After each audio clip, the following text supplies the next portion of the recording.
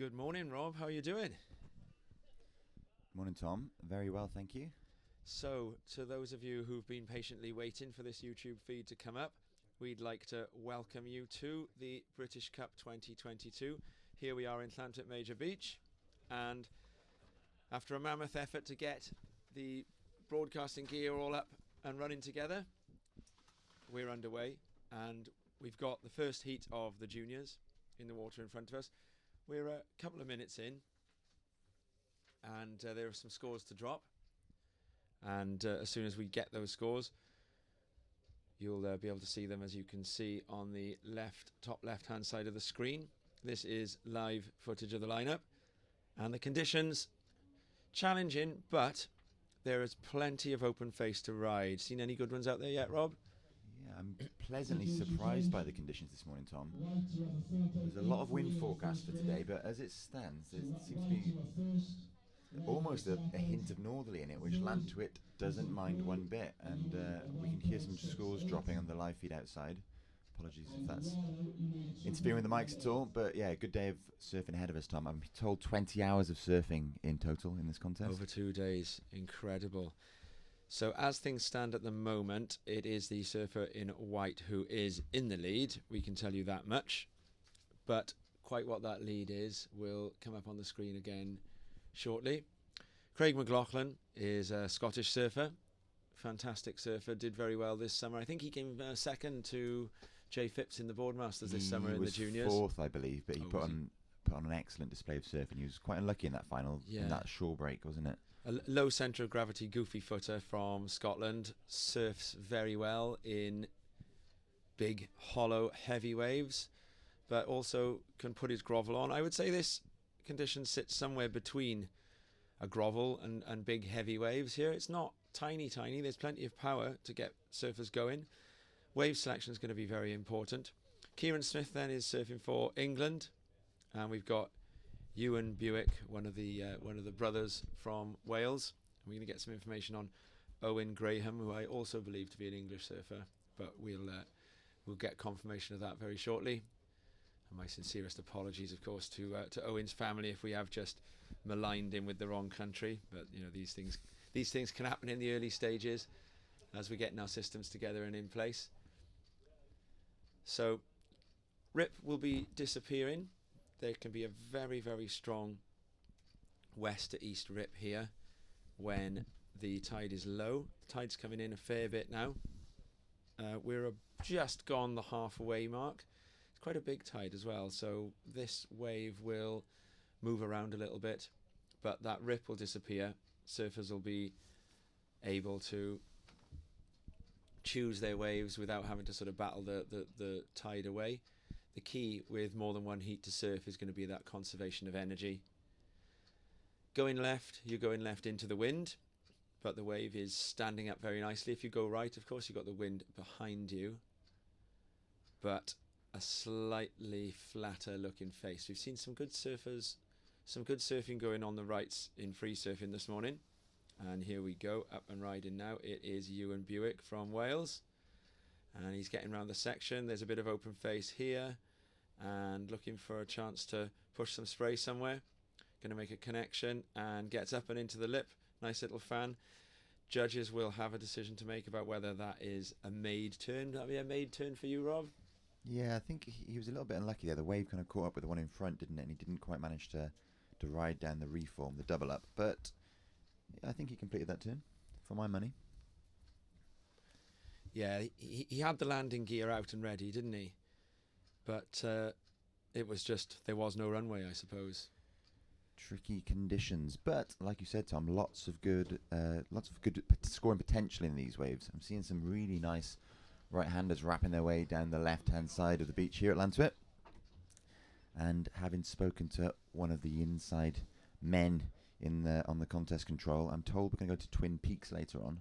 Wow. So we'll get a chance to see surfing, hopefully, on the left-hand side, the long right-hand point break, and also out front on the spot they call the point here at Llantwit. It'll be interesting to see whether our event production boss, media mogul, Craig Nicol, aka camera anchor, can get us a couple of angles. We might be able to have a look at both peaks. We've got the technology to do it. I know in the ISA Worlds the week before last and last week there was only a one peak stream. We'll have to wait and find out what exactly the plan is for whether we'll cover one individual heat or whether we can flip back and forth between them. But Craig, he's been working really hard this week getting all of this gear together. It's the second time that we've ever streamed from Llantwit. We did the Welsh Nationals earlier this year, and now a much bigger event, the British Cup, and Olympic places are potentially at stake from this, because this is used to determine surfers that will go to the World Games, and the Olympic teams will be chosen from the next two ISA World Games. And we see a little up and down for Craig McLaughlin from Scotland. Just an in and out. Just been told, Tom, that at the moment live scores aren't updating on the screen, so we're going to turn that feature off just for now, and we'll try our best to keep you up to date as they arrive with us. As we see this, I believe, surfer in white up and riding a really nice left-hander. On his backhand, a big hook in the lip to start, and finding another section, completing two very strong manoeuvres on that wave before opting to kick out as that wave fades on the inside. Good start from surfer in white there. Now, I'm sure we're going to say this several times throughout the weekend, Tom, but the British Cup, of course, moving country to country. This is Wales' turn to host it here at Llantwit, and surely there's going to be some home advantage here, especially at Llantwit, given the rip and the conditions that our surfers from Wales, particularly Logan Nicol, who surfs here regularly, will be very used to. What I'm going to do while we wait for it to connect up, Rob, I'm going to keep the scores up, just so that those of you watching this from your living rooms can see who is in the water. You can see that Kieran Smith is in the red here, Craig McLaughlin's in the white, Ewan Buick in the yellow, and Owen Graham in the blue. But we're able to pick up scores from the beach announcer here, and so we'll relay that to you that way while we just wait to get that cable up and running. A lot of cables around here in the car park at the moment. Be interesting to see. Vary in length. My favourite was the 50-metre cable that was absolutely brand new apparently, and we had to spend about 20 minutes untangling it. It was good fun. But it did untangle intuitively in the end. Now, untangling his surfing ability on that last one was Craig McLaughlin, the Scottish surfer. And he is a real talent, isn't he, Rob? Slam dunk segue there, Tom. Slam dunk segue, yeah. Don't mind it. Big talent, yeah. As we see. Some scores come in, a 4.83 last of white. So the judges making the surfers work for it. Two excellent turns on that last wave, Tom. I'm not sure if you caught a glimpse of it, but 4.83. So the judges thinking the surfers have still got plenty to do. They're also keeping something back as well there, aren't they, the judges? That's what I'm saying. They know these surfers are capable of much, much more. So I think had that wave stood up on the inside, as so many of them are, Craig could have got another 2 or 3 turns on that wave, and then I think we would have seen the judges really go above that 7 threshold into the excellent scores. So live scores can, for those of you at home, while we're waiting for the scores to update live on our screen, they can be found through the website. And I think you go to the Welsh Surfing Federation's website, and there's a link to live scores there through the refresh system that's being used. So the surfers now, they've managed to keep themselves reasonably well in place through this. They're nobody yet has given up against that rip, and here we see up and riding Owen Graham, and stylish first turn. Oh, and a nice little closeout Rio there as well. Elects not to stick with that foam and try and run it through to the inside. So that will strengthen Owen Graham's claim to try and move up into either second or first, into an advancing position. I do believe, from what we're hearing from the beach announcers outside, that we've got McLaughlin in the lead and Kieran Smith in second, but Graham didn't need a big score. And so that would be quite interesting to see what the judges give that in relation to Craig McLaughlin's wave, which had a lot more going on it. He rode the wave for longer, did more manoeuvres. We've just come up to the 5-minute mark, so Beach Marshal has just turned the disc around, so we're at the 5-minute mark, and we get a situation. And I'm just listening to it. Right, blue has gone into second with that.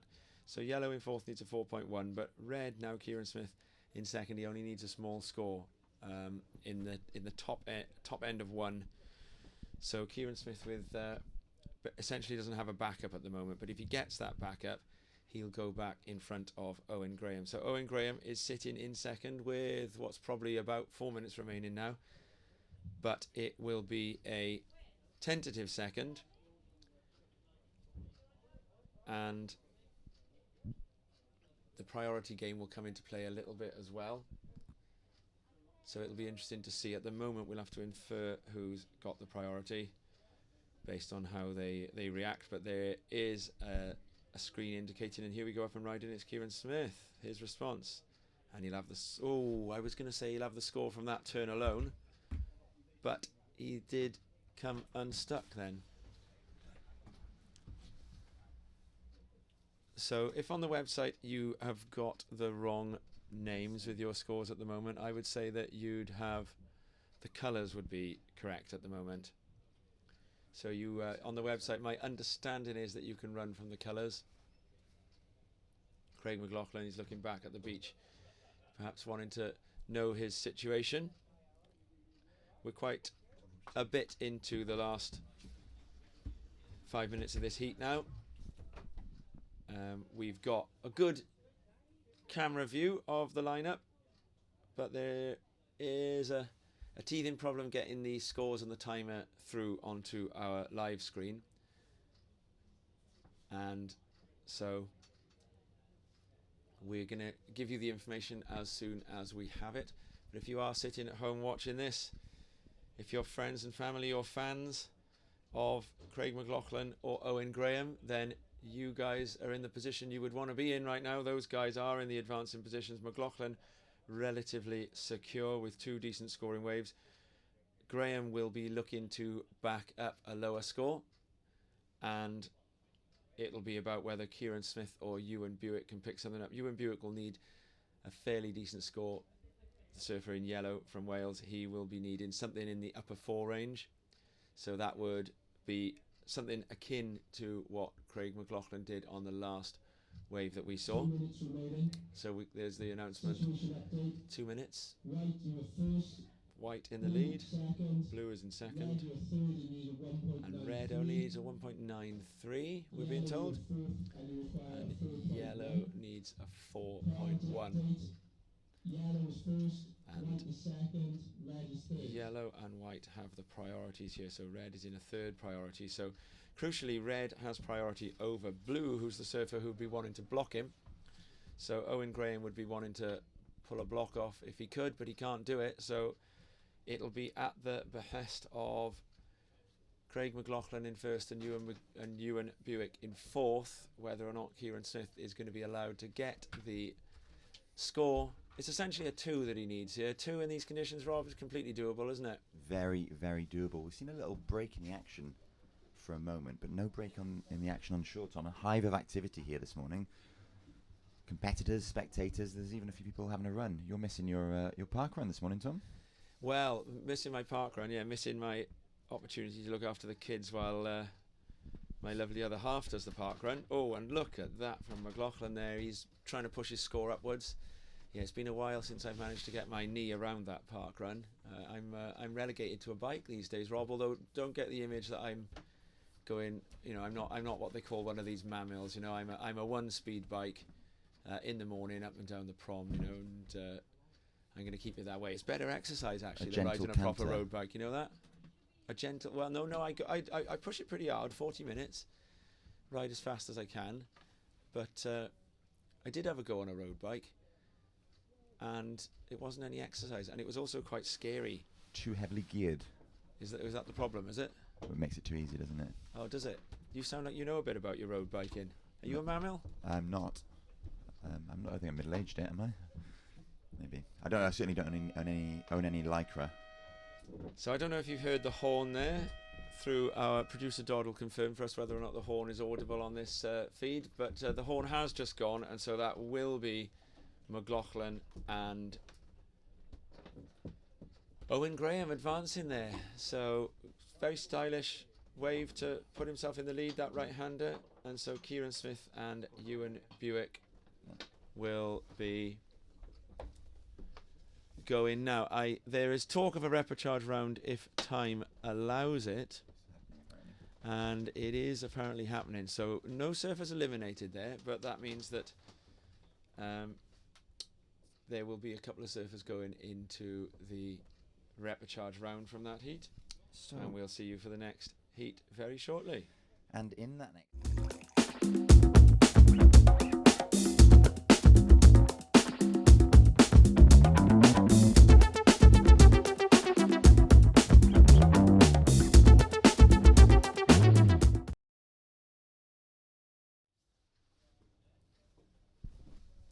And we're back in the thick of it here at Llantwit, and we're moving into heat number 2 of the under-18 boys. Surfing in red for England, Alex Townsend. In white for Scotland, it's Finn Clark. More or less a local, just a few miles down the road. Surfer in yellow, Blake Jones representing Wales, and in blue, Tom Hook of the Channel Islands. And we'll be getting underway with heat number 2 very shortly as we see our competitors from heat number 1 make their way to shore. A tricky escape route for some of the surfers here. Tom opting to come over on the left-hand side of the beach, over the pebbles. They're going to have to do the old, what do they call it in trestles? Have they got a word for it there? I think so. The dash the down rock the pebbles. dance, yeah. Difficult thing to do. You know, I watched one of the top surfers in the UK this morning. Oh, here we go. We're going to be starting the next heat. And we're underway. So I watched one of the top surfers in the UK this morning, Luke Dillon, go free surfing. It was interesting because there was no one else around, and he obviously hadn't collared somebody to find out what to do, and he walked right down across the whole of the point, struggling the whole way. It'd be interesting to see if his feet have survived that intact. He was barefoot. Very rare, I think, that I would walk barefoot to the end of that point without getting... If the surf's good, I'd always get cut because I'd be walking too fast. If the surf's not so good, I might be patient enough to walk slowly. But Luke went straight down to the point and then tried to... He was about to paddle out through the middle, which, of course, when the rip is as strong as it can get here, would have taken him down the beach in a flash. And then at the last minute, I'm not sure whether... I know Logan and Callum were both out there. At the last minute, I'm not sure which one of them it was, but somebody waved to Luke and he made his way over to the sand and was out with a dry hair paddle in a flash. As the tide comes in now, that rip is less of an issue. But it also means that surfers will do a little bit more duck diving. The lineup's got a little bit more dynamism in the way that takeoff spots move around. And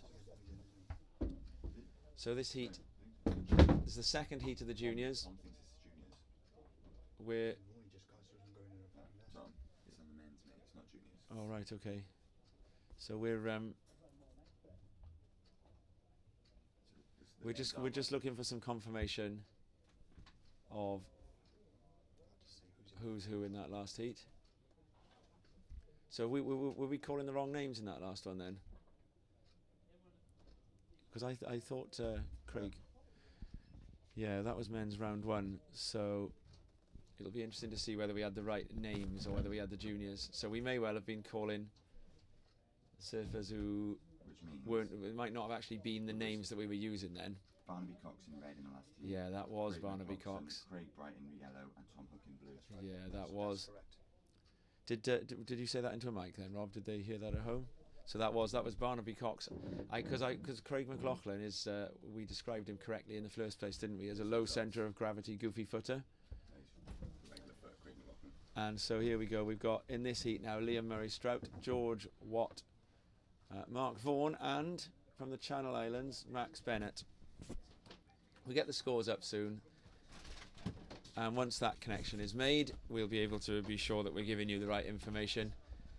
So we're having a bit of a... We did a Ron Burgundy there. We read what's on the teleprompter in front of us. We do apologise. For for those of you at home that can't, well, you can't see the setup. We imagine us isolated in a cabin away from people with knowledge. Yeah. Well, we have the knowledge. Mouths for hire. Well, that sounds odd. Yeah. They're hiring. Yeah. We need to make sure we're having the right knowledge hired there, don't we? So we're talking about who's who. So you're telling me McLaughlin would have been on his... So McLaughlin's a regular foot. He's a regular foot. And he was surfing, yeah, so he was getting his scores on the left, so he was surfing on his backhand. And we see him coming out of the water now, unmistakable. He's got a bright red board. So again, apologies for those of you at home. As we see our surfer in yellow, this is Mark Vaughan, local legend, up and riding on the inside. Here is someone that will be sure to be on the best waves coming through today. He's been surfing here since God was a boy. 19 bow and arrow. I tell you what, 19 bow and arrow. I tell you what, that was such a bit of competitive surfing from Mark Vaughan there that I think we're gonna test out the replay function for the first time this morning. I don't think that wave at this stage in the heat was worthy of a full screen replay, so let's just try and see what happens if we try and run it as a little small replay on the side. And yeah, here we go. Oh no, we got the wrong. Yes, here it is. Look at that. Here he goes. And look at that. On that front foot. Connects with that piece of white water. And around he comes. So terrific. There we go. We've got it working. We've got the replay function working. So we've got our deck up and running. We just need confirmation of who's in the water and what our scores are. And Rob, you do now have that information on an iPad to the side of the screen, so we'll relay it to you guys at home. At the moment, we're still waiting for that to connect through. So here we go, up and riding in the red. Was this Liam Murray Strout? This is Liam Murray Strout. And nice couple of turns. The challenge here, isn't it, is to negotiate those first few sections where the wave is a little bit flatter, and then to make sure that when you get those bits of lip that you do something that's going to count on them. So Murray Strout, you'll be getting a score for that one. As soon as we hear those scores, we'll relay them to you. So we see the first few scores of this heat start to drop. First of yellow, Mark Vaughan at 2.67, Tom. So, as you said, a bit of competitive surfing from Vaughan to reposition himself in the lineup. Now, did they say a 3.17 for white, or was that red? So we've got Mark Vaughan. Well, at the moment it's a score, isn't it? But it'll get improved on, and here we go, up and riding in the blue. This is Max Bennett of the Channel Islands on his backhand on a nice looking wave, finding a little section to waft off of. For me, this is the wave of the heat. Look at that section there. Yeah. For me, that will be the wave of the heat so far. Does a nice approach over that junction and finds another chance to bash a bit of white water. He'll be buzzing from that one. He'll be paddling back out in a hurry. That could well turn out to be a difficult score to beat in this heat. He had lip the whole way across that one. Wasn't worrying about any flat sections as he went. That's one of the waves that has actually stood up all the way through. As we mentioned earlier, it is a challenge to pick off the right ones, but when they come, there's going to be some good scores on offer, I think, Tom. The first wave was a 5.33. There we have it, Tom, a 5.33, that last wave of blue, or the first wave of blue. I think every bit of that 5.33 was deserved for my money. I think he was in tight to the lip, and in particular in the midpoint of that wave, he managed to really find the moment when it walled up. He got that to stick. So, up and riding now in the white. George Watt. George Watt just gets a little bit stuck behind that section, but he's going to have a reform here. He's going to hold on. He's going to see what can be done. And so just behind that whitewater junction that the Channel Island surfer managed to do so well across, Max Bennett. Outstanding from Max Bennett there. And the ocean becalms for a moment. Surfers will be waiting to see. So I don't think that score from George Watt is necessarily going to change the situation, as the situation will stand at the end of the heat radically. And here we go, Vaughny next one, and comes under that lip. And then he's on the shoulder. That cutback has to happen in a couple of stages. So I think this is probably, well, Vaughny's going to decide to make it a keeper. I suppose there's an extra half a point to be found here. And he doesn't quite find all of that half a point, I don't think. So I would imagine that would be a relatively low score, but he's got nothing to lose. The position that he's in, he can paddle now straight back out into the channel. He's safe from the rip. That route that you can see Vorney taking there, he's going to be back outside quickly, knows the wave well. And so what it's going to do is it's going to just put a 2-wave score on the board. It means that your rivals, your fellow competitors will have to stand up again to get the advancing position off you. And then when they do that, they'll cede priority. So yellow goes up into second. So it's a 2.23 that one was. So by going into second, even though it's with a 2-wave score, it means that the surfers, the surfers in third and fourth then, who are George Watt and and Liam Murray. Liam Murray Strout. They both need to ride a wave again at least. And that then, of course, means that when they do that, they'll hand priority back to Vorney, and then he can look to improve on his 2-2. So 2 waves in the 2-point range in the first round heat here. It could turn out to be a reasonable start, having the 2 waves on the board, I suppose. And now, Vorney's about halfway back out to the lineup, and we're probably about the halfway mark in this heat. We're just looking to get a few of those systems updated. Let's have a look now and see if our live scores are working again. We're told that they are. So they're certainly working on the website, Tom, just to update our listeners at home, our viewers at home, I should say. Currently, surf it in white. George Watt is in 4th position. He has a 1.5. Layback snap there. And coming onto the inside, S turn in. Looking for a closeout turn and gets that closeout turn. Oh, yes, that's some nice surfing there from George Watt. So George is in 4th. He's looking for a 2.9. I dare say he will have got it. That last turn projecting out into the flats really nicely. Sticking the landing on that turn. So looking for a 2.9. I'm sure he'll get it for that one, but we'll leave that to the judges.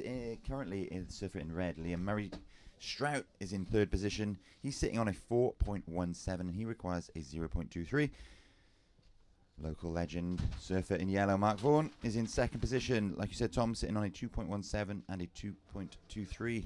And out in front is surfer in blue, Max Bennett of the Channel Islands, with that 5.33. And we're hearing there's a situation change.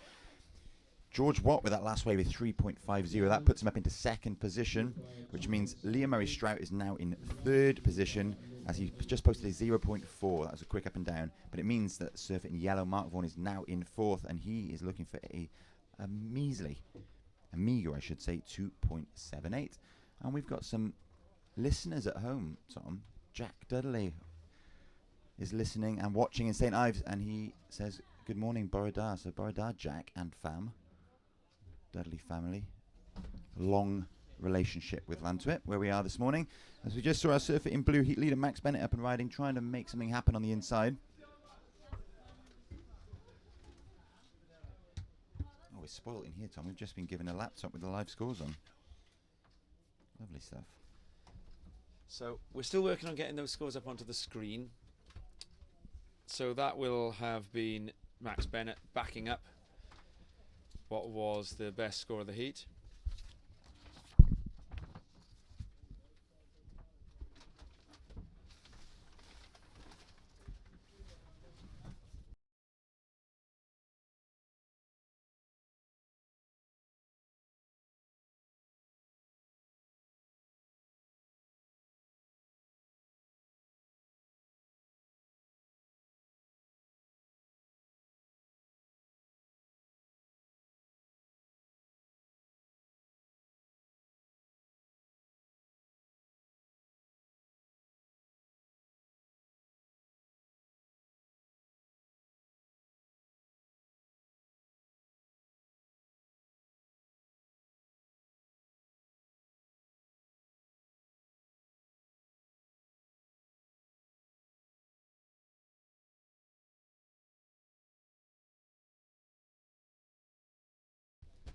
So, listeners at home, we apologise for a few teething errors.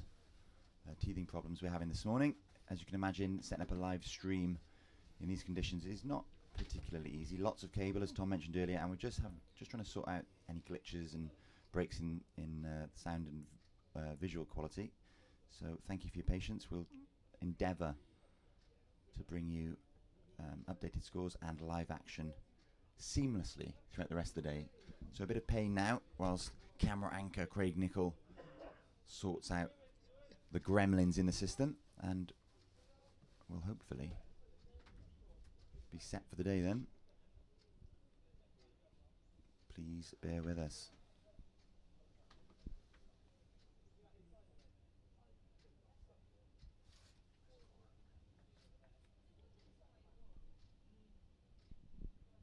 And we have an updated situation as it stands. Surfer in yellow, Mark Vaughan, is in 4th position. He's sitting on a 2.17 and a 2.23, meaning he needs a 3.58 to move into 2nd position. Surfer in white, George Watt of Scotland, currently in 3rd position with a total of 5.0, a 3.5 and a 1.5. In 2nd, with that last score coming in at a 1.63. It's Surfer in red, Liam Murray Strout, and out in front still Surfer in blue of the Channel Islands, Max Bennett, sitting on a 5.33 and a 2.23. So Max extending his lead with that left we saw a few minutes ago. And out the back now, I've taken a look at that one. I think that was heat leader Max Bennett, opting not to go. Tricky conditions, no doubt about it, as that tide's creeping in, filling up the bay, but still loads of surf on offer, loads of great waves as we see heat leader Max Bennett cracking a nice turn off the lip. That wave not offering a whole lot more, but Max still finding a little corner on the inside to bounce off of and a little foam climb to finish, coming unstuck at the end of that. So Max is looking to replace a 2.23 and extend his lead even further. We can see our surfers coming up in heat number 3 making their way down to the water's edge with 5 minutes remaining. As soon as the scores drop, we'll bring you the updates.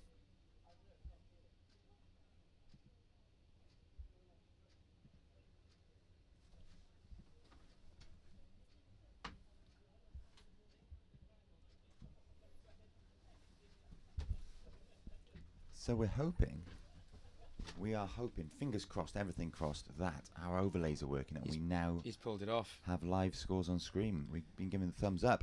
Craig's pulled it off. Camera angle. So Camera we're in anchor. business. Sterling work. Here we have it. So viewers at home, we got a timer, we got the scores, we know exactly where we're at, and that is terrific stuff. And just in time for us to see Mark Vaughan, despite the fast start to this heat, sitting in 4th place, Rob, but he has got 3rd priority. And so they'll be we'll be seeing both white and yellow, George Watt and Mark Vaughan. They'll both be needing to pick up a score now. Both of them attainable scores. George Watt had that great left-hander where he did that started off with that layback snap and then a real stomp over the inside section as well.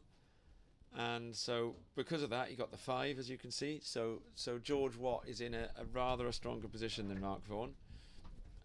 Mark with the 2 waves in the 2 range. So as you can see, that then leaves him needing quite a fair bit to advance. Bennett is in a reasonably secure position here now. If you look at the surfers in 3rd and 4th, realistically in these conditions, those 2 surfers would need a 2-wave combination to get in front of him in 3 minutes time. So I think we're going to be seeing Max Bennett straight through to round 3. But who from Liam Murray Strout, George Watt and Mark Vaughan will be the one surfer who is joining him? That last wave of blue, Tom, coming in at a 4.27. So Max Bennett posting the 2 high scoring waves of the heat. He's been very patient, just waiting for those good waves, picking them off and doing his business. So the judges rewarding that one big turn on that last wave of his. Yeah, interesting, because he's put in a long wave, and that's rewarded him with the 5.3, and then the emphasis on that 4 was on that one manoeuvre. So other competitors now will be and us, Rob, will be watching what the judges do. Good surfers have a feedback loop against, or informed by what the judges do, and so through the day the surfers see, okay, on that particular wave that's what the judges did, on this particular wave this is what the judges did, and then that allows surfers to figure out what the best approach will be. So it's interesting to see now that the judges, they obviously are looking to put big scores down for surfers who are going to do one single big maneuver, but they are also recognizing that if that first section doesn't offer you the opportunity to find lip lines straight away, the judges are still willing to give out the score, but it's got to be a more accumulative approach then over several inside sections. So you need that one big maneuver on the outside to get the best scores at the moment. You know, you can imagine if on that, and here we go, we got some action, and this is George Watt. So he needs a 2.3, and he's going to be kicking himself from that one because that wave had the juice. And Mark Vaughan needing a 3.58. And so he's gone for the backhand on a right here. These waves have been a little bit flatter, but there is some wall on this. And he gets under the lip on that one. I can hear a bit of noise in the car park. The Llantwit crew, they're very good at supporting each other. They're also very good at holding each other to account, and I can't quite tell whether those groans from his mates then were support or holding him to account.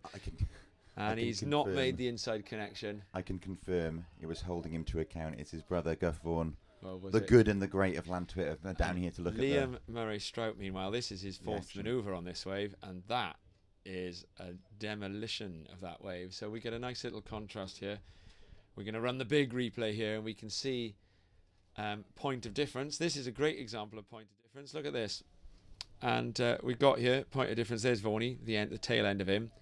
And then here's point of difference as the horn goes. Murray Strout finishes this heat off. Lovely combo coming through the inside there, and I like that ejection as well. It's done with a little bit of aplomb, and so that is going to be the end of that heat there. There was actually, Tom, a wave ridden right on the horn there from heat leader surfer in blue Max Bennett, and I'm willing to bet that's going to go into his top two. Yeah, first and second, they did the business on the horn then, didn't they? And so that's going to be that. And the next heat is not quite underway yet. So you saw a surfer then just prone along looking at that wave and then elect not to go. So this next heat now, it's got some names in it. We're just going to wait and get it updated. We shall be with you in a moment.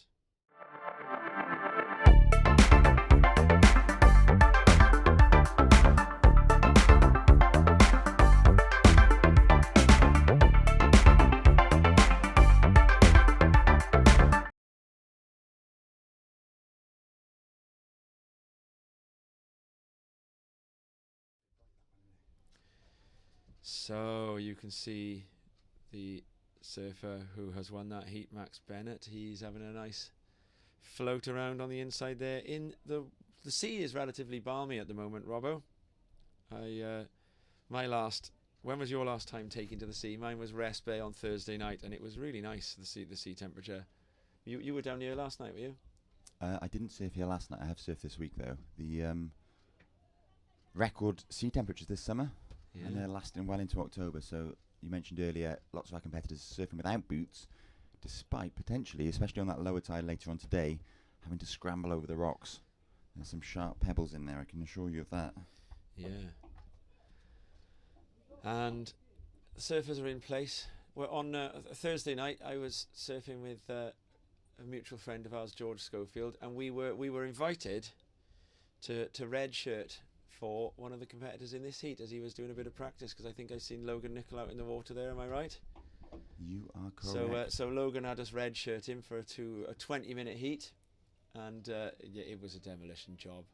I think I got a 2 and a 1.5, and Logan he was really ripping, and in very well clean, albeit clean, but very similar conditions to this, similar size, and Logan has just come back from the US. I think there's a little bit of thinking going on by the judges before they start this next one. So you can see that that last heat has run out. We're just waiting for the next heat to begin. And coming up in that next heat, heat number 3, will be Luke Dillon surfing for England in the red. In the white will be Ben Large of Scotland. In yellow, as you mentioned, Tom, Logan Nicol of Wales. And surfing in blue, Anders Ravenscroft for the Channel Islands. This is a stacked heat. Ben Large is a... Would you go so far as to call him a big wave rider? He's definitely a charger. If you look on Ben Large's Instagram, you can see him surfing all sorts of hideous monsters from around the world. He's the lad that got whipped in by Von Rupp. He did. At that number 10, I think it is, isn't it? Yeah, he did, yeah. And I saw a great video of him the other day pulling into some left-hand slab, and it literally runs aground as he's pulling in. Looks horrendous. Very, very brave fella. Has also got a good small wave game. Luke Dillon got the best result out of any of the Brits in Huntington Beach. Beat Shun Murakami in one of the earlier rounds. Very, very good performance from Luke Dillon there. He had this blazing backhand going on. And Logan went through into he got through to the one round of the Open and then went into the repechage, and I think got through another of the repechage. So a few of the Brits did well. And then Anders Ravenscroft, he's a solid competitor as well. He comes from Jersey, stylish surfer. Younger Anders Ravenscroft. I think Anders Ravenscroft is still a junior. I think we'll be seeing him in the juniors later on today. Rob, you're nodding. So it's a stacked heat, and we'll be having that heat underway. There is a set coming through right now. You can see it. Competitors will be looking at their phone. One of them's waving. They want to get this thing underway, and we're going to be underway in time for this first one. And it looks to me like it's Logan in the yellow who is deepest, but he might actually be just underneath it. So I don't think we are. Oh no, we are. Here he is. Logan is going to go just as the wave reforms, and so Logan will go up and ride in here, and he'll find some lip, cuts back to the power source, looking for an inside closeout, goes for a little snap first, taps that inside, and comes through onto the inside there, but finds that good maneuver in the end. And we'll take a little look at that maneuver. So getting through onto that inside is the key here. Look, S turning through, and then gets in that extra little snap there, and still finds a way to connect, comes on down, and so Logan will put a score on the board to start that heat off. It's very on brand for Logan, getting a really quick start in this heat. I thought he wasn't going to catch that one for a second. It looked like it had gone into the hole as he paddled for it. I thought all he was going to achieve was fourth priority, but instead he's come out with a score. It'll probably drop relatively quickly because there's not that much for the judges to think about. Logan knows this lineup well, and I think he'll be difficult to beat. But Luke Dillon has surfed here this morning. Dillon, arguably one of the powerhouses of British surfing at the moment, and a real ambassador for the sport, a real athlete. And here we go, that's Ravenscroft, and he's going to make that inside connection. Nice and fast on his feet, doesn't quite find the lip there, but there's going to be another chance coming his way. Bit of spray, comes through onto the inside, and I think he'll be thinking about making a connection there, but just behind that one. But Ravenscroft also getting a score on the board. We'll have a quick look at the replay of that one. Here we go, Ravenscroft, and look at that. Connects with a bit of lip there, comes through to the inside, and then just could have done with that inside stomp, but there was a bit of work done on the outside in that one as well. Logan's posted a 4.17, so that's a reasonable first score. And then up and riding in the white. Oh, and then lifts Ben Larg. And so that was a close-out re-entry, but it had with it a little bit of a lift. So it'll be interesting to see what the judges make of that one, Rob. We'll take a close look now at what Ben Larg did there. That was... So he goes into the wave here now, and this manoeuvre Oh, it's like a little leap. Lovely style about that turn. Be very interesting to see what the judges give it. I think, if I'm going to predict, I'm going to call that will go in below the other two scores, because I think that they might tag that with the trick moniker. What do you reckon, Rob? I think it's somewhere above blues and below yellows. All right, that's a we're gonna find out who's right very shortly. I think the judges are going to be wanting to see more of a powerful kind of engagement with the lip to dish out something in the kind. So you're calling that's a 3 or above. Yeah? I reckon it's about a 4. Oh, I'd be very. I think if they give it that, then we know that the judges are loving that little. Let's have another little look at it. Here it comes, a 3. So you're pretty much right there, Rob. It has gone in between the two. So they like this. Oh, so we're calling that a little air then, are we? To get 3 points. I don't think it's. I don't think it's an air. I think it was just a little statement piece on the turn. It was stylish. I mean, it was enjoyable to watch, and we learn about the judges. So with that wave there, we learn it about has the come judges. in, Tom, at a 4. Surfer in white, first wave, it came in at a 4.0. Oh, you got it exactly right. Well, I could string you along all day, Tom, but I'm getting the scores about 2 minutes ahead of you on this screen. All right. So you were. Oh, I love it. You were gaslighting me, were you? All right. Okay. So you get them slightly quicker than everyone else. That's interesting to see. Now I believe it was either Isaac Newton or Galileo who discovered the speed of electricity. Isn't it? Is it the same as the speed of light? If you're in the, No. if you're one of our viewers and you know the It's answer faster. to this, then comment in. No, Is it's not. electricity No. faster than the speed of light? I know the speed of light is 250. There's a plug there. Try it out. 250,000 kilometers a second. The speed of light, Thank you. which is Yeah, no, thanks. the. I think that's the same distance as the moon. And electricity I thought was the same, so it's interesting to see how the speed of the electricity here is about, well, what is it? It's taking about 2 minutes to do 3 meters, so it's about It's a lot of cable to go yeah, through. but yeah, that's true. It's going out and doing the sort of Saturn and back of electricity cable before it gets through from the one computer to the other, isn't it? So that's our explanation for why Rob is able to gaslight me by pretending that he's correctly forecast the score. But I did like the surfing. We learn about the judges on that one then, don't we? We learn that they like a bit of creativity on that first manoeuvre, and that's good. You know, they're and here we go. We're going to have a surfer, and this is Luke Dillon, powerhouse. But on that occasion, no spray. But he's going to find an inside section. Keeps his speed really smoothly. Really nice surfing. Smacks the lip again and again, and coming through to the inside. So this then. So I'm going to carry on getting these wrong then. I reckon I'm going to take another punt. I'm going wave of the heat for that one. What do you reckon, Robbo? We'll I have a little think look that's. And I must say I haven't got the scores in yet. So I'm going to say it's on par with. with Logan's. Ooh. Yeah, I'm going to say it's on par. Look at this inside turn here. Slightly ahead, maybe. I like 4.4. I'm that giving that. That inside manoeuvre is definite 12 o'clockage. But Tom, we are not paid to judge, and so we will leave it to the judges. We're speculating, aren't we? We speculate.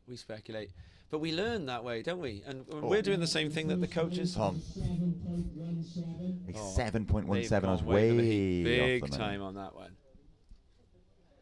Wave of the heat. Oh, they've gone for it. Now, we're learning. We're learning, Rob. They are allowing you here. They're going to give you the score if you want to do your explosive surfing on the end of the wave here. The judges are still happy with that happening, because if you look at that wave from Luke Dillon, then the initial work was all about getting through the section. So here's Logan's response, and he's going to find an outside section. Oh, stylishly banks off it, claps the white water on the way through. Bit of spray, and another turn. The sideshore wind blows the spray up a bit, so it's a different shape to the traditional Christmas tree. Speed coming through the inside. He's gonna not give up on this, and it was worth not giving up because he gets a bit more spray. And so that's going to be close too, isn't it? I really like Logan's approach there. Fading right before banking off that foam stylishly. As you said, we see Surfer in White, Ben Lard up and riding. And again, with that first turn, Tom, he got that tail lift that the judges really liked on that opening wave of Surfer in White. This time managing to put together quite a few more turns than he did first time around. So that I would hazard will replace, well, go alongside, I should say, his opening 4-point ride, but slightly better for my money. We're going to try something a little funky with the replay function here now. I'm going to see if we can get the tail end of Logan's wave and the important business bit of Ben Larg. No, we've missed the tail end of Logan, so there we are. Well, we got Ben Large's wave here, and he is a stylish surfer. So he's got a nice low centre of gravity, but he's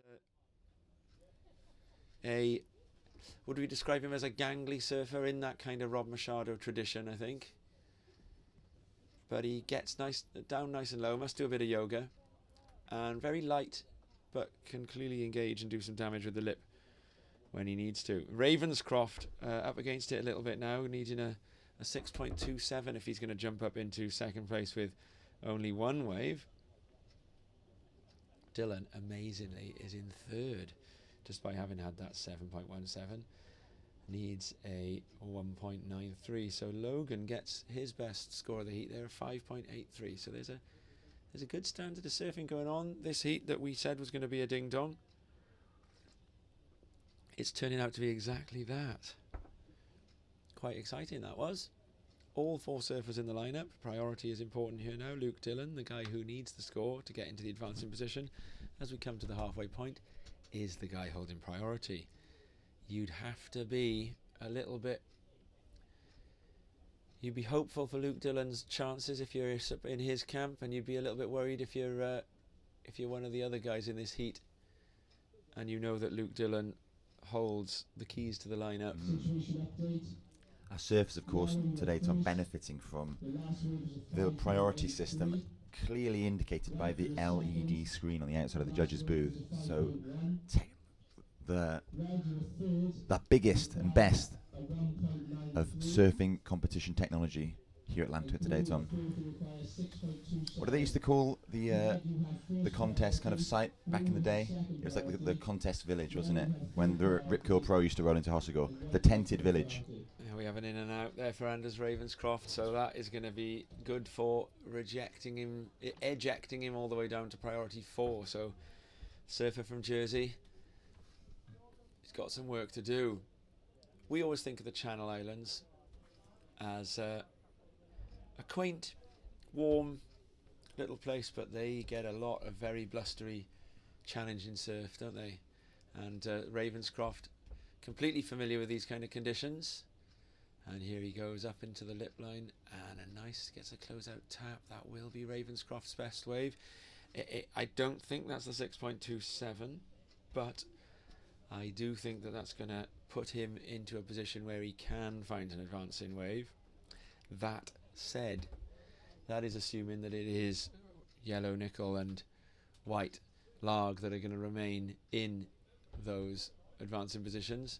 So Ravenscroft, he could go to within striking distance of second, but that is before Luke Dillon has had more to say about the matter. If Luke Dillon picks up a score anywhere near his first one, then realistically surfers have got to be thinking about those two scores of Logan, that heat total of 10, as being the sort of thing that they're trying to better to advance, and Logan looking to try and improve that 10 to push it further out of range.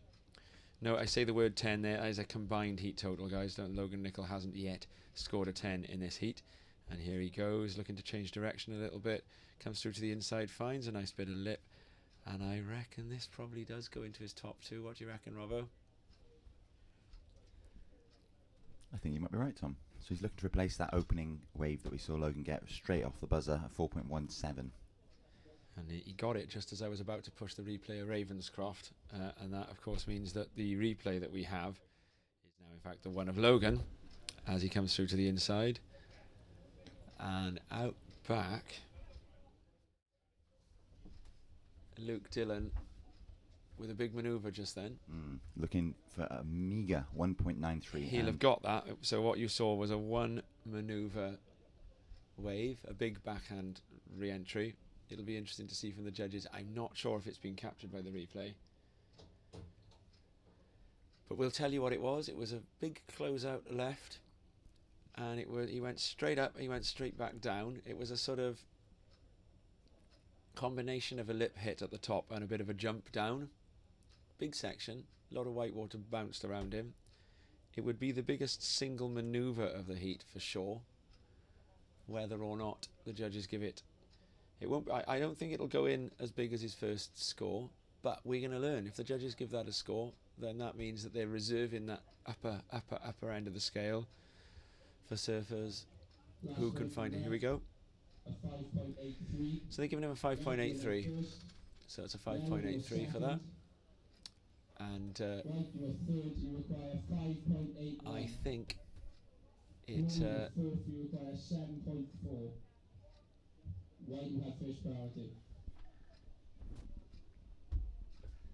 It's what we. I don't think we did see that wave. I think it isn't on one of the replay functions. So as I said, big re-entry, 5.8. So Logan now will be going down into second, and Luke will go up into first. A 13-point heat total. So that does mean Logan did push the 10-point heat total further out of range as well. And so it is a 10.9 heat total that Larg and Ravenscroft are now chasing. For Larg to do it, he's going to be needing 5.81, and for Ravenscroft to do it, he'd be needing 7.4. And that's a tall order for Anders Ravenscroft down there, 7.4. That would be the wave of the day. The highest score of the day would be needed to advance. So he's probably thinking along the lines of 2 waves, although with 5 minutes remaining, that is difficult. Now, Ravenscroft does have a fins free game. He has the ability to punt, as does Ben Larg. 5.81 needed for Ben Larg. Now, Ben Larg has got second priority. We've got the heat leader holding priority. And often heat leaders, they're in a very powerful position.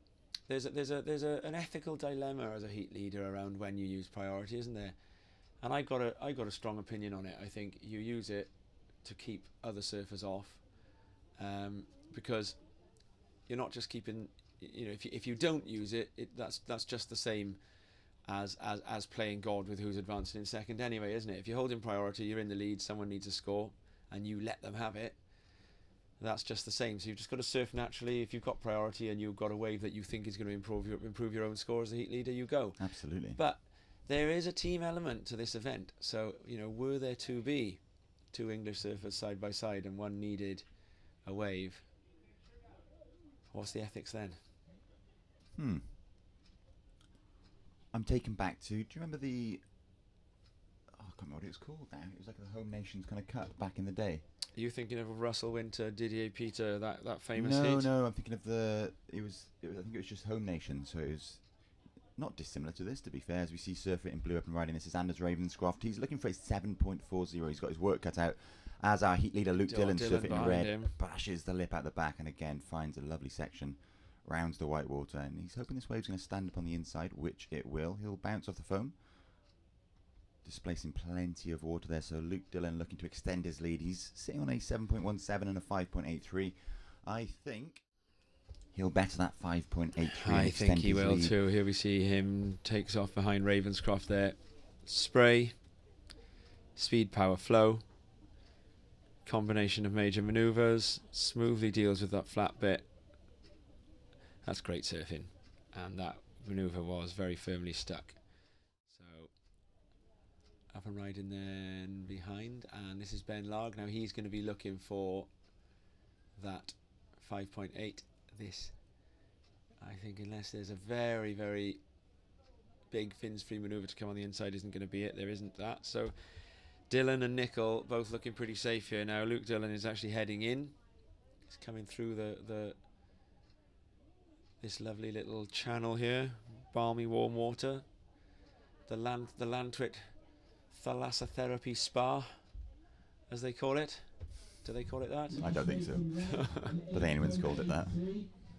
Thalassotherapy. It's something to do with salt water, isn't it?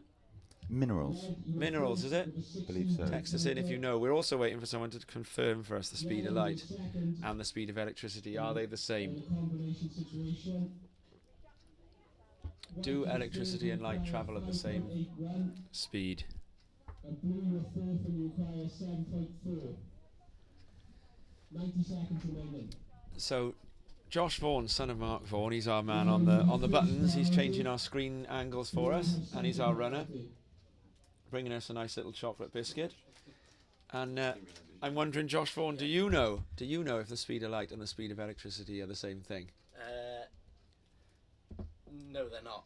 Oh, he knows the answer. They're not the same. So is Well, I'm electricity going to guess they're not is the same. electricity slower because it has I to stick to a presume wire? Electricity is slower, yeah. It's got to go through currents and all that Because it's got to conduct. fun stuff.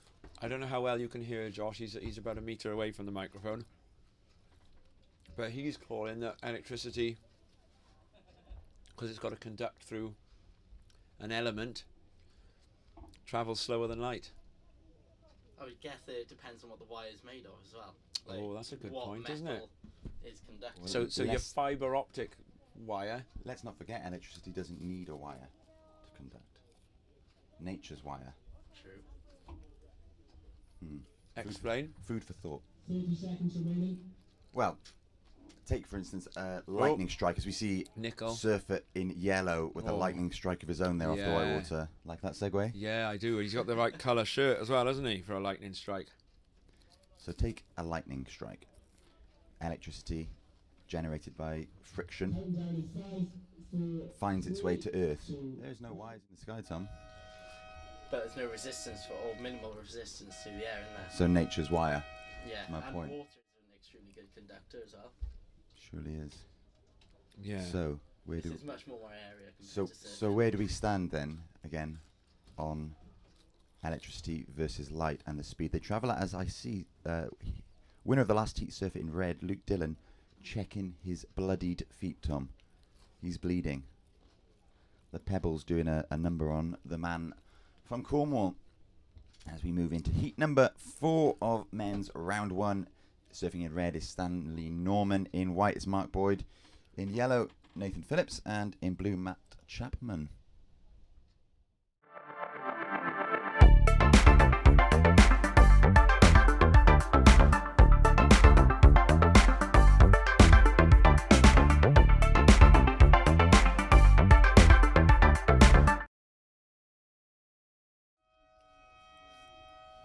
We're underway. And yeah, the timer hasn't yet updated on my screen, but the heat has begun. So we could end up with a timer slightly behind, and so this is the surfer in red up and riding straight away, Stanley Norman.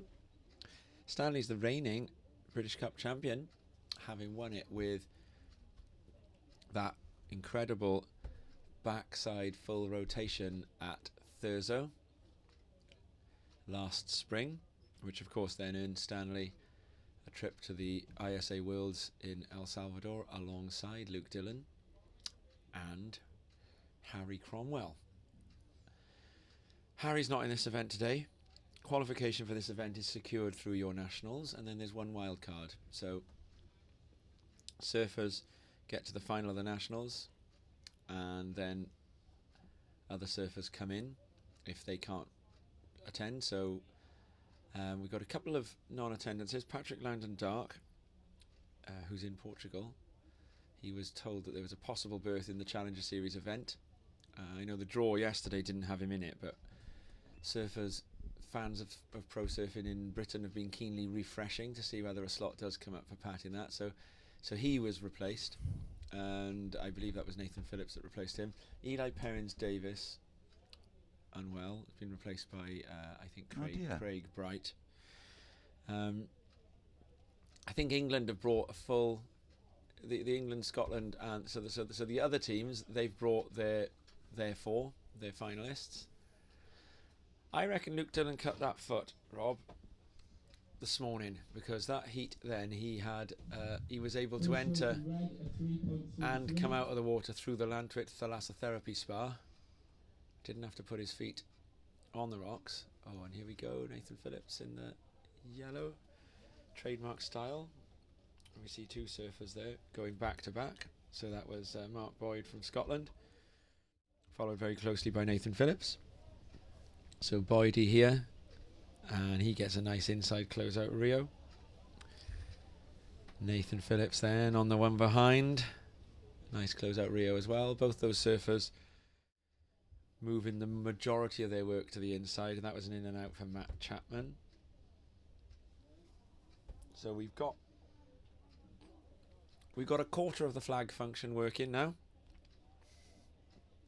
confirming Nathan Phillips' home nation.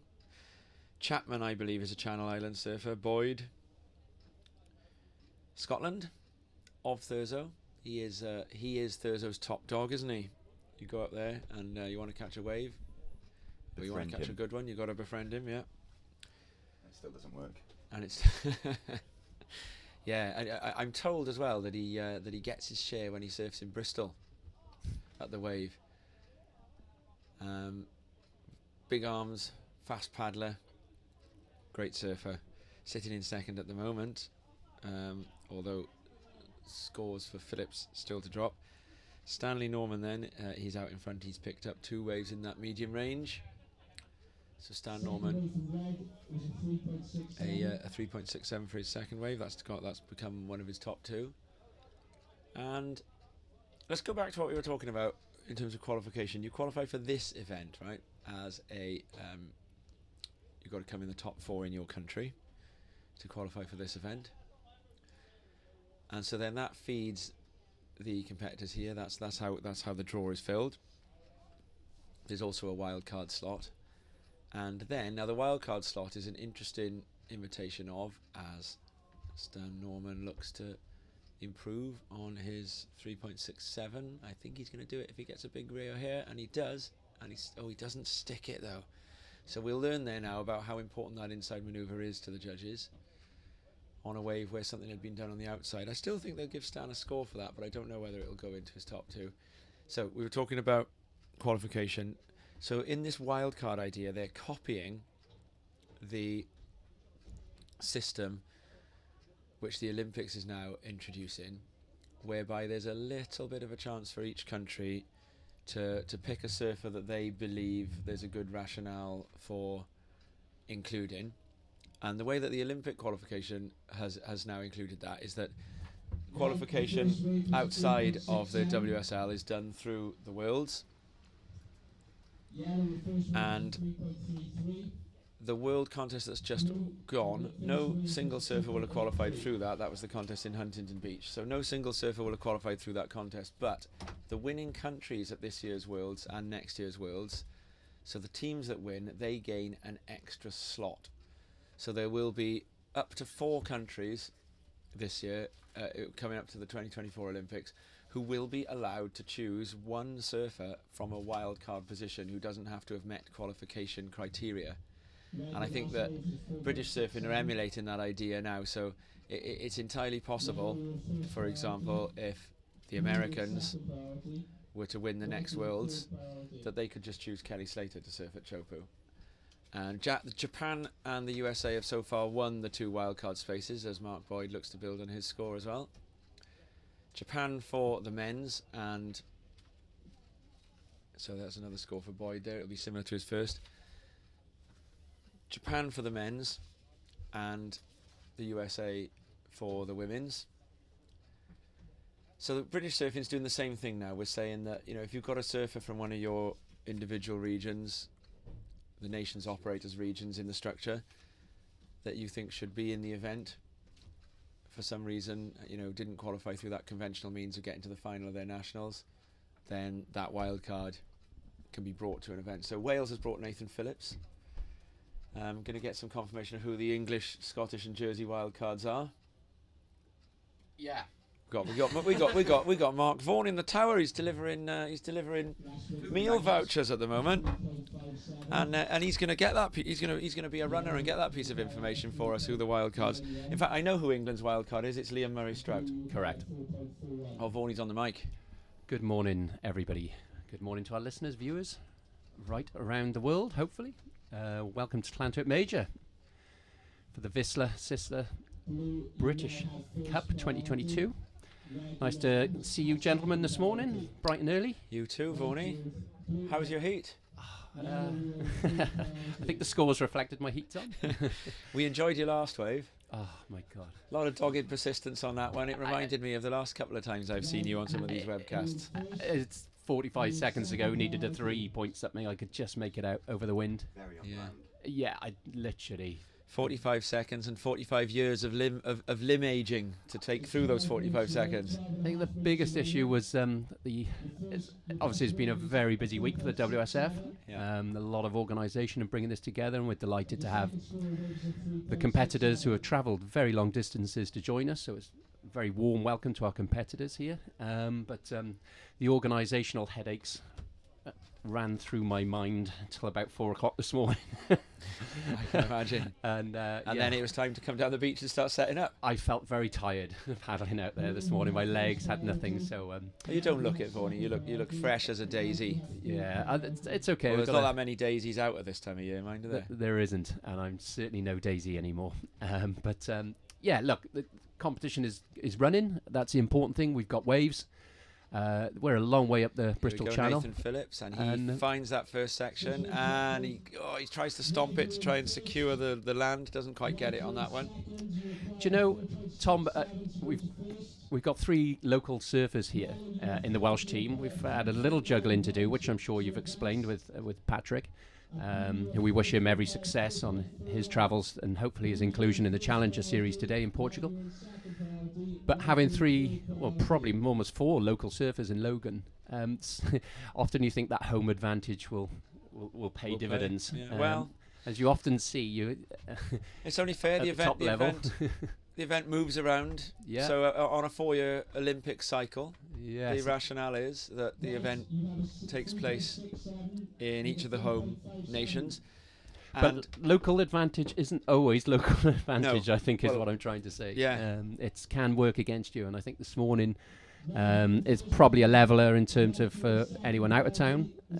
But as the event goes on and the tide drops back, I think the local knowledge is really going to come into play, and we're going to see some great conditions later on this afternoon. Surfing from the Channel Islands did really well in your heat, Max Bennett. Yeah, I looked across as I was trying to make the most of what was left of half an inch of wave, and I could see him clock one backhand, and I was like, oh, well, that's me out. Here we go, surfing red. Nice. Stan Norman. Nice clip off the top there. I think second. This is going to be the wave of the heat, I would reckon. Let's see what he's going to do on the inside here. Yep. Stylish. 4 smooth backhand whacks on the rail, a little bit through the lip. Would you like to see a replay of that one, I would Vaughan? love to see a replay. I saw Luke Dillon in the heat before get one. Here it comes. That's probably going to fall short of Luke's maybe, but that was probably the benchmark wave of the event. Yeah, look at that thing. Nice fan on that first turn. Speed, power, flow. That's a nice, really right up in the lip. And then to make the right decision on this closeout junction here. Yeah, very well served, Tom. Smooth, nice. You say he read that end section perfectly, so that's going to be a good score and put him in a very strong position in this heat. Currently, it's all to play for that second place. Here goes Phillips trying to stake his claim to that. He's got a chance at a big inside turn here. And doesn't stick it. So Phillips twice now, big inside turns, but not quite stomping out of them. I say that, knowing where to sit and what you're expecting the waves to do, more often than not works against you. So in these sort of terrible conditions with wind blown. Hard to stay on your feet through that closeout there. A lot of water moving around, a lot of white water bobbling. Yeah, exactly that, Tom. There's a lot going on out there, and I'd say it's a great leveller when you've got the wind blowing and the swell coming in, and the usual kind of road map of what happens on a wave out here doesn't come into play.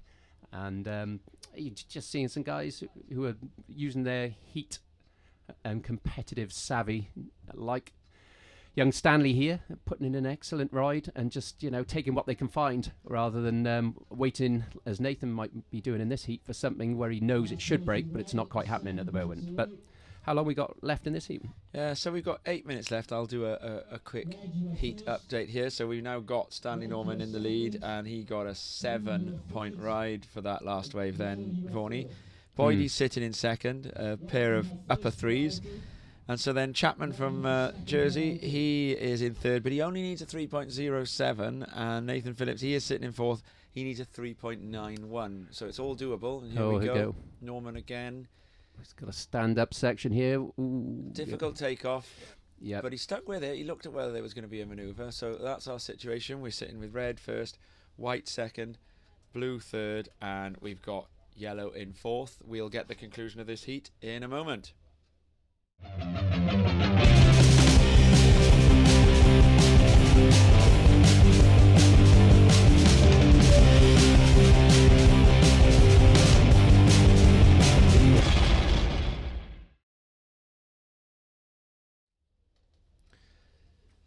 So we're back, and just in time for Norman to take off again. He's moved a little bit to the inside, got a good score in the bag. I think that Stanley Norman's looking for an air section. He's looking for airs, of course he is, and he's got them on his backhand too, hasn't he? That's how he won this event last time. Perfect wind.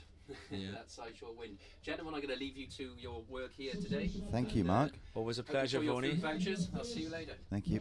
Good luck. Hey. And we've got a couple more scores coming through there.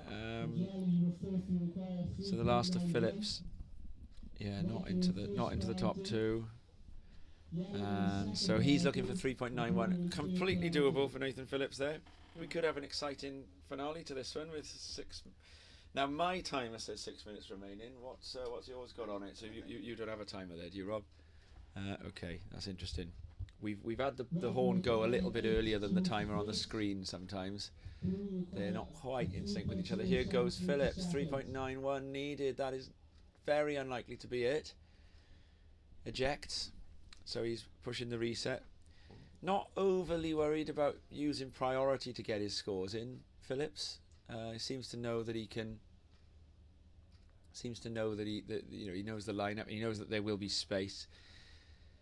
It's when the tide's a bit lower that priority becomes very important. Absolutely. Here, isn't it? When you've got that single peak, defined by the cobble rocks. The cobble rocks are currently quite a fair bit beneath the surface. Well, and Mark alluded to it when he spoke to you a few moments ago, Tom, saying that on that lower tide, the local knowledge will become a big factor as we see the rip really start to kick in later on. Interestingly, we've seen the surface in this heat drift further east, suggesting to me there might be a bit of current out there now as our surfer in blue up into the lip. That's Matt Chapman of the Channel Islands bouncing off the foam. Did well to get his toenails into the wax there. The section though to get the next bit done, wasn't he? My phone's lighting up this morning, Tom. I've just had a message from a stalwart, a legend of the British surfing community, founder, organiser extraordinaire of the BLU. Minnow has just texted me. Minnow Green. Saying he's watching and he wishes everybody all the success in this contest. He's sadly not there as his first grandchild is expected any day now. Oh, good luck with that one, Minnow. Does he know if he's having a boy or a girl? He doesn't say that. I'm sure he'll text him. Oh, well, that's exciting. And there goes Norman for the air. We called it. We called it. He tried one. Doesn't stick it. But I tell you what, that was not that far off. Let's take a little look at that thing. So here he goes. He gets a lot of speed. I'm pretty sure this replay package encompasses it. Here we go. He gets a lot of speed here, and yeah, a little bit off coming round with the right body positioning to stick it, but that was a full rotation he was going for on that one then. It's a rapid rotation, Tom, and he was his body was kind of horizontal as he landed, so I don't think there was any chance of landing that particular one, but he certainly got it in his arsenal of manoeuvres as we see surfer in white. That's Mark Boyd, currently in second, up and bashing the lip. He's looking to replace a 3.57, yeah. I think that's close. Just under for me, I reckon. I'm going to agree with you on that one. So that would leave Boydie still vulnerable. Chapman needed a 3.07 on that last wave. Oh, I think that might be just short as well. Phillips still needing the 3.91. Completely capable of getting that if he can find a wave. We got about 3 minutes left. Still plenty to play for in this heat. Yeah. Now, I would warn you viewers at home that the timer on your screen is slightly behind the actual timer. So I'm guessing that we could well get a countdown somewhere around the 30-second mark. So I think there's 2.5 minutes left in this heat. Phillips is in position and he's got priority. So it's all to play for. 3.91. That is looking like 2 good manoeuvres, isn't it? 3.91, or 1 real good manoeuvre. 1 big one. Or a bit of work on the outside, and then it's like 3 or 4 manoeuvres on the inside, and they do all kind of need to be in the lip. So we're learning now. We're getting constant feedback. You know, that feedback loop as we get scores in from the judges. That allows us to see what the judges are seeing today, to see what they're looking for, to see what they're rewarding. Rob is making a canny move here. He's setting himself up with a little Casio timer. And here goes Phillips. He chooses this one for his 3.91. He's going to need a big first turn, and he gets it. A full fan roundhouse. Comes off the foam. I think he's going to get this. Goes on rail. Probably needs to try and make sure he sticks this. Oh, he goes down to the belly, so the judges won't give him the make on that third manoeuvre. But I think he gets it. Stan Norman behind this wave will have nothing to do with how this heat finishes up. And then behind him, probably now needing a score, is Chapman. And he is stuck behind the section again. So I'd be surprised if that goes into the top 2. I don't think the camera followed Chapman on that one then, did he? So we did actually see an aerial from Stanley Norman on that. Stuck the backside. Lovely. Backside area. Stanley has won this heat. And so now here goes Boydie, probably needing a score and probably not going to get it. Let's have a look at this wave from Phillips again. 3.91. What do you reckon, Robbo? 3.91 for this? Here it is. Yes. Big first turn. Smooth in the lip. I don't think they give him the land for that one, because you got to ride out with control, haven't you? Let's look one more time. Let's look one more time. That first turn. See if we can pull it back. Here we go. Look, he's behind the section. Pulled that right round. Spray.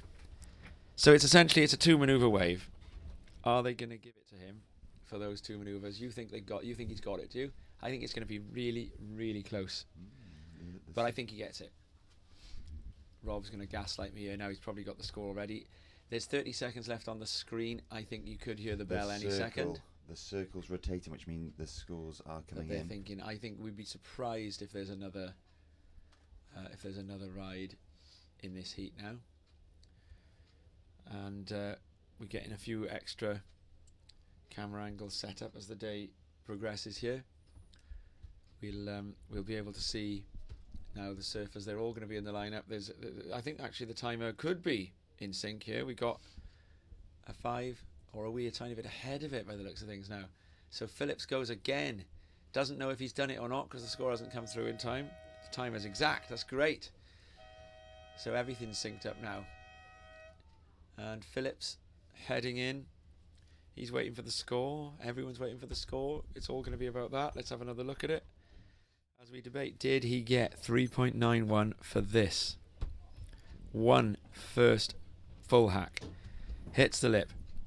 Probably doesn't get a make for that turn. Do you want me to guess what Nathan's score is? Is it in? I think it might be a 4.5. You know.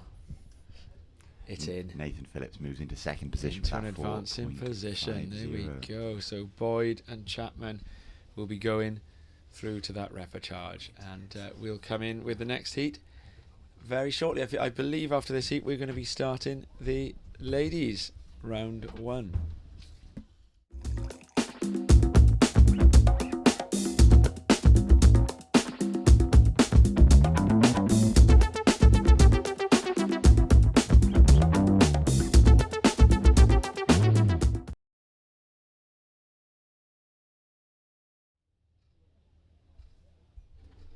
And so we are back, and we're going to be getting underway very shortly with the next heat. Simulation change. So they're just, you can hear now Nathan Phillips is just receiving his score. They're giving that score. Beach is announcing it right now. We haven't got close up on Phillips's face as he learns it, or on Boyd's face, but I'm sure both would be a picture. Boyd, he's going to be surfing in a repechage there. Nathan Phillips, he's in close proximity to us there. I can see he's smiling about it. He looks pretty pleased with himself. And so we're going to be getting underway now with the ladies round 1 heat run, and that is underway. So we're gonna Rob is taking a 2-minute break here to go and investigate the value on his meal voucher, and I'm joined in the booth by a voice that we very, very rarely hear in British surfing, but he's been doing a lot of work this morning. It's producer Dodd. Hello, all those things. What's news, producer Dodd? Well, you know, the usual teething problems, getting these things up and running in the dark at 6 o'clock in the morning, but we got there at the end, so it's all good. So you've been spending most of your morning engrossed in wires. Now you had been I don't know. Are you supposed to be home by now? I don't want to out you. No, I'm all good. I'm all good. I was planning on going in for a Dorney at 7 o'clock at first light, but now it's 9:30 and you still haven't gone in. Exactly. It was I was still underneath the booth that we're currently commentating from, stuffing wires through the floor when I was supposed to be surfing this morning. Yeah, you guys you've been like plumbers, engineers, electricians. I've seen you on your backs underneath things. You've been doing a bit of welding. It's been pretty impressive to see all the stuff that you and Craig Nickel, camera anchor, were up to first thing this morning. It's all good. We got it sorted, and everyone seems to be enjoying the stream, so it's all good. I'll pass you back over to Rob because he's better at commentating than me we're anyway. not going to get any more from producer Dodd there. He's trying to go in. Producer Dodd, by the way, ladies and gentlemen, is expecting an heir very shortly, aren't you? An heiress, in fact. Do you? It's an heiress. Yeah, very interesting. But no news yet then. So right, and here we go. First wave of the ladies, and that is Catriona MacDonald in the white, and she gets a couple of turns in there, and we're gonna be getting confirmation. You can hear the paper rustling there, and we're going to be getting confirmation of the next round, the full draw for the ladies. And if we can see I'm doing two things here. I'm talking to a runner. If we can get nations as well. Okay. So here we go. It's Craig Burrows. He's not a runner. He's the event director. But when you call, I love calling people by the wrong job. It gets them nice and excited. There, Craig Burrows. So we'll have to call him the runner for the rest of the day now, and because I don't want to take a punt based on surnames as to who's who in this one. But MacDonald will be out to the start there. So you going in the water then, producer Dodd? I think I'm actually going to go and eat instead. There we and are. It looks a bit. To be honest, it looks a bit chunky and a bit windy, and I'm a bit pushed for time. So there is, of course, a peak off to the left that isn't in the picture that you're seeing at home, which is a slight bit cleaner but a lot smaller. But as this tide gets very high, it's a very difficult wave to surf. And you watched a bit of the action. I think that was the first 5 minutes of surfing you watched all day just then. It was just in time to see Nathan Phillips with that buzzer. Well, it wasn't quite a buzzer beater. It was a 2 minute warning beater. Good surfing though. Yeah, it's, some of the stuff it seems to be really good. I've only in the last 20 minutes been able to kind of turn around and start looking out at the ocean and catching what's going on. There we are. And producer Dodd, first wave of 3 there for Catriona MacDonald. Producer Dodd, of course, has earned this moniker through his work on the Crest podcast that Rob and I do, along with a few others. And we got one coming on Tuesday, haven't we, producer Dodd? We have. Tuesday we're going to be releasing quite a long and wide-ranging interview with Hugo Tagome, formerly of Surfers Against Sewage. Yeah, interesting. And Hugo, he mentions meeting another famous public figure in that one, and since that was recorded, both Hugo and that famous public figure have had promotions. Am I right? They are. Hugo has been. Hugo is now working for Oceania, and the other public figure that Hugo talks about meeting was Prince Charles, and he's since had a promotion as well. So Yeah. There we go. Doesn't make him as important as Craig Burrows in my world, though. So, and yes, so well, good luck with it, Producer Dodd. Thank you very much for your time, and thanks for the hard work. Does that Producer make Dodd. Craig Burrows the emperor of Welsh surfing? The Emperor? Yeah.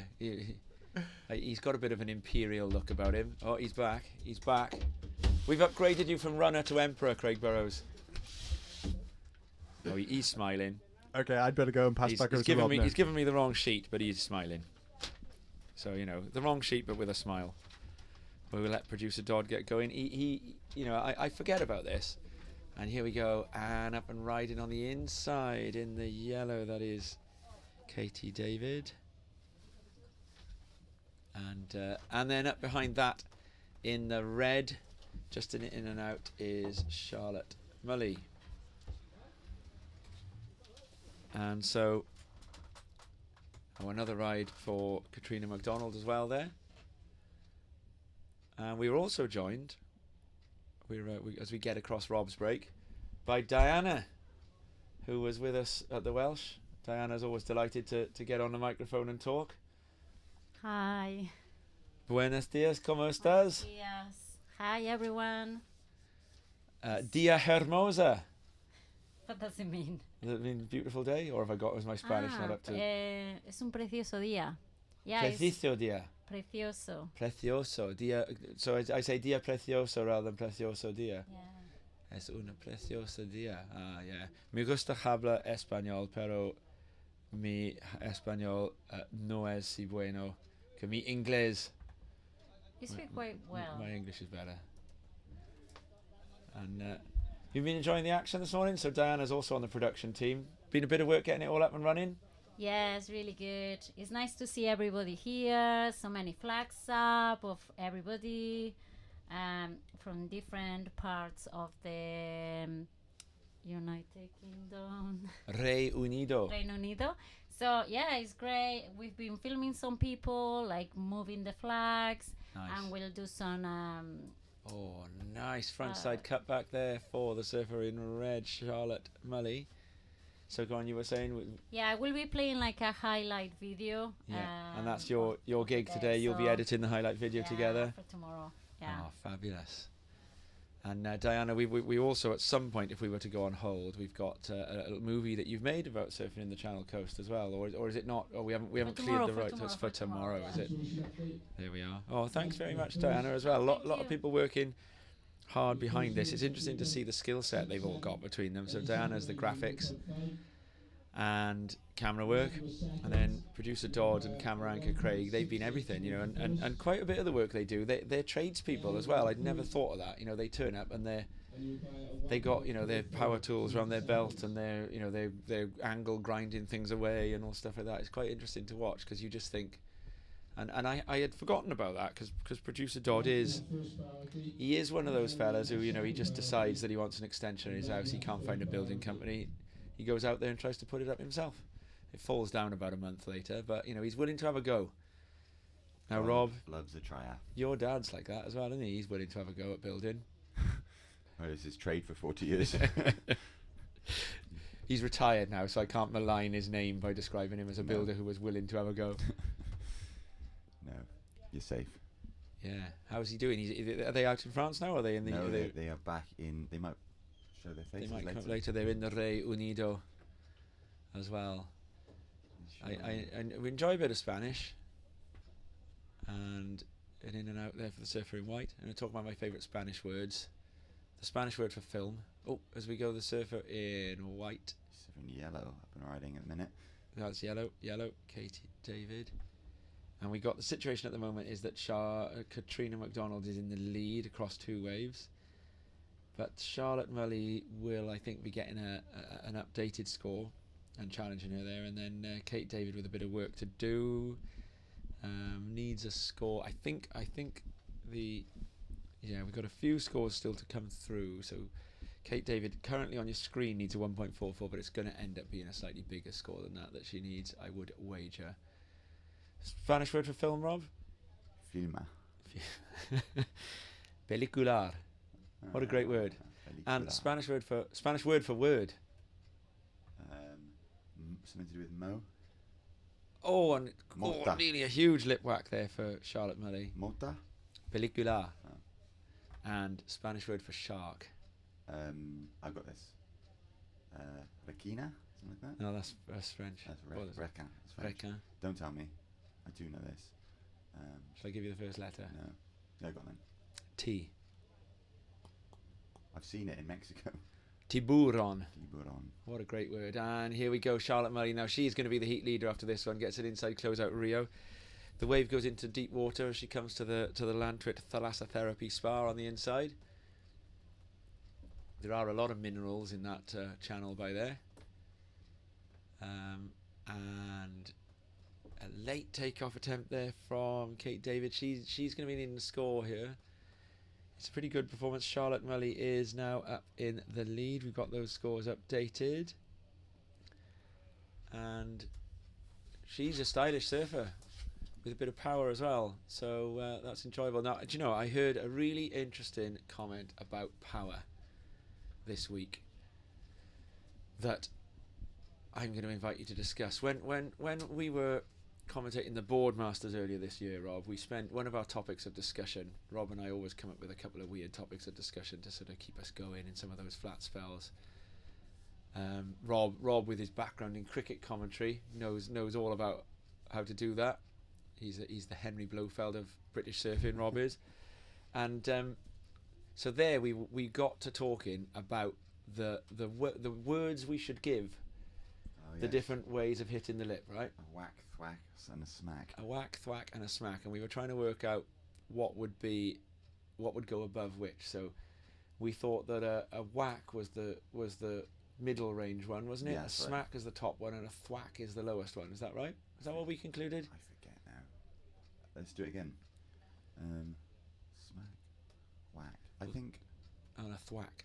It's to do with the onomatopoeia there, isn't it? Yeah. Thwack. It's a vibe. Smack, You've got to vibe that. and I think. A whack. It's on the vibe scale. I Whack think feels like a faster turn, doesn't it? It does. A smack to me is like. Oh, that's a Someone's proper laying into it. Okay, we'll put that at the top. Do we have proper lipper as a smack? Okay. Now, a former guest of ours on the podcast, Brad Gerlach, has made a statement about this, and he disagrees with a lot of the language used to describe surfing. So I was just talking about power. I've heard this. Very interesting. Talking about power, and I described Charlotte Mully as surfing powerfully then. And the reason Charlotte Mully is surfing powerfully is because she's surfing stylishly and with precision. And what Gerlach says is that we are too quick in surfing to use very aggressive verbs and adjectives. You know, we talk about smashing this and tearing that and slashing that. And we say that we believe power to simply be brute strength. But Gerlach says that power is judged by spray. As here we go, Charlotte Mully again, speaking of power, in and out of that lip. Look at that flow. And she's going to get a second turn here, and she opts against it. Kicks out just before the Llantwit Thalassotherapy Spa begins. So he says that power is created by timing. And if you're going to, and the smallest, lightest footed surfer out there can put a lot of spray into the air if they do their turn with great timing. And that we're kind of wrong in thinking that power is associated with physical strength. And I think Charlotte Mully is demonstrating that a bit there, isn't she? You know, that her power in this heat is coming through timing. Discuss. I agree with Brad Gerlach on that, but Gerlach is someone that throughout his career was kind of in and out for Kate David. She needed a score there. She needed an upper one, something approaching a 2. And so that last to Charlotte Mully of 4.17. Sorry, go on, Rob. Gerlach is someone that throughout his career was kind of known as the aggressive surfer, wasn't he? He was fast. He was aggressive, and you probably say that word before power. Perhaps he's enlightened. He's become enlightened then, because I agree with that most recent statement from him. But I also I wonder, because Brad Gerlach, of course, being a surf coach of note nowadays, I wonder which light-footed surfer he's taken on to prompt him to say that. Oh, Mully with an in and out there. Taro Watanabe, I reckon, is the answer to your question. I think he's exercising a bit of professional. He's coaching. I Yeah, he's don't know the coaching. polite way to say this. Coaching a Malibu-based surfer, Taro Watanabe, Hmm. and he is a light-footed surfer. I think he's trying to get in the judges' heads. So you think he's trying to get Taro extra I points? think so. Taro, I think, narrowly missed out on the Challenger Series last year. Isn't in Portugal right now. But Someone who is. Patrick Langdon-Dark. But do we know yet As if he's far as found a it's- place in the draw? Because as it was stood first yesterday, reserve, was he? hadn't. He's first reserve. So if anyone pulls out of that event, Patrick Langdon-Dark's in. And Pat decided that was worth. 5 minutes remaining. So we come down to the 5-minute mark. So we turn to the 5-minute flag. Now Pat decided that was worth the risk, the trip to Portugal. And it, as a result, isn't in this event. And with the 5-minute mark now, it's a fairly secure lead for Charlotte Mully. Some stylish surfing, and here she goes. And this has got the potential here to push her score further out of range. Gets on the rail, moving on to the inside, but then that wave fattens out. And so we'll take a little opportunity with Diana helping us out to do this. We're going to get that replay function up and running again now. So we'll have a little look at Charlotte Mully's approach and style on this one. So you see a really nice positioning on that wave comes around. It is going into deep water, but the way she proprioceptively responds to a rail there, as soon as it looks like that cutback's not going to quite work out, she knows to change and adjust. So surfed really well on rail in this heat.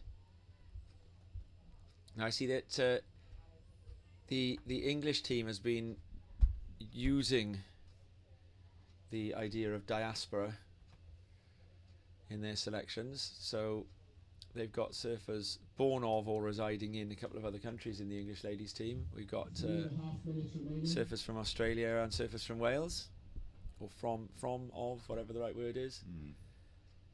And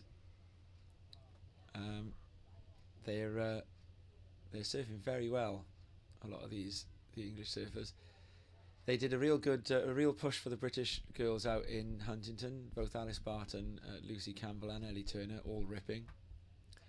Lucy Campbell in particular stuck it to a couple of the world's elite in one of her heats. Not all of the heats were televised, and we can see now a little bit of a lull. We got 2 minutes remaining, and we'll bring you those 2 minutes imminently.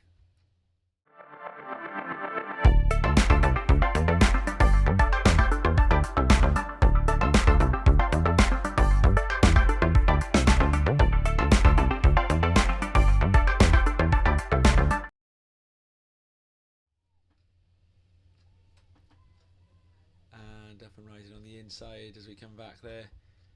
Kate David, now she needs a score, I think might come just under that one. That was needed to be about roughly a 1.8, and again going on one of these lefts now, and a nicely walled up one.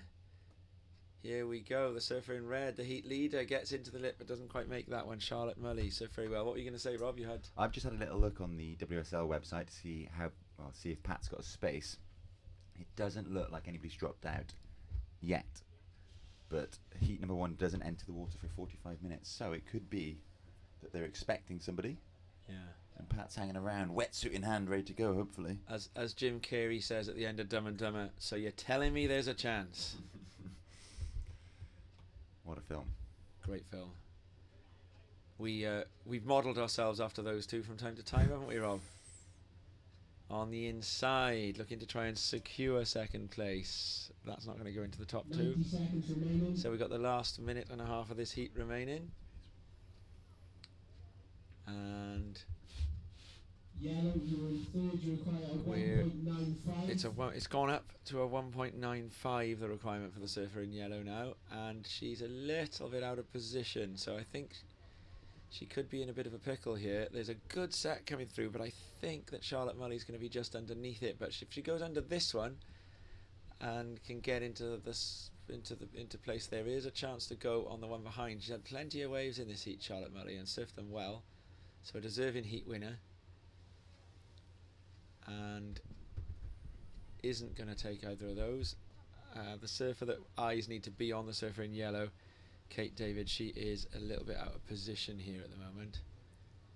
And so looks back to the tower. 30 seconds remaining. I think she's going to be very, very lucky if something comes through in the remaining time for her. Charlotte Mully with 20 seconds left has headed off to the east side of the peak. Is the biggest wave to have come through in a while, coming through out the back. It won't get through to the lineup in time. They are reforming around about where Charlotte Mully is located, and it's going to be this or nothing for Kate David. And that's going to be that. So that heat finishes, and we'll move on to the second heat of the ladies in a moment.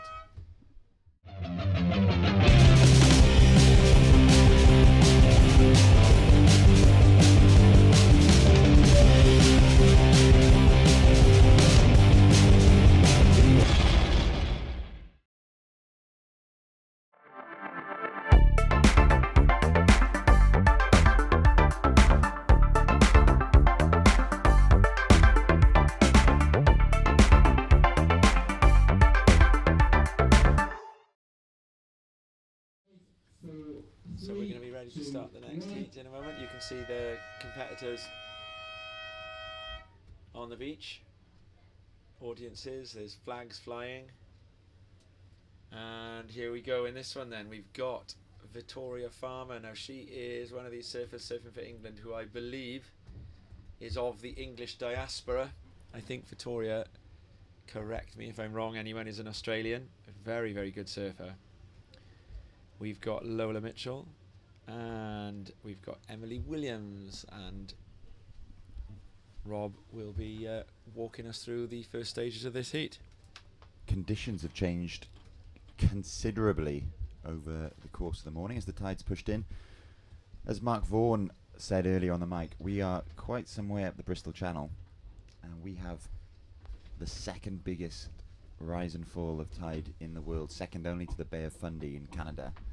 So tide playing a big role in shaping the conditions on offer here today. Tide moving its way in, still it's looking pretty high here at the moment, as we just received confirmation of the results of the last heat, round number one, heat number one of the women's division. And it was surfer in yellow, Kate David of Wales, coming in third. Katrina MacDonald of Scotland surfing in white, taking second position, and out in front with a heat total of 6.80 was the surfer in red, Charlotte Mully of England. In this heat, as Tom mentioned, we've got Lola Mitchell in white for Scotland, Victoria Farmer in red for England, and surfing in yellow for Wales, looking to use her local knowledge, it's Emily Williams. She takes a look at that wave, opts not to go in the end. Tricky conditions now, approaching the high tide mark. Plenty of water filling into the bay, making a few of the waves a little bit fat and shapeless on the inside, but plenty of scoring potential out the back, and plenty of swell sticking around. As the tide drops out through the day, we are going to see a vast improvement in conditions, I would guess, as the swell begins to feel the bottom again, and we see the famed Llantwit cobblestones come into play. Llantwit, of course, being one of the best waves in Wales, nay, the country on its day. A long right-hand point break on the left-hand side of the bay that the locals call the left, and an A-frame cobblestone peak straight out in front, which they call the point. And here we have surfer in red, Victoria Farmer up and riding on the left. It's an in and out, that wave not offering much scoring potential. At the back we see surfer in white, Lola Mitchell of Scotland, taking a look at that one, unfortunately going over the handlebars there. That wave jacking up really quickly, and it's going to be surfer in yellow, Emily Williams, looking to post the first meaningful score of this heat as she cuts back towards the white water. Again, that wave fizzling out, fading beneath her feet. The peak has moved a little bit further east to the left as we look out to sea. I'm not entirely sure that the surfers in this heat have clocked that just yet. I'm sure they will as the heat progresses, but much more scoring potential on the waves making their way into the middle of the bay. them holding up a little bit more as they arrive on the shallow high tide ledge here at Llantwit Major. It's sunny South Wales on this Saturday, the 1st of October. I think it's the 1st. I haven't punched 1st of the month anybody just yet. I'll get Tom when he comes back. You can see a few of our competitors from the previous heat checking their fins. I think they may have had a little collision with the rocks on their way in. You got the thumbs up condition. The equipment's all good. As we see Surfer in white, this is Lola Mitchell of Scotland, up and riding, trying to S-turn her way through to the inside. Again, that wave just moving its way into deep water and fading beneath her feet. Now, if I were in the next heat, I'd be watching conditions closely and noting that the best waves are now towards the left-hand side of the bay. Much shallower over there, and the swell's managing to feel the bottom and break all the way through to the inside. Whereas at the minute where our competitors in this heat are sitting, they're in kind of a bit of a trench, a channel, if you will. Deep water, not allowing the waves to break more than the top third of the wave, and therefore not offering much scoring potential.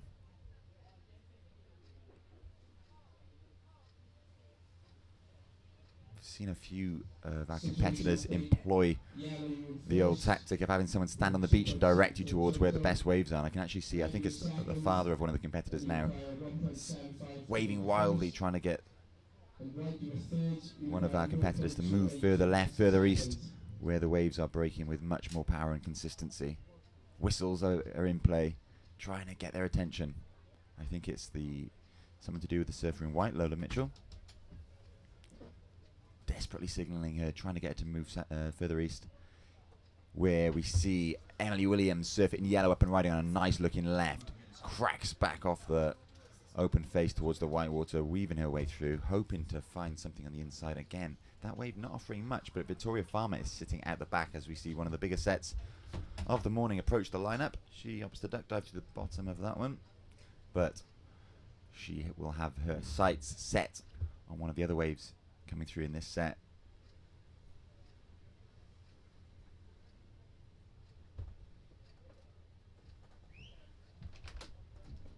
A little break in the action in this heat. We must be coming up towards high tide based on what I'm seeing out in front of me now. A little lull in conditions. The tide pretty far up. I'm just going to double check tide times.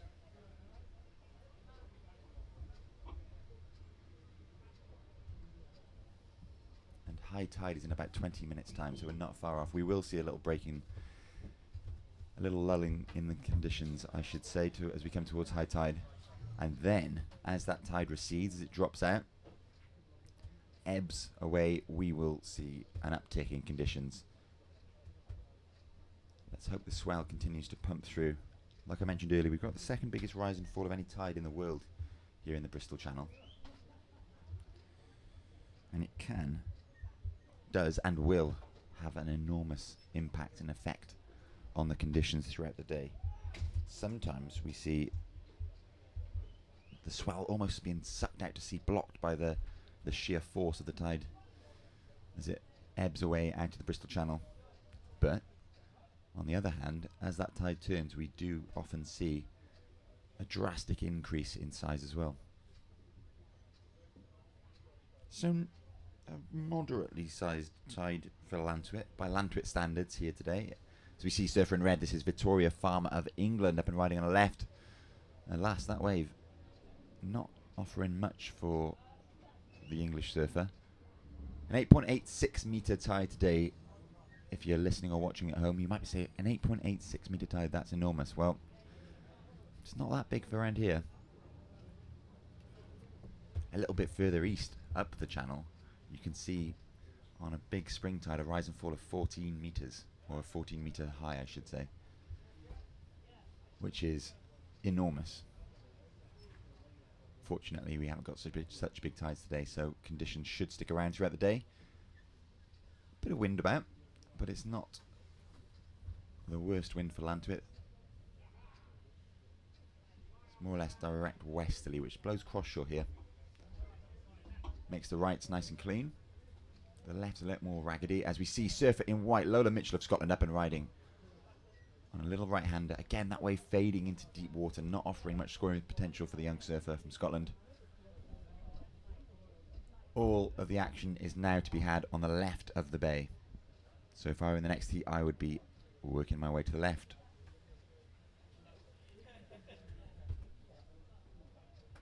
Looks like coming up in the next heat, we've got Jo Dennison of Wales, keeping an eye on conditions as she watches her compatriot Emily Williams, surfer in yellow in this heat, up and riding, weaving her way through, bouncing off the foam.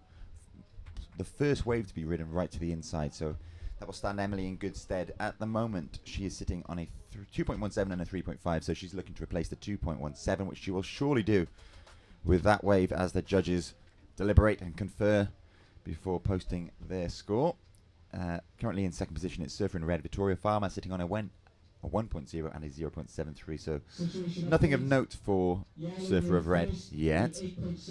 Growth mindset mentality, and surfer in white is sitting on two scores of 0.73, a 0.73 and a 0.73. So again, nothing of note yet for Lola Mitchell, surfer in white. She'll be hoping to lock one in soon though. Plenty of time left in this heat, however, and our surfers, I'm sure, will put on quite the show as last of yellow drops at a 5.17, meaning that Emily Williams of Wales, surfer in yellow, is now out in front by quite some way. Surfer in red now requires a 7.67 to take first, which in these conditions is a hefty score, but she can get there by posting two more moderately sized scores. And surfer in white in a similar situation, needing just a 1.0 to move into second, however, and displace Victoria Farmer in that qualifying position.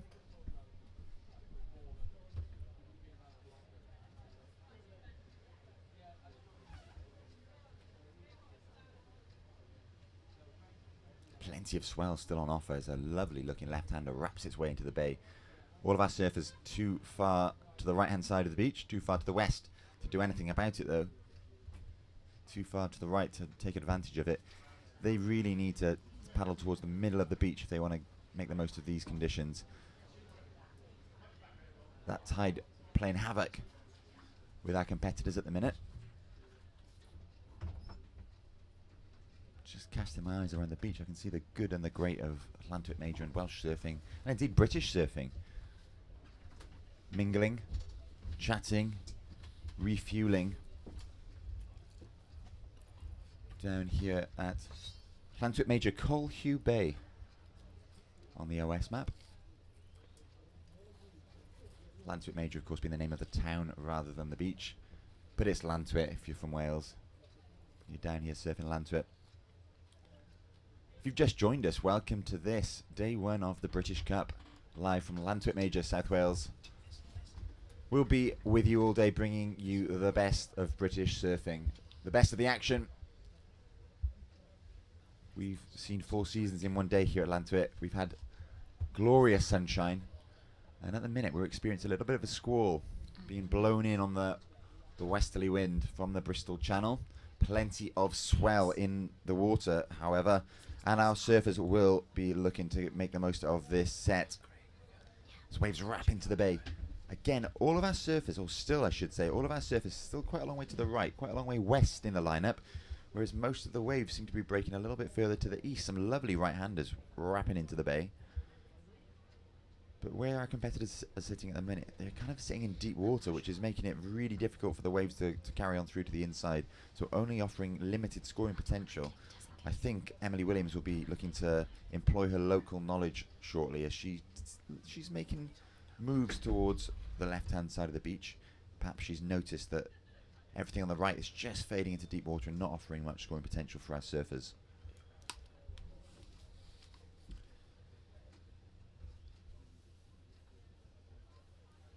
We've seen some fabulous action so far this morning in men's round 1.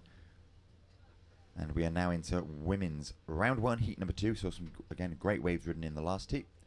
This heat been a little bit slower as we approach the high tide mark. but a whole lot of action still to come. By my estimates, we've got about 17 hours of action left over the course of this weekend. And we are expecting to see a big uptick in conditions and wave quality as the day progresses.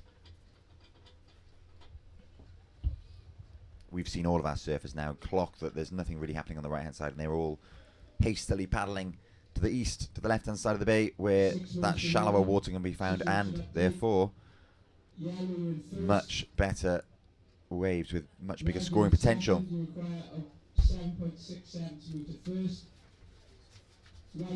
You might be able to hear the beach commentary coming through on the mic. The situation as it stands is surfer in white, Lola Mitchell of Scotland, is in third, looking for just a 1.0 to move into that advancing position in second. Surfer in red, Victoria Farmer, representing England, is currently in second position, looking for a 7.67 to move into first, which will be a considerable effort at the minute, because the conditions not really playing ball for our surfers. And out in front, employing her local knowledge to post two good scoring waves, it's surfer in yellow, Emily Williams, sitting on a 3.50 and a 5.17. Just seeing our competitors coming up in the next heat, making their way down to the water's edge, and there are some interesting equipment choices being made. So Joe Dennison, who'll be surfing in yellow in the next heat for Wales, is riding a very stubby board as our surfer in yellow, and heat leader Emily Williams is up on a nice right, running its way across the bay, putting together two manoeuvres so far, looking for an inside section. She kicks out of that, looking to replace a 3.50. It'll be interesting to see if the judges reward her with that improvement. As we see surfer in white, Lola Mitchell of Scotland up and riding on a nice left, banking off the face there, back into the white water. This wave being a difficult one to surf. It's kind of moving parallel to the beach rather than in towards it, as the tide has an impact on that one. But that will be Lola's best wave so far. She's looking for just a 1.0 to move into second, and I think she will probably have done it with that wave.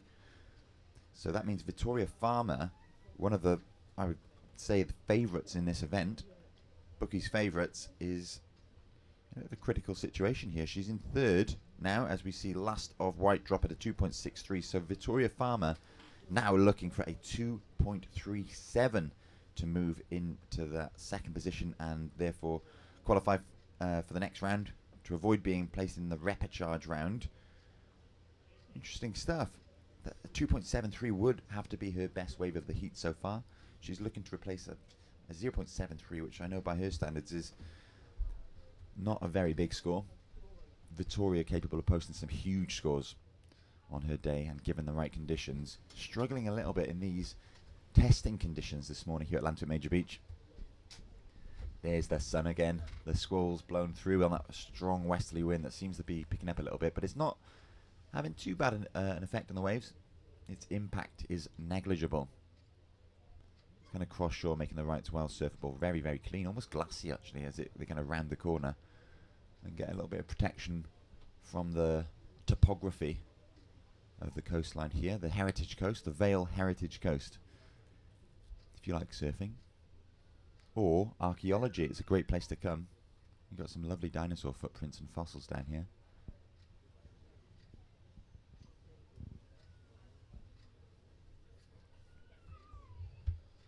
Plenty to see and do.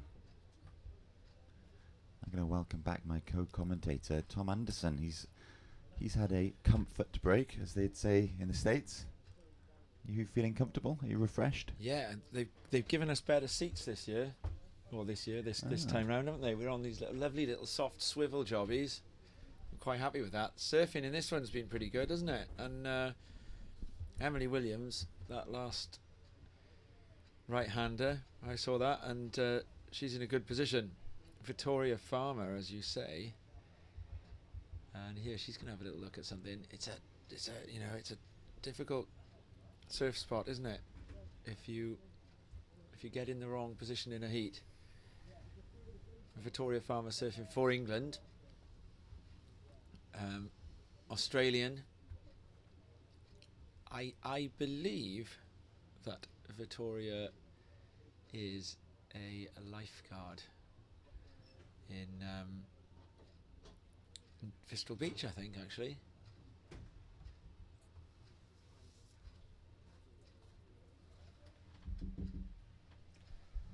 90 seconds remaining. And so the next heater are paddling out into the water. Emily Williams just consolidating her position there.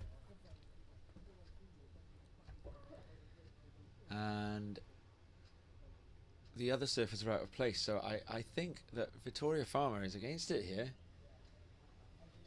Needs a 2.37 to get in front of Lola Mitchell from Scotland.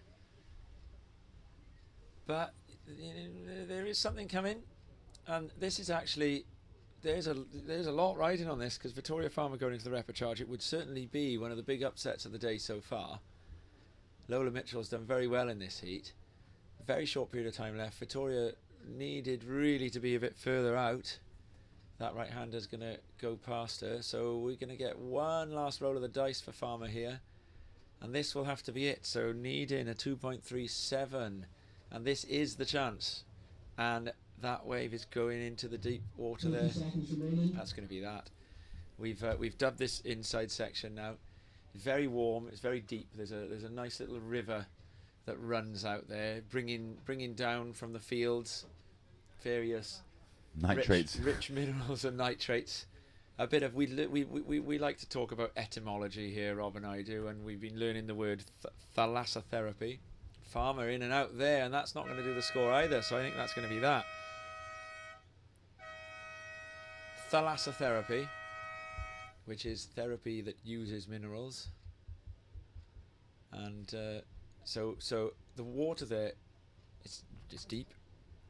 It's hard to get a wave through it, but it helps you paddle back out, so it is therapeutic. And it's warm this time of year. Water's warm. We haven't yet seen anyone take to the water in a shorty, but that can still be done. Warm water, it's probably in the very high teens. And so we've dubbed that inside section the Llantwit Thalassotherapy Spa. So another heat coming up shortly. We'll get the results of that one after this.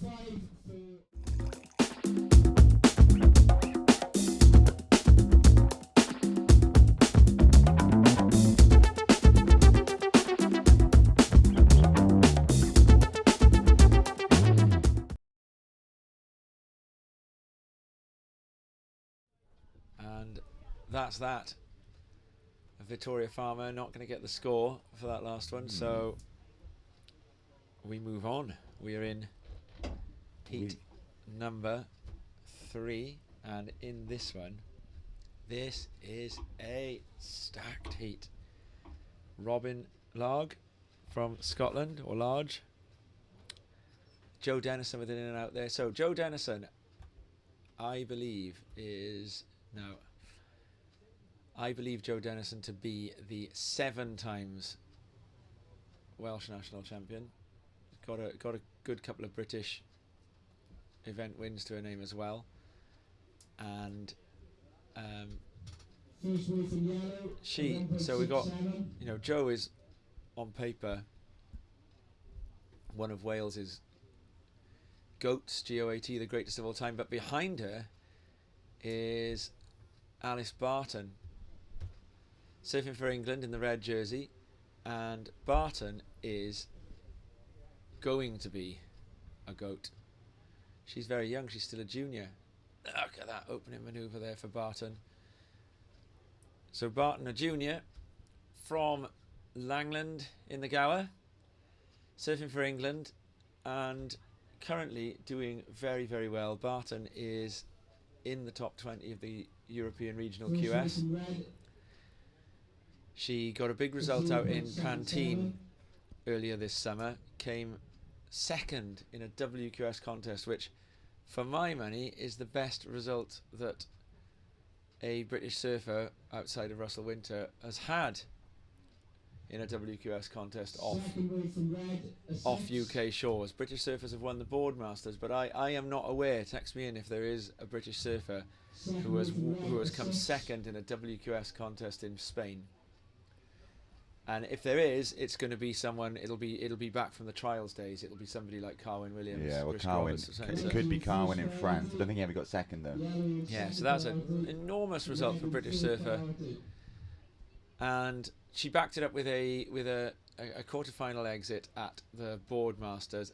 didn't go so well in Onglet and Lacanau, but she's still right up there on the European QS, within striking distance of a Challenger Series berth. A lot of hopes pinned on Alice Barton. Those who know her well say, you know, she's really got her feet on the ground. She's very driven, but she's very careful. She's planning her career very, very well, and she's got a great variety of tricks. States her main favourite surfing rival to be Patrick Langdon Dark, and often her and Pat will redshirt each other in the water, heat practice, and Barton beats him sometimes, and so she's really, you know, arguably the hottest up and coming prospect that British surfing has known in men's or women's surfing for some time. And this is before we even talk about the fact that she is the European junior champion. So she went from Pantene to the European juniors, or was it the other way around? It was yes, that way round. So Pantene first, second in the QS contest there. I think so. Beaten only by Teresa Bonvalot, Portugal. I'm going to jump on the WSL's website and check all of that. That first wave of red coming in at a 6.0. Actually, it was her second wave. She was sitting on a 0.77 before that. But the first wave of note, a 6.0 for that big thwack into the lip. Was it a thwack or a whack? We've gone for a thwack there, have we? Oh, it felt right. Yeah, and here she goes again. But ejects from that one. Surfers in this heat have got slightly better lineup position than the previous heat. Joe a little bit out on Denison a little bit out onto the shoulder there. So priority now with the surfer from Scotland, Large. I'm guessing that Robin Large is going to be related to Ben Large. No doubt. But it's the spelling. But for all I know, that's a common spelling of Larg in Scotland. How much time have you spent in Scotland, Rob? I've done a few trips. Yeah. This time last year I was there actually. I went for the first swell of the Thurso winter. A little bit later than now actually. It was in about a month's time. I like Scotland. I feel an affinity with the place. Quite a lot of family up there. Made a few visits over the years. It's that northern coast, the stretch around the top is a very, very beautiful place to spend time, and there's some excellent waves on offer and some lovely hospitality as well. Visit Scotland. So Barton, I can confirm, sits in 9th on the European Regional QS rankings at the moment, which for a junior, that is pretty good. The surfers who are in front of her are few and far between, and they're all very decorated. She got a 13th in Onglet. Now, given that that's a QS 3000, she actually picked up 796 points for coming 13th there, which is only 4 points less than she got for coming second in Pantene, because that was a QS 1000. So she got 800 points for coming second in Pantene, but then 796 points for coming 13th in Onglet in the QS 3000. It all amounts to a pretty comfortable place in the rankings in terms of career building. Now she is going to be wanting to go a little bit above there. The surfers who are above her: Mafalda Lopez from Portugal, Teresa Tyson, France, Janine Gonzalez Estabari, the Basque surfer, Carolina Mendes, Camila Kemp, Germany, Francisca Veselko, Ariane Ochoa, and the form European ladies surfer at the moment, Yolanda Hopkins. Those are the guys in front of her. When you consider that, I think, with the exception of, I think Ariane Ochoa is young as well.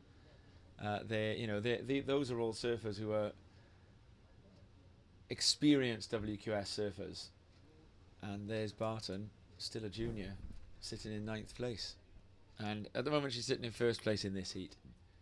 Our competitors are also sitting a long way to the west in the lineup, right over on the right-hand side. They have moved, haven't they? Yeah. I find very interesting. That tide is approaching high any second now. I think it probably is bang on high. I can see Bobby Barton on the rocks, and he is sending Alice over, and look how quickly she's moving. She's seen the signal, and the other two surfers are looking in to check whether their own coaches are saying the same thing. Now you're in the sea in a heat with Alice Barton, and you see her move. Okay, she's got priority, so you follow her, and you're obviously not going to catch whatever wave comes her way because she's got priority. So they, perhaps in a random beach break, peak beach break, there might be a case for thinking, right, she's paddling over there, she's got priority, I'm staying here. But in this case, I think following her is the option. What do you reckon? Yeah, well, whilst you're on your break, Tom, I was saying during the previous heat, there's so much water in the bay now, it's making the waves anywhere other than the left-hand side fade to nothing fairly quickly. And so, again, I saw Joanne surfing yellow watching the last heat quite intently, and I'm surprised that she's been dragged over there to the right. I thought for sure she would stick on the left-hand side where the waves are quite clearly offering much more scoring potential, but the heat timer does funny things to people, doesn't it? Yeah. The pressure of the moment. It's high tide right now. We're at the midpoint in the heat, and in the remaining 10 minutes, who will move into a position to challenge Barton here? Will it be Robin Lang from Scotland or Joanne Dennison from Wales in the yellow?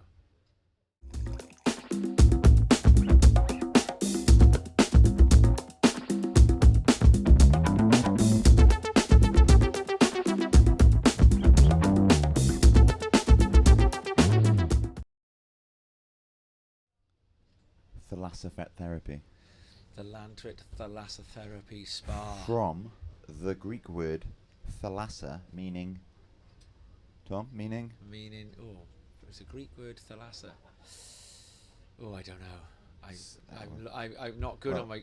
Dennison off the top on this one. Really has picked off a good one here. It goes into deep water, but that was a great manoeuvre for Dennison there. So, Dennison reading the thalassa well on that wave. Oh, ocean? Sea. So the Greek sea. word So for sea therapy. It is the use of seawater as a look form. at this one! Late takeoff, Robin Larg. Oof! And is eventually taken out by that. Let's have a quick look before we continue with our discussion of etymology at that last wave of Dennison. And we're going to get a score for it imminently.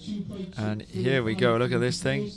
It's got a really nice wall on it, and this is a great turn. Bang! Down we come, and onto the inside. Great surfing from Dennison there. So, score drops at a 4.33 for that one. About fair, I'd say. It's a bit behind the best of Barton, isn't it?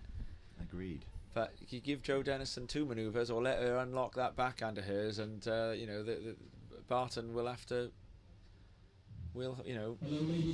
Has been educated plenty of times by Dennison as she was an up-and-coming Grom. I've seen Barton first started sort of final in at contests around about 13, 14 years old, and that's when she started getting coming across Jo, because that would have been when Jo was right in the middle of winning everything that she could.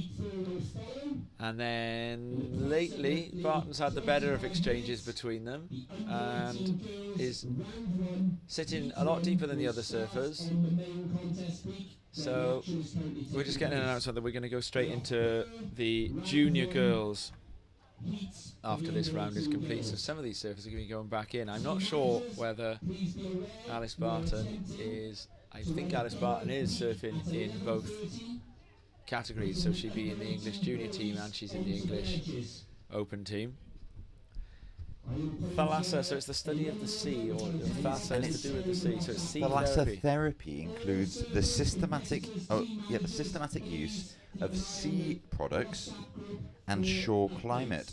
However, Tom, there is no scientific evidence that thalassotherapy is effective. We'll have to ask our competitors as they leave the water what they think. Well, you're telling me there's no scientific evidence that being in the sea is therapeutic? Or is it a specific Thalassotherapy. thing they do with the sea? It's the use of sea products. I think there's quite a bit of evidence nowadays for blue therapy, isn't there? Oh, right. Blue therapy. Barton up and riding, gives it a whack, but that one... Blue therapy, of course, championed by wave maker Nick. Wave maker Nick. Nick Hounsfield. Yeah. He is a big advocate for blue water therapy. He talked about this idea when we interviewed him for Crest podcast, which you can find on YouTube or any podcast supplier. If you haven't got fed up with Rob and I's voices yet, I think there's a distinction to be made between thalassotherapy and blue therapy, however. right? Okay. Yeah, official results of that last heat. I'm just having a look at this. Victoria Farmer and Lola Mitchell, they only rode 3 waves. Sorry?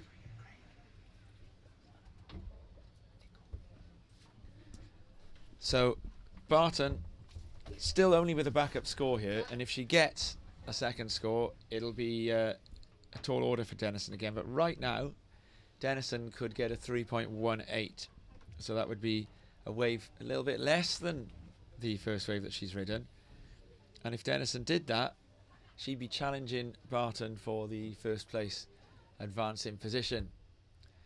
The surfers have all gone over to the east a little bit more now, so we were talking about the fact that they were over west towards this large area of deep water, which Rob and I have dubbed the Llantwit Thalassotherapy Spa.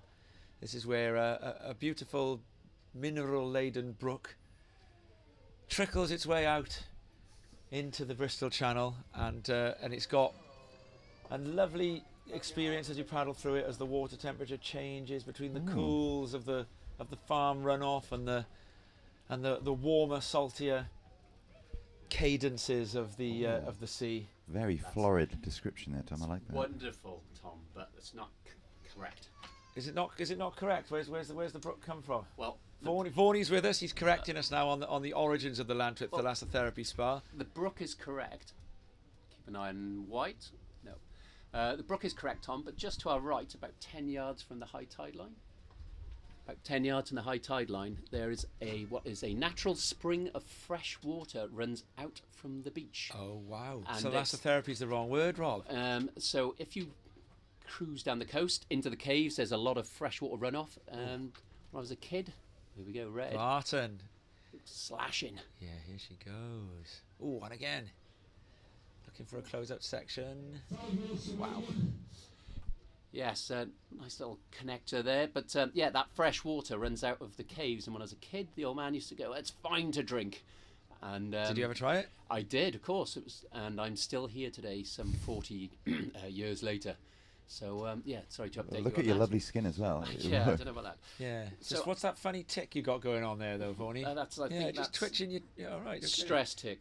But I don't know if you guys caught the update on the running order. I just thought I'd, We update caught the you. update. We've read it out. Yeah, we're going into the junior girls. Are we right? Junior girls, but we will be going to double peak when the ledges just to your left-hand side turn on. That's going to make your guys' that's job a little interesting. more difficult. The You've got 2 ledges. peaks running. Well, we've been debating what we're going to do here. I think Camera Anchor and Diana are going to be making some decisions. But it's entirely possible that we can show waves from both sides. We've got the cameras. Here goes Denison on the inside. And that one's not going to afford a manoeuvre. And she's looking to beat a backup of 1.67. I'd be surprised if she does it with that. So I think we've got a pretty straightforward 1, 2, 3 in this heat as things stand. That Robin Larg still needs a 4.67, completely doable. Scottish surfer in the last heat did well, Vaughnie. Lola Mitchell beating Victoria Farmer, the surfer from England who comes from the English diaspora, as in a surfer of Australia surfing for England. Thank you for that update, Tom, because I was struggling on that one. Being educated here this morning, I educated you for a brief second there, and you put me straight back in my place. 4.67. Yellow, you require 6.34 to move to first. So, Tom, very excited to see what the ledges produce for our young surfers. Well, it's a great wave. So It's Red, you have second by we are not enjoying the best of the conditions today. This will probably be about as poor as it gets in terms of it is a bit mushburger, it is a bit fat. But as we progress into the afternoon, we are expecting some really good conditions. And for the round 3, probably the men's and the women's later on this afternoon, we'll be on the peak or on the long right-hander. So stay tuned for some excellent surfing this afternoon. But I'll leave you guys to it, just checking you on the update. thank you very much, Vaughnie. Barton with a 4.67 and a 6 in this. So she's the diminishing conditions haven't held Barton back from being able to put together a fair bit of a score.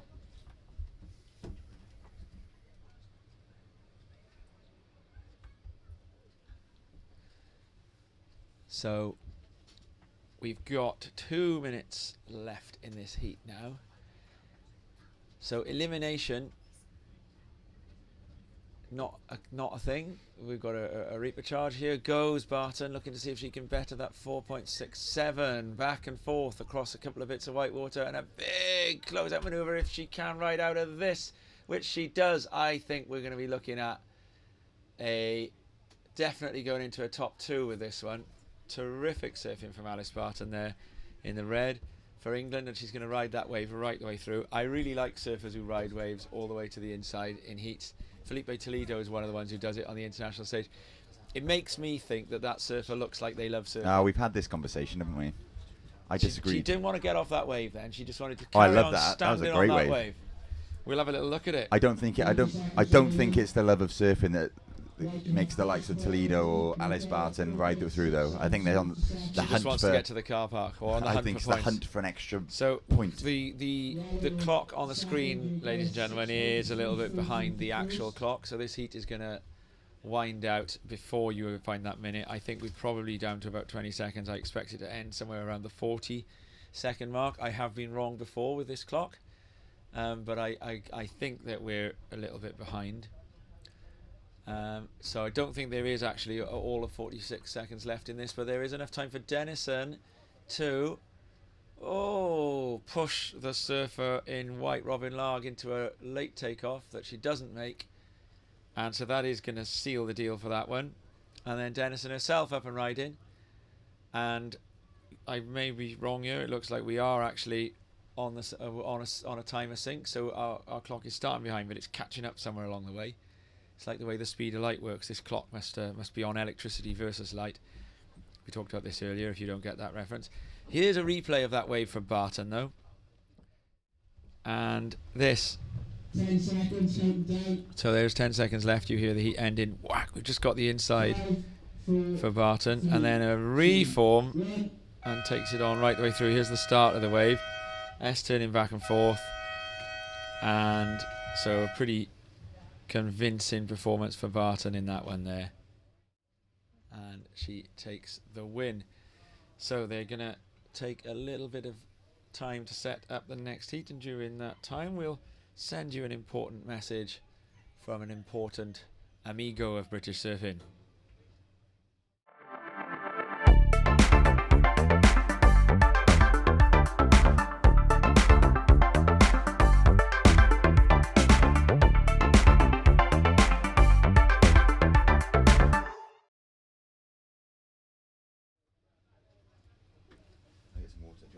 Dominant performance from Barton in that last heat. Dennison, though, pushing her along. Both surfers making each other better as that heat ran. And we are going to be going, as well, as you heard Mark Vaughan say, to a two-peak situation, at which point we do have the broadcasting capacity to be able to show you waves from both peaks. 5, 4, 3, 2, And the next heat is starting. And so in this one we've got fresh from the trip to Huntington and the Worlds, where she of the women's. got into the business end of the contest, Lucy Campbell in the red. And Lucy Lucy really showed the world that British surfers are there on the world stage in her performance at Huntington Beach. One of the last of the British surfers left in the event, and Lucy also able to get through to the semi-finals earlier this year in the WQS at the Boardmasters. And then we got the multiple Scottish champion Phoebe Strachan in the white. We got for Wales, we got Indy Lynch, and in the blue from the Channel Islands, it's Katie Smith. So Indy Lynch, I do believe, is also junior. Lucy Campbell and Phoebe Strachan, they're not junior anymore. I'm not sure whether Katie Smith is also competing in the juniors for the Channel Islands. Phoebe Strachan, another one. Pretty much all the Scottish surfers, we end up sticking that charger tag on them. But Phoebe Strachan, an excellent surfer.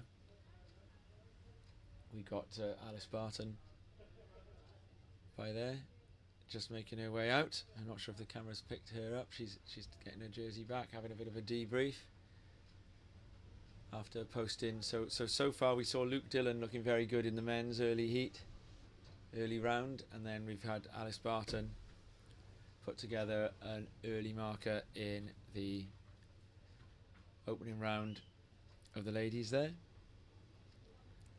So surfers in this heat just taking their time getting used to the lineup. We've got some instructions being sent to one of the surfers. There's no flag next to them, so I don't know what nation is sending instructions. It looks to me as though those instructions are going to the Scottish surfer in white, Phoebe Strachan, who you may or may not be able to see on your screen now, taking a look to go in a bit deeper. So you're looking at a lineup that's west to east. Yeah, it is the Scottish Surfing Federation. I've just seen the coach turn round, seen what's on his t-shirt. So you're looking at a peak that's going from the west, a lineup that stretches from the west to the east. There is a very slight eastbound rip at high tide. It is nowhere near the rip that you get once the tide turns at low tide later, and it's easy to sit off that rip and end up going a bit further out and being in too deep water. So the knack really is to try and stay as west as you can. So even though the rip is taking you west, the instinct of surfers in the water is to sit a little bit outside the rip. But surfers who know the lineup tend to use that little rip here now to come through the peak. It's okay to go right in conditions like this because you can turn around and ride back up the beach. We've got the official results coming in for that last heat, and it's quite interesting to see Dennison doing it on that one decent score of the 4.33, getting up into second. Barton with a 6 and a 4.67, two pretty decent scores there. And in fact, she topped them at the very end of the heat. She posted a 7 on that wave that we've got the replay for. We'll just have a little look at that again. So this turned out to be a 7 for Alice Barton in that last heat. And so that's the highest single wave score of the day. So she ended up with a 7 and a 6. 12 o'clock manoeuvre at the end of that wave there. That's the wave from the beginning. And we've got some sets coming through in the lineup, so we should hopefully be able to see a bit of action from this heat now. And it's so far Campbell with a paddle, and now Indy Lynch for Wales is going to lose priority at that point, and up and riding in the white it's Phoebe Strachan for Scotland. Thurso, one of the Thurso stalwarts, and here she comes. She's pushing through to the inside. So Phoebe, a very exciting free surfer, really charges Thurso East in most of the conditions that it'll throw up. Also a very revered competitor, multiple Scottish champion. I think it's 3 Scottish titles that Phoebe Strachan holds. And Lucy Campbell will know who she is, will know who Phoebe is, and will be knowing that she needs to make sure that there's a good score on the board. And here goes Lucy Campbell. And so Lucy up and riding here, and she gets a nice under the lip snap on that, recovers through a bit of backwash, and then probably won't get the make for that second manoeuvre. And here comes the scores. So Phoebe Strachan gets a 3.5 for that. So the 3.5 for Strachan, I will speculate, and probably speculate wrongly, that Campbell comes in above it. I think the manoeuvre that Campbell did at the start, it was a single explosive manoeuvre. But whether or not I'm right, there's an interesting day-long blend here, and Campbell now just goes on the inside, just an up and a down. So even if that's worth like a 0.2 or something, it just pushes that score a little bit further up for Lynch and Smith, the two surfers who haven't yet ridden a wave. We're just going to wait for that score of Lucy Campbell. I think that if they gave Strachan a 3.5 for that, I think that Lucy Campbell's explosive manoeuvre is going to take that up higher. So I think that's going to be an example of one manoeuvre pushing a wave 4 or above. But I'm not a judge. All I do is sit down here and pundit what the judges are doing. they've got a really good view. They're up there, a floor and a half above me. First wave from And red. here it comes. 5.17. And for once, I accurately predict what the judges are going to do, and that comes in at a 5.17. So I think that's about fair. 5.17 for Campbell there. Yellow in second priority. So Strachan Red in in third second, and then priority. we've got Lynch Red in and Smith. fourth priority. So Lucy Campbell will have picked up the second wave. It's going to be a low score. It'll be something like a 0.5 or a 1, maybe even less than that. And so it will mean, though, that that requirement for Strachan, which on your screen is labelled as a 1.68, it's probably going to be half a point higher than that, because Lucy Campbell has already ridden a second wave, albeit one that you would hope, or she would hope, or one would hope is going to be a throwaway score. And I see now that Campbell is back in the priority 1 position. So we were talking earlier about Lucy Campbell having put together some good results this year. A semi-final place in the QS Boardmasters earlier in the year. And then recently at the Worlds, Lucy was one of the British surfers left in a couple of days into the event. And here she goes, down the wave, gets a bottom turn and a turn off the shoulder. So the fact that there's a bottom turn going into those manoeuvres, and it's going to reform here, there's another chance off the bottom, off the top, and that, oh, if she'd landed that, we would have had a score and a half there. I think the judges won't give her the make on that. It's a good chance to watch on this replay now how challenging it is to make sure you ride out of that last manoeuvre with control. So we see there's that first turn. She gets back to the power source, gets onto that back foot, bottom turn, and this has been given a 4.17. So again, and like that turn there, I think they won't have given her a make for that. So that was a 4.17 for just this bottom turn, cut back, and then this manoeuvre here. So it's just that, and then coming onto the inside here, this really good manoeuvre if it had been stuck. But a 4.17, Campbell won't be complaining. It puts her in a pretty commanding lead now. So she's got the first and second highest scores of the heat. Strachan with a 3.5. We'll have a little bit of work to do now to catch up with Campbell, but we've now got an accurate representation at least of what Strachan needs to do to go into first, and that's a 5.84. Lynch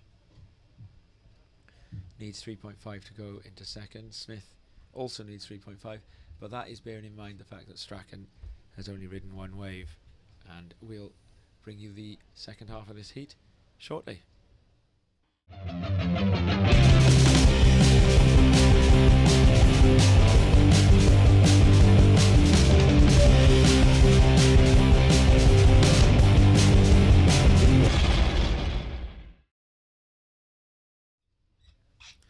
And so we are back.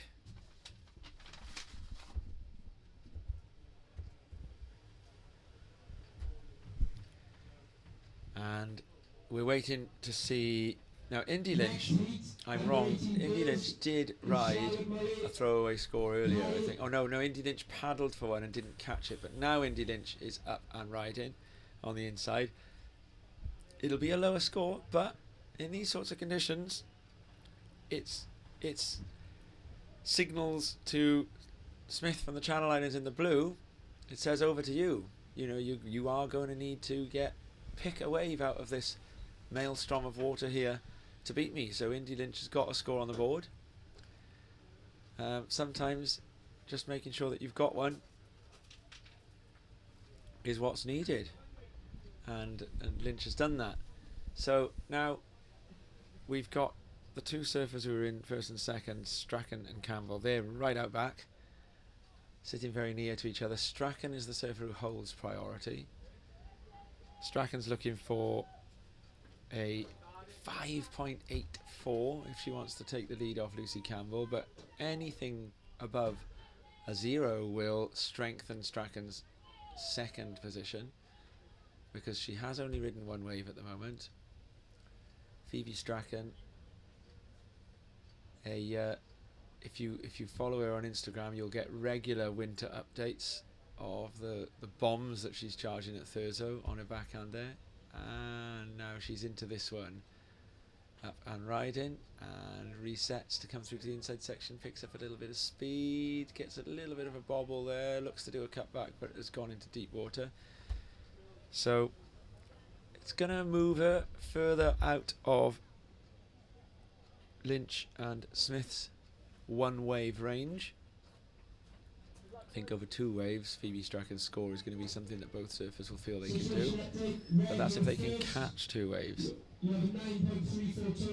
So we get a 2.33 for the last of Strachan there, which is a little bit less than the first. I think that's fair. It's a fair comparison.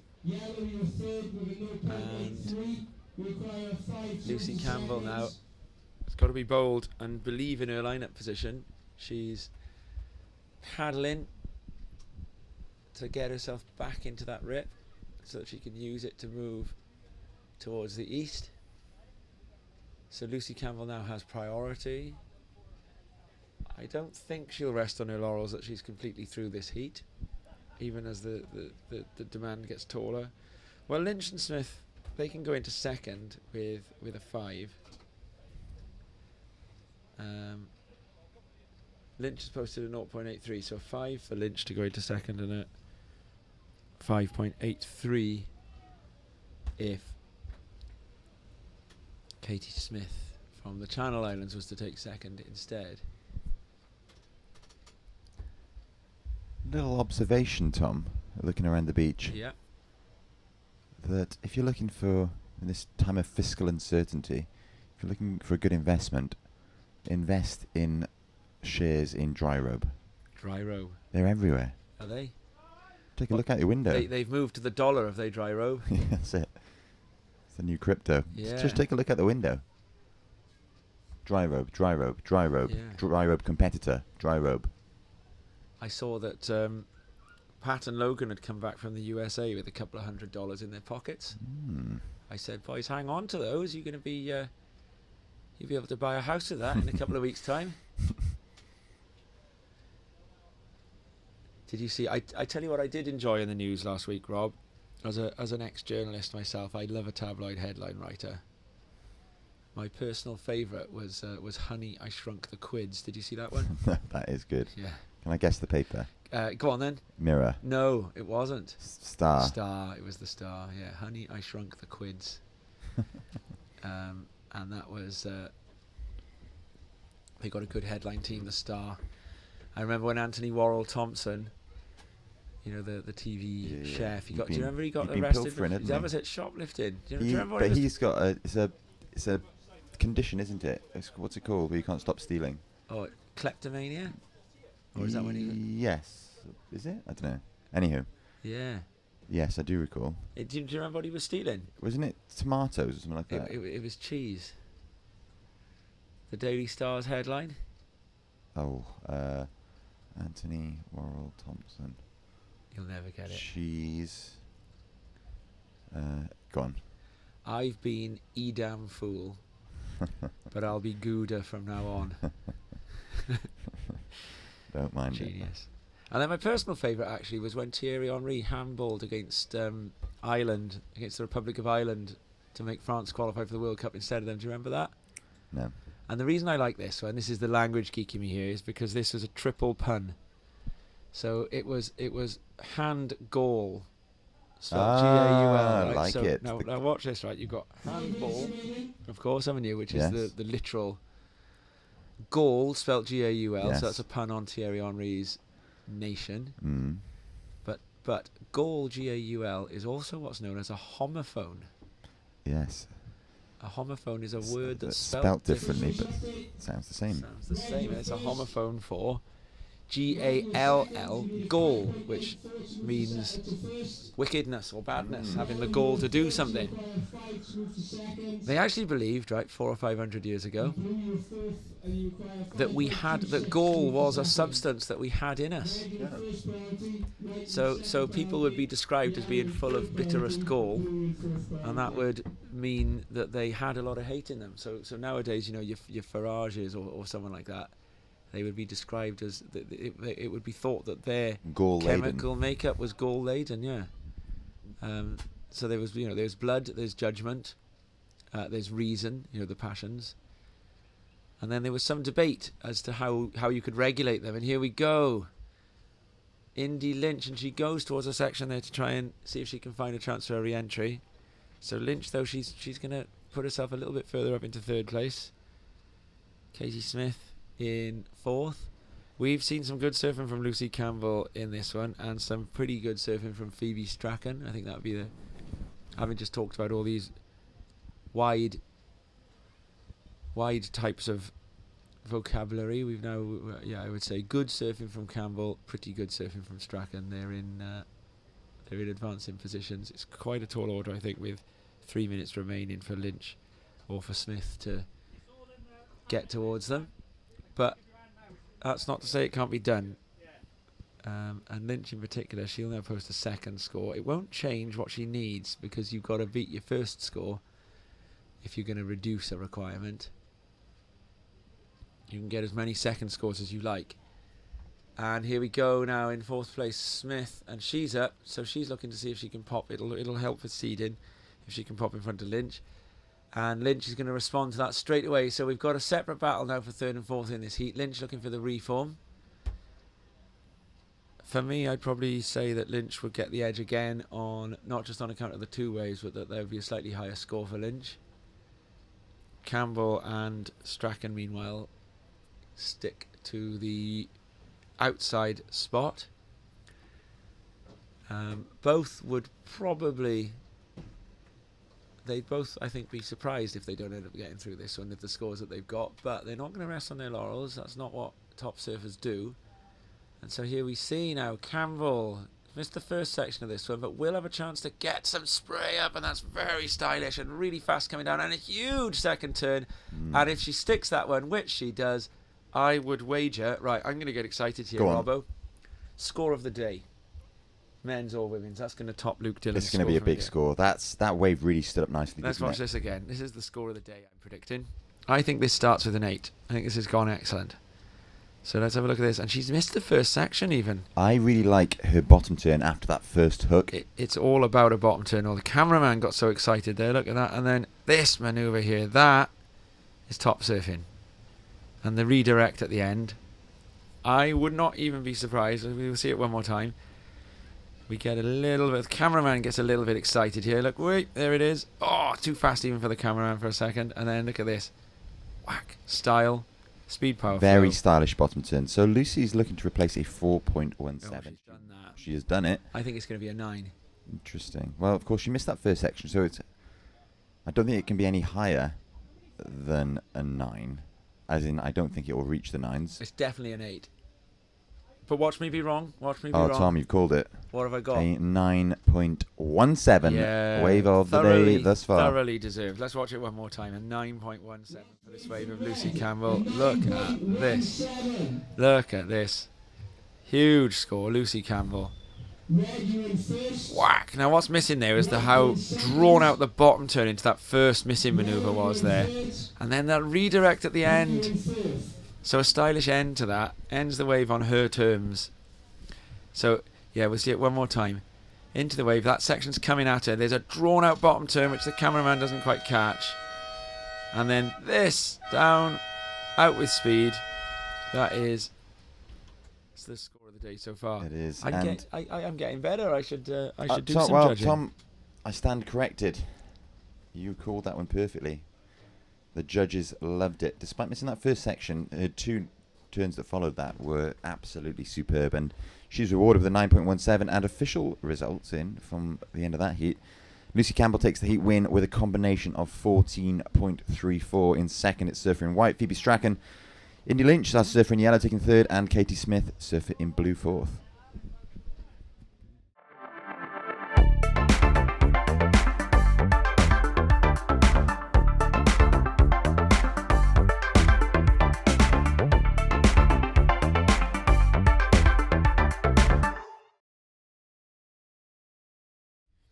Now, I believe that this is the part of the day where we start making the 2-peak shift. We I think are staying with. Is that 11:30? Is it? Okay, we're going straight back into the next one then. And so this is now the junior girls. So Charlotte Mully, who we saw surfing very stylishly earlier for England, and Callie Cruikshank from Scotland, and then we got Josie Hawke from Wales. So this is now the juniors.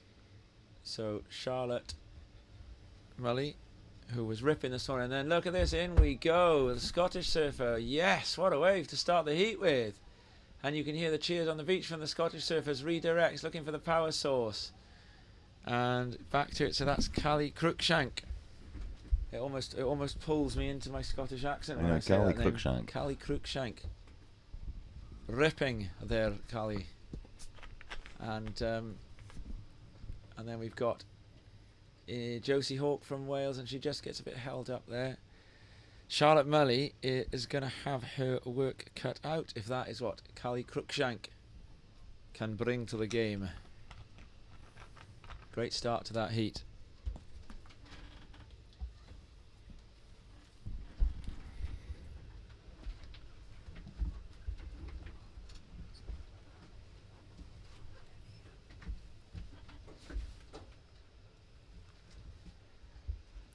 So the judges are deliberating, conferring about that first wave of white. We can see the red wheel spinning on our screens, indicating that the judges are posting their scores, and we'll see them drop very shortly.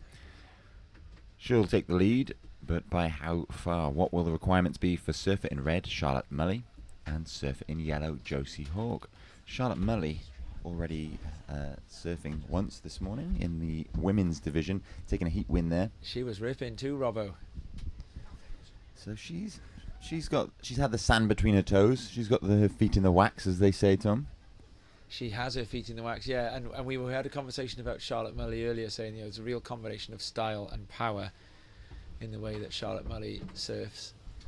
And she's now taken that eastern side of the peak, which is what surfers, the higher seeded surfers, have been tended to do through the day. But that's interesting because Callie Cruikshank with a great start, and from a wave that was right off to the western end. Yeah, well, Callie, I watched her walking into the water. She is. I'd be interested to know how old Callie is. She looks very, very young. She's very lightweight, and I think it was her lightweightedness that allowed her to manage to catch that wave, because it was one of those waves, as you mentioned, Tom. It was off to the west. It was in deeper water. Yeah. Only breaking the top kind of quarter of that wave, and she actually managed to get over the slower section of that wave and make it through to the inside. So her youth benefiting her there, Tom. Yeah, absolutely, yeah. And here she goes again, but she gets washed away by that one, and Josie Hawke the same. So there's a lot of rolling white water there. They're right on the edge of the Llantwit Thalassotherapy Spa, that area of deep water where seawater and fresh water meet. We are told that it's a fresh water stream that Mark Vaughan has himself drunk from and survived. The Llantwit Spring. So the Llantwit Spring, hope springs eternal. See, you think of literature when I say spring, and I think of Peckham Spring, which is literature of its own. Yeah, here we go. Look at this. You know, all modern rap music, Rob. No, I'm thinking of Only Fools and Horses when they bottled the tap water. That's the Peckham Spring. Is that what they call it? Yeah. Yeah. Anyway, I was going to say all modern rap music, right, can find its DNA traced back to a type of poetry called sprung rhythm. Yeah, Gerard Manley Hopkins, sprung rhythm. Maybe we'll see if we can download a bit of Gerard Manley Hopkins' sprung rhythm later, and we'll get you to read it out, or if not you, we'll maybe invite a guest into the booth. I don't know whether Mark Splinter Griffiths is around at all today, but he does a mean sideline in reading early modern English. We had him doing Dr. Faustus for us once, didn't we? I remember. I was a little bit upset, Tom, when you got Splinter to do the reading, And without asking me, I quite like the idea of doing that, having a go. Or having a stomp against Richard Burton. Yes. Right. I'm going to I find have- you a can you Jared get me a- Manley Hopkins. I'll get you some Can you get? sprung I like. rhythm. No, can you get me under Milkwood? We'll do a bit of Under Milkwood as well, but we'll start because we're Go talking black, about springs, slow right? black, down to the fishing boat, bobbing sea. Lovely. Jared Manley Hopkins. Right, I'm going to find you one. Here we see Surfer up and riding. It's in yellow. It's Josie Hawk on Little Right that faded to nothing.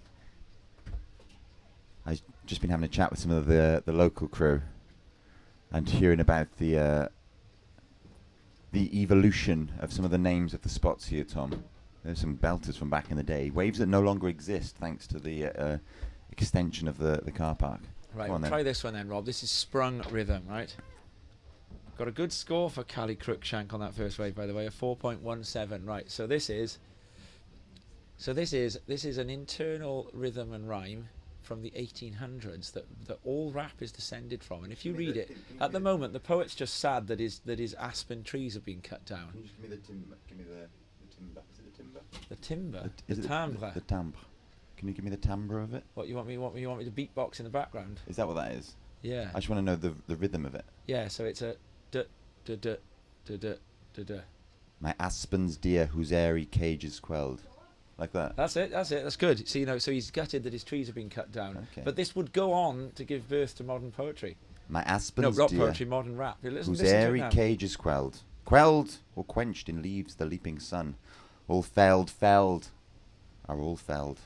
Of a freshened following folded rank, not spared, not one, that dandled or sandaled, shallow, shadow that swam or sank, on meadow and river and wind, wandering weed winding bank. Wind wandering, weed winding bank, and here we Alliteration. go on the backhand. That's the first time we've seen Charlotte Mully on the backhand there, and she was surfing really good there.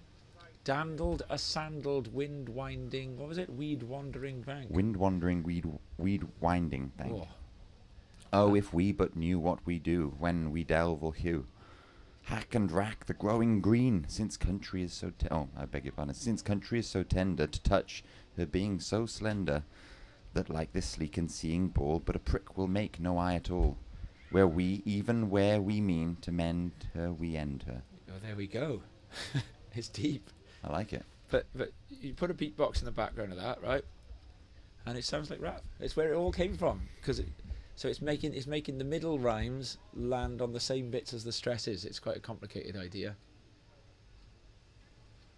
The Llantwit spring, of course, is probably a less refined idea. Vaughan tells me it comes out of the clean cliffs to the south. Producer Dodd, now he would know what. There we go. So Charlotte Mully takes the lead with that one. Oh, and in and out for Josie Hawk. So Charlotte Mully's taking the lead back now with a 4.3. So I Vaughan- think if you were to ask Dodd, he would advise you not to drink it. Yeah, he would, wouldn't he? Because Dodd, he knows all about rock types. It does. It'd be filtered. It's filtered by the rocks. Exactly. But Vaughan claims to have drunk it and been okay. And but would you safely describe Josh Vaughan, Yes. the man on the buttons? He's the guy in charge of what screen you're seeing. Your dad says he's drunk from that spring. Have you ever drunk from it? I can't say I have drunk from it, and I don't think I would either. Not from fresh water around here. Not knowing the river that's on this beach and all the things that have been in that over the years. No. Oh, on the inside now, Josie Hawk, and she makes the drop on this one. Nice late takeoff, load of speed coming around the section. Makes it. Welsh team are getting excited, they're cheering. Yeah, she's young Josie Hawk, and then behind her the reply from Cruikshank. And here she goes as well. Oh, and that's a couple of cutbacks going on there. So this is really hot action for the youngsters on the inside there. And then on the outside, Charlotte Mully. She won't have seen those waves, but she'll be hearing the scores in a minute. Mully will go down into second temporarily when that last score for Callie Cruikshank drops. And will she find another score herself? We shall find out in the coming 10 minutes.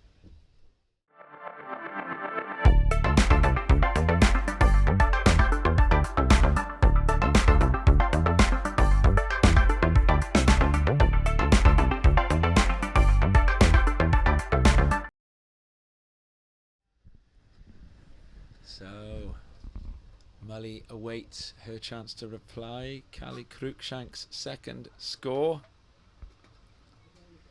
Still to drop. We'll find out whether that score, what was it, dandled or sandled, weed winding. Oh, it was a lovely bit of Wandering weed winding. wow. Sprung rhythm, yeah. But the Llantwit Spring, which provides us with this deep water trough on the inside here of lovely warm 4.5. They've given Callie Cruikshank. They've given Callie Cruikshank the wave of the heat. I'm interested in that decision. It shows that the judges are looking at combinations here, because for me, Charlotte Mully on the backhand, there was a single manoeuvre, and I thought that was a very good turn, one turn, and Callie Cruikshank's had a longer wave with more turns on it, but they were more open face than Charlotte Mully's turn. So the judges on this occasion, I can totally see how those two scores would be very, very similar to each other. I would myself have given Charlotte Mully's wave the nod, but the judges have gone the other way, and so that's good. We learn then about what they're going for. So that'll teach all other coaches and competitors, and you can in fact see that Charlotte Mully, possibly even in response to that score, has tracked herself a little bit westward across the lineup, and is paddling into one straight away from pretty much the same place as where Callie Cruikshank took off. But Mully's wave doesn't quite have the same wall on it, so you can see that she's responded to that well there, and is looking. Now the thing is, she doesn't need a lot, Charlotte Mully. Oh, she does. Yeah, she does. She needs a similar score to her first one. So she needs because that's the highest wave of the heat. Mully needing now a 4 something to take the lead. Josie Hawk needs a 2.84 to go into second. So they gave Josie Hawk a 2.67 for her good wave, and that'll be interesting to see Hawk now sit in the furthest west of all the surfers in the lineup, and there you see both of them. We see Cruikshank with the white helmet and the red bottom to her board. We see Hawk with the yellow jersey, and then Mully has decided to go east again. She's caught that little bit of the rip that tracks down, and there are some waves out there. Now where Mully is sitting right there now, you don't want the biggest wave to come through. You're looking for a medium-sized wave, but there's a good chance of it walling up and running across the Cobble Point, Colhue Point, which is currently underwater. And there's a lot of backwash coming back from the boulders that Bridgend Council have put in place to protect people like us from the sea. The Vale of Glamorgan. Oh, of course, it got it's the Vale of Glamorgan over here, isn't it? I forget that. I forget we had the turf wars, didn't we, in that second lockdown? I remember this now. It's at Ogmore Rivermouth, isn't it, that the boundary changes? That's it. I remember because I went. Yeah, and then because they claim, the Vale of Glamorgan surfers claim, don't they, that barrel that Jamie Bateman had in Ogmore Rivermouth is the best wave ever ridden in the Vale, caught on camera. But it's actually Bridgend County, because you paddle over the river, you park in the Vale, and you paddle over the river and you surf in Bridgend County. I remember this now, because we had a debate, because you remember when they said that you can't travel out of county, you can surf but you can't travel out of county. So there was some claim from Porthcawl based surfers that the Vale surfers parking at Ogmore Rivermouth and paddling across the river were breaching COVID regulations by surfing their home break. Yeah. Now, Rob, you were the most fastidious of all COVID regulation surfers that I knew. You were nearly an entire year out the water, weren't you? No. What were you? Was it June you had your first surf? I don't know. Or was it late May? It was the afternoon before we interviewed Gwen Spurlock for Crest, wasn't it? I can't remember. It seems like a lifetime ago, doesn't it? You went to... Oh, and here we go. Hawk on the inside. It's not going to be the score she needs. And we've got the 5-minute flag up.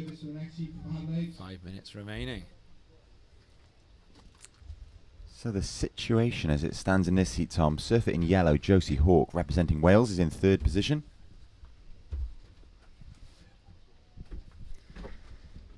In red, it's Charlotte Mully of England.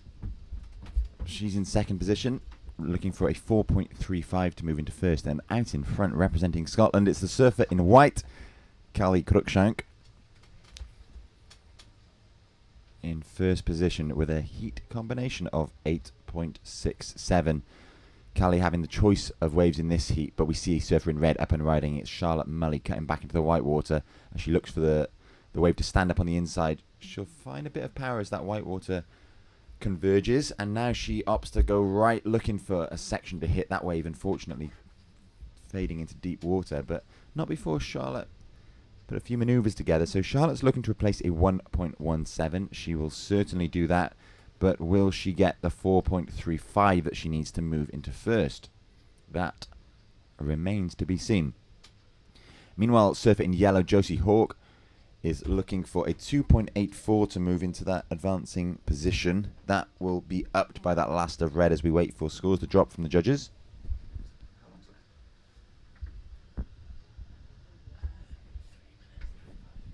So with a little over 3 minutes remaining in this heat, there's still time for all of our surfers to get another wave, or even 2 if they are quick paddlers. There's a bit of a rip running out to sea now, which is assisting surfers back into the lineup as we see the surfers in the next heat. Tegan Blackford, Olivia McKay and Indy Lynch make their way out in anticipation of the start of their heat, which will be girls around heat number 2. And there we have it. Last of red has dropped at a 6.33. Wow. Big score there for Charlotte Mully, which means she is now in 1st position with a heat combination of 10.66. That means surfer in white, Callie Cruikshank, now requires a 6.17 to move into 1st, which therefore means surfer in yellow, Josie Hawke, representing Wales, requires a 6.0 to move into that qualifying 2nd position. That is a big ask in these conditions, particularly now as there's only 2.5 minutes remaining, a little over 2 minutes remaining. So Josie's got her work cut out here. She's certainly capable of posting that score. She just needs to be in the right position. Josie looking to replace her 1.50 second highest scoring wave, and it's the surfer in white from Scotland, Callie Cruikshank, up and riding on her left. That's this wave. Somehow she's managing to stick with it. I dare say that's due to her lightweighted nature. She managed to ride that wave when it was just it kind of turned back into a swell. It wasn't breaking any longer, but her momentum carried her through. I don't think it'll be the 6.17 that she needs. However, we'll leave that to the judges to decide. The tide just about starting to ebb back out now, which means there will be an improvement in conditions, we hope, as the swells start to feel the bottom of the sea again, the sea floor. Shortly, in about 1 heat's time, we'll be moving to Twin Peaks. So the under-18 boys will start their round number 1 over on the ledges. As we see surfer in red, your heat leader, Charlotte Mully, up and riding with a lovely tap off the foam there. And at the back, it's the surfer in yellow from Wales, Josie Hawke, on a nice-looking right-hander, cutting back into the white water and being propelled by that white water out onto the open face. Josie is looking for a 6.0. Charlotte Mully has will be posting a good score. I think that will replace her second score of a 4.33 again. We'll leave it to the judges, but there was a lovely bounce off the foam there, a redirection, which I think I heard a sigh of approval from the judges next door.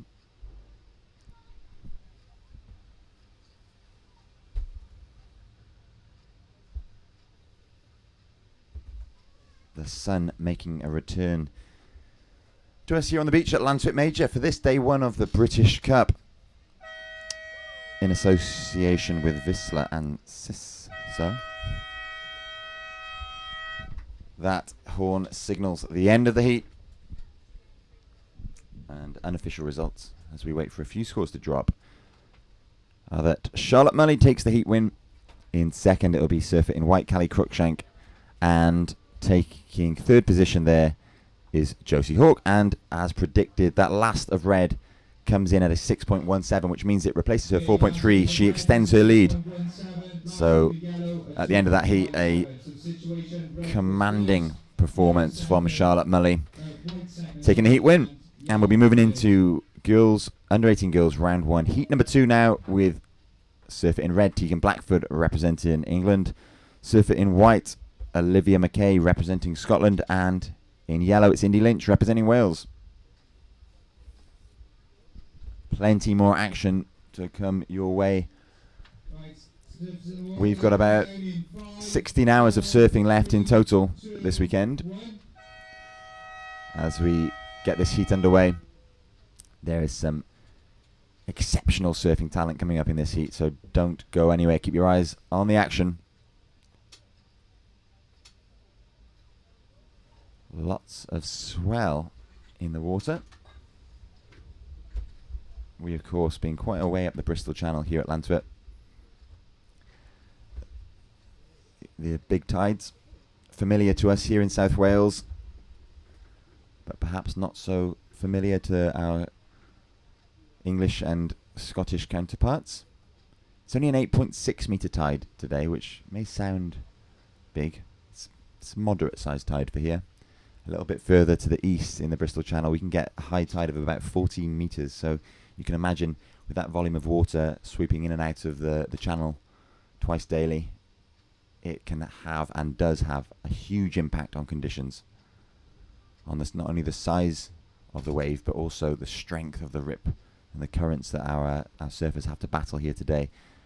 On the dropping tide, the current will be moving from left to right, so and won't be too much of a hindrance for them. But as we see that tide turn later on the low tide mark, it will become a huge factor and something that our competitors will need to factor into their contest strategy. Little lull in the action here. As I say that, it's our surfer in red, Tegan Blackford, up and riding on a nice looking right hander. She cuts back into the white water, bottom turns, looking for the open face. She'll find a nice section to redirect on as this wave looks to reform on the inside. It's going to stand up on as the swell feels the bottom of the sea once again with that ebbing tide. Tegan working this one all the way through to the inside. Now Tom will tell you that it's simply because she loves surfing so much. I say it's to get that extra point. And it's our surfer in white, Olivia McKay, getting a hoot and a holler from her compatriots on the beach as she bounces off the white water and redirects. Not such a long way, but a nice manoeuvre there for Olivia. The judges have their work cut out here to differentiate those waves. I think Tegan Blackford in red got the better of that exchange. So we cast our eyes seaward for surfer in yellow, Indy Lynch, up and riding on a nice looking right hander. Will she manage to stick with it? She won't, unfortunately. That wave, again, kind of fading out into deep water. So all three surfers looking for scores to be posted. First of white comes in at a 2.33. First of yellow comes in at a 1.83. And we'll wait for the first of red to drop. It will be the best of the exchange. Tegan bringing a wealth of competitive experience with her today. We enjoyed watching Tegan go about her craft at the Boardmasters, and she put on quite the show there. She did. And that competitive experience has come to the fore here as she posts a 6.67. She's not a bad start. I think she came second in the juniors at that, didn't she? She's got a little sister as well, hasn't she? Is it Eva Blackford? Who is... we enjoyed chatting to them, didn't we? Deadly too. We did, yeah. I think Tegan... A-levels she was doing, wasn't she? I think she was in her first year of A-levels going into second year of A-levels, if I'm right. And then I think it was Lauren Sandon, doesn't it, who was the one who was going off to a football academy as well to study. And I think Lauren Sandon is coming up in one of these next heats from the English team. But I think Tegan was interested in, I'm trying to remember It escapes me. She was starting to think about what she was going to do, whether she was going to go off to university, I think. And of course, she's got surfing as a thing that she does and can do. It'll be interesting to see how far Tegan wants to take it.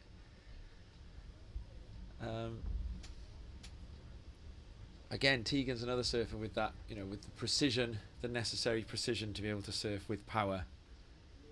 And Tegan also knows when to tell a beach announcer to give her an update.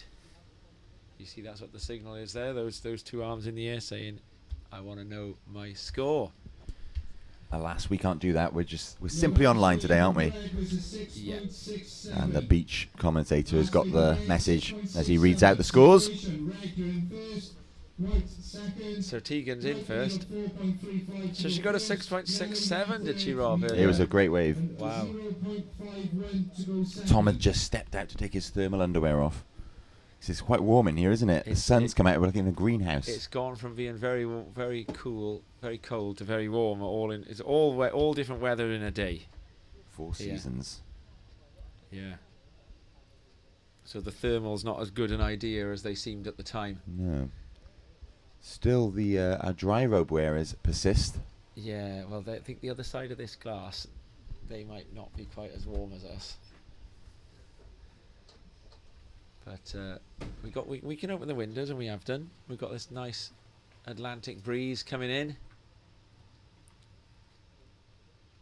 And the surfers in the lineup benefiting from that Atlantic breeze with the grooming, the side shore faces of the waves that they're paddling for. So we've got 14 minutes left in this heat. This is Indy Lynch in this one, so it was another one of the Lynch girls in the last heat, wasn't it? Who had put in a good performance. Oh no, it was Josie Hawke, wasn't it, from Wales in the last heat she did her best. She got a couple of good runs.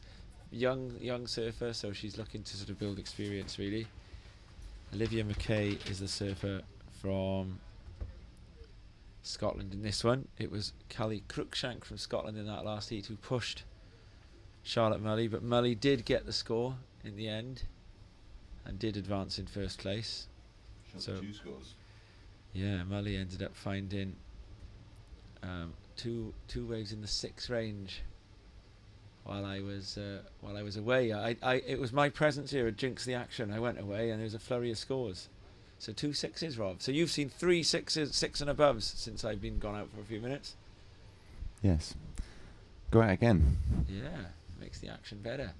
Well, I don't know if I need to go out in the next heat because Alice Barton is coming back up in just over 12 minutes time. She will be surfing in heat 3 in the pink vest for England. And she's on the beach warming up at the moment. We've got a bit of cloud moving up the channel, but where we are, we're basking in sunshine.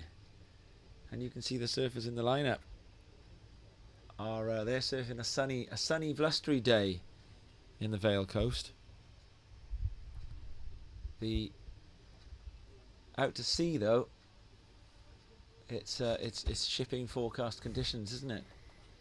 And that's what's sending us this swell that the surfers have been surfing so well on. Alice Barton, Rob, she'll have seen that wave by Lucy Campbell, won't she? And she'll have been thinking, my turn. My turn. Anything you can do, I can do better. That's what she'll be thinking, don't you reckon? And then Lucy Campbell will be watching Alice Barton and thinking, anything you can do, I can do better. And that's what competition does. Chandler might have said that it brings out the worst in the human animal, but here in surfing, I think Chandler was wrong. I think surfing competitions are where we find out. They incentivize us to push our limits as surfers. The other thing I think surfing competitions do when you live on the sorts of coastlines that we live on is they can make poor waves interesting, can't they? Because if Certainly. you're a competitive surfer, you go surfing on a day like today, practicing, and you've got a puzzle, haven't you? How do I think about where I'd find scores from in these waves? And it adds a dimension to surfing. So I think that the Chandler approach is an easier one to take, perhaps if you live somewhere with perfect surf all the time. That said, this year we've seen the nation with arguably the most perfect waves on the planet come of age competitively, haven't we? Indonesia. Yeah, and Rio Waida topping the Challenger Series rankings on the World Tour. And here we go, Tegan Blackford. So she's just left with a little bit too much work to do after the takeoff on that one. And do we have any news from the Challenger Series yet on whether our beloved PLD has found himself a Let me slot? have a look. I've got the web page open so I can have a quick look.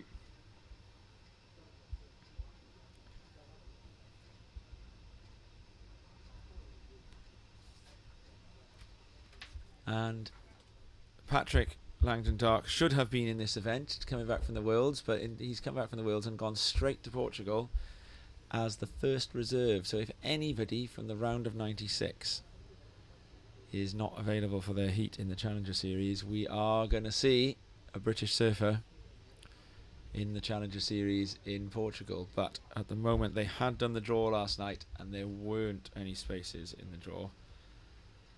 Are you running down it, Rob? Is it still the same? Yes, the event is off for the day. Oh, okay. So we might have to wait until tomorrow. So that's good though. It gives 96 surfers a chance to, not that I would wish it on any of them, you know, catch a bug, fail a COVID test. Those would be the softer ways to give Patrick a berth in the event. I don't think I'm going to wish anything more severe than that on our international competitors. Maybe Rio Waida decides that because he's got 2,000 plus points in the bag already, that he wants to come on a surf trip to Wales instead of do the event, and then PLD could go in. But I did see that there were quite a few big international names that had decided to take places in that event. Kanoa Igarashi, it's fresh off his win at the ISA Worlds, has decided to enter that event. Interesting. So there's Kanoa decided to do that, and his decision to do that stops PLD being in the event, potentially. But I'm sure Kanoa Igarashi wasn't thinking about that when he decided to enter the event. So Red in quite a comfortable lead there now. Tegan Blackford, she got a 1.5 for the last one. Olivia McKay and Indy Lynch, though. This is close. Indy Lynch only needs a 0.5. And we would see if that happened. So there'll be a battle in this event between Wales and Scotland, and indeed the Channel Islands. Wales using a bit of home field advantage. You'd say that England has brought the shortest odds from the bookies, wouldn't you, of winning the team event here? But then I suppose Wales, Scotland, Channel Islands, they'll all be seeing each other as infinitely beatable. And then there are plenty of Welsh surfers, Scottish surfers and Channel Island surfers who'll be fancying their chances of taking down the English as well. I think Craig McLaughlin, who we haven't yet actually seen, despite wrongly calling him in the first heat of the day when he wasn't in the water. He was. Oh, he was? Yeah. Yeah, I still haven't got to the bottom of what happened in that first heat. We Ron Burgundied the names on the sheet in front of us, didn't we? So, yeah, I think you mistook it for the junior division, which Craig was in the first heat of anyway. So you had Craig right. Oh, so he was in the first heat either way, yeah, because we had the juniors on the screen, didn't we? And then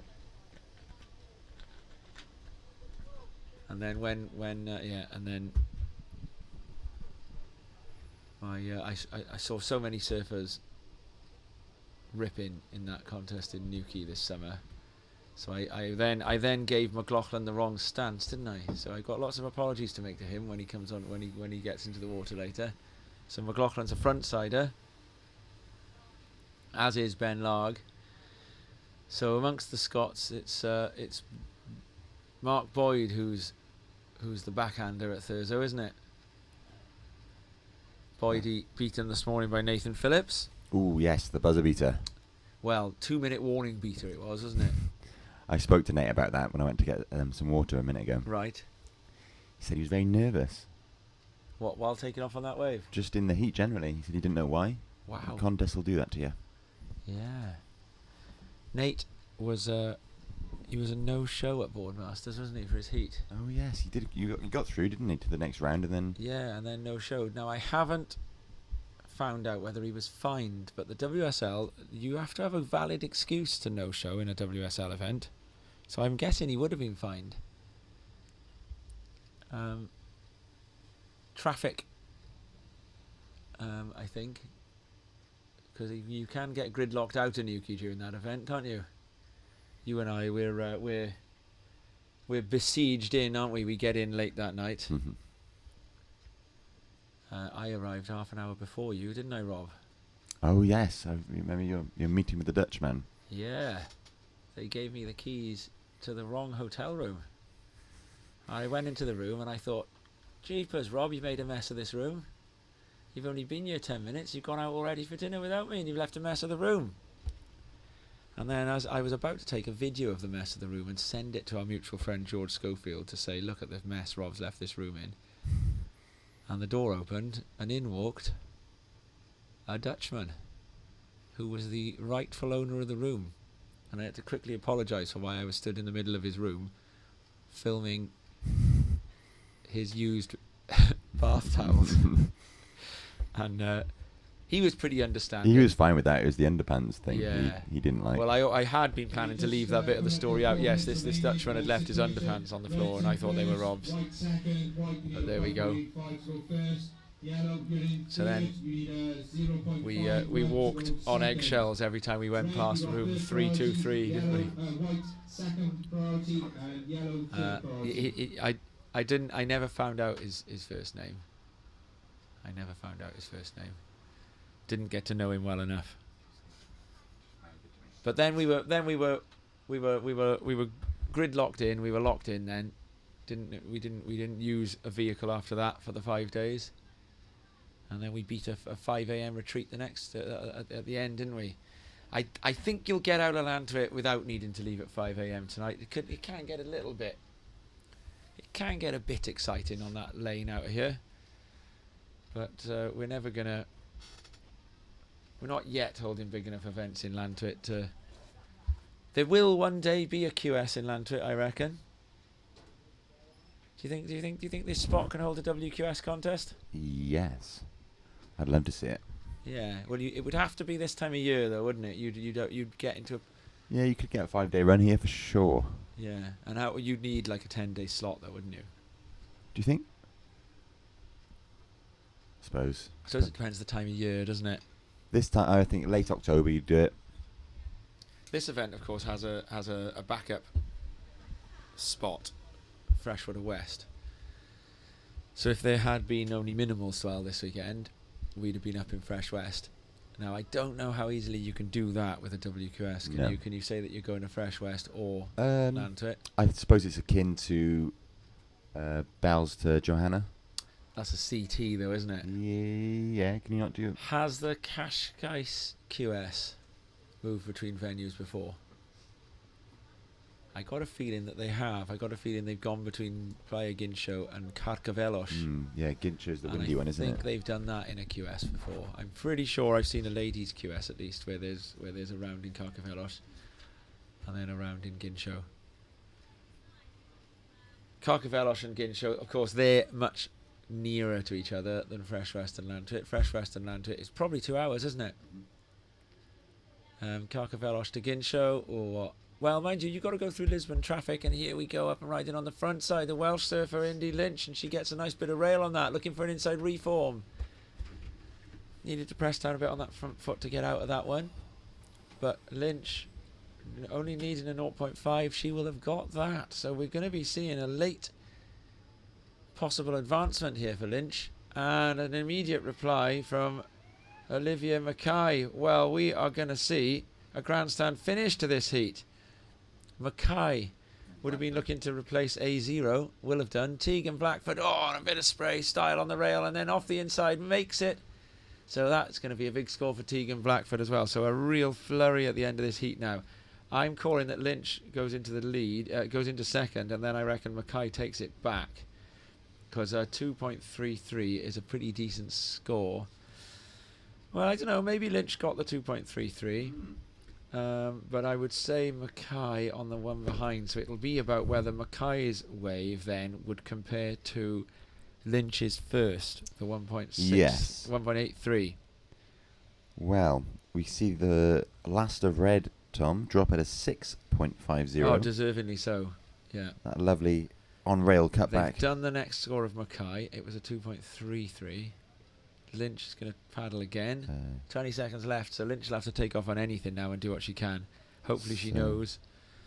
Well, last of Mackay at 2.67. Sorry, Tom. Was the 2.33 the one she had already? Is it yes. right? So a So- 3.17 for Lynch. That's going to be really, really close. I think that Lynch is going to move in to second. Do you? Do you think that 3 point? My money's on Lynch here. So the score. Oh, there is actually another wave waiting to drop for White Mackay.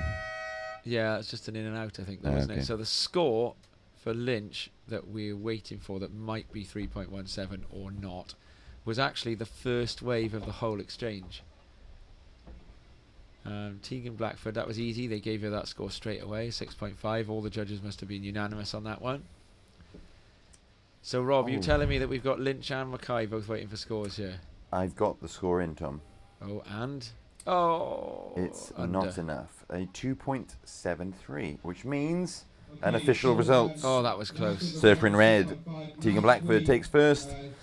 Taking second, it's the surfer in white from Scotland, Olivia McKay. And in third of Wales, in yellow, Indy Lynch. Half a point in that one. White second.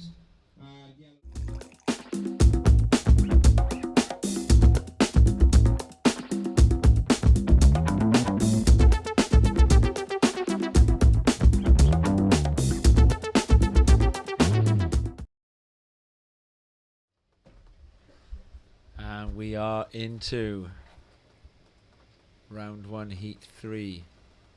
And look at this one. Alice Barton back in the water. So Alice Barton will be looking to try and wrestle the highest score of the round, or the highest score of the day, back off Lucy Campbell. It was Lucy Campbell, wasn't it? Got the 9.17, I think. So great score for Lucy Campbell. So Alice Barton, she got a heat total of 13 when she surfed in round 1 of the ladies. Now the judging scale is slightly more generous when we come into the juniors, and so you'd expect Barton to post a slightly higher score. But she'll have her eyes on that, because she'll be thinking about who it is that's going to challenge her for the overall title, women's title. And Barton, she'll have come to this event planning to do the double, do you think, Rob? Oh, absolutely. I don't think there's any doubt in her mind that she'll do it as well.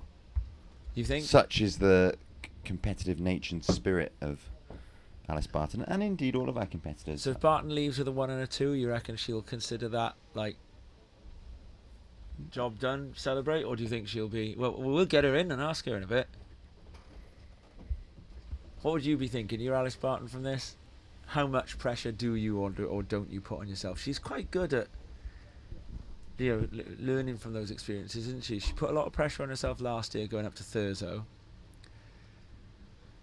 And in fact, that brings us round to what we began explaining about an hour or two ago, before there was a flurry of action, which is about World Games qualification and then Olympic qualification, right? So we were saying, weren't we, that wildcards in this event are granted by each country, and that's copying the ISA system. So what the ISA have said, and the idea was that it was primarily for the benefit of Australia, the USA or Brazil, that the country that wins the team event in this year's ISC Worlds and next year's ISC Worlds will get one extra surfer of their choice. But Japan took the men's. So you know, the USA and Australia, that plan kind of backfired on them because it's Japan who now pick an extra surfer. But for a British surfer, this event does help get you directly to the Olympics. So the event they've just gone to in Huntington, there would not realistically have been a route for a British surfer from that event through to an Olympic berth, right? What they would have needed to do would have been to be the surfer that took your country on such a tear that your country ends up winning the overall. And then if your country wins the overall, you get that extra spot. And then perhaps, say for example, that had been Luke Dillon who went the furthest out of any of the Brits. Perhaps your country goes, okay, look, Luke, you're the guy that won us this. You're the guy that's in. We're going to give you that berth. Japan may well do that for Shun Murakami. So that's the only way. But this time round, the surfers who qualify from this event, 3 men and 3 women, they will go to next year's ISA Worlds in theory. I think there is a little bit of small print that would allow British surfing to possibly amend it. For example, Patrick Langdon Dark, were he to be, for example, not here at this event as he is because he's chasing a Challenger Series place, then perhaps they'll deem that, all right, you know, you're in anyway. Okay, so it's quite possible that in the men's you've got to come first or second today, if Pat's WQS ranking holds up, because they took the guys to the Worlds just now on the basis of who had the highest WQS ranking. But that said, qualify through this event, you go to the next ISA Worlds, and from the next 2 ISA Worlds there are Olympic chances. It's still a slim one this year. So last year, do you think they're still following this? It's quite complicated, isn't it, Rob?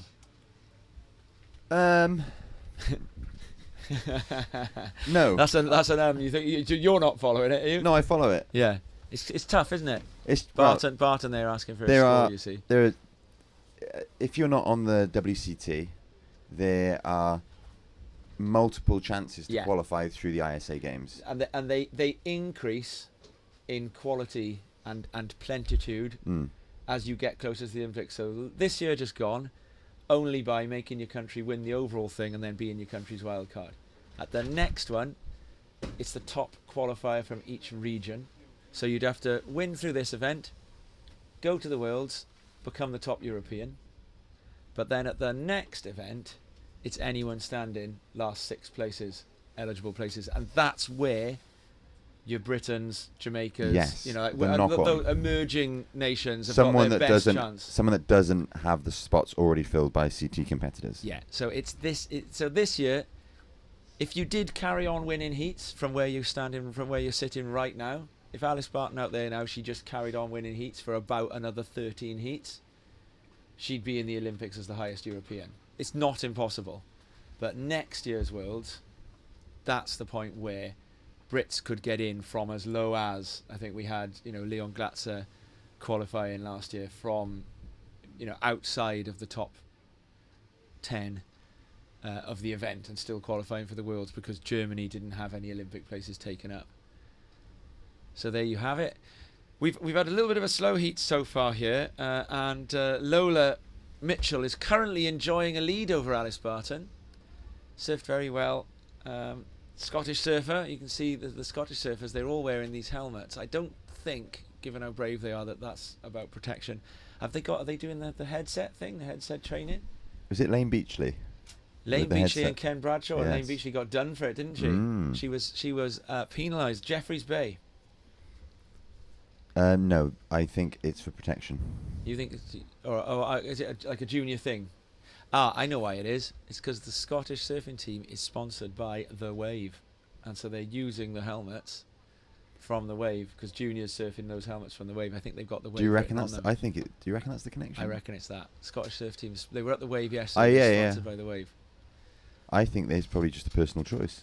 Do you reckon? Yeah, there's a lot of slabs and. Well, Owen Wright wears them, points doesn't there. he? Absolutely. Jeremy Flores at Chopes as well. Yeah, he does. Quite a few of them wear them at Chopu, which It's is not. which is the Olympic venue. It's not a bad idea. Yeah, maybe she's getting used to it for when she has to wear it in the Olympics in a couple of years' time. Do you know, I was surfing in Tea Tree Bay, Noosa in Australia. Oh, take me back. Yeah, and there was a grommet in the water wearing one of those helmets. and it was quite annoying because he had a coach up on the rock telling him what to do. Now obviously the listeners, here we go as we get a little bit of a paddle here from the Scottish surfer. Here we go, Lola Mitchell, and she's up and riding. Nice bottom turn on rail, bit of aggression there, and coming through to an inside reform and ejects out the back of that one. Now that's going to help Mitchell's cause. She, you know, I mean, Alice Barton is going to sit there and wait. 12 minutes left. We saw Barton do this in the Boardmasters final, didn't we? Just wait and wait and wait on an incoming tide, although this tide's dropping, just in the belief that the wave is going to come. So Barton, you know, confident to sit and wait, doesn't hold priority there. So you see the surfer in yellow paddle, that's Katie David from Wales. Yeah, so I was in Tea Tree Bay, right? There's a grommet with one of those headsets, and they had this guy up on the rocks telling them what to do, and they were snaking everyone, and it was really quite frustrating to deal with. Now, have you surfed Tea Tree Bay? I've not. There's a rock boil in the takeoff, and this grommet was sitting next to me, right? And I saw him touch his ear of the helmet and start nodding. So I knew his coach is telling him something here. So I figured to myself, right, I'm going to follow this kid now because he's getting this coaching from up on the point. And I figure, right, if I can follow this kid and then at the last second I can make sure that he's on the rock boil and I'm not, I'll get his wave. And it worked perfectly. I watched the kid, I watched him start nodding to his coach, tap his ears. He starts paddling. I start following him. You can tell his coach is saying to him, oh, you're in a paddle battle now with this idiot, you know, whatever they're saying about me. And I just know, right in front of this kid now, if I can take this line, that rock boil's going to emerge. Last second, up pops a rock, and I get a great wave, set wave at Tea Tree Bay. And so I'm blaming one of those, I'm attributing the set wave at Tea Tree Bay to one of those headsets. Wow. Last race in white, 3.33. So we've got a score coming through there, haven't we, from Mitchell? And that's a good one. It's the score of the heat so far, 3.33. So Barton continues to wait. There's a 10-minute mark. And we'll find out what Barton's response to Mitchell's fast start is going to be in the second half of this heat coming up after an important message from an important supporter of British surfing.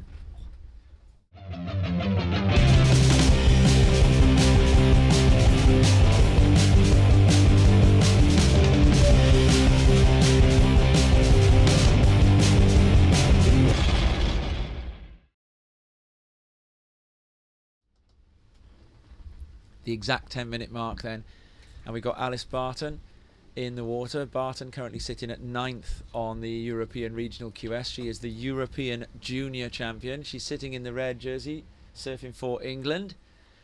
Barton, who hails from Langland Bay. Now, you might find it a little peculiar that I'm sitting here and talking about a surfer who currently has 0 on the board, but that is because Alice Barton put the second highest score of the round in the ladies earlier. And we are talking about a junior surfer, European Junior Champion, who came second in a WQS contest in Pantene earlier this year. A surfer who sits at 9th in the European Open WQS rankings, and every single one of the 8 surfers in front of Alice Barton in that European rankings is a seasoned and practiced WQS surfer, with the exception of Ariane Ochoa from the Basque Country.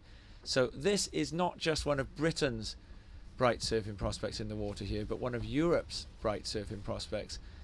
And she's a surfer who wears the weight of expectation very well, carefully plans her career, and here we see on the inside a further case of building house for the surfer in white, Lola Mitchell from Scotland. She's got an inside section here, just slightly over exit on that turn and can't come back down. We get a response from the surfer in yellow, Katie David from Wales.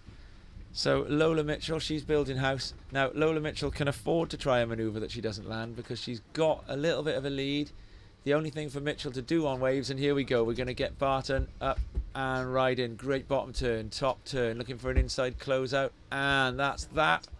Barton will try to ride out with control and doesn't. So that last wave there for Barton, it's only going to be that first manoeuvre that will count. Barton was looking for a 4.66 on that. Rob, we'll take a little look at this wave for Barton.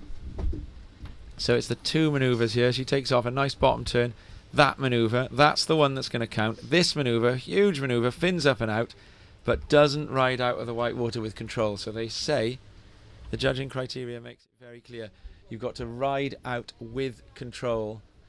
And I was talking actually to the new British team coach or manager, I think he is, isn't it, Joel Gray? Yes. About this, and Joel was saying that they do a lot of work at the in the coaching of some of the younger surfers on how to make sure that you stomp out of that last maneuver. They say you've got to if you need to, you've got to forego style to just make sure that you get that moment stood on your surfboard where you're in control of the board and you're saying to the judges, I am pulling out of this wave on my terms. And on that, we'll have another little look on the replay there. You see Alice Barton on that wave. She's got that first manoeuvre in the bank, so she'll be moving probably into the lead. But it's on this manoeuvre here. The most important bit of that manoeuvre is in that bit of white water that rolls around there, where Barton's got to absolutely make sure that she rides out with control. So we're going to see what the judges do with that one. Barton needing a wave in the upper two end to move into an advancing position, or needing a total. And here we go again, up and riding. In fact, Barton needs a reasonable total. She needs a 5.5 plus total, 5.66, to do it in one wave. It could still be close. What are you calling for that one for Barton?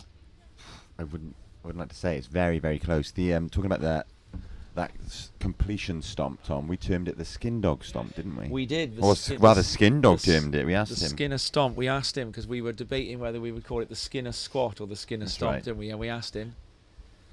Lucas Skinner, son of, he's coming to call a heat with us in a little bit as well. Ah. Ben, of course, is in California about to attempt to become a world champion at the WSL finals. Wish Ben all the best. We do wish Ben all the best. Ben, if you're watching, Lucas, if you've tuned in to watch Lucas, you haven't tuned in, but no, you might be watching us in the departure lounge. Oh, here we go. And she's done it in one wave, 5.83 for Barton. So Barton into the lead, 5.83. And that's going to be that, because Barton backs that thing up. She's got a one wave total that's topped the other two surfers' two wave totals. So Barton backs that thing up with 5 minutes remaining, and we'll have seen an absolute textbook heat. Well, it's not a textbook heat because she could have stomped that final turn. Yeah, so the Skinner stomp, as we call it, which is just a... And the guy in the international leagues that does it best is Felipe Toledo. The way that you'll see him ride as hard as he can out of something, just making sure that that manoeuvre is completed, that the judges are well aware that you've definitely ridden out of that move with control. So Barton now has gone quite far out, is now paddling back westward, and that will be against the rip. And so we're coming down to the last 4 minutes. There's going to be a lump here and a chance for Barton to have a look at something. She declines not to go for that one.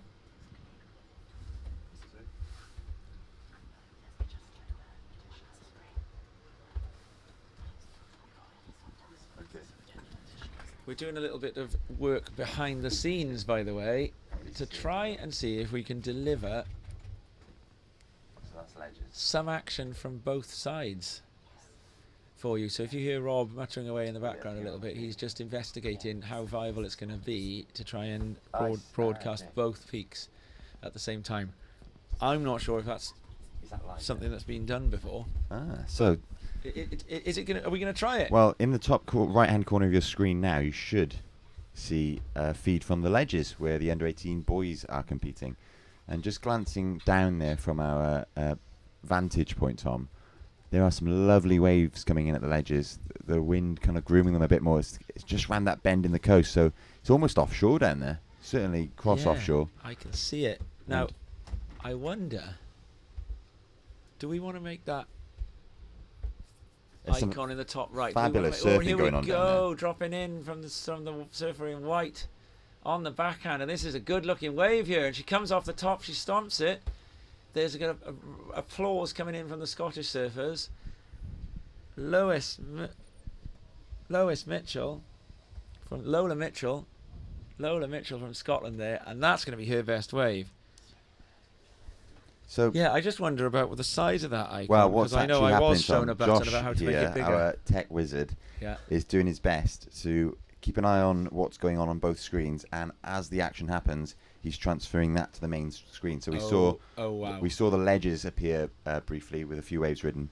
Oh wow. It's quite bright in this booth, so it's quite difficult for us to see. So if we call anything slightly incorrectly, please do forgive us. It's not intentional. We're doing our best, and I'm sure we'll get used to it as the day progresses. Josh, not only do you know the difference between the speed of light and the speed of electricity, but are you nervous, Josh? It's a big undertaking here. It's a little bit difficult. Yeah. Let's try it. There we are. We're on that peak. Now the one thing is we got the scores though, haven't we, from the other peak? But that's okay. So the scores that you're seeing on the screen with a minute and a half left are the scores for the girls. Now that would maybe be really pushing it if we asked Camera Anchor to investigate getting score. And here we go. And we can see the juniors surfing there, can't we? And they're surfing well. Yeah, so we're watching an action on the screen now from Ledges, which is to the eastern side of the beach here at Llantwit. It's the left-hand side at high tide is what the locals call the Ledges, and we see, I think this is surfer in blue in that heat. Look, have a quick in and out looking at that. As you can see, the conditions are much cleaner down on that peak compared to the peak out in front where the under-18 girls are currently competing. But it's a bit of a toss-up because at the minute it seems to be more consistent on the under-18 girls peak, but a bit cleaner down on the under-18 boys peak. So swings and roundabouts, I think they'd say, Tom. Lola Mitchell has gone into the lead with 35 seconds left in this heat against Alice Barton, and that will be very interesting if it plays out. It will. 30 seconds remaining. It will. Well, Alice is going to want to do something about that. 20 seconds remaining. She's going to be wishing that she'd stomped that closeout turn unless she gets up and riding on this one. She needs a 2.17. She is up and riding. What an ending. There, she'll have got it. Wow. So the Big lead went smack to Lola Mitchell for a few seconds. And there's the Skinner stomp this time. Alice rides out and she says, "Thank you, I'll have my rightful lead to that heat back." Mitchell up and riding on the one behind. But that is going to be, so this is going to be it. Look, this is the moment that Barton says with seconds left. She hears the score and she says, "Get out of here, I'm having that score back. I'm having the lead back.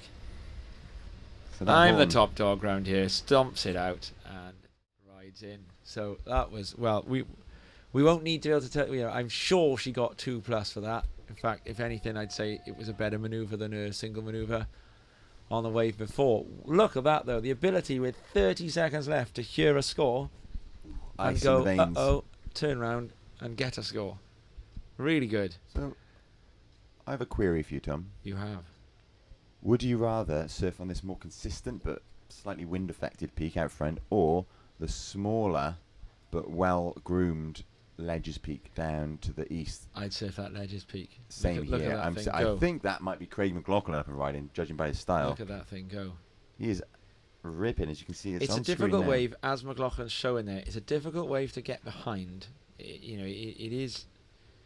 You can end up out in front of it a little bit. But there we go. Oh, we've got a bit of lip there for the surfer in. Who comes that? Is that Red?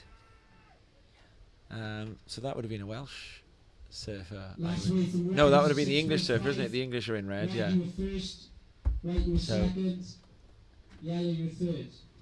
So Red ends up winning that heat. Yellow in second. It's great performance from Lola Mitchell in that last heat. And so we move on. Coming up, ladies round 4 is the one that you'll be seeing ladies heat 4 is the one you'll be seeing the scores for, but we've also got a feed to the junior boys on the other peak. More surfing after this. Counting down.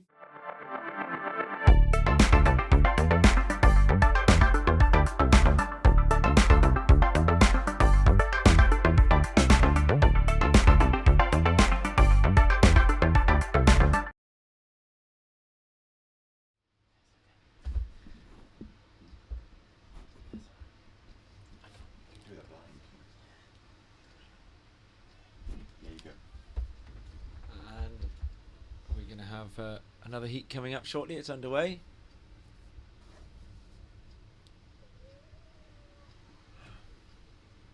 Two peaks. Trying to bring you waves from both. The camera is currently on the east peak, or the east podium. That is the junior boys. I'm not sure if we've got heat information for that peak, so we can see what's going on down there. The scores that you see on the screen, meanwhile, are for the junior girls. And we've got that peak in the top right hand corner. So we then have the power to change over between the two peaks. So your top right hand corner peak.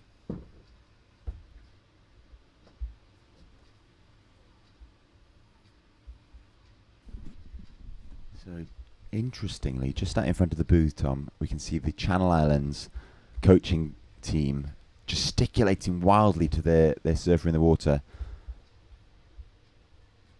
trying to get them to paddle further to the west, using the channel to get out the back. Arms waving. I think she's got the idea.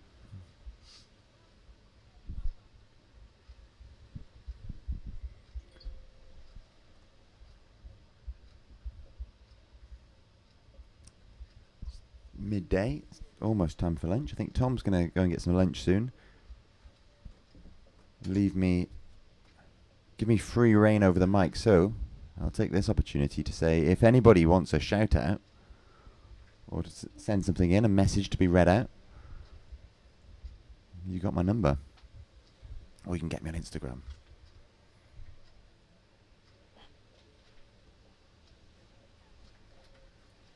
Send it in. What's our text topic? Who is the best Lord? Lord of the Rings, Lord of the Flies, or Lord of the Dance?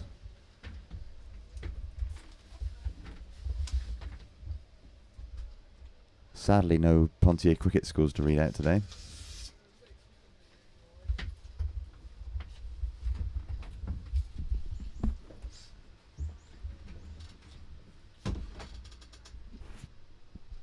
There's a little lull in the action, but waves on the horizon here at Llantwit Major for day one of the British Cup.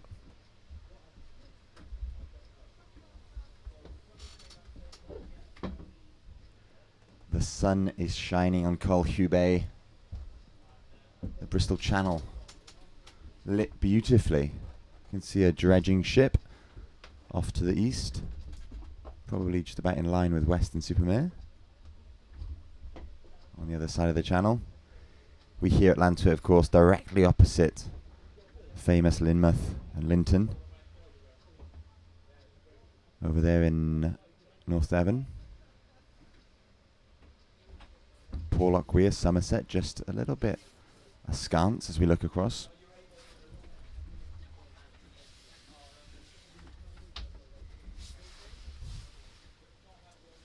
And we're bound to see some action now as waves move in towards the ledges on the Boys Peak. We'll see what's happening over there. Again, as Tom said, unfortunately we haven't got any live information for the ledges, but we see up and riding on a beautifully groomed right-hander.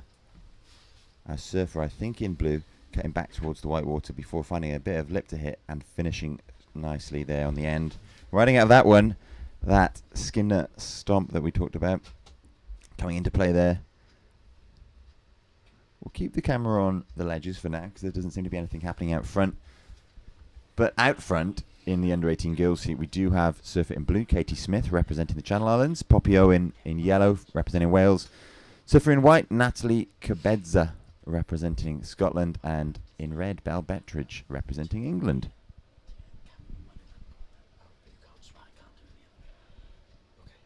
I'm assured that our technical team are working to get me the live scores on the under-18 boys division as well.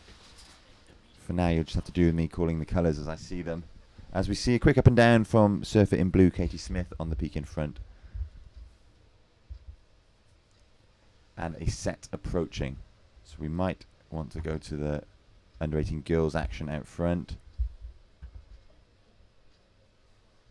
And we do.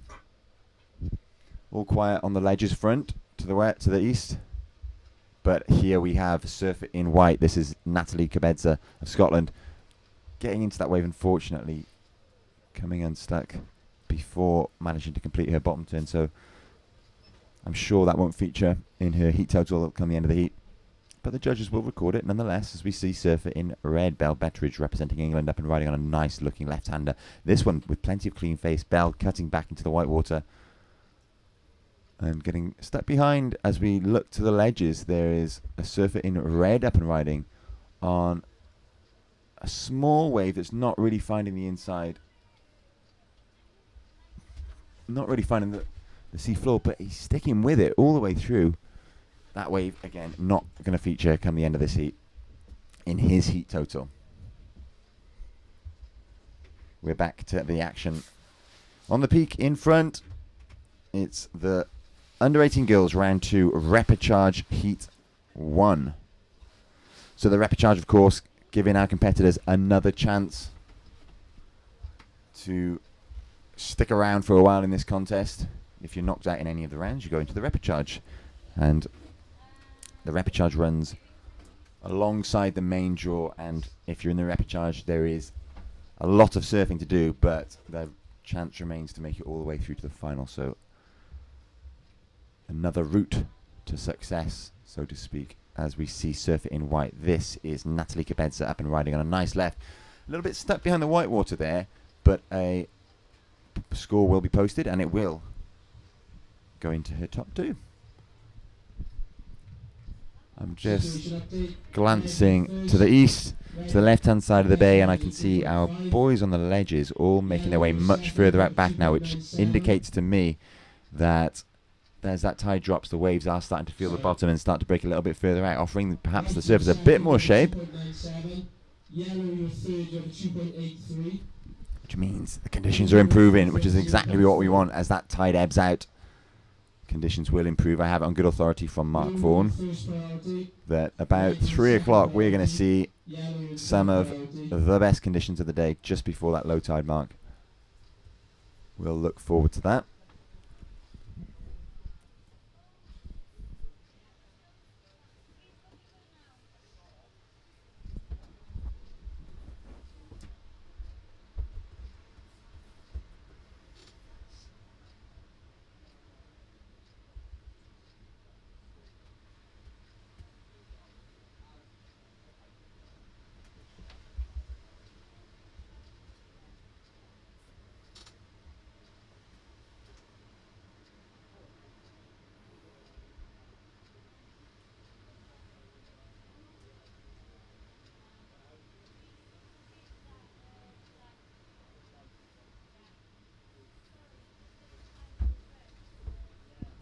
Here we see a set approaching the under 18 girls peak right out in front. We'll make sure the camera's on it, and there you have it on your screens. It looks to be surfer in red was taking a look at it, but it's surfer in blue that actually has first priority. So if Katie Smith wants a wave, it's hers to take. She has first priority. Belle Betteridge, your current heat leader, has second priority. That's the surfer in red. Poppy Owen in third position and with third priority, and Katie Smith, who's in fourth, has first priority, meaning Natalie Cabeza of Scotland, fourth priority.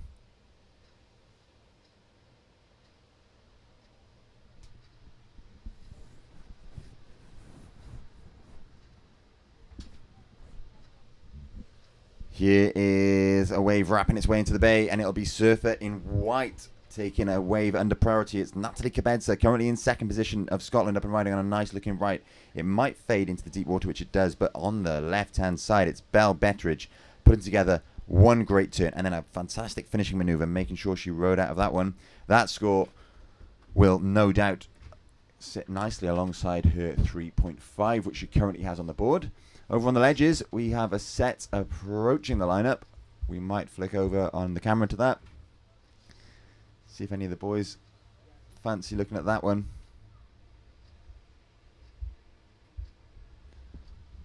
They opt not to go as it happens. Last wave from red, 5.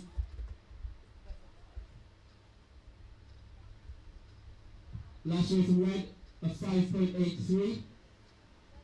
Last wave from white, a 2.03. Red, you're in first.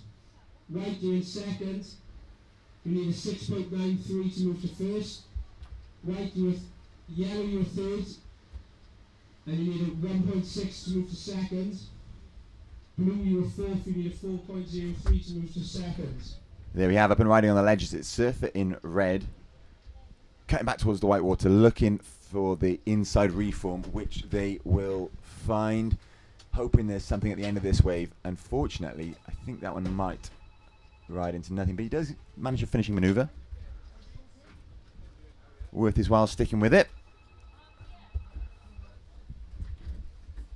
We've reached that stage of tide where conditions seem to get a bit lully, but they will improve as we progress through the day. So stick with us. If you're joining us, welcome to this day one of the British Cup, presented by Vissla and Sister. Up and Riding on the Ledges Peak with a beautiful wraparound cutback. It's Surfer in blue, looking in fine fettle as he makes his way to the inside and kicks out of that. So I think he made the most of that wave. The judges no doubt will appreciate the style and fluidity of his surfing there. Unfortunately, we're still waiting for scores for the boys, but Up and Riding is Surfer in white. A nice stylish kind of layback cut back towards the whitewater and floating up on the end section. Unfortunately, coming unstuck, not managing to stick with that.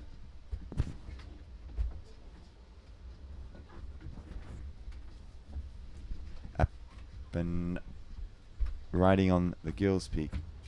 It's a quick in and out for Belle Betteridge. It will not feature in her top two. Plenty of action still to come for you here today. We had a quick exchange there. Neither score will post in the Surfers' top two, but it was red with an up and down and white with an up and down on the under-18 Girls Peak. Meanwhile, on the Ledges Peak for the under-18 boys, we see Surfer in blue. Again, the stylish regular footer weaving his way down the Ledges Peak, cutting back into the whitewater, bouncing off it, searching for any power whatsoever, and linking it all with style and grace. The judges will look to reward that, I would imagine, as we see Up and Riding, a little paddle for Surfer in red. Didn't come to anything on the Girls Peak. Tim Aylett, Mark Horn is in your seat in contest control. I have the scores from round one of the under-18 boys.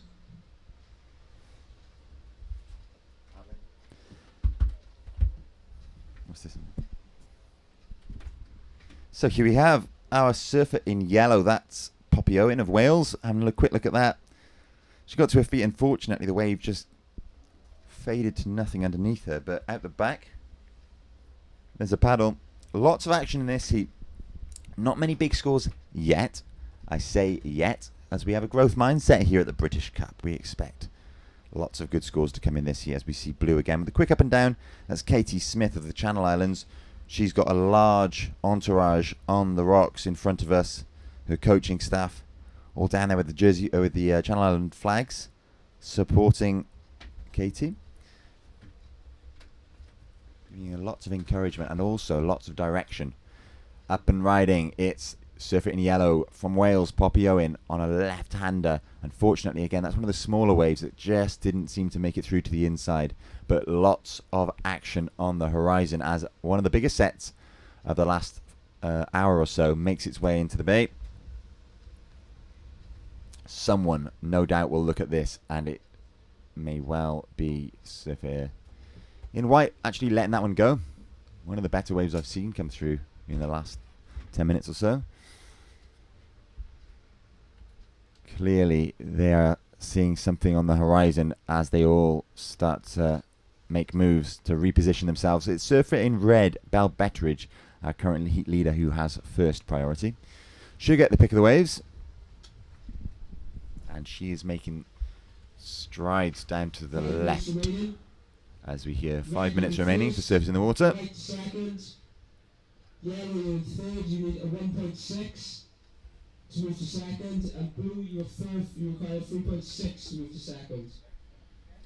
Priority, red, you're in first, white, you're in second, blue, you're third, yellow, fourth.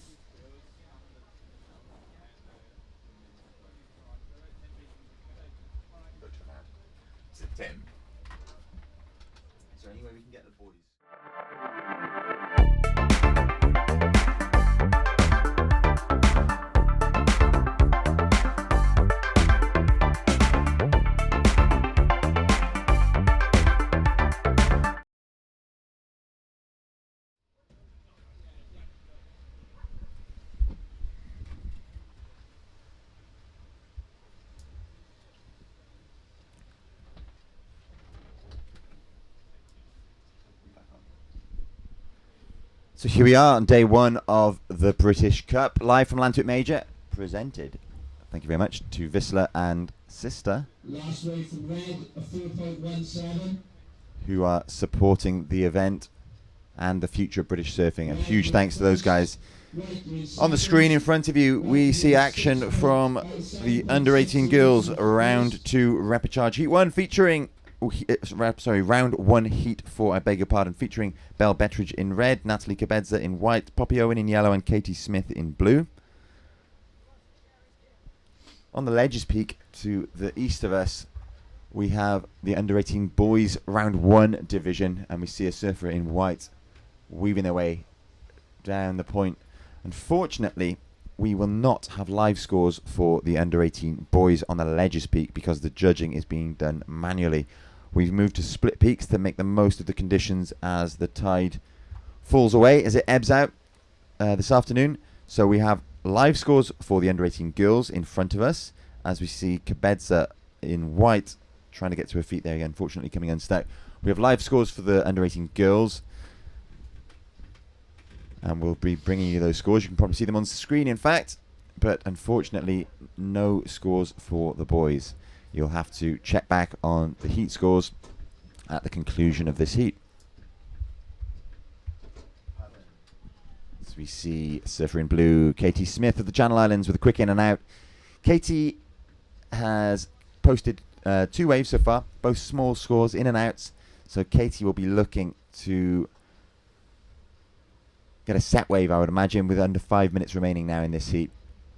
Lots of work for Katie to do, also lots of work for Poppy to do, although Poppy, surfer in yellow of Wales, only requires a 1.60. She's currently sitting on a 2.83 and a 1.5, so she is more than capable of that, despite the challenging conditions. In second, it's Natalie Cabedza of Scotland, surfer in white. She is sitting on a total of 4.43. She's looking for a 7.6 to move into first. Quite the score required there, and out in front is Belle Bettridge, surfer in red, representing England, sitting on a 5.83 and a 4.17. Belle looking pretty comfortable at this stage in the heat with only a few minutes remaining. Up and riding, we see our surfer in yellow of Wales, Poppy Owen. Looking at that left, unfortunately again that wave not really offering much in the way of power, so Poppy comes unstuck. And a paddle from surfer in blue. This is Katie Smith of the Channel Islands, up and riding on a right-hander. One of the longer waves she's had this heat. But again, that wave just not offering much in the way of scoring potential for Katie. Meanwhile, at the back, we have surfer in white. This is Natalie Cabedza of Scotland. She's currently in second. She's looking to replace a 2.03. That wave, again, fading to nothing. Challenging conditions for our competitors in this heat, but they are making the most of it and proving that good scores can be posted, as Belle Bettridge is sitting on a 5.83 and a 4.17. She's got first priority. She knows that she's pretty comfortable in this heat, so she'll be waiting for one of the set waves to look to replace that 4.17.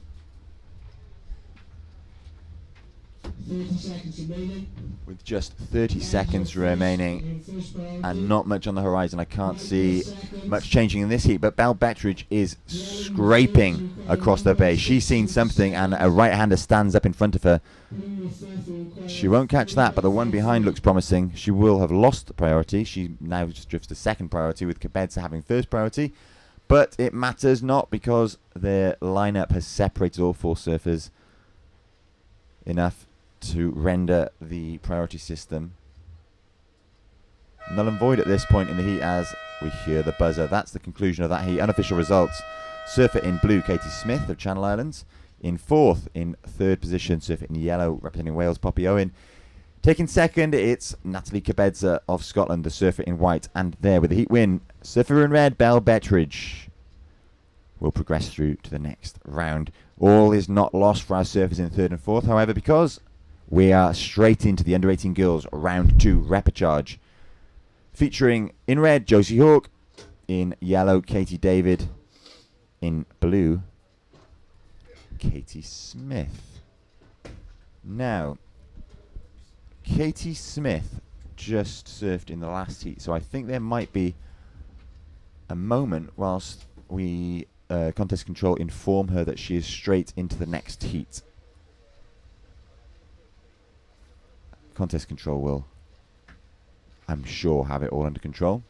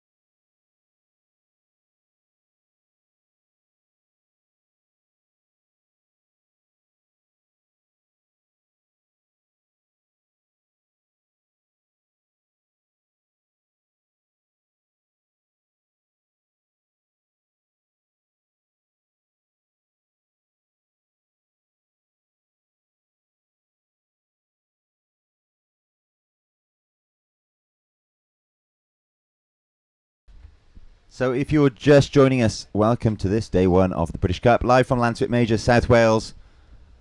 We have a little break in the action. We'll be back with you shortly. Do not go anywhere. We'll be returning to under 18 boys round 1 and the under 18 girls repechage round 2 very, very shortly. Stay tuned.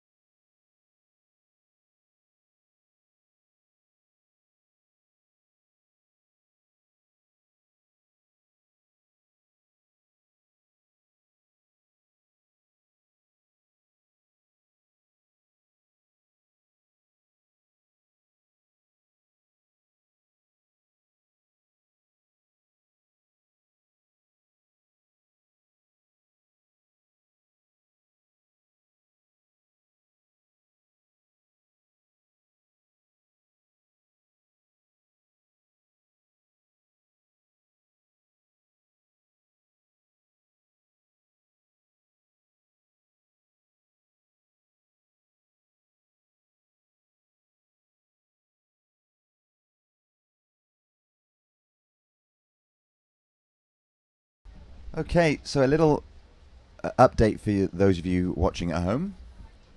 The footage, the action you can see on the screen now is coming from Ledges. That is the under 18 boys round 1 heat number 2. That's just coming to the end. So in red you've got Alex Townsend, in white Finn Clark, in yellow it's Blake Jones, and in blue Tom Hook. Now that heat is going to be winding down very shortly. Unfortunately, both peaks were running on slightly different clocks, so it was hard to keep track of from where we are, but I'm giving you the information now. Coming up soon will be Bo Bettridge in red, Ben Cabeza in white, Eli Perrins-Davis, although I think Eli has pulled from the event with sickness, and in blue Anders Ravenscroft. An interesting spectacle then coming up there as we see Bo Bettridge and Ben Cabeza face off when we've just seen what I assume will be their sisters, Belle Bettridge and sister of Ben Cabeza, Olivia, I think, facing off on the main peak for the girls under 18 round 1, and it was both Bettridge and Cabeza that progressed through that heat. I wonder, will it be the same in heat number 3? We're going to keep the camera on the Ledges for now. We haven't got live scores for this, unfortunately, but we'll call it as we see it. We're then going to be moving. We've got one heat left on the Ledges apparently before we move back to the main peak and go on hold for about half an hour whilst we wait for conditions to improve. So loads of action to come, lots happening here. It's a dynamic situation, so I'm sure you'll forgive us for any faux pas or errors we make on the mic. We are trying our best to keep up to date. We're being handed bundles, reams of paper through a small window in this greenhouse of a commentary booth that we're sitting in. It's very warm, it's very noisy, but we'll endeavour to bring you updates on the action, updates on results as and when they come to us. Thank you for your patience. It's much appreciated. We know it can be a bit frustrating sitting at home sometimes when you're being given slightly tardy information, a bit slow perhaps to it sometimes, but we're doing our best, and it will improve through the day as we move back to one peak and have live scores resume. But as it stands, we are watching action from the Ledges. It's under 18 boys round 1 heat number 2 drawing to a close very shortly. Now oddly, you'll probably be able to see much better than me what's happening on screen because it's very, very bright in the booth. I'm watching a screen just as you are. It's very difficult to see. Ledges is actually obscured from my line of sight by a few boulders that the Vale of Glamorgan Council have installed to protect Llantwit Major Beach Car Park and Cafe from encroachment of the ocean. Up and riding though, a very stylish whip on a left up from Surfer in blue. Beautifully ridden wave there. Unfortunately coming unstuck on the last turn, but it was a great start, a great opening manoeuvre. That would have been Surfer in blue Tom Hook of the Channel Islands. So great to see people from across the UK joining us today. Surfers from England, Wales, Scotland and the Channel Islands making their way down here to Colhew Bay at Llantwit Major, South Wales. It's Wales' turn, of course, to play host to this, the British Cup. It on a annual rotation, in a 4-year pattern. England have held it. I think they held it in Newquay. Scotland last year holding it in Thurso. I dare say that the Channel Islands will host it at St. Wan's on Jersey. And we're here at Llantwit Major in South Wales. We have a backup spot of Freshwater West in case conditions didn't allow us to run here today. Fresh West, of course, being much more consistent, picking up much more swell, facing almost directly west and being so much more exposed out there in Pembrokeshire. But nature granted us contestable conditions here at Llantwit today, so the call was made earlier in the week, and we are so pleased to be here.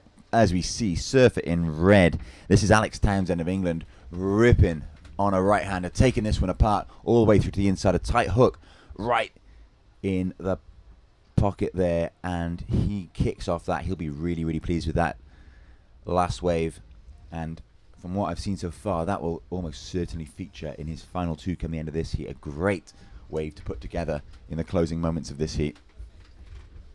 And more waves making their way into the lineup. Both Surf It in blue and white out of position for that one. And they'll probably be pleased as an even better looking wave makes its way into the lineup behind. It's going to be Surf It in blue. Tom Hook, unfortunately, being stuck behind the section there, not managing to make it out onto the open face. But he's fallen off in a pretty good spot, actually, because he's still in a long way out. He's got plenty of surfing left to be done if he's able to pick one off.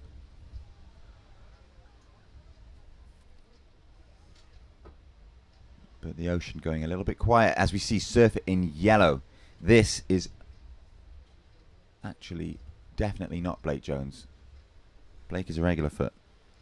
So again, I think I might have been given incorrect information. I apologise profusely.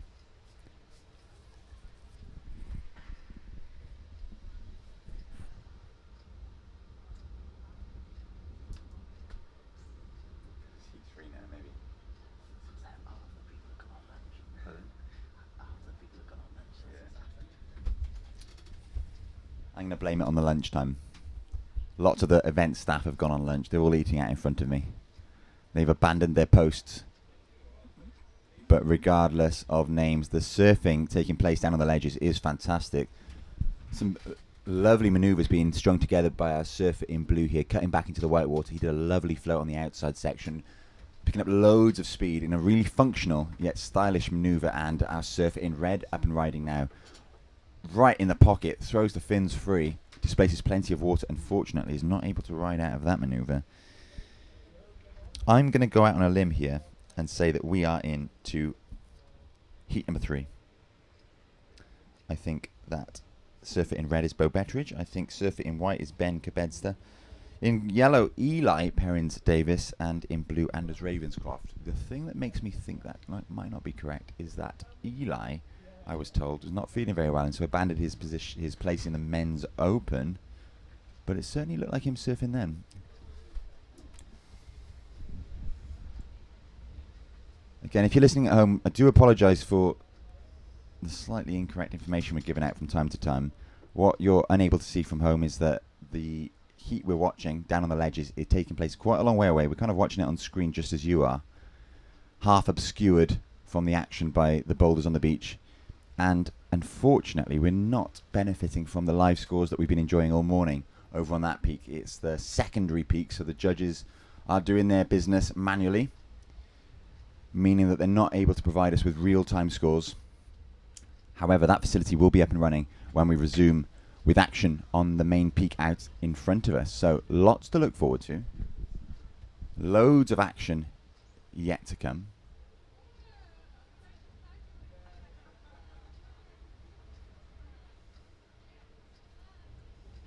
And everybody on the beach in front of us enjoying the beautiful weather that's currently gracing us here.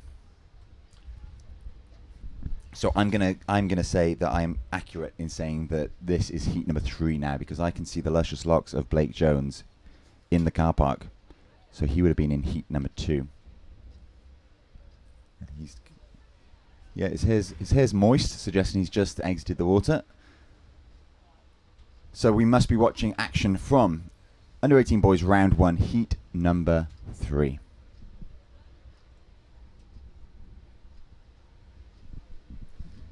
Weaver breaking the action out front. Nothing going on there as the contest organisers and officials wait for the tide to ebb out a little bit more, providing our competitors with better waves to surf, hopefully in about half an hour or so. Whilst Weaver breaking the action, I think we'll send you over for an advert.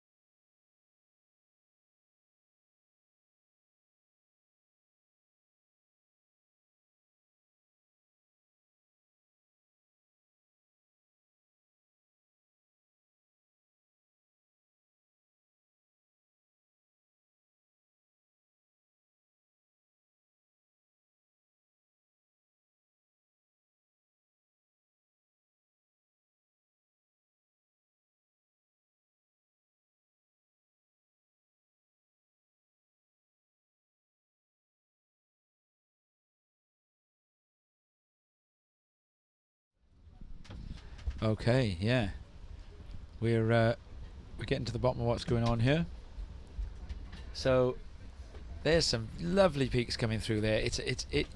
They say in surfing that what you want to do to get a score is make the judges feel like they want to go surfing. And right now they're making us feel like we want to go surfing. So you got scores for this as well then, have you, Robbo? No live scores on this peak, Tom. So the judges are down on the water's edge doing it manually. So this is old school manual surfing, like where you come and find your result out after your heat. Yes. I love it. They are being input promptly at the conclusion of each heat, though. So if anybody's listening or watching at home, away. you can see the results at the conclusion of each heat. Yeah. Okay. So in this one, well, the best wave I've seen in this heat was Ravenscroft's, but I've only come back halfway through it, haven't I? So you were speculating as to what filling you thought my pasty was. Oh yes. Was it a vegetarian pasty? It wasn't. Okay. I did the corned beef. Do you know my problem with vegetarian pasties? Mm. I don't like a strong cheese. You don't? I don't like a strong cheese. Shock me. I like Philly cheese. I like what are those ones you can buy in Tesco or other? You're a Baby Bell guy. You know those ones that are like in a little kind of circle. They almost look like pineapple upside down I cake, know. and they're really soft and sweet. Yes. You always have them given to you at Christmas, or I one know. always has I them know what given you to mean. one at Christmas. I like those ones. So I don't like a strong cheese. So the problem is that vegetarian pasties for me cheese. have usually got some sort of pungent cheese The in them. the bluer the better is my motto. That's white, is it? Up and right in there? From what I can see, that's a cutback. They come out of that sure one. was. So, yeah, I'm going to have to call a heat from the beginning to have an idea of who I think is in the lead in this. I've seen Ravenscroft go okay. Who else is in it? In this heat, we've got Ben Cabedza in So I've white. seen Cabedza go left, and that won't have Bo been Betteridge in red. Right, so he's I had a very haven't good seen- wave at the right, beginning. okay, so Eli Betteridge. Parents-Davies in yellow, and Anders Ravenscroft, who, for my money, having watched it from afar, Yeah, I think he's in the lead. is in the lead. But Okay. that's not our job, Tom. That's not our job, but when we've got Them's the no judges. live scores, so this reiterate for the viewers at home. This is a non-live scores heat. This What is I can give this you, is Tom. being judged in the because we're on Twin Peaks, so this is the west peak, the other peak. What I can give you, however, is Go on. official results from the previous heat. So this was under 18 boys, round one, heat Do 2 tell. And results. is there a repechage? There is a repechage. So no one's eliminated, right? No Go one on, is do tell. eliminated. But in fourth, in white, was Finn Clark of Scotland.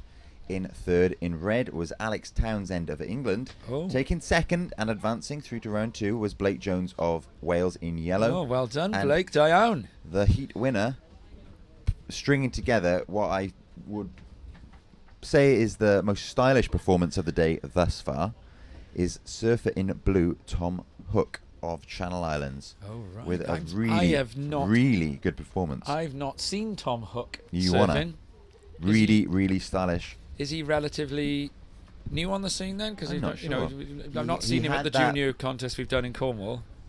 He had that nice languid style you quite often get with your longer limbed surfers. Oh, lovely. Channel Islands have a tradition of that kind, stylish surfers going back quite a way. Interesting. So the pasty flavour I had, Ah, yeah.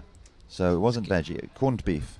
it wasn't that. It Oh, was. corned beef is a classic of the Llantwit Major Beach Cafe. Oh, right. Well, maybe it was corned beef, but to me it felt like Was it was it? some sort of sausage.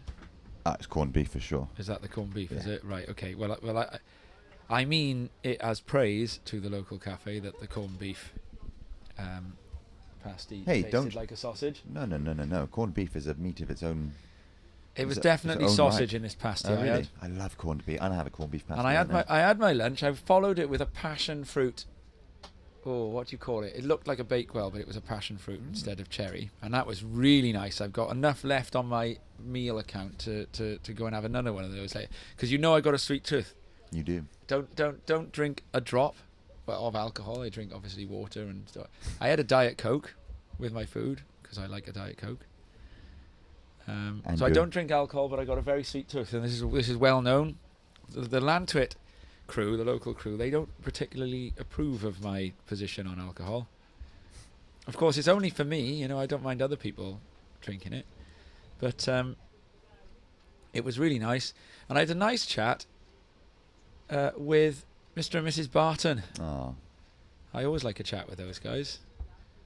And Tom, there's some exceptional surfing going up front. Going on that wave there. Is that Ravenscroft? That's Ben Cabedza of Scotland. Cabedza. Okay, so that's going to be changing the situation for him, I would wager. Yeah. That's going to be into his top 2. So I would be thinking, just from watching this heat, only from watching it, that we've probably got Perrins Davis yellow in the 4th at the moment then. Cabedza in 3rd, looking to sort of catch Bo Betteridge. Am I right? Here he is again, Cabedza, wrapping right back into the whitewater there. Wow. Yeah, nice surfing. Good surfing. 2 waves in a row, and he's going to have a possible reform on this. And I've got the replay function working, so we'll watch that wave of Cabedza in a second. And who's this now? That's Bo Betteridge. Blue, so this is Anders Ravenscroft. Oh, that's Ravenscroft, was it? Gosh, I can't see the glare for me. It is very challenging to see from here. So we watch this wave of Cabedza. Scottish surfer. Here we go. He gets into it. Nice on rail. Pulls it round. Wave walls up again. Getting it right the way round. A nice carve. And then he gets onto the next section. Nice. I wonder if we got that last... Would we have got that last wave? Because, Tom, whilst you were doing that replay, saw what I think is probably wave of the heat from Bo Betteridge. No, I don't think the camera had that, did it? It was a very, very well-surfed wave. So for the viewers at home, let's fill you in on what's going on right now. We are on hold on the main peak, but due to the camera expertise that we have on hand today, we've got a camera on the action on the backup peak, or podium 2, which is normally not live streamed. Superb stuff. And the way that we're positioned in relation to podium 2, so our setup was to go live with the main peak. The way that we're positioned with the view of podium 2 is such that Rob can actually see the surfing with his eyes, and I'm looking. I can see the great surfing there. Is that Ravenscroft again? Ravenscroft. Wow, he's going to win this heat for me then. If he gets a closeout Rio here, whack. Yeah. I think I'm going to be very tight between Betteridge and Ravenscroft, I think. I've got the takeoff by eyeball, and then I have to watch it all on the screen, and Rob's got the whole thing by eyeball. Well, I can't see the end section, actually. You can't see the end section, can you? And so that's why. And this podium 2 does not have a live scores feed. So this is while we're on hold on podium 1. So podium 2 doesn't have a live scores feed. And we're doing what you would have done at a great many Welsh or English nationals or Scottish nationals in your time, which is, was that Cabedza? Is that his surname? Cabedza. Was that Cabedza, was it? In the surfer in white is Cabedza. White. Perrins Davis is in the yellow, right? Eli. So, Tom, you might know a bit more.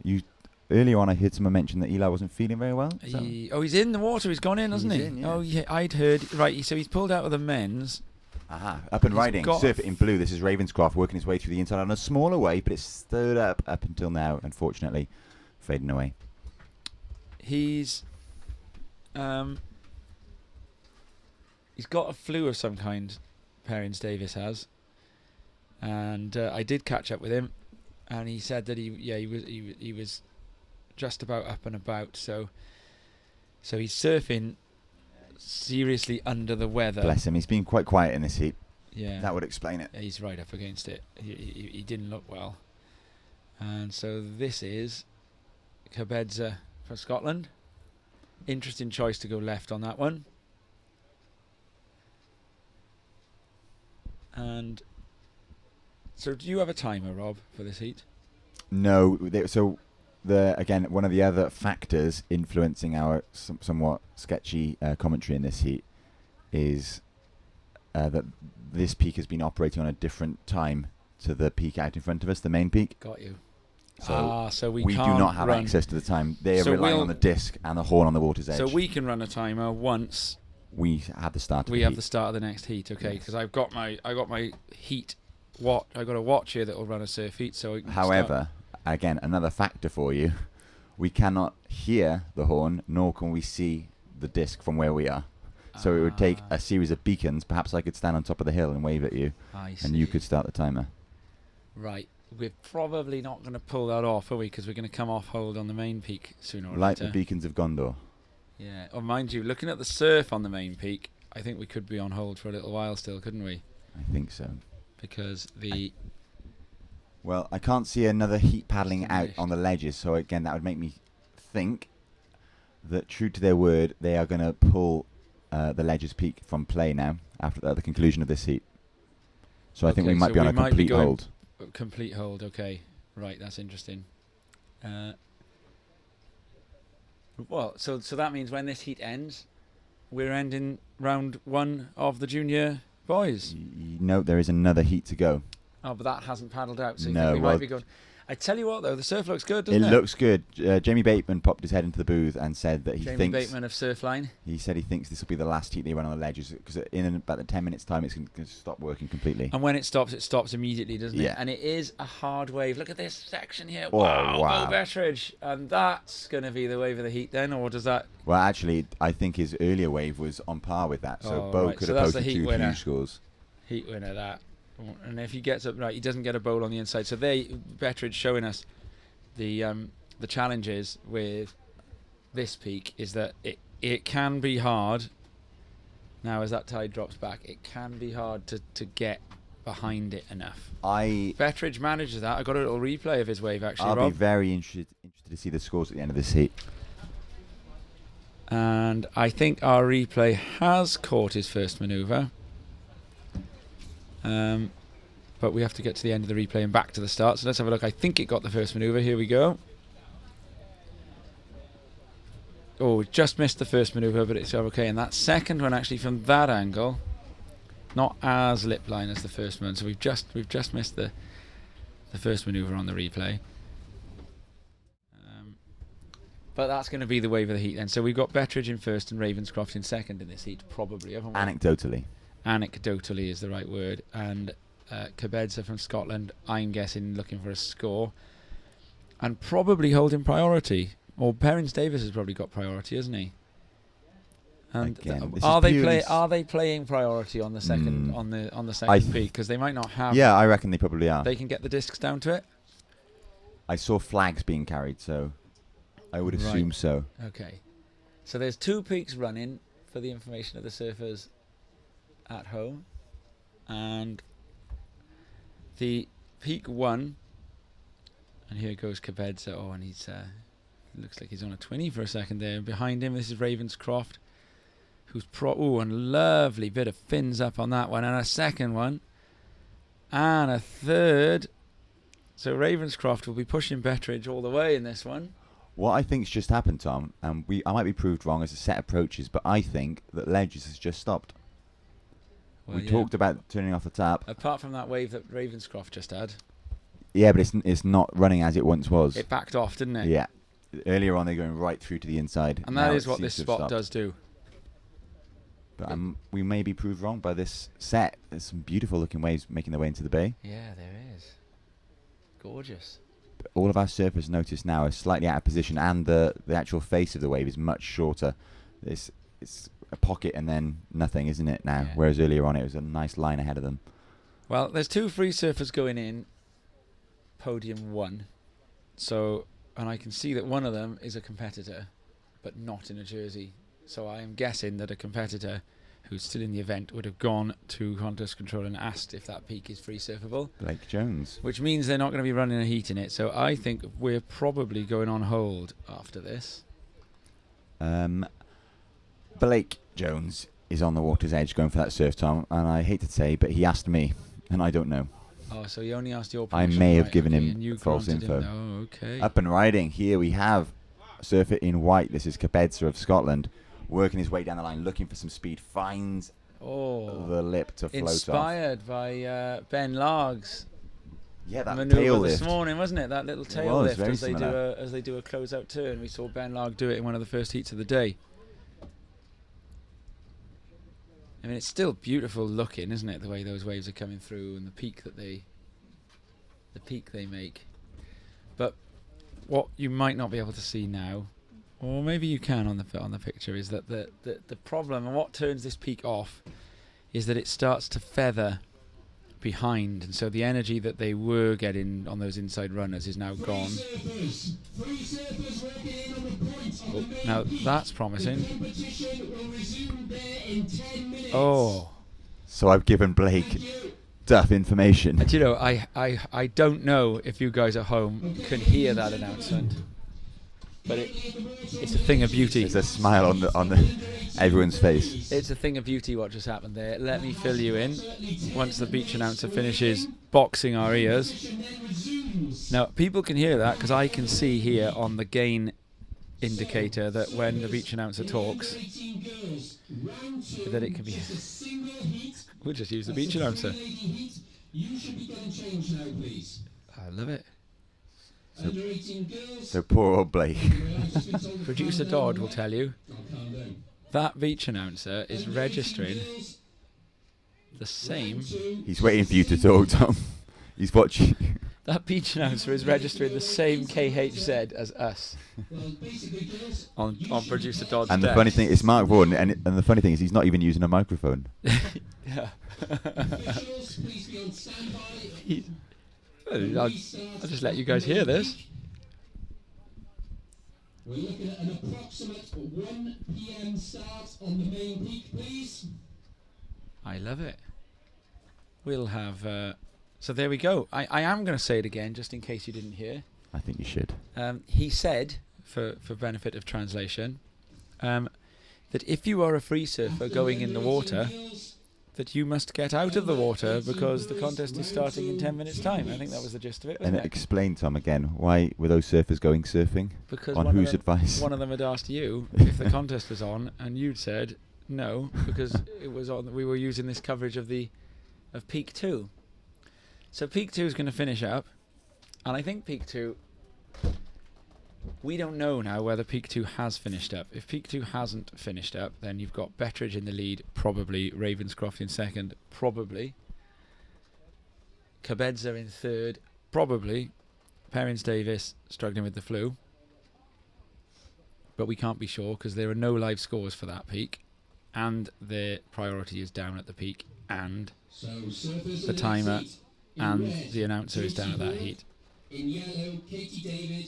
And in blue, from the Channel Islands, Katie Smith. So, what I think this is going on the main peak next, Tom, will be under 18 girls repechage. Okay, and that is going to be 2 heats of 3, probably then, isn't it? Yes. Okay. Yeah. Oh, it's a beautiful wave coming through on the ledges. It's not. It's going to be 1 heat of 4, isn't it? We had 4 3-person heats in the first round, didn't we? 6, 8, that'd be 2. So if we had 4 3-person heats, we've moved 4 people into the repechage. So I reckon this repechage might be a single heat. The end of the girls' round had 4-person heats, I think. Oh, did it? Okay, so there's going to be at least 1 repechage heat then, if not 2. I'm pretty sure it's 2. I've seen the draw. Okay. Rob's computer screen is showing him different things to mine, which is why he keeps pretending he knows what the judges are about to give a score. It's because he's seeing it a few seconds ahead of me. Sorry, can you just confirm who's in the next heat? What is the next heat? We haven't got it, sorry. We've not got it here, sorry. This is good. We've got one of the team captains, I think, has mistaken us for judges there and has walked up to the front of our cabin and asked us for the same information that we crave. Competition is, and competition does. Look at that peak. Look at that. It's gorgeous. Gorgeous. Makes you want to go surfing. Mm-hmm. Now, I tell you where's good today. Anywhere that's got faces southeasterly. If there's enough swell.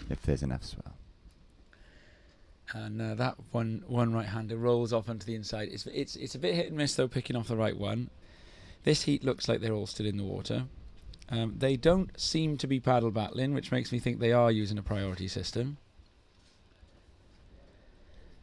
And if they are using a priority system, then I would say that you'd have the surfers who need scores holding priority. And here is one of them for our money, Cabeza from Scotland. He needs a score, and that isn't going to be it. Or we think he needs a score. We could be wrong, and we could find out that he's actually sitting pretty in this heat and looking to go through.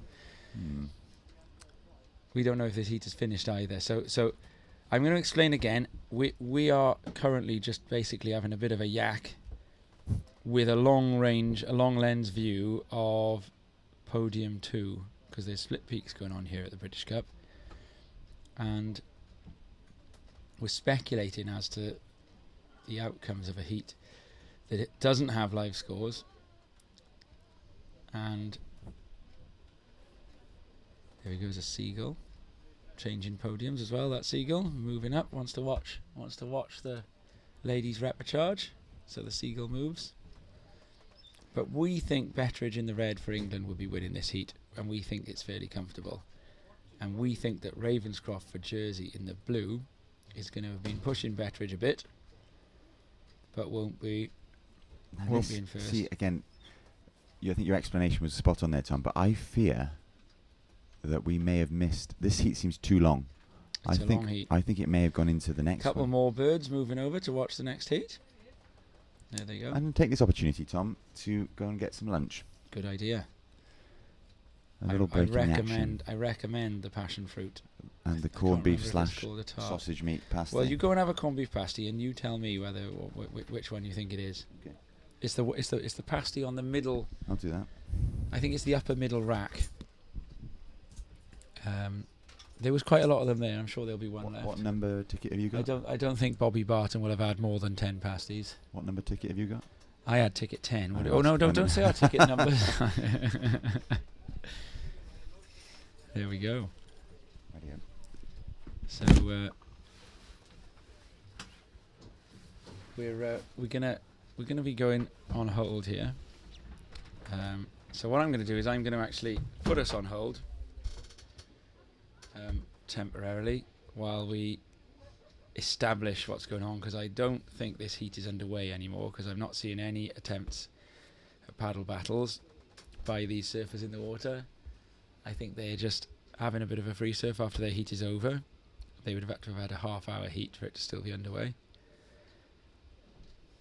And we're not far out from starting again on the main peak with the ladies' repechage. So a couple of messages from some important supporters of British surfing, and we'll see you again. Oh, there's a wave first, we'll watch that. And that is Anders Ravenscroft, I believe. No, actually that's... that was White, that was the Scottish surfer. Okay, so important messages followed by a brief hold, and then we will be back.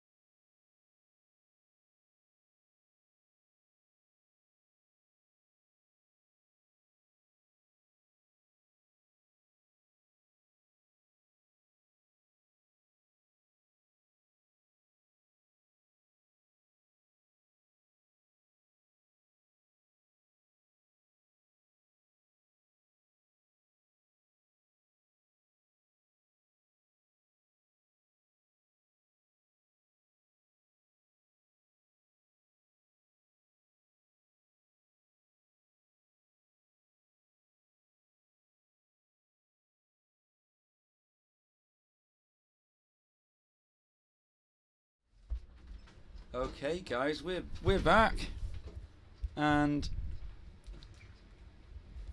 we're underway. We're gonna get some live scores up very shortly, and at the moment you might still see on your screen the results or the lineup for that last junior boys heat that happened. But the heat that is in the water is in fact the under 18 girls, and it's the under 18 girls repechage heat, and we'll have the information about who is in that heat very shortly. So I can confirm that the heat that Rob and I were Rob called it anecdotally watching, we got the results in, and we were actually quite a way off on that when we had Bo Bettridge as a dominant winner, but Eli Perrins-Davis, who Rob and I hadn't really seen catching anything, he was killing it in that heat actually, and he got into second. So Ravenscroft, who Rob and I had thought was in a comfortable second, was actually fighting to get up into second and didn't get there. And so that's rather interesting. We didn't see any waves of Perrins-Davis in that heat. It's just to do with the position we were. We were watching a heat that we didn't have the scores for because it was down on the other peak. But we're now back up on peak 1, and we've got 18 minutes left in the heat, so we're 2 minutes underway. No waves ridden as yet.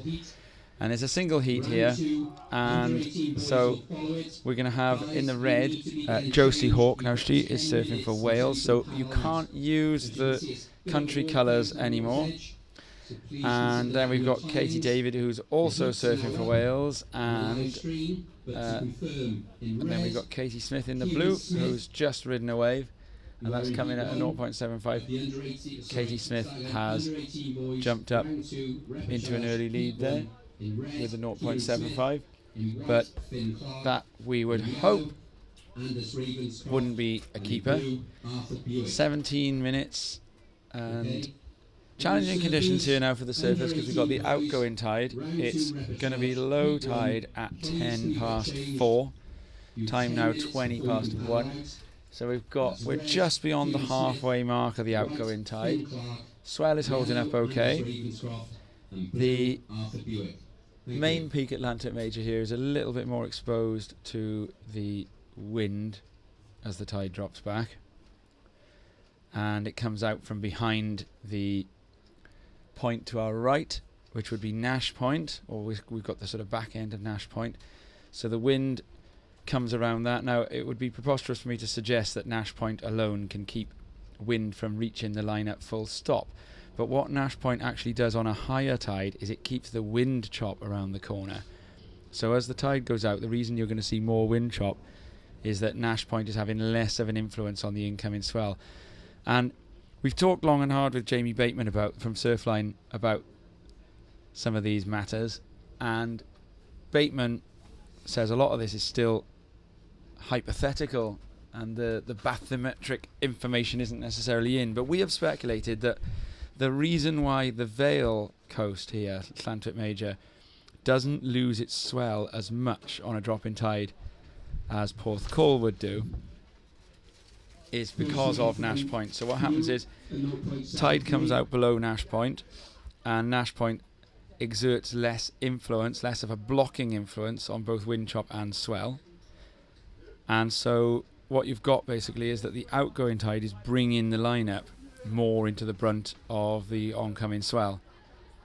So as the tide drops back here now, the surf's not necessarily any smaller, and we've got a wave on the inside there. I think that's the surfer in red. We've got a bit of glare going on. That's Josie Hawke. If that was Josie Hawke in red, that's going to put her into a decent position. We didn't see whether that was a landed manoeuvre then. Go to the wide lineup view, and you can see through the glare a little bit better from that. You see Josie Hawke on the inside paddling back out. So there would be a few people earning their money right now. A spotter who'll be using a pair of binoculars to identify who is in which colour when somebody's up and riding. And with the glare, that of course it means that there's a significant challenge for the judges. And of course our camera people finding and locating the surfers.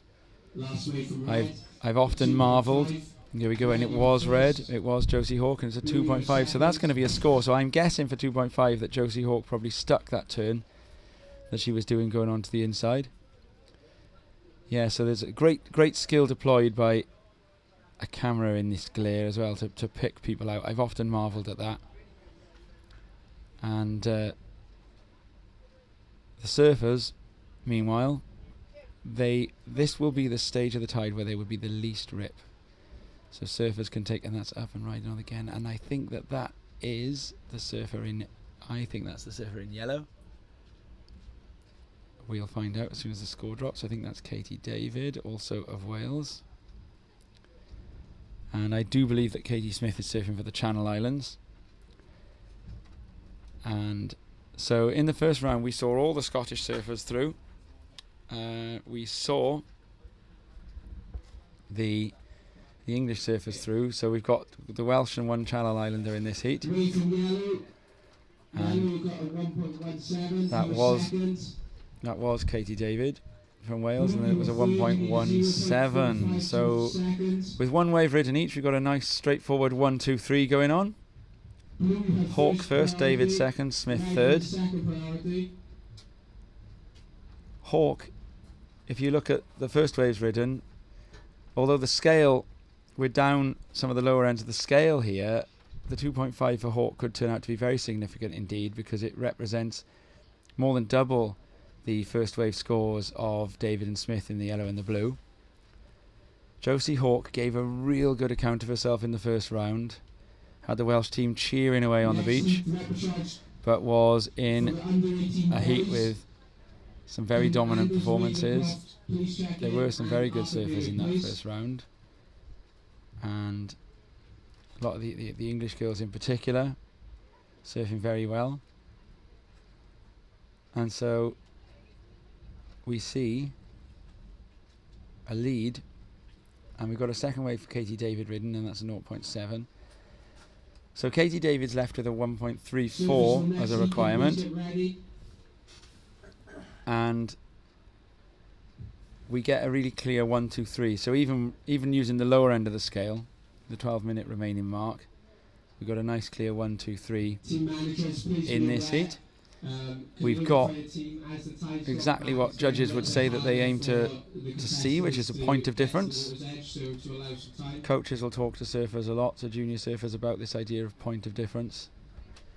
Got to make sure that you do something that makes a clear point of difference. And here we go, it's an in and out for the surfer, I believe, in yellow, Katie David there. We've got a cloud moving over us into the channel. You can see it very clearly on the camera. And then the sunlit backdrop, and up and rising on the inside in the red, Josie Hawk looks to do a re-entry off that inside section. Doesn't quite stick it. And it will put Josie Hawk, though, in a commanding position whatever the score. If she gets over a point on that one, it'll then be asking the other surfers to come somewhere near the first ride of Hawk, and she gets a lot more than that. So before we picked her up, there must have been a couple of turns. We got a 3.47 for Josie Hawk for that last one. So she is in a decent lead here, and she's going to take another punt, looking to get a... She connects one of those and she'll be getting a score, so she looks to try and connect a backhand re-entry. Attracted by seeing what Hawk has done, we see one of the other two surfers looking at picking up one of those inside waves. And the tide dropping back now, exposing the cobblestones. So 3.47 and a 2.5, a commanding position for the surfer in red, Josie Hawk. Katie Smith now needs a 1.67 if she's going to jump up into the advancing position, which would be second. And Katie David in second would be looking to play defence against a 1.17. So if she improves on 1.17, she'll up the requirement for Smith in the third. Challenging conditions to find those waves in, but those waves are out there. We've seen Josie Hawk pick off two decent waves. All of them youngsters in this heat. I think Josie Hawk is, if I'm putting her at about the age of 15, 16, I'm guessing. And I think that Josie Hawk comes from West Wales. I'm not sure exactly what parts of their respective nations David and Smith come from, as we see an in and out there, and I think that looks like a surfer in yellow, Katie David. And either way, I don't think that's going to challenge the two waves from Josie Hawk. We've got a 9-minute remaining mark. We've got a set coming through. And further out, you can see that those sets could be picked off and would yield quite a score. But sitting out there, and we have an in and out from one surfer. We see a board bobbling, or tombstoning as they call it, against that wave. Sitting further out and picking those sets off is easier said than done. The reason surfers are sitting further on the inside is that once the wave aligns itself closely to the cobbles, there is some mechanical nature to the way in which the wave will break and the position it will break in. The further out sets, you have to take a little bit more of a lottery to try and be in the same place as the takeoff zone. And then if you do take off on one of the outside waves, you've got to make sure that you're able to find a way of sticking to the power pocket to get on through to the inside. Now, Josie Hawk's second wave was actually a left-hander, which tends to be more of an incoming tide thing here at Llantwit. The right-handers are a luxury that surfers help themselves to on the outgoing tide. Now, the reason I say that is that on the incoming tide, the rip comes back. So you catch a right-hander out there once the tide turns, and you got to walk back, pretty much, because, and especially with this wind as well. Now, at this stage of the tide, though, a surfer can walk, can paddle back out after catching a right-hander, and so surfers, the Llantwit locals, when they're surfing on the dropping tide here, they see that as their chance to fill their boots on right-handers without having to develop those big, huge neck muscles to be able to paddle back up the point all the time. They do invariably spend a lot of their time paddling up the point. And we've got a paddle here just off to the east side, and that's an in and out as well. So 6 minutes remaining, or just over 6 minutes, and we've got Hawk in the lead and David in second, Smith in third. Hawk with a reasonably secure pair of waves pushing into the average range. David and Smith needing a score each. 2.07 needed by Smith to get herself into an advancing position. David would be playing defence, as I might call it, against a 1.57. Mark Vaughan Speaking of Smith, Tom, joining us in the booth, and you're mic'd up, Mark. You don't need to press sorry. the button. You're mic'd up. You can go straight on. Yeah, well, you mentioned the name Smith there. The words, or the name Smith in Llantwit speak. Llantwitish. Yes, tell us. Llantwit, Smith means hot or cold. It means hot or cold. Now, Yeah. you know, I've got my dictionary of Llantwitish ready. But this should be a good test for you, Tom, while we've got some downtime. So, Smith, Tom, if I said, is it Smith, it would mean? I got some news from North London, by the way. Oh. The North London derby, Arsenal won, Spurs 0, but then it's just gone Arsenal 1, Spurs 1. Ooh, so it's a little bit like that ladies round 3 or junior ladies round heat 3 that we saw earlier with Alice Barton, where the lead changed hands a couple of times. Arsenal and Tottenham emulating the surfing. Of course, there's not so many people watching the game live on Sky today because they're all tuned into this instead. And why wouldn't you, Tom? But look, conditions at the moment, we've ridden our luck a little with the tide and the surf. There's some fantastic junior heats went on. I know that wasn't broadcast. Can we use the word broadcast? We had some of it. We had some of the did. juniors. We were able to. We call it anecdotal commentating. So we were trying to work out who it was. So Craig old was able school. to pick up the guys. We got good footage of it. We got Excellent. good footage. We just had to speculate as to what was going on. Right. Okay. So my dictionary is Llantwitish. Now my ability to remember this. Right. So we were giving Vaughan. We had a production meeting. We've had a couple of production meetings in the run into this, and in one of these production meetings, Vaughan apologised to us all for his inability. And here we go. It's an in and out there for the surfer in yellow, for his inability to speak the national tongue of Wales. But he did point out that he can speak Llantwitish, and here we go. Right, so, and this is very true, right? The surfers in the water right now, I can tell you, they are surfing on the right. It's called, right? But this wave, once the tide turns, is actually a left-hander. But in Llantwit, they call it the right, don't they? So if you go surfing in Llantwit on the right, they mean the left-hander, which would come off the back of this. And then if you're going to go and surf the left, that means you're surfing the right-hander that we were watching the juniors on at tout à l'heure. Is that not right? Oui, c'est bon. That is the left-hand side of the beach at low tide is where the long right-hander breaks, and that is, everyone refers to it as the left here. So left left in English is left, and in Llantwitish it's right. Correct. As in terms of a wave. But in English, you are looking to the left-hand side of the beach, and to the left-hand side of the beach, you see a long running right-hander.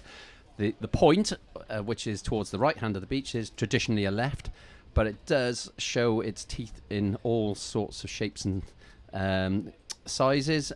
Like I today, see. we'll see a lot more right-handers probably on the drop in tide, as that rip is slightly more forgiving. So we come next, right? We were talking this morning about the runoff, which you tell me is fresh water that's been filtered by the are they Jurassic rocks? Yeah, most certainly. I mean, this coastline is actually pretty renowned for fossils, etc. Yeah. I know I'm one sat in the chair with the microphone at the moment, but there was actually a friend of mine who discovered an exceptionally rare fossil just down the coastline towards Barry, and had the honour of naming it because... And what did he find? You have to excuse me, I don't recall the name because dinosaur names are not that short. Yeah. But it was a dinosaur fossil that had not been found before. And my old school friend had the joy of finding that and the honour of naming that said dinosaur. We come down to the 2-minute warning here, and we've got still, I predicted that this position Hawk was in of the 3.47 and the 2.5 would be relatively secure, and at the moment it is. Because we would still need Katie David in the yellow to get the highest score of the heat to take first. But of course Hawk only needs to finish first or second. So Katie Smith is the surfer upon whom all eyes will be in this closing minute and a half or so. And she's the surfer in blue, and she does hold priority. So somewhere out there, Katie Smith is looking for a wave. There's a big set coming in as well, She Tom. needs a 2.64, so this is doable. Set's coming in. We're gonna see what happens here. And we come down to minute 24. The surfers are mostly sticking towards that inside where it starts to hug the point a little bit better. So coming on to this next bit, I was saying we got the runoff here. Now the runoff brings in a little cold stream of you call it fresh water. I'm not going to demur. I'm sure you must be right. You say you've drunk it and survived. Well, if you step down to the beach, just literally in front of the You can break see it wall coming here, out. you can see it coming out, but you can feel the temperature difference. It's very notable. Right, now this brings me to the Llantwitish, right? Because we've got a warm sea, which Rob and I this morning were calling the Llantwit Thalassotherapy. What was the word we were using? The Llantwit Thalassotherapy Salon. You made it up, Tom. Right. And thalassotherapy, it's the it's ocean therapy. See, right? Okay. Greek etymology originally. We come down to the last 30 here we seconds go. here. We're going to be needing Smith to get a wave now. Red, just a quick in and out there. Smith. Now, the in and out from red's going to make no difference on this. It's all about blue, who holds priority. We've got 20 seconds left. We could end up with that being that for this heat with 12 seconds left. I think it's going to be a tall order for Smith, and there's no one in position, so we're going to count this heat out. Right, just to finish off here now then. We were talking about the clashing streams of warm and cold water, and this brings me to the next bit in our lesson in Llantwitish, which is that hot is cold and cold is hot. Correct. So if you're in the sea in winter and you're coming out and you're absolutely freezing, then you would say, is it hot in there? Okay. Okay. So quite simply, are those a little bit more left is sarcastic right, tone? right is left, hot is cold, cold is hot. But now hot and cold are both Smith. Okay. I think we'll go to a break, and we'll discuss that further. Thank you. In a moment.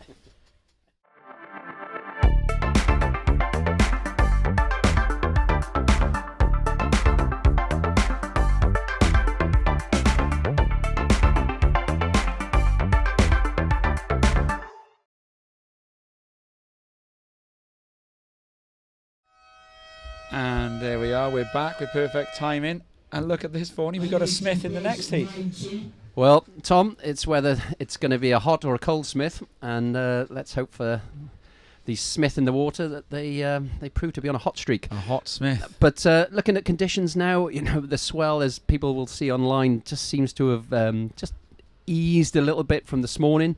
We are anticipating this now as we get to this mid-tide point, that things will start to reappear and the conditions will start to improve, and we'll see big waves. And as you can see, the competitors, unlike before where they were paddling, they are now sat in the comfort no rip. of the zero rip. The luxury of going right, although the surfer in red here, Kieran Smith, who's from England, we've interviewed him in our Grommet special of Crest, I think. Now he said he had a poor free surf this morning, he wasn't happy with it, but he just went left, so that shows the local knowledge there at the moment. You do go right if you can at the moment, don't you? It's a mixed bag.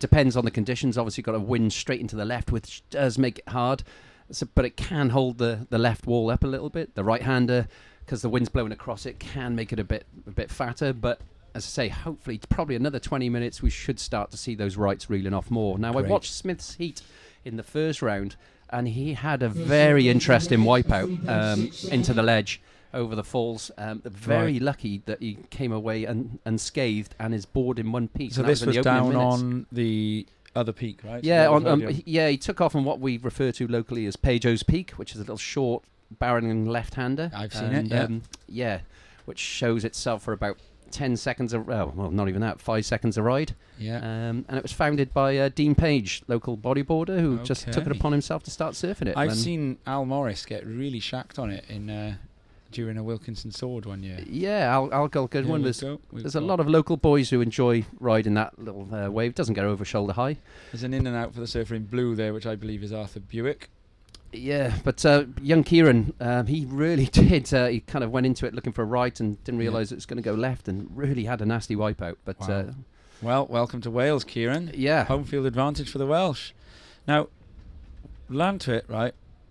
We got left is right, right is left, hot is cold, cold is here we hot. go. Smith's up again. Smith's up again. Tom, sorry to cut across you. Both of them are Smith. That Smith is waiting to become hot Smith. Now, I'm also told that one means lots, and that tons means only one or none, and that none is tons. Yeah, once again, Tom, you've done your homework.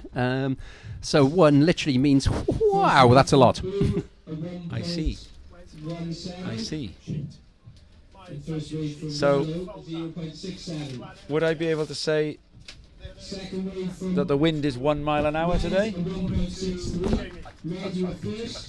And so here we go. We've got Arthur Buick. So it was Arthur Buick riding, and he has picked up a 1.17, and Kieran Smith, as Vaughan called it with the first two waves there, to the tune of a 3.67 and a 1.63. So Smith, after all that talk of Smith, is in the lead. Buick is in second, and then up and riding. We've had Anders Ravenscroft once. I'm guessing that that's Buick. Yeah, unfortunately, Tom, my view's just slightly obscured by some spectators with the words Welsh team on the back. So I'll have a word with my colleagues. The one behind, up and riding, and that's the surfer in red, and that is some very good surfing. That's and Kieran. That is Kieran Smith, and he is now. That is Smith being hot.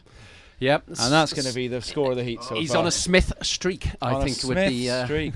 Now I'll tell you what. There's also a great punctuation conundrum using the word Smith. Mm-hmm. Did you know that it would be possible? Well, they use the word Smith, but we could just as easily say Vaughan. To use, so give me any two surnames, right? Should we use Smith for one of them? Yep. And Right, Jones. we'll have Smith. Okay, well, Jones is the one used traditionally, right? It is possible, using the words Smith and Jones and one or two other words, to use the word had 13 times in a row and still tell an accurate story. Do you want me to do it for you? Let's hear it. Come on. Okay, Just keep an eye on the action as well, Tom. 'Cause Yeah, there's a I've set got approaching. an eye on the action. Don't you worry. If I'm on the 7th had, I'll break out and remember that I've got 6 left over. But it goes like this, and I'm sure these kids at this age could actually find themselves in such a position, right? We've got a kid called Smith, and we've got a kid called Jones. They're both in an exam together, right? Mm-hmm. And the exam is testing. Oh, here we go. And this is up and riding here now. A nice bit of style and moving along fast here. Now, I think that's that's the surfer in blue, Arthur Buick. So Wales. this is a surfer for Wales here, and he's going to get a little bit caught out as it deepens, but he'd got some work done on that already. Yep. And we look at the lineup there. I think there are still a few waves coming through. So both Buick and Smith, they're using the luxury of there not being a rip at this time to be able to paddle out and use right-handers. So Smith and Jones, they're sitting an exam. It's a test. It's a grammar test, and it's testing their ability to use auxiliary verbs. That's the word had. It's an extra verb, right? Okay. And they've got to decide between two options. It's fill in the blanks, and the sentence that they're using, the two options are A, had, or B, had. You know, like Vorney had a cake for his lunch. Is that, you know, in terms of the Queen's English, Yeah, is so- that permitted, on Tom? this You know, as particular an author occasion- yourself? On this particular occasion, right, the answer that they would have needed would have been the two hads, the had. Whatever the sentence was. And so here we go. So Smith, where Jones had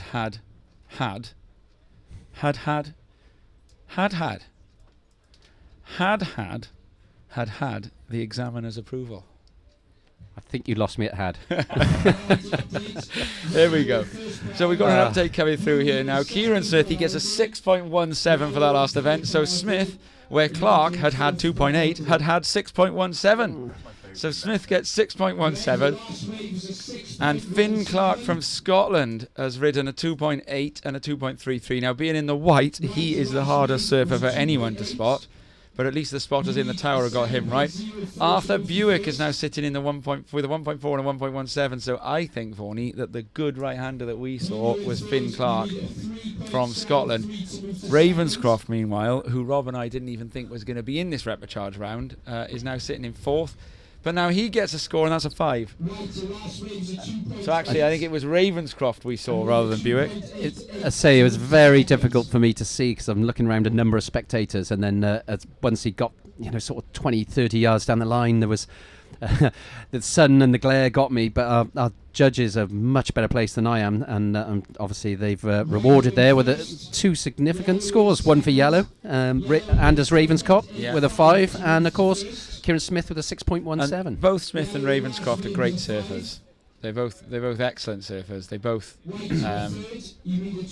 experienced at the sort of top British junior level, and I think both have been to the Junior Europeans. So it's not that much of a surprise that the two of them are out in front. And here we go now, moving through again. So this, I'm assuming then. So I think that is Finn Clark there, because he's just lost priority on riding that wave. So that's going to be Finn Clark. Yeah, look, it's perhaps a little bit of a surprise to see Kieran Smith and you know, Ravenscroft and well, all these guys. You know, they can all surf. They're, you know, Britain's under-18s top surfers. But on the evidence of what I saw earlier, you know, the whole purpose of having this non-elimination round was to give the people that have travelled a long way 2 heats, to give them that chance to just, you know, there's a lot of travel time, Yeah. New environment, and we wanted to give everyone as fair a chance as possible and avoid the shockers, which can happen after any pro that has played any sport will know. Once you've had that travel time, it does weird things to the legs. Here we go, coming on to the inside, and a pretty explosive attempt there on the inside section. Yeah, here we go. And then Another immediately nice behind it, we've got someone with an in and an out. Now, I tell you what I'm going to do. I'm going to see if I can bring a replay up for that, because I think that this manoeuvre that we saw there was nicely on the tail. And here we go. Look at this. Oh, and that's a little bit of a fin bust. But I think that looked to me like it was the end of a ride. And then immediately behind, we've got Ravenscroft, and he comes off. So that was the surfer in red. That was actually Kieran Smith. And it probably won't go into his top 2, I don't think. It was a 3.2. And it was Ravenscroft on the one behind, and he gets a 3.37. So Ravenscroft must have done a manoeuvre before coming into view on that one then. Okay, Tom, so I mean, this heat is, got the timer there? We've got 10 minutes remaining. 10 minutes, so still plenty of time. It's all there. It's all there to play for. This is Arthur Buick, and he is a little bit stuck behind a section there, so wave selection a little bit of an issue for Arthur Buick. And behind him, this is Finn Clark. You can start to see these rights coming into play, though, Tom. That's one thing for sure. Play, yeah, and look at that. And we get 2 manoeuvres there on the inside. I think the one thing that anyone watching needs to be aware of, and based on the criteria, is obviously those first. Llantwit offers a lot of opportunity to cram a lot of turns in, but that's not necessarily what the judges are looking for. They are looking for commitment. Yeah. They are looking for risk. And you see, that kind of down the line safety floater, that's not going to score high. So they're going to be looking through the lip, tail release, and I think we're going to see a lot more of that as this tide drops back now. So those 2 rides then, it was Buick and Clark. Now, I can be about 75% certain which way round it was, but I'm looking at the scores. It was Buick, the second ride was Buick, and that was the better of the 2 scores. So he's now posted a 4.17, which brings him right back into contention in this. Only now needs a 4.21 to move into an advancing position over Ravenscroft. Yeah, it's the Welsh boy finally made a move. So, yeah, he's got a bit of a paddle back, but that rip will help him now. And we look forward, there's still some peaks. It's all about the second half of this heat, I think, Tom. It is. We get an in and out there for Arthur Buick again. Oh, here we go. And then Finn Clark in and out. So both the guys looking to advance. They're catching more waves. Of course, the trouble is you give up priority when you do that. You took the words out of my mouth. Probably not the smartest use there. There's going to be a real battle here to get back out back outside into the lineup and get that priority position. Ooh, someone takes a fall there. We have sets approaching the horizon again. Yeah, really starting to shape up. It's pumping on through here, and those right-handers are going to be the go, and we're going to be seeing some long rides.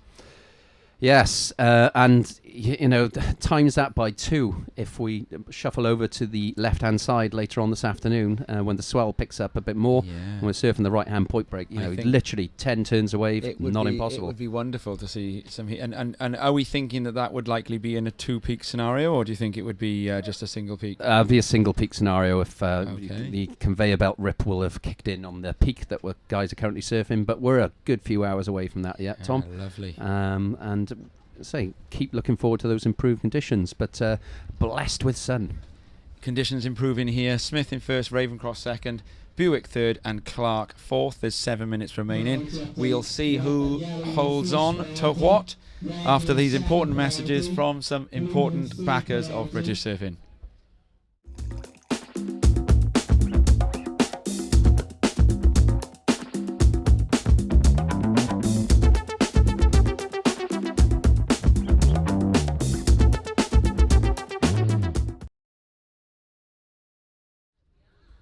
Yeah, Whistler and Sister, the 2 main backers of this event.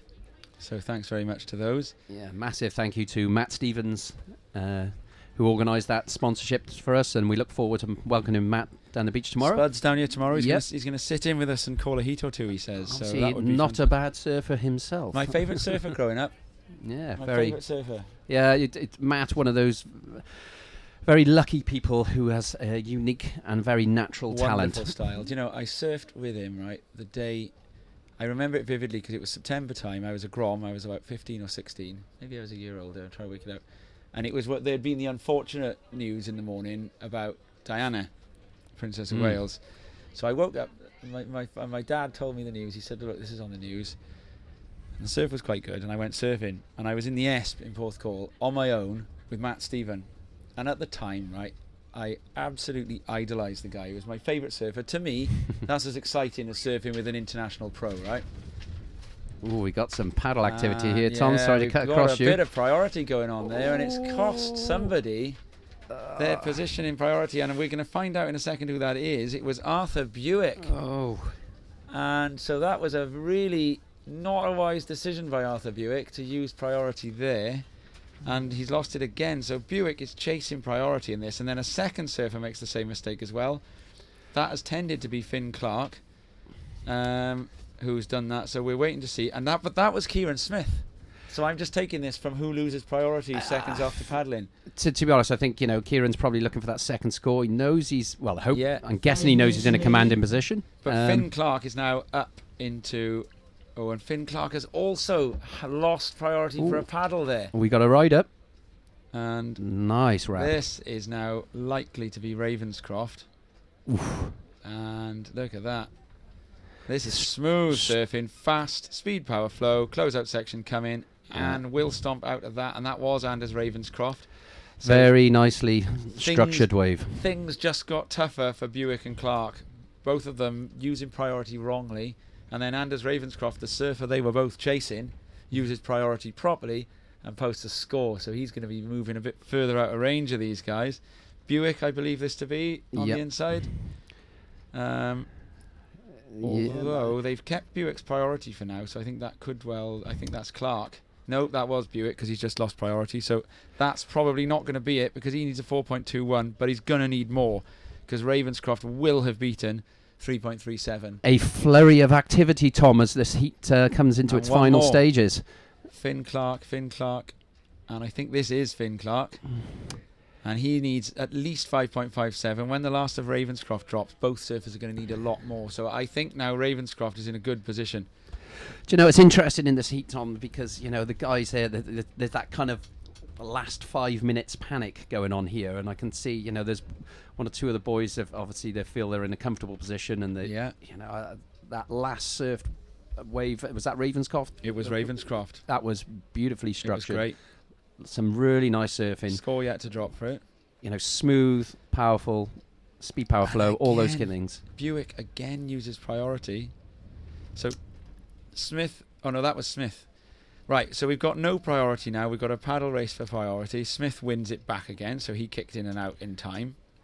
And Buick and Clark have just, it's interesting to see the two surfers in 1 and 2 have both used priority best. Yeah, a bit of experience, perhaps. Yeah. Bit of experience, but as we would say in Llantwit, Tom, has there been one priority change in the last couple of minutes of this heat? There's been one. There's been a lot of one them. priority change.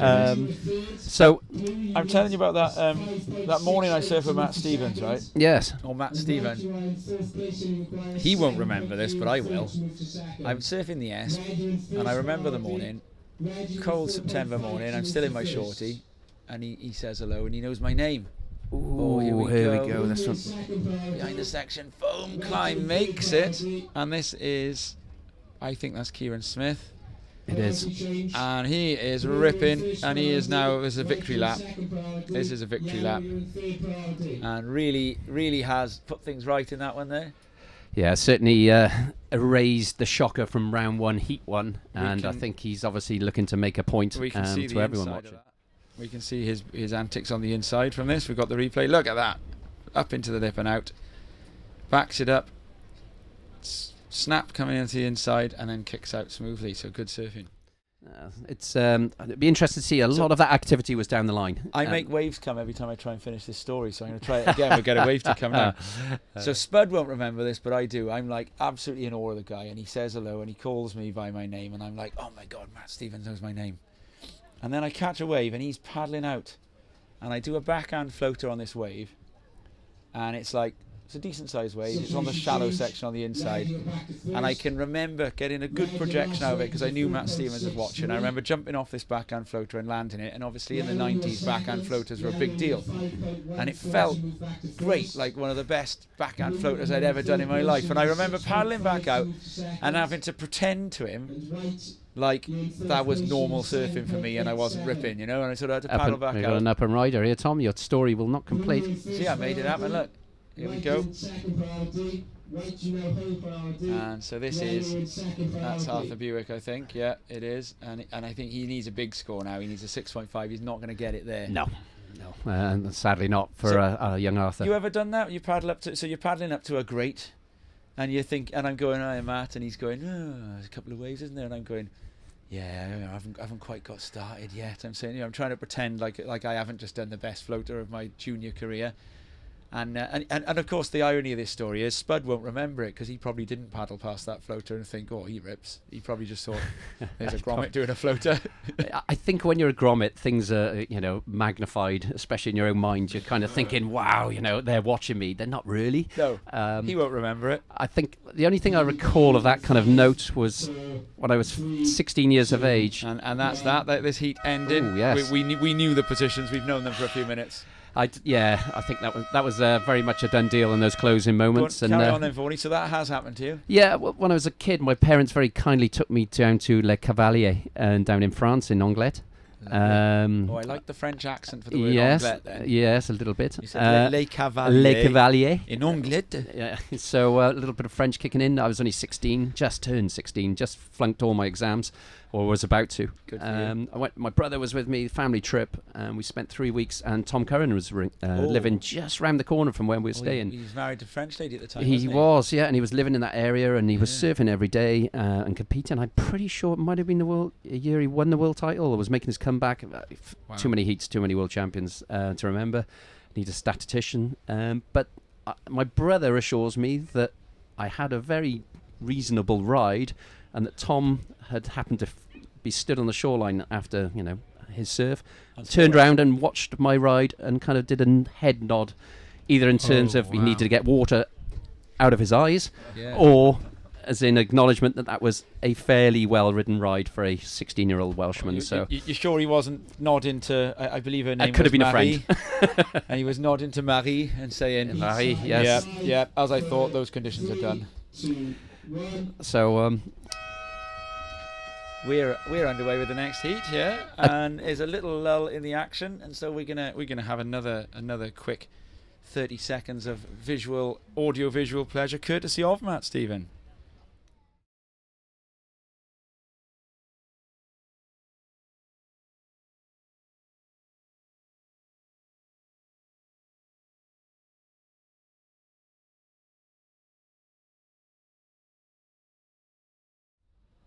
Yeah, we're back. Who have we got in this one, Vaughnie?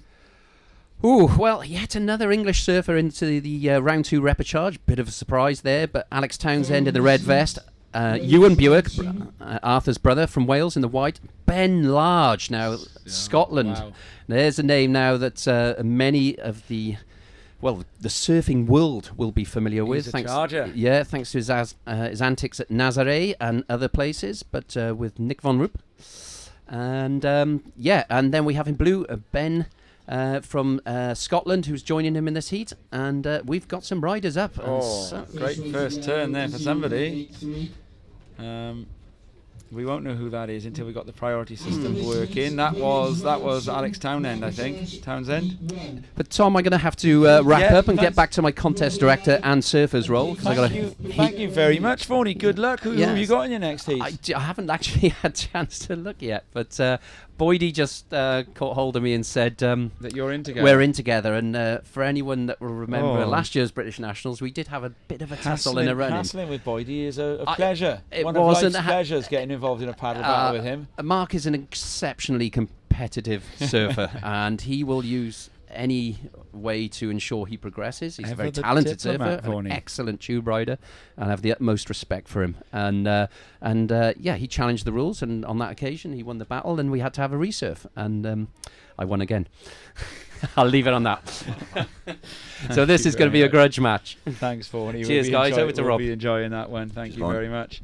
So Vaughnie telling us there about the time he made Tom Curran go in, and Rob, who's come back from his lunch. I got a similar story involving Rob. So, Robbo, first of all, what do you have for lunch? Alex Townsend. It was Alex Townsend from England in the red of the first wave, a 3.17.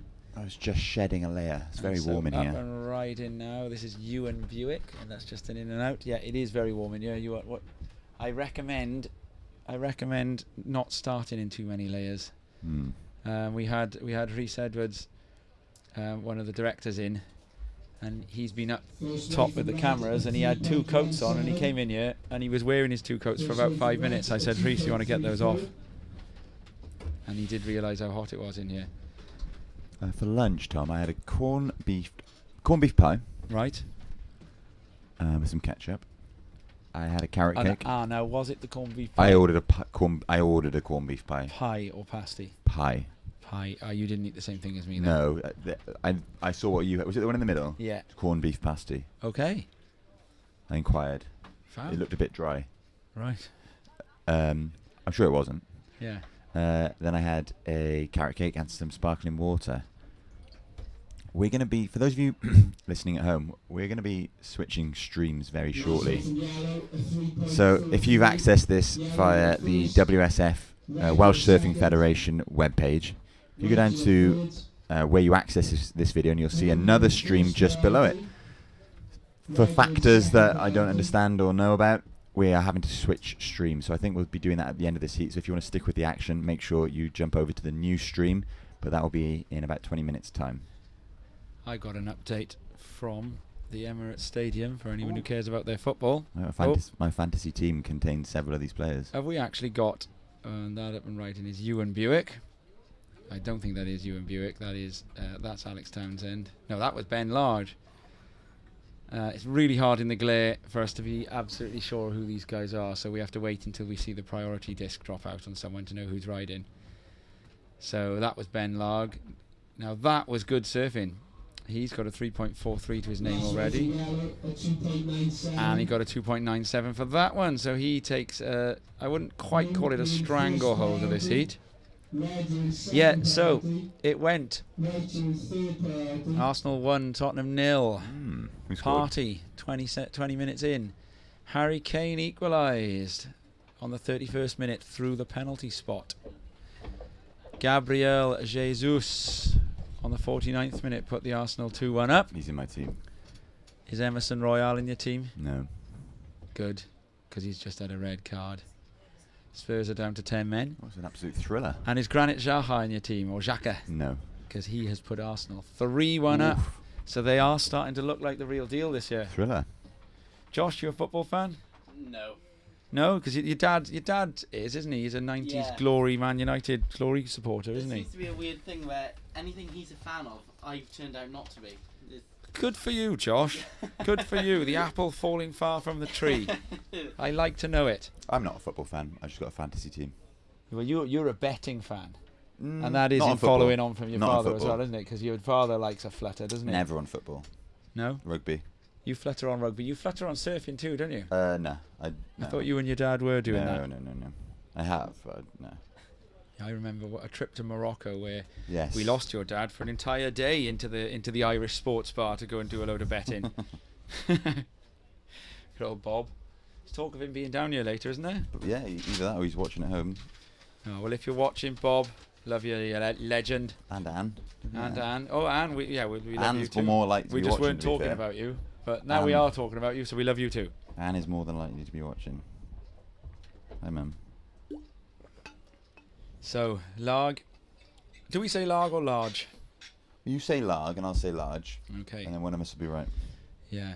So if I say it in a Scottish accent, what happens? Ben Larg. On the yellow we've got Ben Larg. Larg. You can't make a difference between Larg and large in a Scottish accent, Rob. So I can't tell. I'll have to ask one of the Scots. Sorry, Scots, for my Scottish accent. It's not very good, is it? That's why my acting career extends only to one non-speaking part in a movie. So Alex Townsend though has popped himself down into second, or I say popped himself. Larg has popped him down there, and then on the inside this is Cabedza, Ben Cabedza, and he comes off a junction, and then comes off his board, and so that won't be a score either.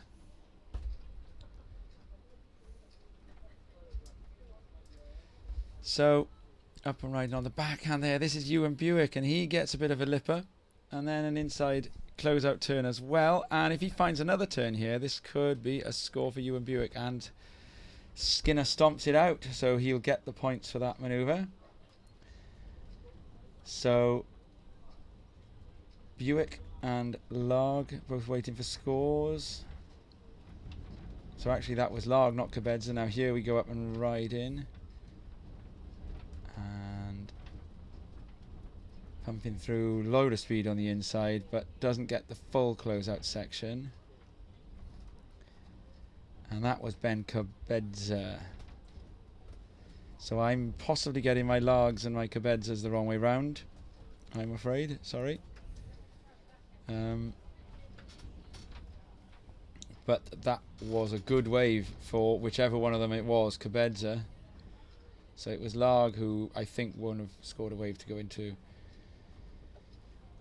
Let's have a look. Larg has a score dropped. Last wave from Yellow, And it's a 4.33. Yellow, you are first. White, you are second. And then up and riding Red, here the last now wave is at 5.67. is Red, you are third. Alex Red, Townsend. you are 3.68 to move to second. And he gets a load of speed coming through to the inside and pops the fins on the inside there. To move to second. So, a powerful performance. Bit of precision and a bit of light-footed surfing on the inside too. So, for those of you watching this at home, we do apologise for the glare. The angle of the sun will change, and we will be moving over to the wave that they call a left, which is actually a right. And when we do that, you'll be able to see colours. At the moment, we're operating from our remote position along the lines that we find out who a surfer is, because we see the priority change each time they catch a wave. That was the surfer in red again. So we've now got a slew of scores to drop before we can accurately tell you what the lie of the, well, it's not land, is it? What the lie of the lineup is in this heat. And at the moment we've got Cabedza was needing a 5.22 from that exchange, Townsend a 3.68 to move to the advancing positions. Cabedza has made it out into the lineup first, which tells me that he was likely to be the surfer who rode that long right through to the inside, which I think is going to therefore result in a score. And then this one is Ewan Buick on the backhand. So we know who he is because he's the guy on the backhand. And that Buick is sitting in an advancing position at the moment with the 1.17 to back up. May have backed it up slightly with that, but it'll still be close. In 9 minutes remaining, and this is the last heat of this stream. Red, your last wave was a 3.07. Scores dropping, a 3.07 for Alex Townsend. Ben Larg in the lead. Ewan Buick ups his score to a 2.33. And so Cabedza, it'll all be on whether he got a 6.37 the requirement now is, because Buick has improved his position. Phil Williams, contest control, please. 8.5 minutes remaining, and the conclusion to this heat coming up.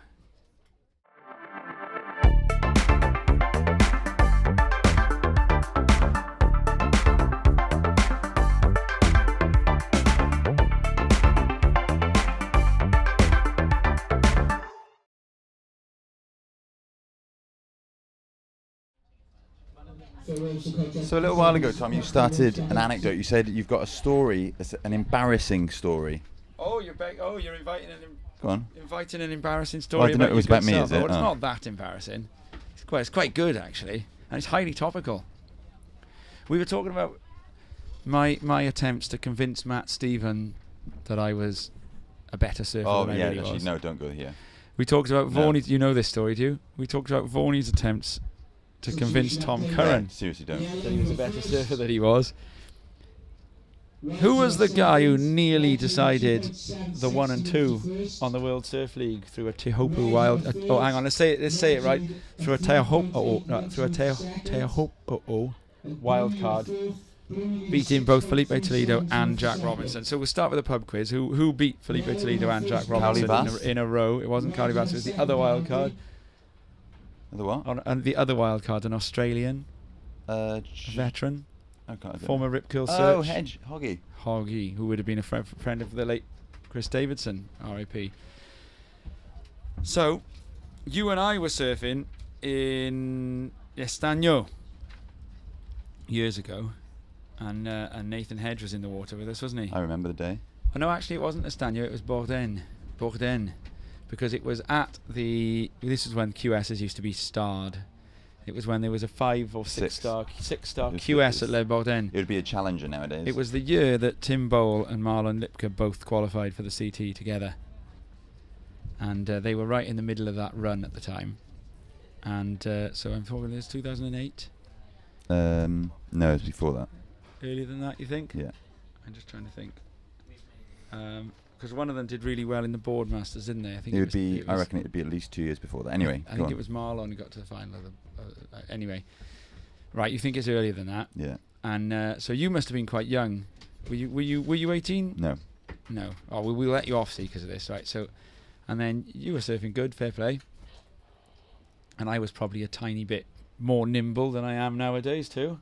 And we were trying our best to surf the peak with all the competitors on it. Here we go on the backhand, Ewan Buick, he comes off on that one. He is holding the highest single wave score of this heat, Ewan Buick, at a 5.67. So, he's in a position to advance if he can back up the 2.33. Let's hope he uses priority better than his brother did in the last heat. You paddled up to me and you said, Tom, guess what? Nathan Hedge just came up to me and asked me what time my heat was after I rode a wave. I didn't think this was the story. I quite like this one. And I think I dropped in on you on the next wave. I think there's a photo of it. But that was your story. You were very excited because you'd ridden a wave past Nathan Hedge. And then after that, he paddled up to you and said, "When's your heat, mate?" Now, of course, if Vaughnie was here now, I know what he'd be saying. Vaughnie would be saying that Hedgie hadn't particularly watched your surfing. It would have been the fact that back then we were young, dumb, and covered in stickers, weren't we? And so he would have just seen the stickers on your board and thought that you must be an elite level competitor, which you were, in fairness to you. You were an elite level competitor at the time. What's your memory of that story then? No, I recall. I don't think I've thought about that since it happened. It did happen. Went to Mundaka then a day or two later, and Hedgie takes off on an absolute bomb. And one of the Mundaka locals screams him off the wave from the shoulder and then drops in on him. And Hedgie just paddles up to the guy and wants a fight. I couldn't believe it. And so he tried to stick up, and the Mundaka locals were screaming at him. And then I saw another of the QS surfers at the time, Paulo Moura from Brazil. And the same happened to him. But he just took it. You see a surfer up and riding it. It's a nice re-entry, that one. Stuck behind the section, though, after that. Buick is still sitting in a reasonable position. Now, we've lost track of priority, unfortunately. The priority is down for the moment, so that's why you can't see numbers in the colours to the left of your scoreboard. But we are, as you were, with Alex Townsend needing the infinitely achievable 3.8, or Ben Kabedza the slightly less achievable 6.37 to advance. You think he can do it, or do you think Buick can back up the 2.33? He's got to use priority. What's the time call in this heat, Tom? And I'll tell you. 3 minutes remaining. Buick. Yeah. We don't know who's got priority. If Buick can play the priority game right, this is a makeable heat for him now, isn't it? Absolutely. Sorry, our commentary there probably sounds like it's veering slightly in the direction of Welsh bias. This is, of course, a Wales versus England versus Scotland clash as well. And here we have up and riding, and now this will be Alex Townsend, I think. So this will be his attempt to get the score, and he's fins up and out. Oh, an inside slash. This is the wave of the heat. So I can't confirm who. Ooh, an interesting decision for the closeout turn. Hopefully it doesn't matter too much for him.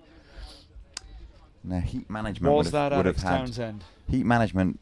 That should have been stomped for maximum points. He- However, 2 minutes left. He wasn't going to paddle back out and je do anything pense, I else. suspect he has got it with that. If it was Alex Townsend, so the glare making it a little bit difficult to see, but that is going to be a 3.81 if that was Alex Townsend. It's going to be a 3.81 or above Tom, whoever I that think was. it was either white or yellow based on the scores on my screen. Ben Log. Oh, Yeah. are they the two surfers who are waiting for scores? Yes. Right, well that means then that Alex Townsend, that's Buick there, up and riding, pushing things through to the inside. So I think he had the left behind the wave of Right, and then he's presumably come yellow. back very quickly and gone right. And so now this is to back up a 2.33. So he tries to stomp that out at the end. Interesting. We'll soon see. So by that who, might based well on have who been posts Ben Large. the bigger then. wave now. Yes. That might have been Ben Large. So you've got white and yellow are the only people awaiting scores, yeah? Yes. Which means that priority now is with the two surfers who need advancing scores, which is what gives us an exciting end to a heat. So we've got red and blue. So that would mean, though, if that was white, which it wasn't, that would mean that Alex Townsend was going to need a huge score. But I still think Townsend is going to end up needing more than 3.8 then, because I do think Buick will have bettered 2.33 with that last wave. But by how much? So we're waiting for the scores to drop. We've got 45 seconds left. We might not get them in time for the end of this heat. But we're thinking then that the wave of the heat has gone to Ben Larg in the middle of all of that. And that was the wave of the heat for me. Previously an accolade They're held taking by a Ewan long Buick. time to decide. Well, so they got lots to think about. They've got 3 scores to drop in, and they all make a big difference because they're going to decide what it is that Townsend and Cabeza need to advance. And I'm not sure another wave's going to get ridden. We're going to count this one out very shortly. 10 seconds remaining. Counting down. There is going to be a ride, but it's right on the inside, and So- it's Buick 3, coming in. 2, 1. now, Tom, I think we might have an interesting situation here. Do tell. So the reason that the scores are taking so long to drop, I believe, is that they're confirming who was it riding was. because of the glare. Yeah, that's what's happening. That's what's happening. And do you know what? If they get it wrong, and it's perfectly right that it should fall out this way, if they get it wrong, they'll find out soon enough, because those mums and dads down there will know. Well, Who I've that actually was. just seen the team managers flag it with the contest director. Yeah. So So they're claiming, team managers are calling who it is. That's an interesting one. I'm not suggesting this for a second, right? But do you think there ever has been an incident where perhaps canny team managers have suddenly claimed a glary wave for their own surfer? the gamesmanship. You know, I've seen it done in events in the past. Well, I've got a good story about, to mention him again, Bob Blythe playing rugby and doing this. Do tell. There was an interception. Someone booted the ball down the park, and my dad chased after it, and it was a foot race between him and someone not quite as nippy at the time. But the referee was at the other end of the pitch. My dad knew he wasn't going to make it to the ball, pick it up and get over the try line, so he took the chance that from the referee's perspective, way down the pitch, he'd say it was over the try line. So my dad dived in it and put his hands up to celebrate, and they awarded the try. That's genius. Hand goal. And goal. Genius. Speaking of genius, camera anchor Craig Nicol himself is in So I the think booth. this is the moment, Tom, where we switch feeds. We're switching feeds. And are we going to, Craig? Are we going to have to switch feeds before we can deliver the results of this last heat? No, we can deliver the result if you would like. Or we can have to wait for the result then. So because we think that the judges are conferring over what colours the last two waves were ridden by. I believe there was a bit of glare going on, and someone has video footage that they are querying if the right colour got awarded right there. Great idea. Hear that? So Craig is telling us that the teams have been filming their own surfers and are now presenting video footage to the judges to argue which waves they think they should be being given. Next heat, hang fire. Last heat, hang fire, says the beach announcer. Now, I love this. Now, I know a couple of dear friends of mine are tuning in to watch this from as far away as places like Australia. And if that is you, you can enjoy. I'm sure this has happened anywhere, Australia, other places. I'm sure this happens. It's getting quite excited out here. We got a couple of team managers. I can hear some raised voices. They're both requesting an audience with the people who matter in contest control. Tom, I think our footage is about to get used to decide the outcome of the heat. Do you know? I'm not sure our footage has the colours on it. So, but I think what we are probably going to do is maybe do the stream swap, because that I think it's going to force us to do it. Our footage to get used to help decide who that was. And Is that what's happening? Our stream has to change now so they can use this stream to go back. Amazing. Our stream is about to change to. So you're looking up. You're going to move over now. You've got time now, guys, to go and make yourselves a cup of tea. You can go and watch the final. You can go and watch injury time of Arsenal Spurs, right? And then come back in about 5 to 10 minutes, and you'll get. But this time, when you come back, you need to log in through British Cup Surfing, and it's going to be called 2022 British Cup 2022 Surfing. And you need day 1 p.m. and we're going to be starting a new stream. So thank you very much, everyone who's tuned in for this one. Thanks to all the production team, and we'll see you ever so shortly on the other side.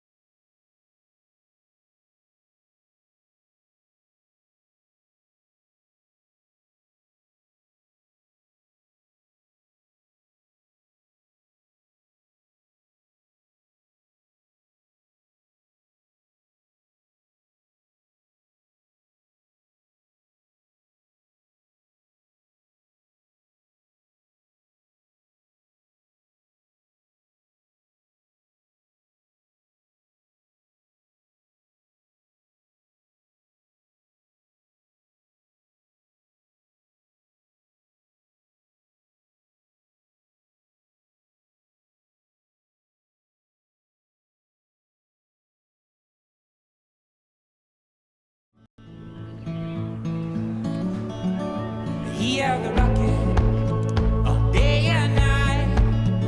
The world is noisy, and that's alright. Every sound is just a piece of the natural rattle. So unwind and don't unravel. We can't help but be a little fragile through the clatters inside and crowds.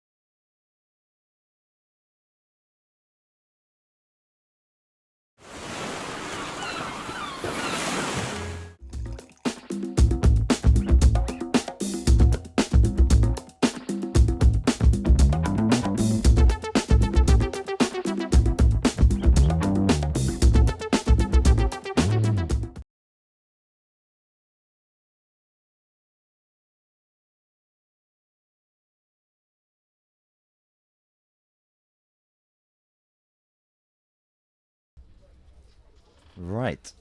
Hello again, everybody out there in internet land. If you are sticking with us on this new stream, I'm just going to give you a little update on what's happening. We are currently on hold, hopefully very temporarily, as our judges review footage from the previous heat. So where the sun is at the minute, which is pretty much directly overhead, it is casting a sharp light on the ocean.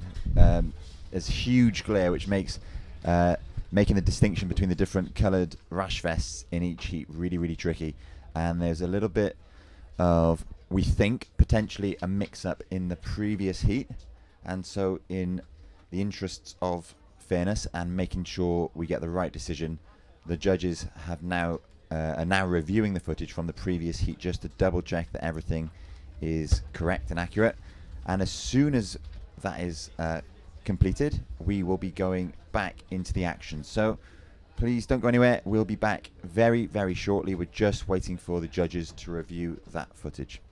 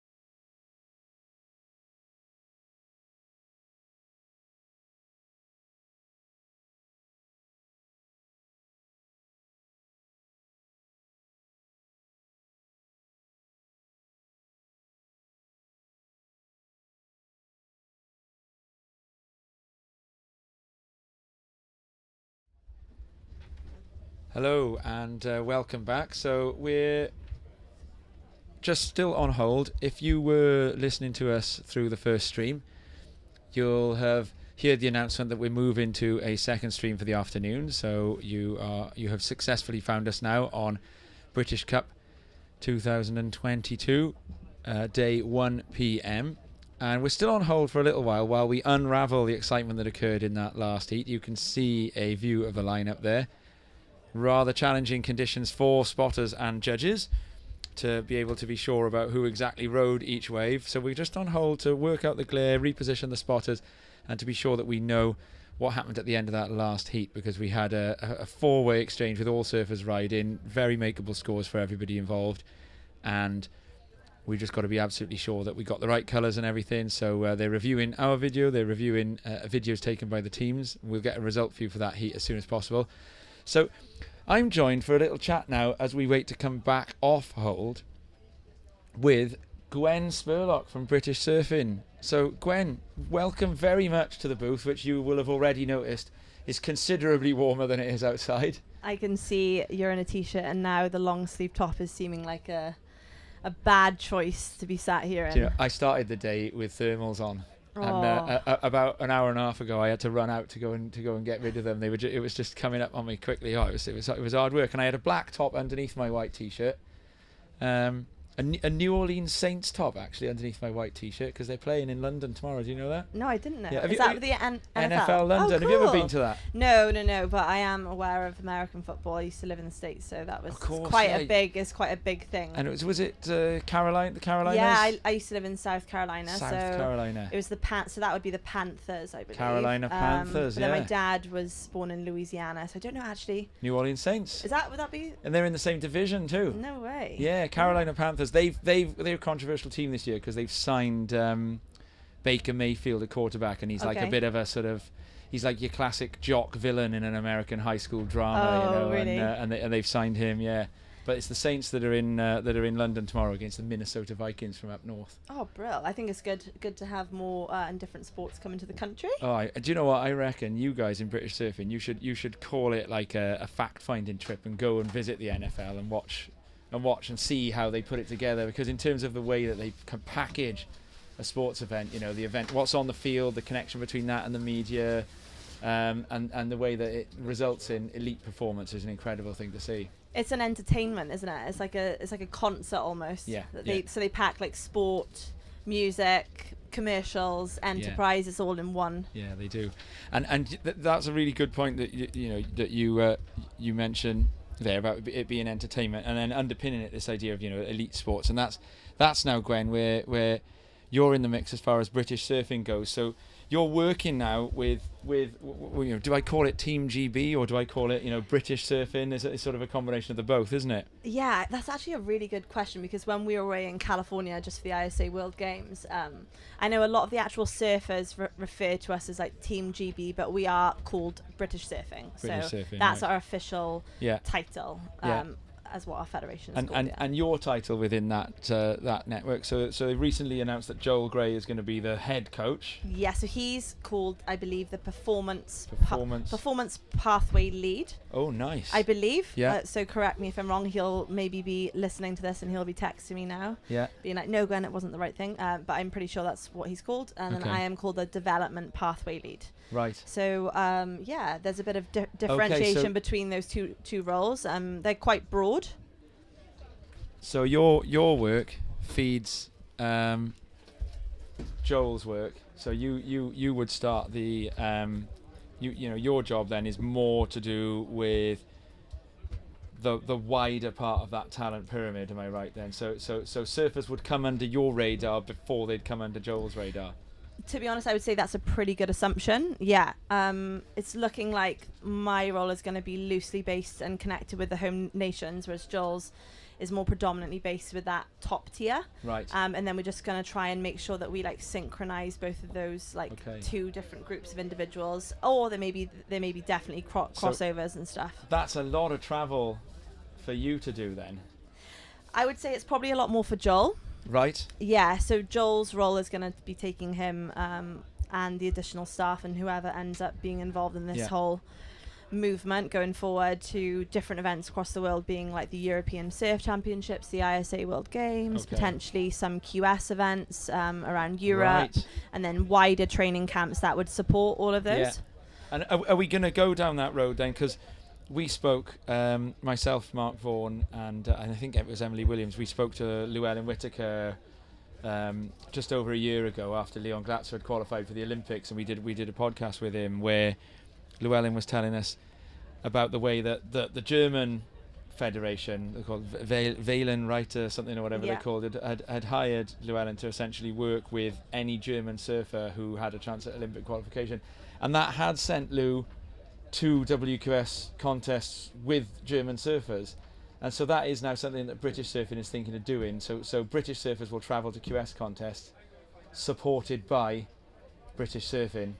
So at the moment, that's not confirmed. Right. We haven't said conclusively that we will be supporting QS surfers in relation to British surfing and the funding acquired.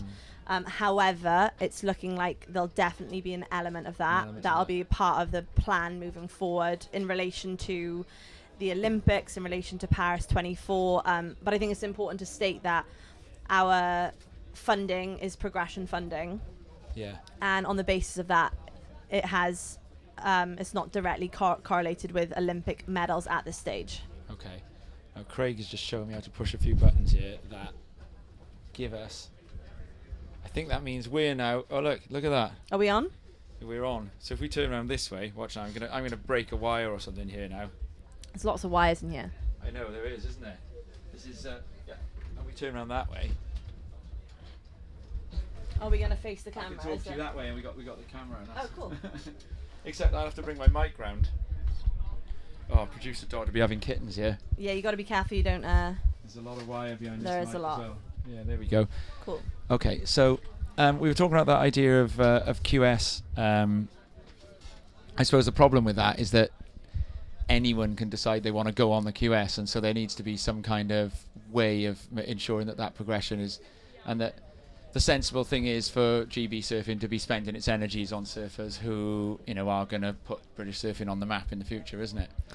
Yeah, there's definitely an element of both of those things that are important. Like, obviously, we're here today, we're at the British Cup, we've got the best of Britain here today, and I think something like this is so valuable to our surfing community, and something that we need to bolster and improve and find ways to support in different ways, grow. Okay. So there's an element of that, and there's also the element of like, okay, we need to look at the QS and we need to understand that definitely is a key component in improving surfers, and also the aspiration and the motivation behind the QS. I think there's something really important about the psyche of individuals who go in the QS. So that confirmation of that aspiration is something that will take a surfer from being a European champion to potentially Olympic qualification. So there's lots of different things to consider when looking at this as a wider movement. Do you know what is more important? Because if we look at a good example now, Alice Barton, right? Yeah. It is not unreasonable to say that for her the goals are WCT qualification and Olympic qualification. It would be reasonable for her to be thinking about that kind of thing in the future. Which of those is more important from a British surfing point of view? It's a great question, and I'm not going to speak for Alice because, like, specifically, I haven't spoken with her about her 12-month goals, 6-month goals, 3-year goals, 5-year plan.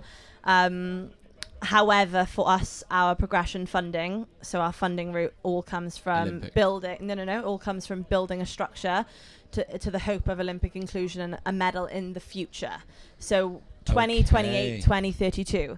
So and that's you said the word medal. Yeah. Yeah. Medal potential for a while away. Yeah.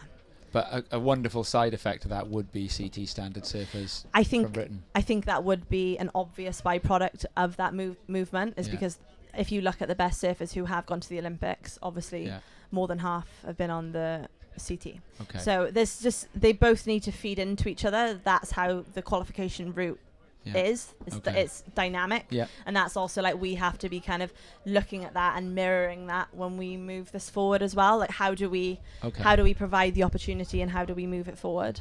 I'm going to thank you again for your time, Gwen. It's great to have you in here. Can I ask you 2 more questions before we come off hold here? Because I think we've had the word that we're going to be going back into the water relatively soon now. I just want to ask about some of the challenges of the job that you guys are taking on, and I think so far doing a great job with. Firstly, can I ask about the challenges that British surfing is faced with in terms of the fact that the British Isles has so many unique and individual surf cultures? So we've got this great base with facilities down in Newquay, in the surf centre there at Fistral Beach, very consistent waves.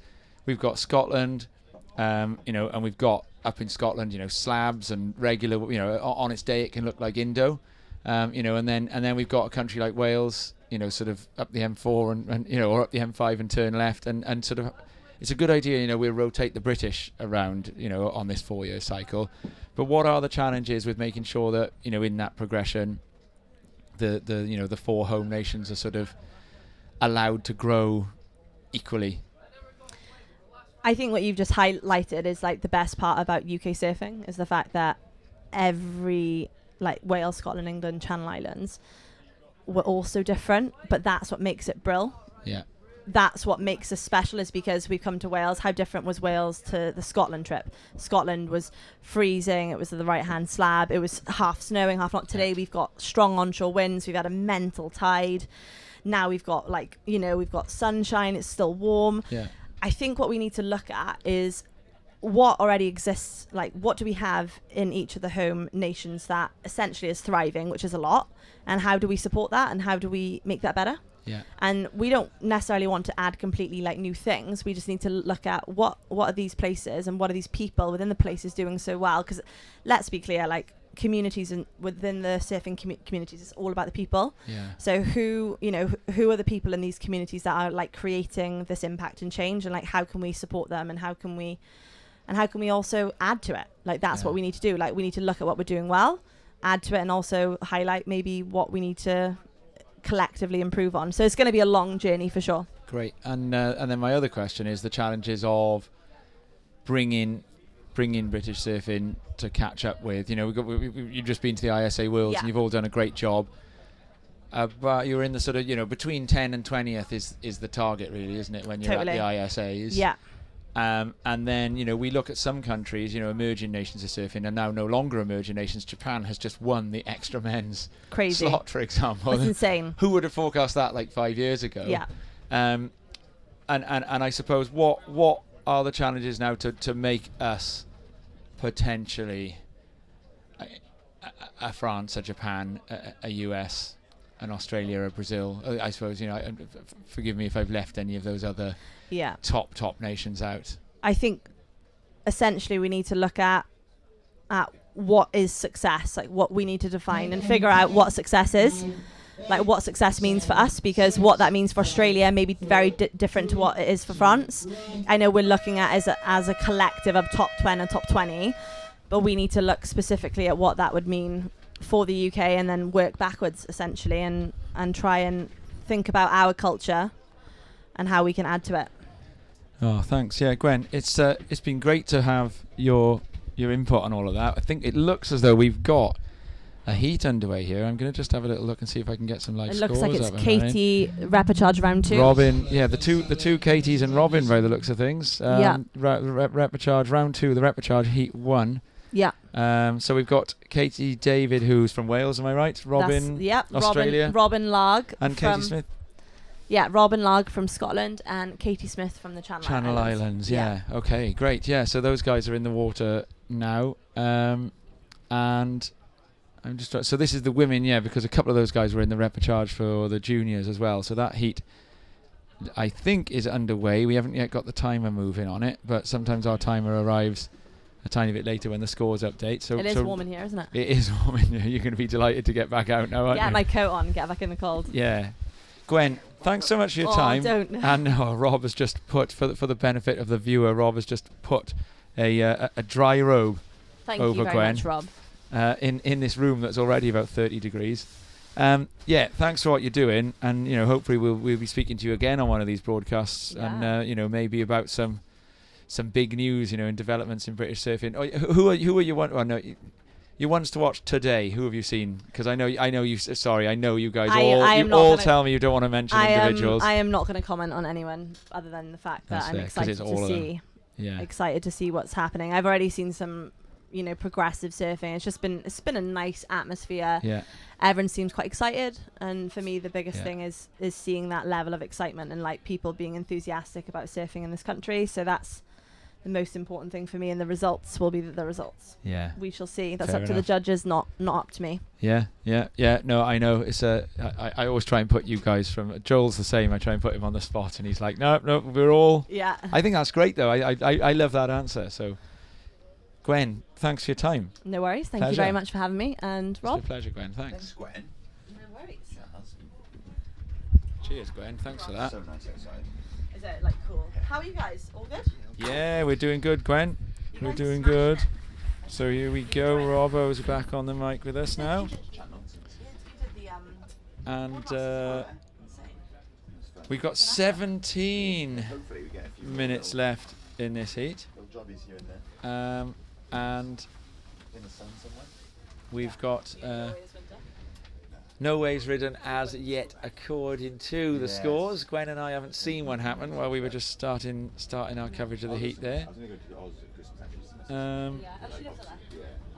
There's some nice right-handers coming through. The rip still another hour and a bit away from starting, so we can still take the luxury of catching a right-hander. And you see Gwen's taking power calls as she's making her way out the booth now. She's it's the Olympic bosses. They're ringing her up. Eric Logan's ringing Gwen up as she goes out. And conditions, they're improving a little bit from the point of view of visibility. Can you enlighten me? Did we have reached a conclusion in the last heat? It has not been sent down to us as yet. I'm sure there will be one. I'm sure there will be one. We'll have to put it on the video description for day 1 AM. We'll have to write on there for the conclusion for the results of the next heat, turn 2. Oh, we're on the 34-minute mark of this broadcast so far, so we've been on hold and then 34 minutes. So I believe it should be known imminently.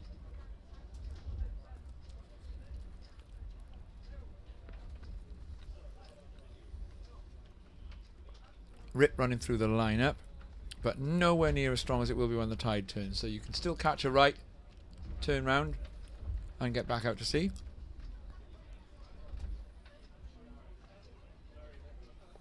Smith, who we had great fun commentating on earlier with Mark Vaughan, because she shares her name with the Llantwit word for hot or cold. Got to avoid using the same stories lots of times. I got a good story about hot or cold though, which most of you will have heard from my own trip to Japan. Because in Japan they say hot or cold, and they don't actually mean hot or cold, but that's a long story. –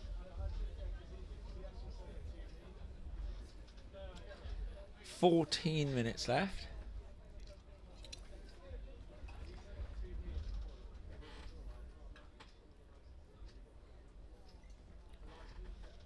So, Rob, we were talking about your lunch, and we were going to find out what you followed your corned beef pasty up with. A carrot cake. Nice it was too. Good levels of moistness. That's key to a carrot cake. Yeah. I don't like them too sweet either. Sometimes I think the kind of cream cheese topping can be a bit too much. It had a nice savoury edge, the one I had, which I like. Whereas you are a sweet tooth. I am. I'd never choose a carrot cake. See, I'm savoury, always. Yeah. So carrot cake lends itself. It's a savoury. It's a dessert for a man who likes his savoury, isn't it? Yeah. Absolument. Also, I'd probably choose a starter over dessert. Oh, not me. Not you. Josh Vaughan's going to need your seat, isn't he, to be able to come and run the buttons for us. Yes. Let me just have a little rejig then. Hang on. So, you'll remember this summer, Rob, when we were down in Cornwall. I believe you and Mark and Jay Phipps went for a pizza, didn't you? We did. And I went, instead, surfing. And that was after the contest was done for the day. And then I came to meet you for dessert. 4 desserts you ate? I did. I came and You joined had you 4, at your table. but you did have 4. And I did have 4 desserts instead of any pizza. So I'd been surfing for like an hour before it. Weird decision that, in my book. Not right. Being the height of British summer, that was at about 11 o'clock at night It as well, was, wasn't it? yeah. Very content. And I think I had an espresso with it as well. And I remember you saying, I don't, you can drink espresso. No, I have. I always have an espresso. You and I, we had espressos, and Mark and Jay were a bit bemused by that, which I find strange. No. I'm sure Mark had one. 'Cause he lives in France, you know. Who was at someone the criticised it? Yeah, no, I know. know. They couldn't fathom that we were having espresso I think at it was 11 o'clock at night. No, it wasn't. It was Geordie. Geordie Brew. Your mate from the cricket Geordie club. Brew. Geordie Brew, the Sepher from the cricket club. That was it. Yeah. They have a different way of doing things down there. They do. Well, down there or up there at the cricket club. Up the club. Well, last time I'm out, Tom, I gave Pontier cricket scores. You did give the Pontier Well, cricket of scores. course. I've got the Arsenal scores. They've won. Well, they've beaten Spurs. The rest of the Premier League is just kicking off. Yeah, last time out, I gave cricket scores. We actually played a game of indoor cricket last night. Did you? Yes. There's a score in this heat. I'll just interrupt you with, and it's a Please do. 1-point ride for Katie Smith from the Channel Islands. Puts her into the lead as we approach the halfway point. Obviously, no cricket scores to give today. However, you'll be delighted to know that Pontier AFC are playing Crick Howell AFC in what's been dubbed as the Clash of the Titans. Football. Yes, football. To decide who is the best of those two teams on this day. No scores yet, as yet. There is everything to play for, and forever to play it in. More football. It's the football. Watch it. It's going to move. Football. So here we go. It's the surfing. Watch it. It's going to move. And it is moving. Katie Smith in the lead as things stand. Kate David and Robin Lang. David's lead over Lang at the moment is only alphabetical, but once one of them rides a wave, we'll have point of difference. And the glare, it's still there.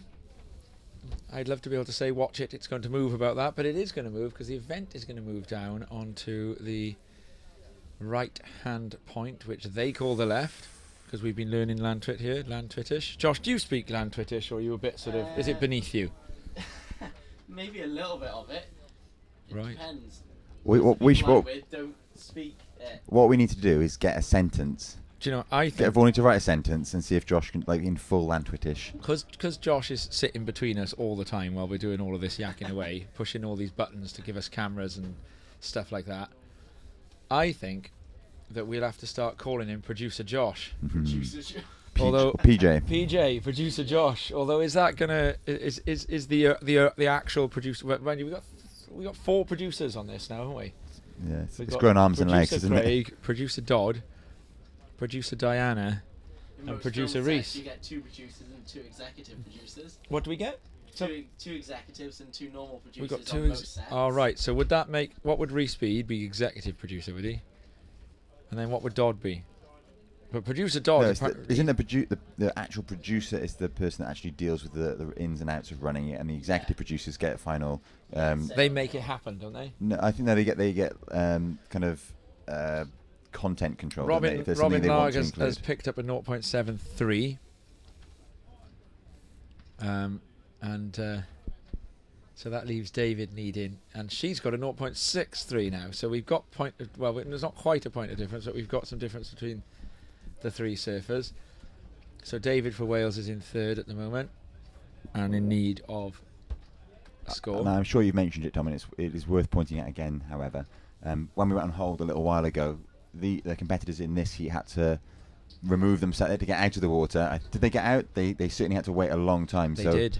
They were in their wetsuits. They are doing well to be back out there after such a long wait. I suppose you get so G'd up for your heat in the water, thinking it's on, only to be told that it's not. So, big shout out to our competitors in this heat. Yeah. Fair play to them. 100%. So David currently needs only a 0.11 from her next wave, but realistically she needs more than that because she is 0.1 behind. Round 2 of the men's. Both heats are going to be run on a point. So we're getting some announcements. So after this round finishes, we're going to be going for both of the round 3, or no, is it the round 2? The men's repechage heats. Both of them are going to be on the point. They call it the left. It's the left that's a right.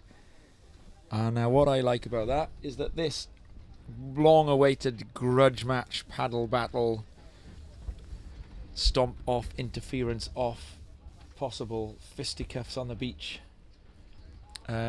between Mark Vaughan and Mark Boyd, the Battle of the Marks, is going to take place on a point break with more marks. It's going to be terrific. Do you know what I'd like to see them do? I'd like to see them have not a paddle battle, but you know that is a point where you get a long enough one when the rip is coming through, and it's quicker to get out and run up. And I'm sure that they'll be barefoot. They wouldn't dare lose the psychological edge by showing one another that they would put boots on. So I'd like to see a barefoot battle between the two of them running along in board shorts. The cobbles. The board shorts is not that far-fetched either. Vaughnie does surf board shorts late into the year, and I'm sure that Boydie coming from up north where it's rather cold. And it is warm at the minute, isn't it? The water's warm. No, hang on. The water's Smith. I speak Llantwit. The water's Smith.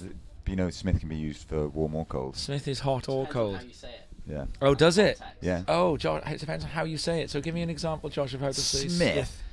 I'll say Smith, and you tell me if it's hot or cold. Smith. Cold.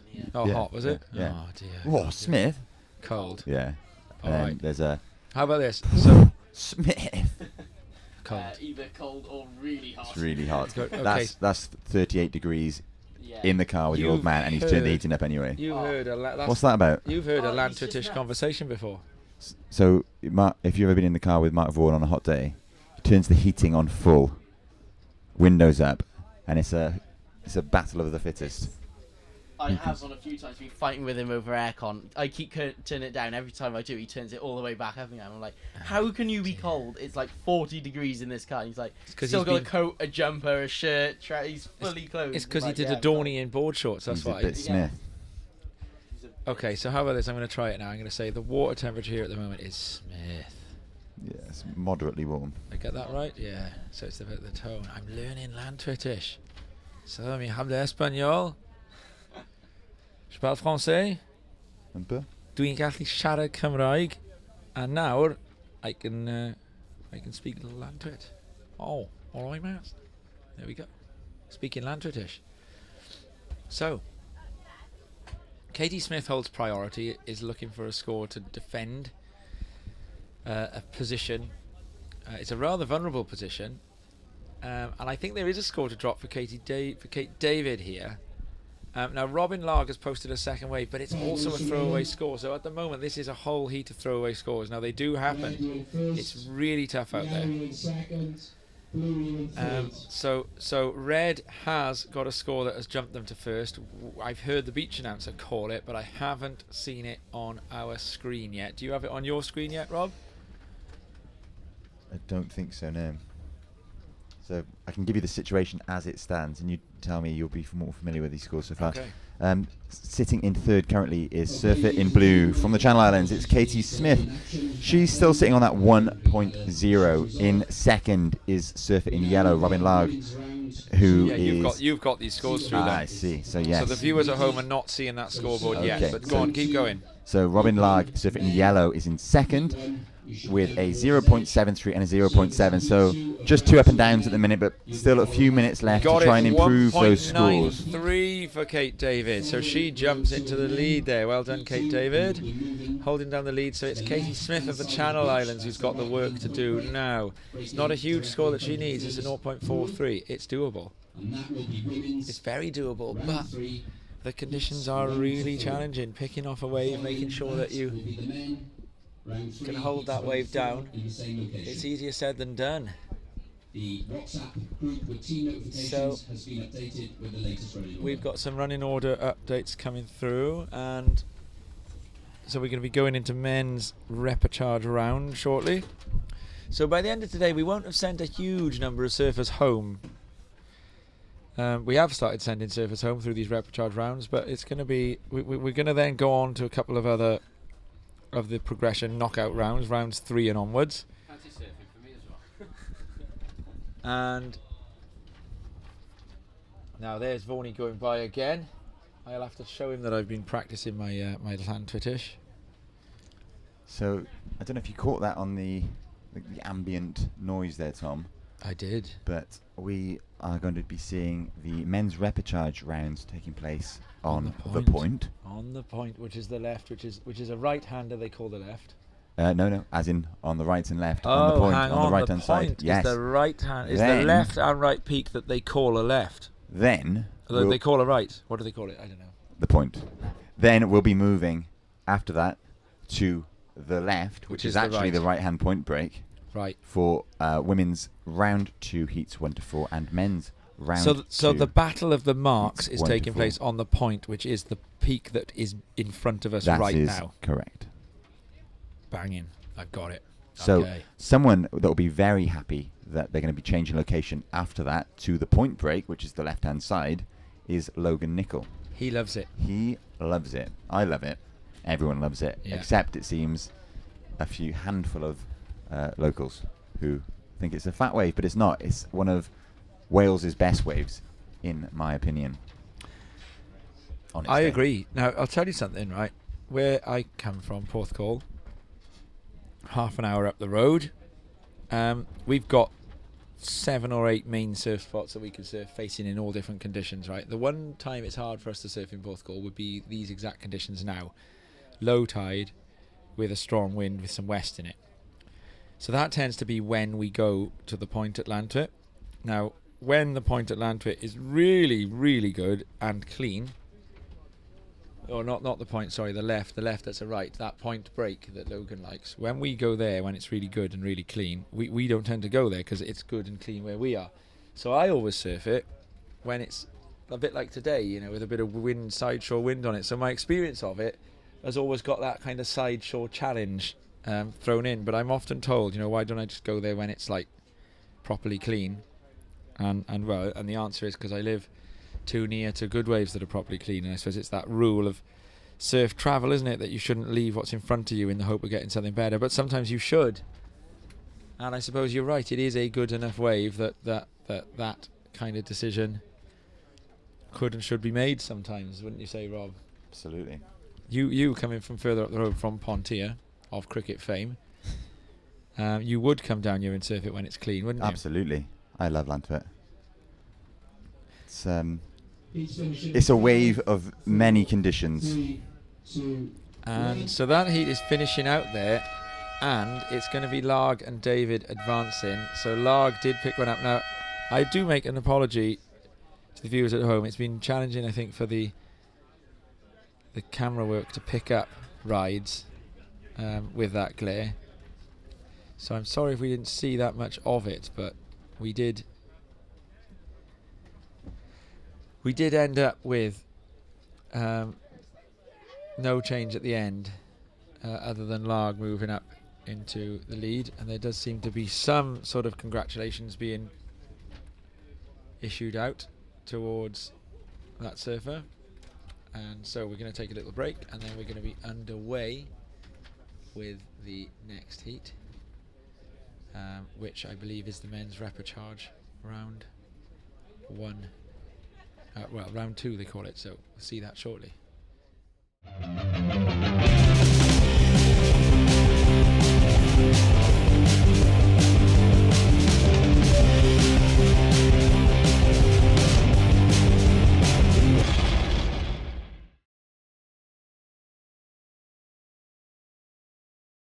Horn blast signals the start of men's round 2 repechage.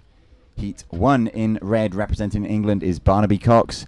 In white representing Scotland is George Watt. In yellow representing Scotland is Ben Larg. And in blue representing the Channel Islands is Matt Chapman. So a heat full of notable names, Tom. And we'll see them do battle on the point out in front of us. You can see a wave being ridden very early on. Quite tricky, as you mentioned just a moment ago, to see much from our vantage point at the minute. So we'll do our best to call it like we have been doing. However, you'll have to forgive us if there's a little pause in the action or a break in us commentating, because it is very, very tricky and it's hurting my eyes.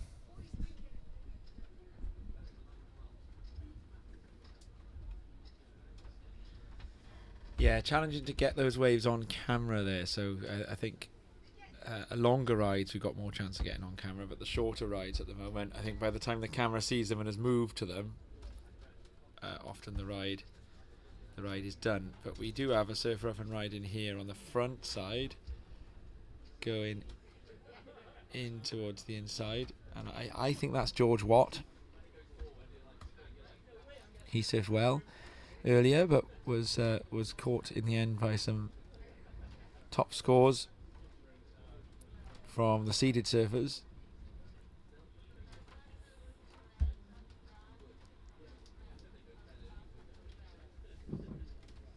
And Barnaby Cox as well. Unusual to see Barnaby Cox was I believe one of the British surfers that went.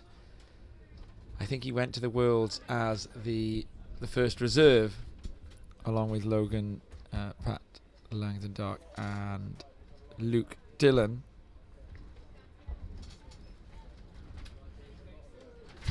And so we've got another surfer up and riding there, and I believe that is the surfer in yellow, Ben Larg. No, yeah, we're going to find out shortly. Whoever gets the P4 next to their name would have been that surfer. And so we get a flurry of action to start it off. For us, seeing colours is a little challenging.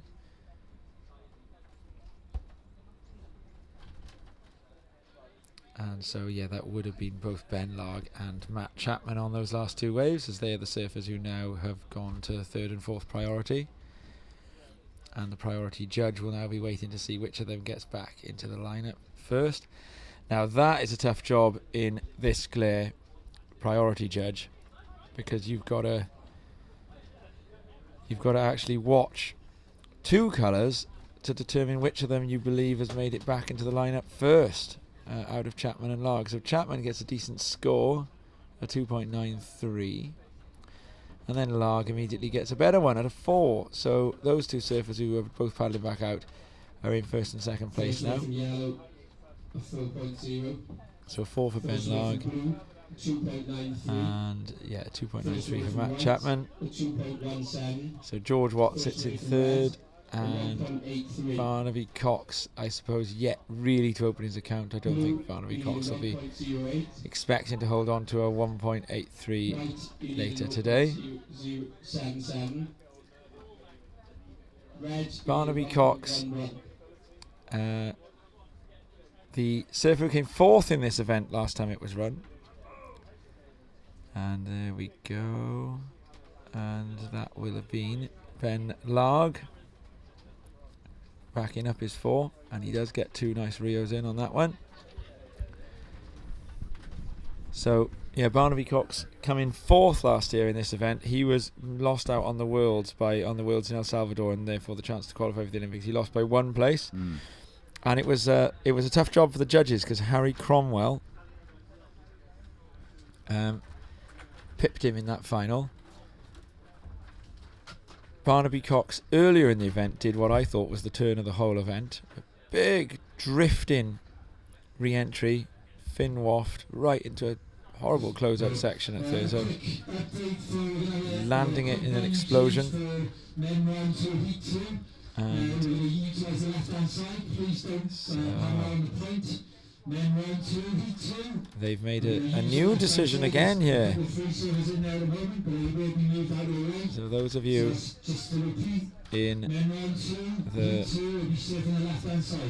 watching this on a remote feed instead of being down the beach, if you didn't hear that from the beach announcer, they've made another change and they've now decided that the men's repechage will, Rob, be going in the right-hand point break that they call the left. Ask me how I feel about that. You feel good about that because I love it. It's going to save your optician a lot of work, isn't it? Well, we can see it clearly, and what a wave. It's actually pumping out there. As you may have heard on the beach announcers mic, there are several free surfers out there at the moment, and they're having a great time. I can see clearly now the glare has gone. But over here on the peak in the middle, now I wonder if that's a glare decision. Meanwhile, as we're speaking, the wind has just bumped up about 10 miles per hour on top of what it was. It is absolutely howling all of a sudden. It is. I fear, Tom, actually, casting my eyes down the channel westward, we're about to be hit by a squall of some substance. I think that could well be a safe prediction there, Robbo. So it's 3:20 now, so we're an hour before low. Still loads of swell. Yeah, I got 11 minutes past 4 for low, according to my So about watch. 50 minutes away. And here we loads go. of swell for this stage of the Big tide. backhand blast here for the surfer in. I believe that to be blue, Matt Chapman. Now all surfers have ridden a flurry here. We've got that one because there's no one with priority. So there's a paddle race back out to the lineup, and then behind that, I think that's the surfer in red, Barnaby Cox. So I think that was Matt Chapman. It could have been George Watt, but I think so. Let's see. Now I'm trying to think. It is Matt Chapman who's the goofy foot, isn't it, from the Channel Islands? The Yes. Languid, as you described it, goofy. Style. But that Lovely. was potentially the wave of the heat. You can confirm from your screen, Rob, whether we've got scores Yes, we anticipated. have got a score waiting to drop for Matt Chapman. We also have a score waiting to drop for Ben Larg of Scotland. Yeah, that surfing was in it. yellow. Up and down on the inside, I think. So at the minute, as it stands, surfer in blue, Matt Chapman is actually in the lead. He's looking to replace a 2.93. and will have done. In second, surfer in white, George Watt is looking for a 3.83 to take first. In yellow, Ben Larg. He needs just a 1.10 to move into second. And surfer in red, Barnaby Cox is in fourth, looking for a 3.27 to move into second position. So all to play for here with plenty of time remaining in this heat. I'm so looking forward to seeing our competitors take to the left-hand side.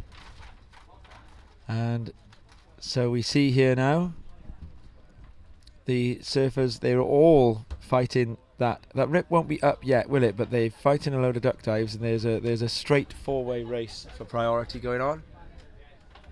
You can see the surfers getting ready for this repechage round. I see Craig Bright out there getting ready. And there's another in and out there on the inside. So I don't know. I think we may have actually lost the priority connection here now.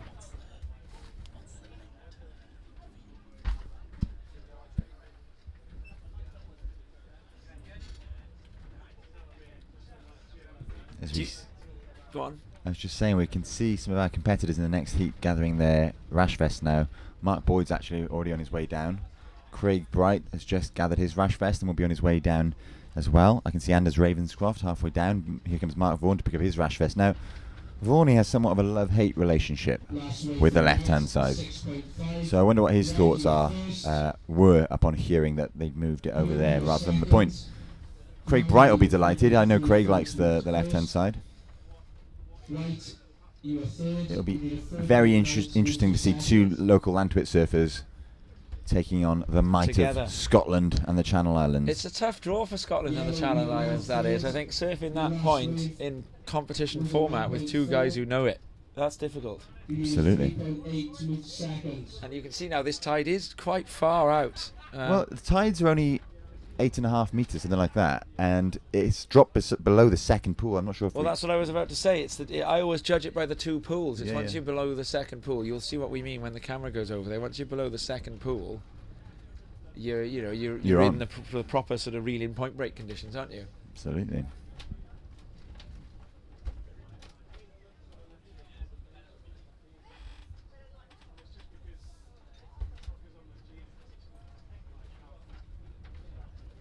Girls from the last heat are now just making their way back up. So Smith from the Channel Islands, we lost her, unfortunately.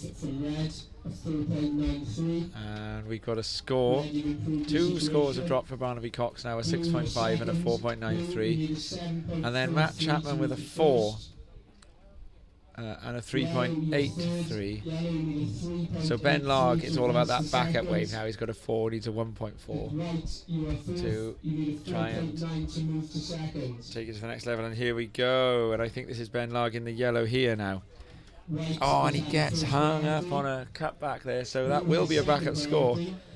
But he actually needed that to be a decent one, a 3.83, and I think that might turn out to be a little bit ambitious. We have an up and down headed left. That's George Watt. George Watt is a goofy footer, I do believe. So we've got two Scottish surfers, a Channel Island surfer. Chapman is from the Channel Islands, and Barnaby Cox from England in this heat. And at the moment, Cox is in a strong position.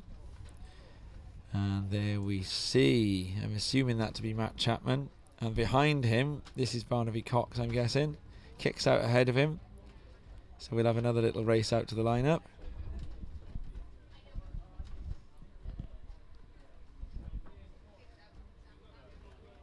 And we see a photographer down there.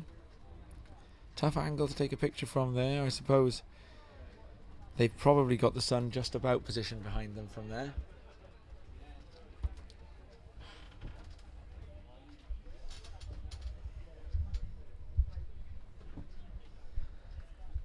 And there is a lot of water moving through that lineup. I think that rip, it can tend to start just before the tide turns, doesn't it, Rob, the rip? Yeah, you get a few minutes grace, and then start warming up your arms, Tom, because you are in for one heck of a paddle. Yeah. I actually think the surfers that are moving over to the left-hand side for the next heat, so that's Mark Vaughan, Craig Bright, Mark Boyd, and Anders Ravenscroft, are getting off a bit light here. They're getting off quite lightly, not having to tussle with that rip. I agree. But I suppose it makes for a fairer contest, doesn't it? It means that we're getting a surf off. Absolutely. Rather than, a little bit too much pot luck coming into play on this peak now. We've seen it in the last 2 heats. And when it's like a machine. Once it's switched on, it's not turning off. Yeah. And here we go, up and riding. Now I think this is going to be Ben Larg.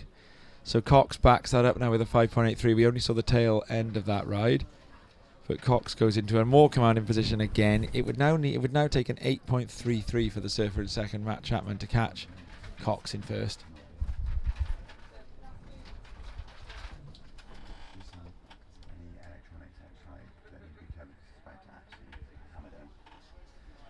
And there's great anticipation outside of imminent rain, and a lot of it. Should we lock the door?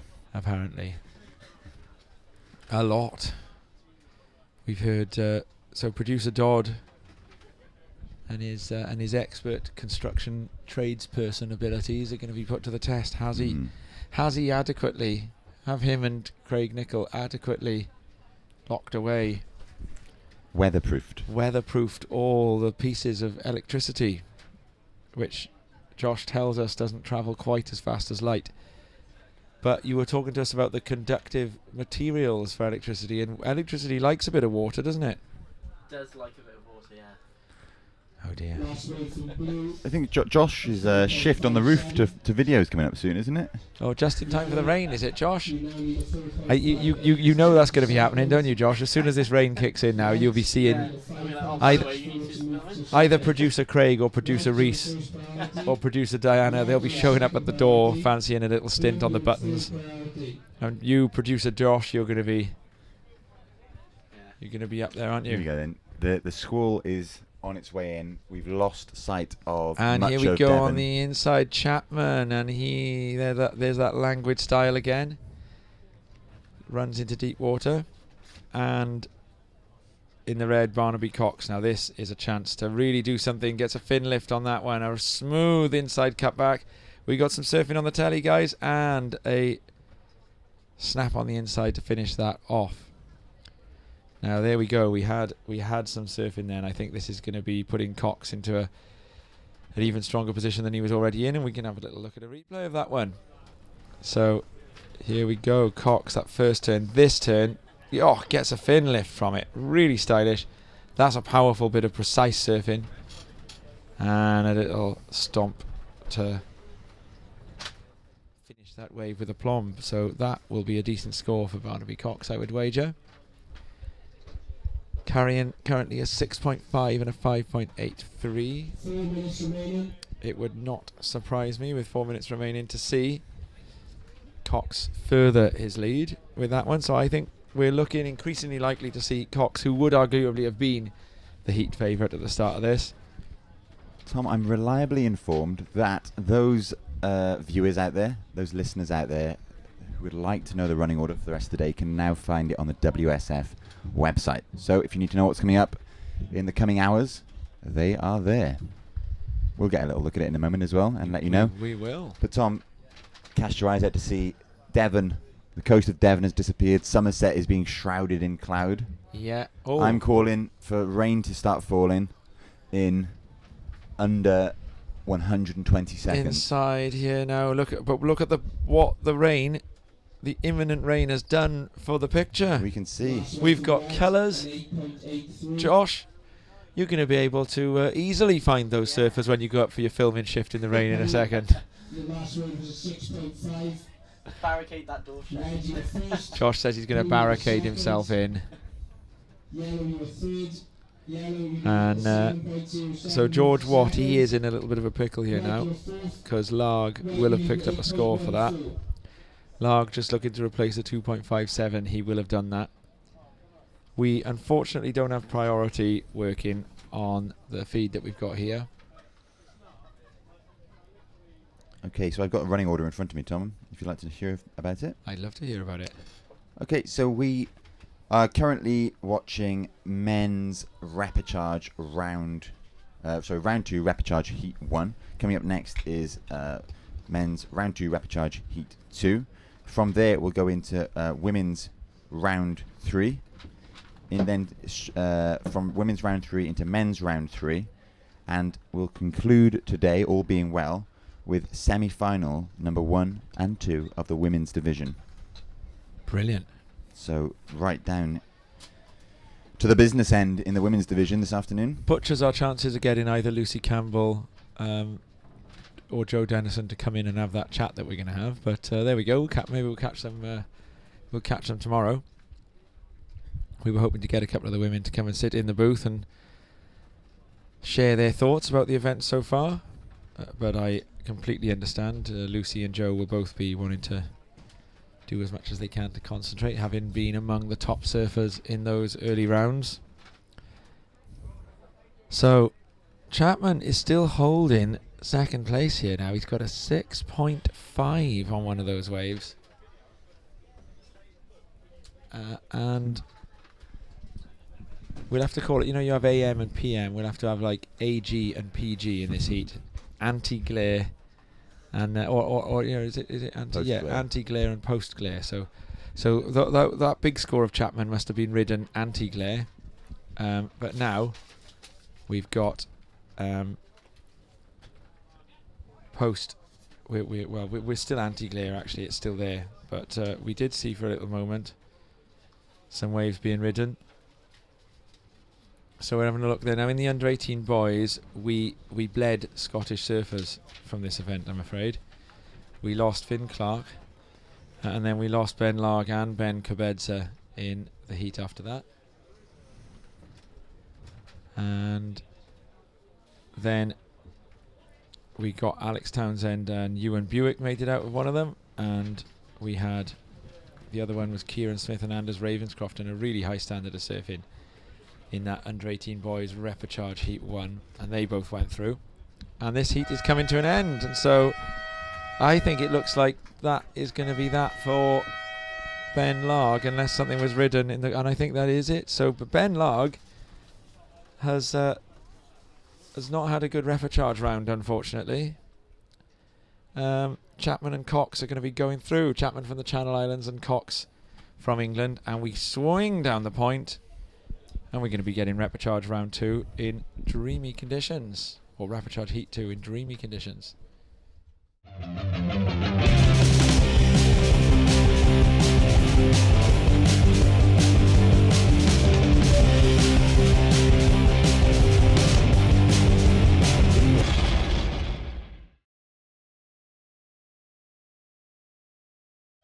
And we're back, and I think you may have just heard the horn, and it's the Battle of the Marks. This is it. We've been talking about this one. This is arguably one of the big grudge matches owed from the last British Cup up in Thurso, when Mark Vaughan of Wales got himself into a paddle battle with Mark Boyd of Scotland, and it ended up in a court of arbitration for sport, didn't it, Rob? It sure did. The heat was rerun, and Vaughan got the jump. What was the actual technical reason? I remember watching it. I can't remember. It now. was to do with priority and interference. I think it was to do with who'd won a paddle battle and whether the technique for I think it was to do. Now this is me working on very limited information. I think it was to do with a paddle battle in which there was then a cutting off manoeuvre, and then it was into the rule book for whether the cutting off manoeuvre, if it involves, I think it's pretty much the same rule as football. And here we go, we got a start. I think that looks like Mark Vaughan. It looks like Mark Vaughan. It is Mark Vaughan. And he's got more than that in the tank, I can tell you. He will not want that Scottish flag which is being flown just to the right of our picture. I think we might in a moment get a picture of it. If we go, so there you can see now in the picture, you know, Rob and I were talking about the 2 pools, and we were saying that you want to be you want the tide to go beyond the second pool for this point to start working, and which it has now done. So just to the right of the pool that we can see there on the screen, that's the second pool on the screen, just to the right of that, there is a proud Scottish flag impaled in amongst the rocks, and Mark Vaughan would not be wanting to let that flag continue to fly with such pride. And here we go, in and out. Surfer in blue, Anders Ravenscroft. Anders Ravenscroft. Now he'll have something to say about the Battle of the Marks. And Mark Vaughan is going again here. Do you know what? I actually think, Tom, the first wave may Craig have been... Bright. No, I think it was Mark Boyd. Do you? I do. Interesting. So we've got 3 goofy foots and a regular foot in here. We have got 3 goofy foots and a regular foot. Pretty nice wave for a goofy foot. I think they can get into that kind of pendulum-like motion. Yeah. I'd love to surf this wave backhand. This is surfer in red, Mark Vaughan. I've been riding a few quick bashes off the top. Just out of our picture, unfortunately. So Mark put together 2 or 3 quick up and down turns at the beginning of that wave. And I think he was hoping it was going to be one of those ones that hug the inside cobbles and run all the way through. But unfortunately, it ran dry. So this I think was to the right of where the camera is searching. Yeah, they're seeing a long way up the point compared to where you would normally sit. Yeah, there's... So that in fact is the Scottish flag. So actually this camera, right, I now understand the camera is way up the point. The surfers are way up the point then. So they've done the classic, they've pushed each other right up behind the waves. Mentality. Oh, goodness me, and there's great waves reeling off just to the left of them. So I've completely reorientated now. The TV screen is 1 rock pool away from where the surfers need to be. And as a result, it's a little bit tight and a little bit small, so the best of these waves will run down the point from where the surfers are.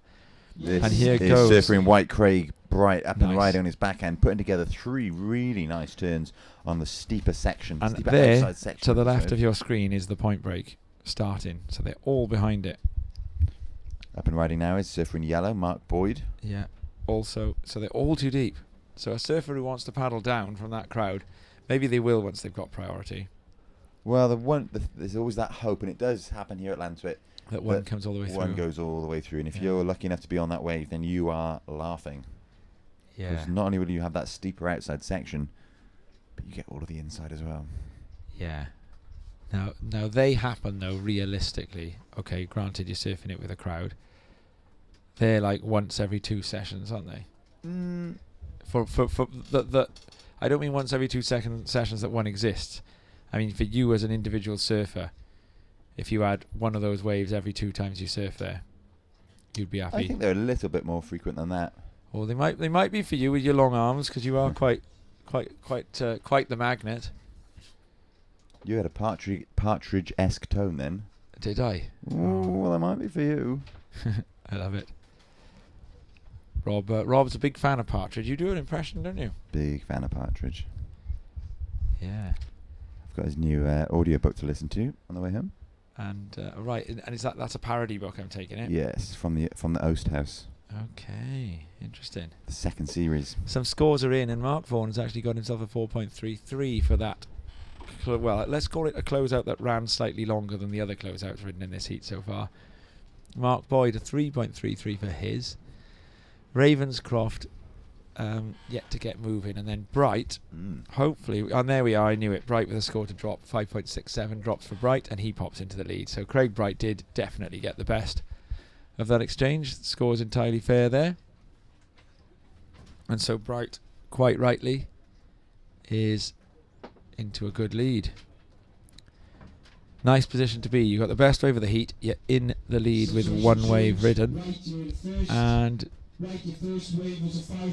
he's only 1 spot away from top priority. So now we've got the 2 surfers from Llantwit in advancing positions and with 1st and 2nd priority. That is not a position in which Boyd and Ravenscroft would want to be, is it? Right in 2nd priority, yellow in 3rd priority. So yeah, the 2 surfers, yellow and blue, Boyd, Scotland, Ravenscroft, Channel Islands. They're holding 3rd and 4th priority, and they're the 2 surfers needing waves. Will they get them? We'll find out shortly.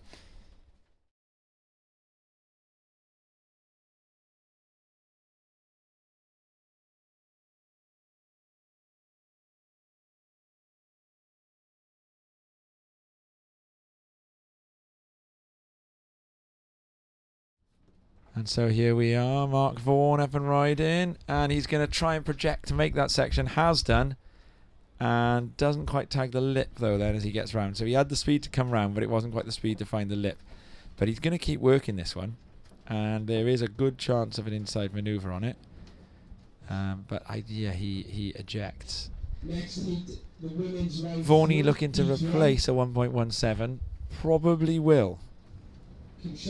So it would need to be a 1.35 actually to go into the lead, albeit with a 2-wave total against a 1-wave total. He's likely to do that too. So Vaughan is going to be sitting atop of the tree for a few moments in this heat, this battle of the marks. But that could be all set to change. Now, Boyd and Ravenscroft, they need to use priority wisely to compete with the local knowledge. And Boyd there sitting quite nicely close to the point. Ravenscroft is up and riding on one, and in and out. And there's that Scottish flag. It's now on its side. Probably because its holder is busy giving Boydie some instructions about where to sit. And Boydie still staying firm. So I think Boydie might be doing your rock hop that you talked about, Tom. I think that's Boydie there, isn't it? In the middle of the picture. One of the surfers is rock hopping. Oh, I can't see the screen, but I'm just looking at one of one of the someone on surfers. the end There is someone doing a rock hop. I think it's Craig Bright. Red, you are now in first. It can't be Craig Bright because he's in priority. That might be a competitor from the next heat, Rob. To move to first. Yellow, you're in third. Blue, you're in fourth. So, Vaughan still waiting for a score. And here goes yellow Mark Boyd. So using second priority. So nice first turn. And a second turn. And this wave's hugging the point nicely, but he gets left behind. So, behind meanwhile, Craig Bright, the heat leader.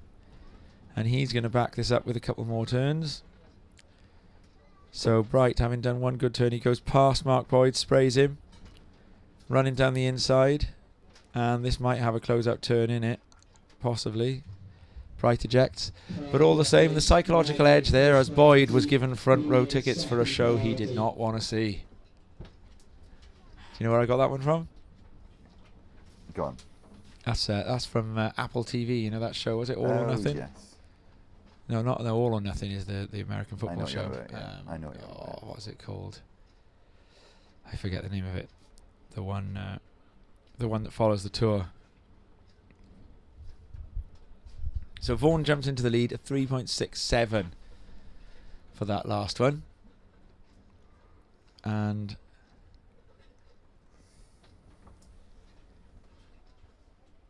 he is back in top priority. So the Llantwit surfers are using their priority well in this heat. I think 9 minutes remaining.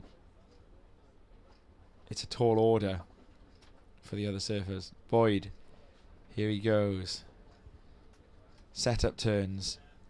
So it just looks as though Boyd doesn't quite know what section to put what move on out there. Do you think, Rob? I think you're probably spot on the money there, Tom. It's not the easiest wave to get used to. Takes lots of time and patience out there. Yeah, he did his setup manoeuvres on that one when as if the inside was going to reform, and then the inside didn't, wasn't it?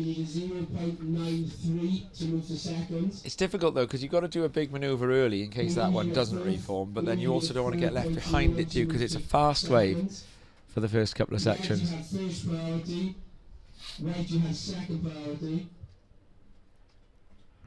So there we have it, a change of situation, Tom, on my screen. Yeah. As it stands, surfer in blue, Anders Ravenscroft is in fourth. He's looking for a 5.4 to move into that second position to progress through. In third is the surfer in yellow from Scotland, Mark Boyd. He's looking for a 4.67 to move into that qualifying position in second. In second is Mr. Llantwit, Mark Vaughan, surfer in red. He's sitting on a 4.33 and a 3.67, so looking to better that 3.67. And out in front, Craig Bright sitting on a 5.67 and a 3.23, and we're waiting for scores to drop from white, yellow and blue. Yeah, that lead change was always going to happen as soon as Craig Bright rode a second wave. And rode a second wave he did, and rode it well.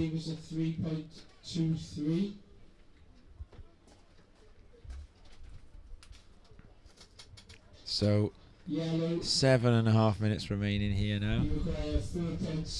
Amazingly, surfers from the last heat are only just getting back up here. So that's the time it takes to get across all of those rocks and to come back in. And so our surfer from Jersey in the blue, who advanced from the last heat, looking pretty pleased with himself.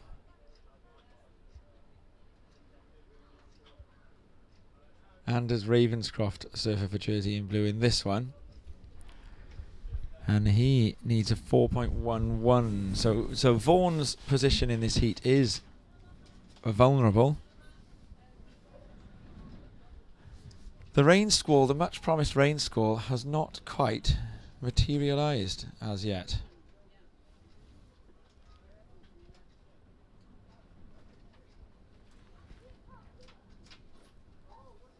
And we've got a little bit of a lull between some sets going on here. Oh, we've got someone in the way of the camera, and they've left again. 6.5 minutes remaining. And White, you're in first. Red, you're in second. We've got a wave coming through now, though, and this one's hugging the point nicely. So we'll see who chooses to use their priority on this one. It's going to be Mark Boyd. And he's got some work to do, and then he's right behind, just too deep, and that one is going to reel off. So, at the moment, the Battle of the Marks is swinging very much in the direction of Vaughan. Do you think there's any words being exchanged in that lineup right now, Rob? No. Don't you think? No, I think they're everybody in there is a seasoned competitor. I think everybody's probably got their own game plan and are trying to stick to it. Also, with just 20 minutes to go until the turn of the tide, I suspect they're trying to catch as many waves as they can before it does swing round and that rip really kicks in. Yeah, it's going to be really big. It'll be a really big grip, won't it? And the waves will pick up in size too.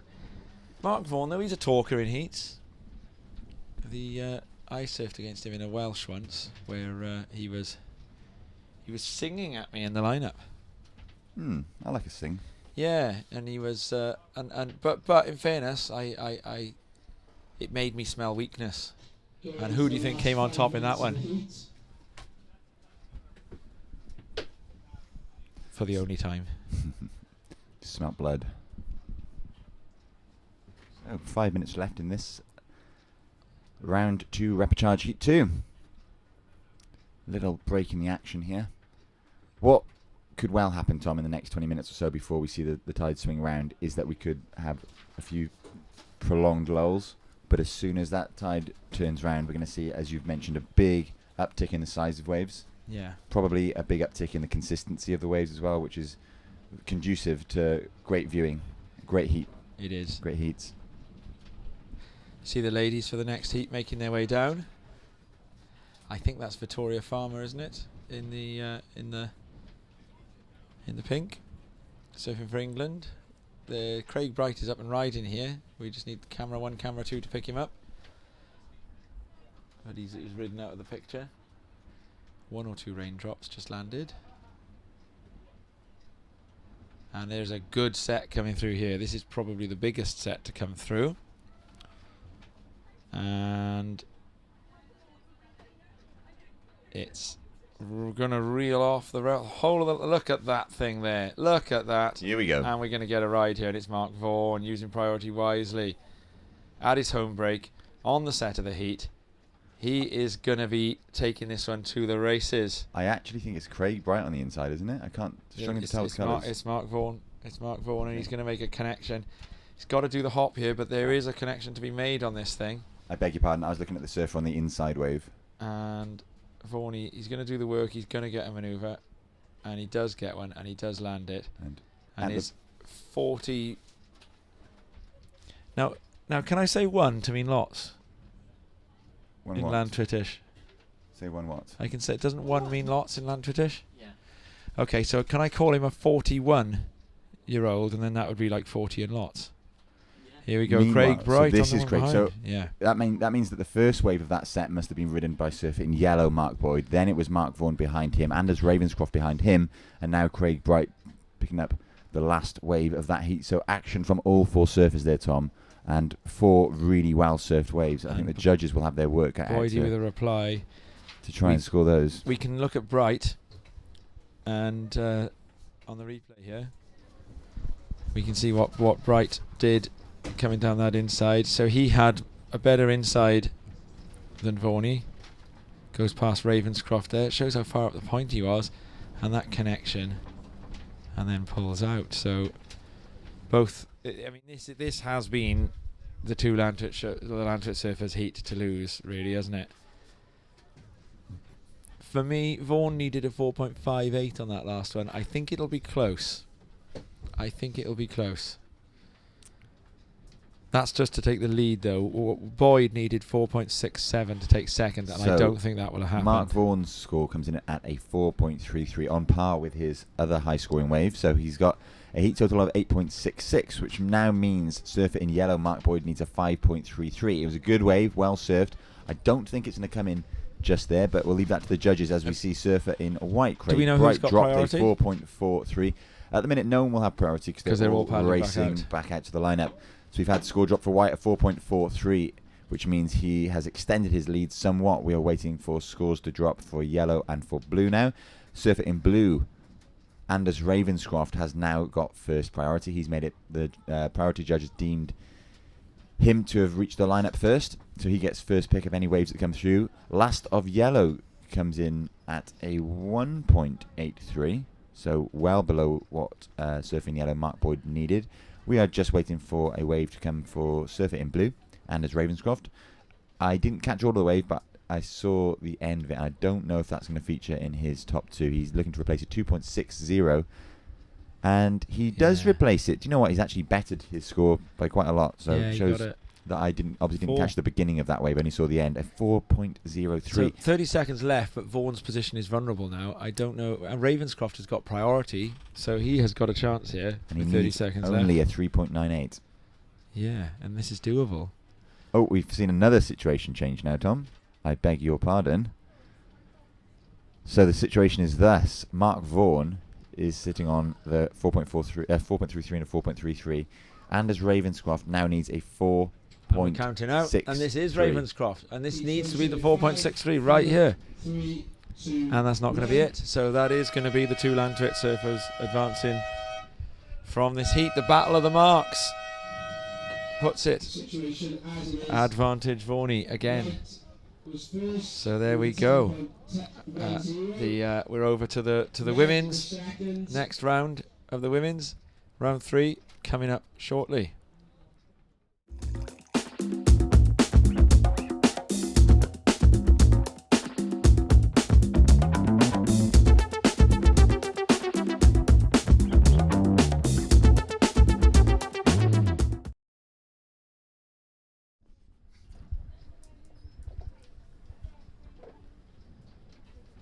So there's a slight delay going on before we start this next heat.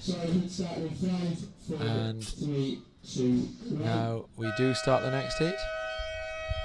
We'll tell you who's in it as soon as we get that info. But this is now the ladies round 3. And it's heat 1 of ladies round 3. So this is now straight elimination. And this will be the ladies who won through the repechage. And we'll be hearing the dulcet tones of Mr. Blythe, which is actually Wolf. Yeah, it's Wolf. It's Welsh for wolf, isn't it? Did you plan that when you chose your surname at birth? I chose it. Deed poll. Wolf. No, I've got an E on mine, Tom. What's the time, Mr. Blythe? I have an E. Ah, so you put the E on the end, and that becomes doesn't it mean like nonchalant, or to be blithe? I mean, to be happy, I believe. Oh, it means to be happy, does it? Carefree. Indifferent and carefree. Ah, how interesting. So depending on my mood, I can opt for the Welsh translation or the English. Yeah. So we've got round 3, heat 1 in the water now, and this is Charlotte Mulley. Now she's surfed a couple of times today already and surfed really well. And we've got Lola Mitchell, who also surfed really well and had a proper buzzer beater at the end of her repechage heat. And then we've got Robin Larg, who has also progressed through. And so this is round 3. And now one of these guys will go home, and the winners will go through to a semi-final. So we're going to be running a lot of these heats today. And the women's are going to be going right down to, I think, just the final left today. And so on the point break, we'll see what kind of start these guys get off to. I can see that we've got a camera moving further down to see if we can get a better image of that point break. I think it's going to be a little while before we go back onto the heat, the actual point. And you can see the Scottish flag still flying proud, and they've got Robin Larg in this one, and I think Lola Mitchell. Isn't Lola Mitchell surfing for Scotland as well? Absolutely. So they've got 2 Scots and 1. I think Charlotte English is surfing for England, isn't she? And powerful, stylish, goofy footer. I was really impressed by her surfing in both her heats earlier this morning. Charlotte progressed in both the juniors and in the ladies. And we were having that conversation about Charlotte as being a good example of an interpretation of power that we'd recently been discussing, that Brad Gerlach had come up with, that power is about precision and timing. And here she is. But wave knowledge also needed here, and I think Charlotte Mully went for the wrong wave on that one there, and yeah, poor wave choice, which means that she's lost priority, so she goes into priority 3. Lola Mitchell and Robin Larg then will be in the position to do a bit more. And here we go, up and riding, and this is Lola Mitchell, who did great in this morning's heat, and here she goes again, and she is a dynamic young surfer, Lola Mitchell, and she gets back to the power pocket there. So that'll be a very early 4-minute mark lead. And then good surfing here now on the backhand. This is Charlotte Mully, and I knew that if you gave Charlotte Mully a point break, she was going to open up, and she does just that. And so Charlotte Mully gives that wave a well, ironically, Gerlach would disapprove of this, but I would say she gave that wave a bashing, wouldn't you? Yeah. You pointed out Charlotte's technique and style this morning, Tom, and I believe you said that you wanted to see her on the point break, and your wish has come to fruition, and we're getting to see some excellent surfing from Charlotte here. That'll be a score to start with. She got a 1.5. Will be a score. She was sitting on a 1.5 and a 0.67, but that's going to go in much more than that. Lola Mitchell, meanwhile, gets a 2.07 for that first one, so it was at the point where she rode it the wave of the heat. That'll change though when Mully's next score comes in. Meanwhile, Larg at the back, or Large, has a look, and then is now going to take off. So here goes Robin Large. And oh no, this is Lola Mitchell again as the camera zooms in. So it was the white. So just a quick little backup for Lola Mitchell there. So the Charlotte Mully score, we're still, and there it comes, a 4.83. So Mully takes this heat with takes a stranglehold of this heat pretty much as soon as she's able to get a wave that opens up. How long do you think we've got on this point then, Rob? Oh, well, we've got another 10 minutes or so until low tide. Then I reckon we've got 2 hours? Probably 5 heats. Yeah. We've got 5 heats. I think we'll get through, perhaps, if we're lucky, both round 3 of the women's and round 3 of the men's. And then I imagine that they'll have to move the women's semi-finals over to the point again. And that'll be because the rip becomes too much and the waves start to run back into deep water, don't they? It's when it fills that rock pool that you can see floods on the pool. screen. Once it floods the pool, it's no use to man, woman, nor beast, nor beastet. And so we've got 13 minutes and 30 seconds remaining, and the continuation of this heat will be coming up shortly.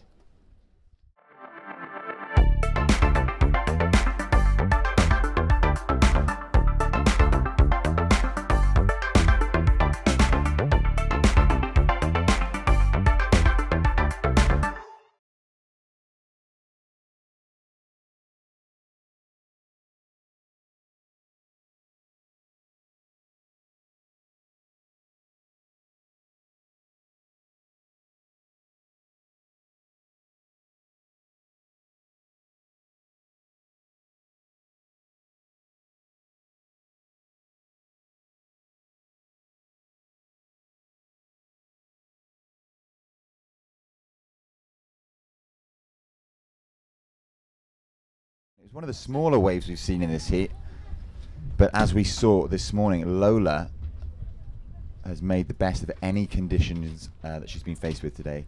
She put on a great display of surfing this morning in what were really quite challenging conditions on that high tide peak out in front of the commentary booth and the judges booth. If you have just joined us, croeso i'r the British Cup, coming to you live from Llantwit Major in South Wales, sunny South Wales no less, on this fine Saturday, the first Saturday of October. we have plenty of swell. We've got plenty of wind with it as well, but it's not affecting conditions too detrimentally at the moment, as we see Surfer in red trying her best to get down the face of that wave, unfortunately not managing to do so. Still plenty of time in this heat for our surfers to get busy and post some scores. The situation as it stands is Surfer in yellow, Robin Larg, is in third position. She requires a 2.14 to move into second position and advance through this round. Surfer in white, Lola Mitchell, is currently in second position, looking for a 4.27 to move into first. And out in front is the Surfer in red, Charlotte Mully, sitting on a combination of a 4.83 and a 1.5, meaning her combination is a 6.33. She's sitting rather comfortably at the moment in this heat. But like I mentioned, there's time aplenty. Anything can happen.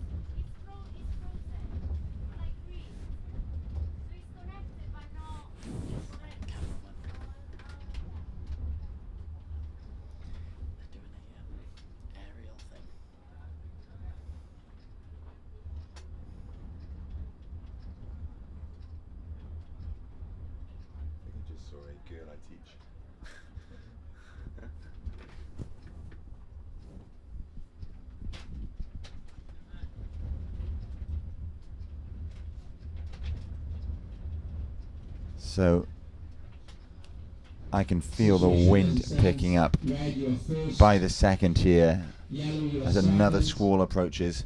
What tends to happen on, especially on days with the bigger tide, again, I don't know whether, I imagine this is linked, but on the days with the bigger tides at low tide, when the tide swings round, it almost drags in any nearby weather, and we get a big increase in the wind as that tide turns. So I'm expecting the wind to pick up in about 5 minutes, even stronger than it is already. Like I said, it's not affecting conditions too badly at the moment. Our surfers enjoying some lovely long rides on the left-hand side of the bay, on the long right-hand point break that Llantwit is so famed for, down the hallowed cobblestones. Loads of time left in this heat. Plenty of time for a complete situation change. We've got a little gap in the action at the moment. A lull. However, I do see some bumps on the horizon, so perhaps a set is approaching. If you've been watching throughout the day, thank you so much for joining us here for day one of the British Cup. It's been a challenging day to run a surf contest with a variety of conditions being experienced throughout the course of the day. But it's been a great day.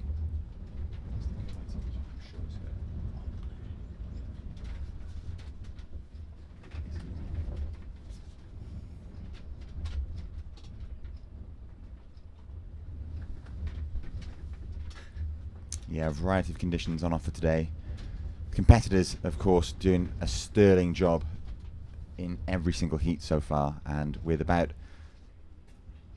I think we've got about 7 heats left on the schedule for today. You're sure to see plenty more action coming your way.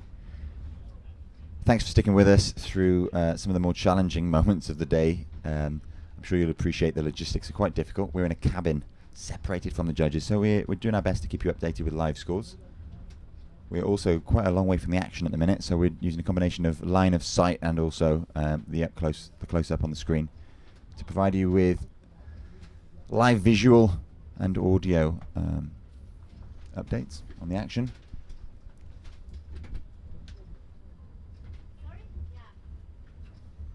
Such is the distance between where we are sat at the minute and where the surfing is taking place, is that our competitors from the last heat are only just arriving back to deposit their rash vests with the beach marshal. So it is quite a walk. It's a good 5-minute stroll, and probably lengthened by the sharp cobbles and barefoot combination. Big smiles on the Llantwit boys' faces though, as Mark Vaughan and Craig Bright advance through that last heat. Situation as it stands in this heat: surfer in white, Lola Mitchell, representing Scotland, is now in third position. She requires only a 1.13 to move into second and advance through this round. Surfer in yellow, Robin Larg, representing Scotland, also is currently in second position. She's requiring a 5.16 to move into first position. And surfer in red, Charlotte Mully, representing England, is currently out in the lead with a 4.83 and a 2.70. So Charlotte will be looking to improve on her 2.70. As we see her up and riding now on a nice looking wave that probably will run down the length of the point if she can get around this one section, which I think she will. She's got plenty of momentum to get her down the line, and she cracks a beautiful backhand bash off the lip there. That wave actually racing away on the inside, but it should be enough, I think, for for Charlotte Mully to better that 2.70. Once again, always caveat it by saying that I'm not a judge, and we will leave it to the judges to provide you with official scores. However, anecdotally, Charlotte Mully's done it, I think, Tom. I think she's done enough. What did Charlotte Mully need? Charlotte Mully. Oh, she's in the lead. Yeah, she's in the lead, but she's looking to better a 2.70, and I think she may well have done it on that last ride. Yeah. Will the judges prove me right or wrong? It remains to be seen.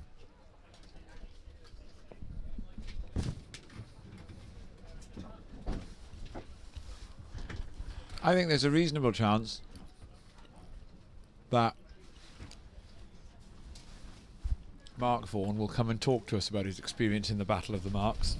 I should think so. I'm going to pop my head out because I've just seen somebody that I teach and I'm going to say hello to them. Good idea. Mark Vaughan, can you send to contest control, please? You may have heard the beach announcer asking Mark Vaughan to contest control there, so he's obviously got needed in some way. So the situation we have here, 5 minutes, and we've got Lola Mitchell from Scotland in third place, needing a score, but it's a small one, a 1.3. So this last heat, the Battle of the Marks, this heat is the Battle of the Backups.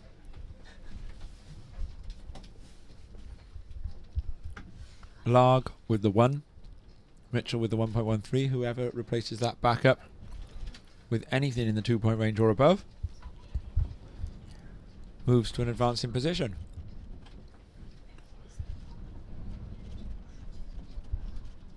There are some big names coming up in the ladies very shortly. Alice Barton is just collecting a jersey. Now with 4 minutes remaining, 4 minutes remaining. she is, Red, you're in first. I'm expecting that must be a Heat 3 jersey, because there is no way surely that a competitor would be 3 and a bit minutes away from being in the lineup and not down there already.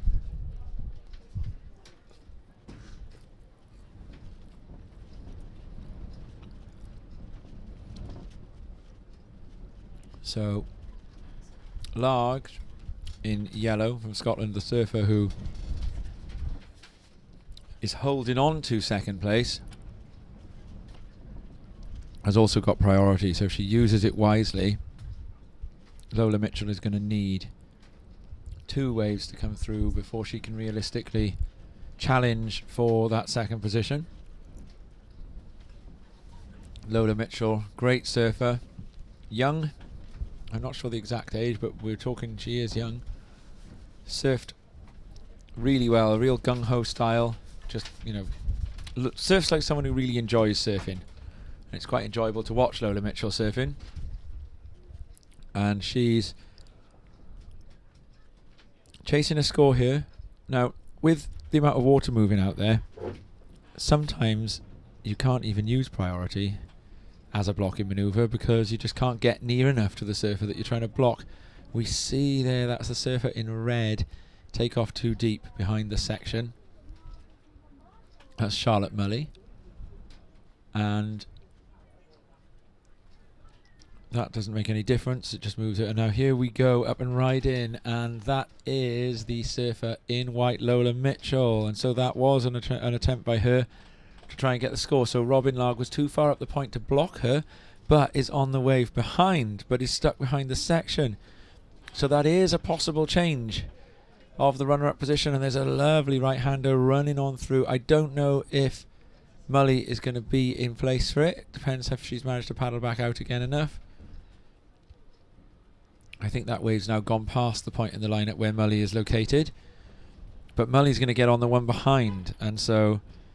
Oh, and a nice fan of spray. She's got a speed section coming to her here, and whacks, that one comes down and stomps it. And so that...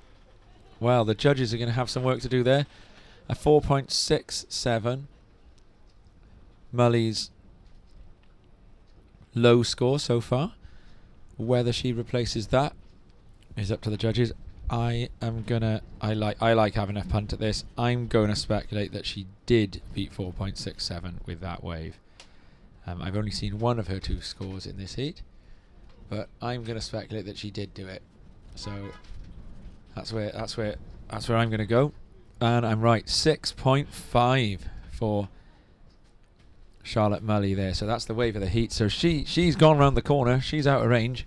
7.83 would be the requirement for Lola Mitchell, who has also popped up into second. So with 45 minutes left, it's all about Robin Larg. And can Robin get into position and get a wave? There's a lot of water moving. I can't see that many sets coming through, but you can get one that hugs the point out here, and you can post the kind of score she needs. It's a decent score. She needs a 3.4. There's 30 seconds left. There is a set coming through. That set will go down the point within the 30 seconds. And she hasn't got priority though, so if Lola Mitchell is rehearsed enough in priority, she will be able to use it to block Large out. I don't think it's going to come to that because I think both of them are out of place. And so Lola Mitchell, the youngster, is going to advance. There is a takeoff going on, and it is Robin Large, but it's an in and out, and it won't change things. So Lola Mitchell in an advancing position at the end of that one, and she'll be delighted to progress. I've been really impressed by Lola's performances so far. Coming up, round 3, heat 2.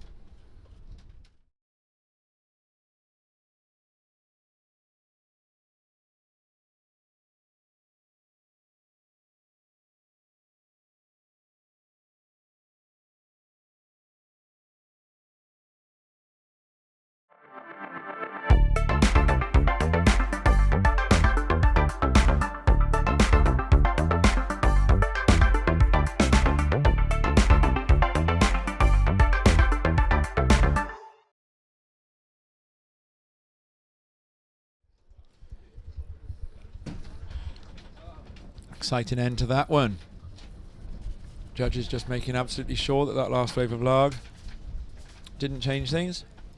Be astonished if it did. So, just confirming what we know. Charlotte Mully, Lola Mitchell. Good surfing in that heat. Charlotte Mully, yeah, both those surfers really impressing me for the stages of surfing that they're at. Mully a little older than Mitchell, I'm guessing at least. And so we're underway now with the next heat, heat 2. Round 3, heat 2 of the women's. And next heat, we'll have that updated on the screen for you ASAP. 15 minutes before your heat to give yourself plenty of time to work across the rocks. And it's 2 Welsh surfers. Yay. And 1 Scottish surfer. Round 3 will be the men's. Rob round Blythe 3. has been fetching some confectionery for himself. I went to see a person, a pupil. Oh. It wasn't him. Oh, Rob thought he saw someone he knew when he went and tapped them on the back, and it wasn't them. So I came back with a Coke and I sliced an egg and cress sandwich instead.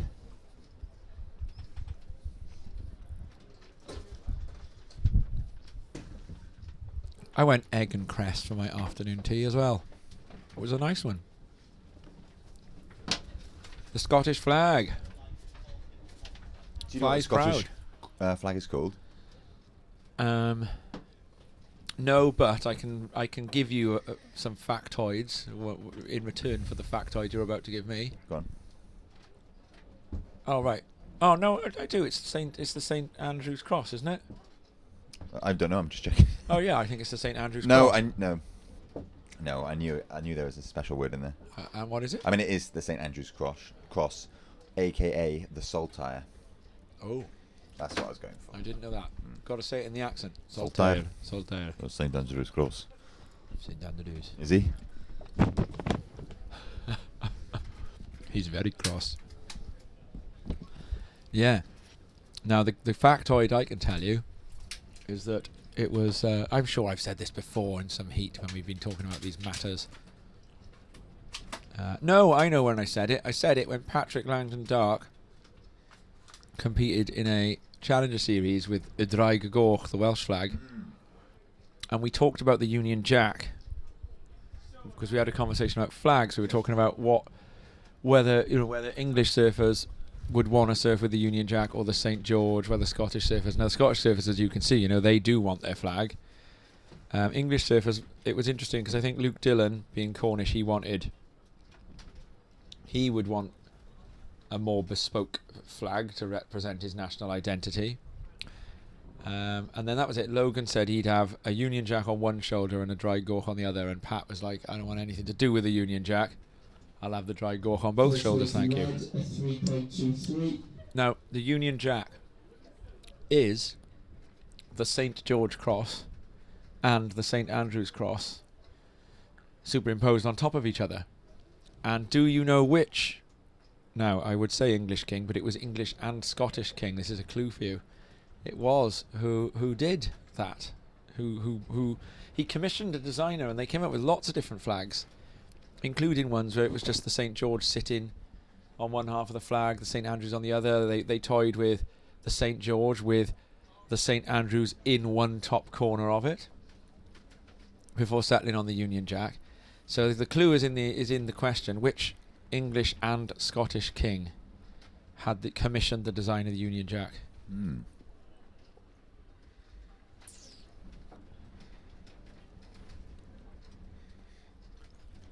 You're thinking. Hold on.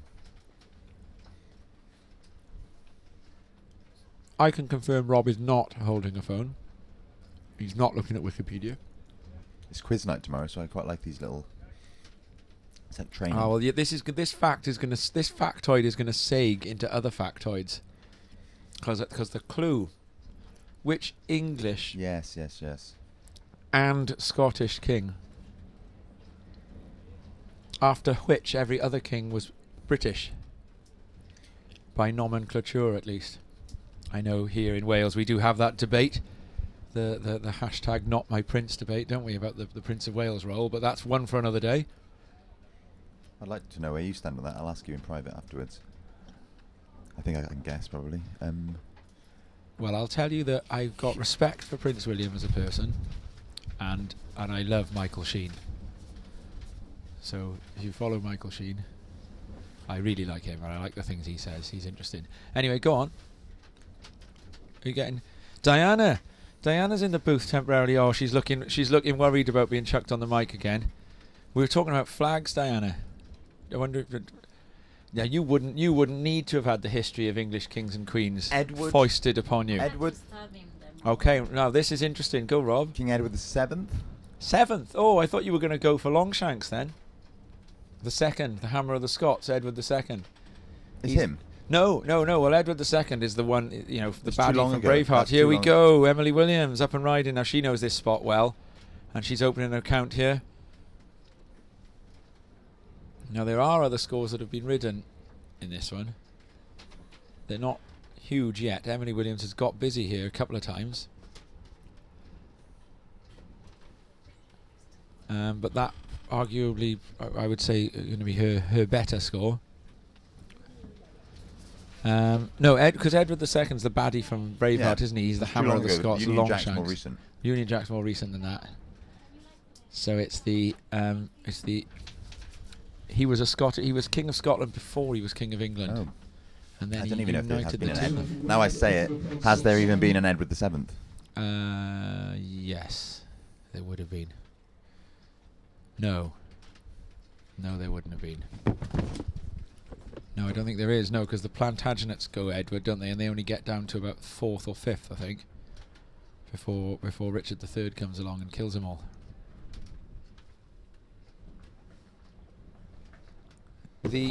Oh, actually, there was an Edward VII. Thank you very much. Oh, was there? Oh, he must have been much later. So he would have been. Oh, was he Henry? Was he a short-lived one in the middle of the Tudors? Edward VII is the Queen's grandfather. Really? Son of Victoria. Oh, right. Interesting. And then he had a George, did he? Yes. So an in and out there for Kate David from Wales. So she'll go up into second place. Well, anyway, you'll have Googled the answer to my question by now. No, I haven't. Shall I tell you who his mother was? Yeah. Mary, Queen of Scots, granddaughter of Henry VII. Henry Tudor, who was allegedly Welsh but didn't behave very Welsh. And here we go, in the white, Katrina MacDonald for Scotland. And that one just doesn't yield up the wall that she would have wanted. So Williams, although the scores are relatively low in this heat, sitting quite comfortably now. And that was Williams' top wave, the one that we got 2 or 3 minutes ago. That's coming at a 4.67. So we've got the 4.67. And we've got the 2.23 after that. So the son of Mary, Queen of Scots, was James the First of Scotland, or James the Sixth, sorry, of Scotland, and then became James the First of England. And then, because he was worried, here we go, Emily Williams, and she gets a bit dynamic on that one, looking for an inside reform. Knows to catch the smaller waves that hug the point, but that one didn't turn out to be one. So will Williams replace the 2.23? Maybe not quite. Katrina MacDonald, and that's an in and out for her, but she'll be putting a bit of pressure on Kate David, just getting up and riding, and it will provoke a response from David of some kind. It will have to, because across 2 waves I would say there's a chance MacDonald will go up into second, so at least that will require David to ride another one. Yeah, so he was a bit nervous about whether the English were going to recognise his regal status, because it was an accession to the crown instead of a succession. Yellow, you need a 0.8 to advance to second. And that's an in and out there for Kate David in the yellow. So that will, even though it'll score very little, it'll just help her, because of course advancement in this heat is all about who comes second. So it's nice to see a surfer out in front and surfing well and winning, but second is where the drama of elimination lies in this heat. Yeah, and so he commissioned the 2 flags to be mixed together to unite the kingdom, and then that's where the name United Kingdom came from. And were Wales in the room when that conversation was happening? The last wave was a 0.93. And here we go. All 3 surfers just out of place for a really nice rolling wave there, and then we may get a spin and go. Williams looks at that one, you can see. So those spectators down there, most of them are going to be teammates or compatriots, and they would have a real grandstand for what's going on down there. And there's another good right-hander coming through. It's just beyond the Scottish flag. It's about to go past them. So Williams sitting out front here now. Still looking for a solid pair of scores. The 3.63, it is the first and second best waves of the heat that she's got.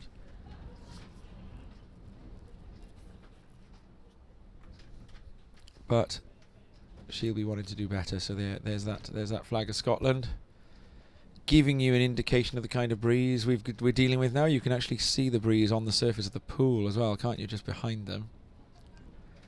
But sets coming through, and Katrina MacDonald looking for a 1.34, so it's a very gettable score.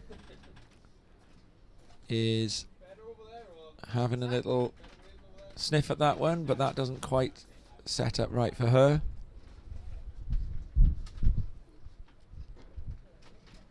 What's the story of Spain's flag, Diana? Do you know? That would be interesting, because Spain used to be all sorts of different regions in those days, didn't it? You know, Aragon. I'm trying to think what the other ones were. Well, I would imagine Galicia has been an independent kingdom a lot of the time. Wouldn't it have been? Yeah, Basque. I think pretty much all of the Spanish provinces, that's what they were at the time. Mallorca. Is Aragon a province now? Which one? Aragon. The Arab province now. Yeah.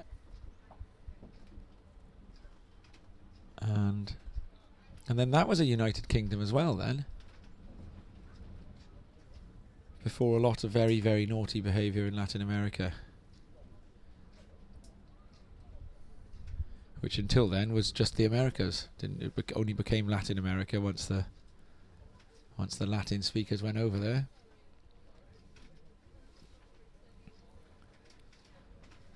So Diana, our producer, she's from Galicia. From quite near to La Coruña, or do I say A Coruña without the L if I want to be Galician? If I want to be a proper Galician, I'd say A Coruña. Beautiful waves over there. I enjoy when Diana goes over to visit friends. I enjoy watching all the amazing surfing and beach scenes and sunsets that she shares on her Instagram. And I find myself thinking that Galicia and Wales need to make closer partnerships mainly so that we can get over there more. Yes. And Diana says she agrees. Yeah. But obviously the Galicians are welcome here if they want to. I mean, what's not to like? There's that point break going on down there. It's got a bit of wind coming through it. Well, you have here a Galician Welsh. I am a Welsh national. You're a Welsh national. Congratulations, Diana. Felicitaciones. Y llongyfarchiadau, yeah. Congratulations. And here we go. Up and riding on the forehand. Kate David looking to play defense on a 0.93. Probably didn't manage it on that one. We got 6 minutes remaining. We've got the three surfers quite close together in the lineup. I'm not looking to jinx this or anything, but we have not today yet had one interference call. And that's nice to see. And I think with all of this water moving, the distance from the priority discs, that's good. The biggest wave of the day is coming down the point. Wowee. And now that wave was about twice the size that you see on the screen there as it came down the upper end of the point. That is that 1 or 2 in a session wave that if you get on, you are a winner. Do you know what? I think we're we're at the optimum stage of tide now. Yeah, that wave. There's enough water on it that it's rolling all the way through. Oh, and it's reforming out of the camera right now. Oh, it's making me. I'm mind surfing that to a 9.5. Obviously, I wouldn't in real life get anywhere near that. Unless I was on a Grandmaster's scoring scale. But even then, probably get about a 5. But there we go. I'm not a Grandmaster, by the way. I just said Grandmaster scoring scale. And here we go. We've got Emily Williams, and she's into one. And this is a nice looking wave with a wall on it. Slightly smaller than the set that just went through, but she uses the local knowledge off the lip there, and she just nearly has a little wobble and on the rail. And now this is going to be... Oh, take that one to the bank, Emily. Goodness me. I don't know if that was a little no-claim claim there at the end of that one. We'll see how much of that we can watch again. It was such a long wave, but actually the better surfing was down the second half of it. So here we go. Yeah, that was on rail, and then this bit here. Whack, look at that thing. Now, I think if we can watch the replay a second time, I can rewind it slightly further back. So I think we can get, let's have a look. I think we can get a tiny bit earlier. Yeah, we can. We got that long rail drawn out. Oh, look at that thing. And then bottom turn in here. All about the bottom turn. Whack. We've seen the best wave anyone's ridden on the point. Now, Robbo, I predicted this earlier, and I turned out to be right. I'm not going to say that starts with 9, but I'm going to say that's an excellent score. I think she's getting an 8 for that, because the bit you saw on the replay was like the second 2/3 of that wave, wasn't it? I think, Tom, that the score's already in. Oh, right. So you can't take a go at... Right, go on. I'm calling that is an 8+. I'm going to say it's somewhere about 7.17. Are you? 7.17, and you know what you're on about. Robs gets the scores on his computer a tiny bit earlier than mine. The scores have to go out onto this cable, which is a couple of 100,000 miles long, so that at the speed of electricity it does still take a few minutes to get through. The server you're running off is actually in Houston. Is that what it is? It's going all the way to Texas before coming back, whereas mine comes direct. Well, Houston, we're happy enough, but Houston... Yeah. Can you come on, Houston? Send us a score now, please. It's gone up. I think the satellite is. Yeah. I don't think it must not be geostationary. So a 7.17, Rob tells me she gets. I believe him. I would have. I was excited about that. I would have liked to have seen excellent range, but then I'm easily excited by Emily Williams on her front side on a point break. I think she's a great surfer. I'll have to just declare my national bias on that one there for a moment. She's put the others in combo land. She has put the others in combo land. They were in combo land before that. Well, no, yes, they were. They both needed a combo of 11.84, but now they're going to be needing. And here it is. It's in. Oh no, right, that's it. It's in. Combo land 11.84, yeah. Katrina McDonald, who needs the score of 1.34, is, I suppose, lost at sea at the moment. She's got third priority. She can only hope that Kate David can either be sent on the wrong one in the minute and a half that's left. And I was going to speculate if they were further apart from each other, priority wouldn't come into it, but you can see right there that Kate David from Wales is sitting right on Katrina McDonald. Interesting though, Kate David sitting out wide. There is a risk for David when you sit there that if a small enough wave comes through, McDonald could get on it and David wouldn't be able to come in enough.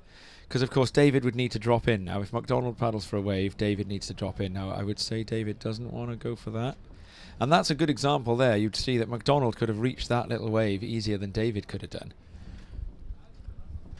And now David, and now that is going to be Gwen Spurlock, or whoever it is that does the job, is going to be having a word with Kate David, because she will lose priority for that paddle, I would imagine. They haven't taken it off her yet, but I don't know whether that's my system updating slower. 30 seconds remaining. With 30 seconds left, I'd be speculating that McDonald has priority now. So David, by paddling for that one, this could be a harsh lesson. And this could indeed be a harsh lesson for David if McDonald gets a 1.34 on this. But now McDonald will have given priority back. So a get out of jail free card. I don't think David should be taking off on that thing. She should be looking to block. She may well lose priority back again the other way, but it's going to be academic. So David gets away with it and advances. Both the Welsh surfers advance on that one.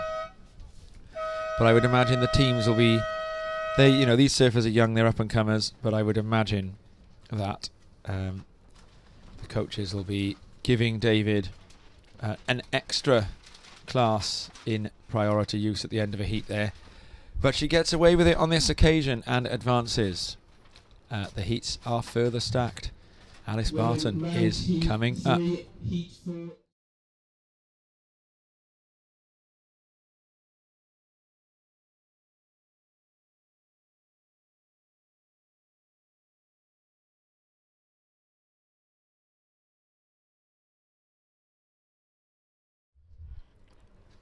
And that heat is straight underway. So scores as you see them for the last heat, that's how it finished. We've just got a little lag, a minute or two. I'm told it's about 45 seconds before we get the roster for the next heat up on the screen. And it'll be so ignore the timer that you've got written in front of you there. That's not the timer. The heat that is underway. Rob has who is in it? It is Phoebe Strachan, the multiple Scottish champion, and this is Victoria Farmer, surfing for England, Australian originally, but now surfing for England, and she's going to make an inside connection here. And yeah, that's really good surfing for Victoria Farmer, and it'll be interesting to see how made the connection here. One of these real point huggers. That is a great wave. Great start for Victoria Farmer, exactly where she'd want to be. And Alice Barton in the red. So we've got Phoebe Strachan, multiple Scottish champion, white. Alice Barton red, and Victoria Farmer, who now I believe Victoria Farmer to be a lifeguard at Fistral Beach. And a great surfer, surfing for England. Your thoughts, Rob, in the early stages of this heat? Well, I've been looking forward to this one, Tom. Alice. As we see up and riding from the Gower, Alice Barton, but representing England on this occasion, she's surfing in red, and she is stringing together a series of beautifully... Oh, got to choose how many to do here now, and I think she got that just about right. Yes. 2 perfect wraps at the back, working her way through, bouncing off the foam, and finding that inside section that's going to stand up in front of her. She's putting together the turns and finishes so strongly, Tom, on what I think will be an excellent score. Emily Williams and Kate David coming out of the water in front there. And yeah, I think that's going to be an excellent score. I think that's a safe thing to say. A wave so long it probably has outlasted our replay function. Let's have a look. Well, we've got this moment here where she's got some decisions to make at that point, doesn't she? And so a 6 for Victoria Farmer. Barton's going to get more than that. 8.5. This is it. So she comes in now. She's got work to do. She'd already done 2 good uns by here. But there, she just got herself over that little lump, and then the whole thing unlocked. It's like a snooker player who's found a whole pack of reds to just go to work on again. And through she goes. So terrific surfing. And Phoebe Strachan sitting alone in the lineup, alone with her thoughts, which probably just got ever so slightly tougher to listen to after those opening 2 waves from her fellow competitors Barton and Victoria Farmer.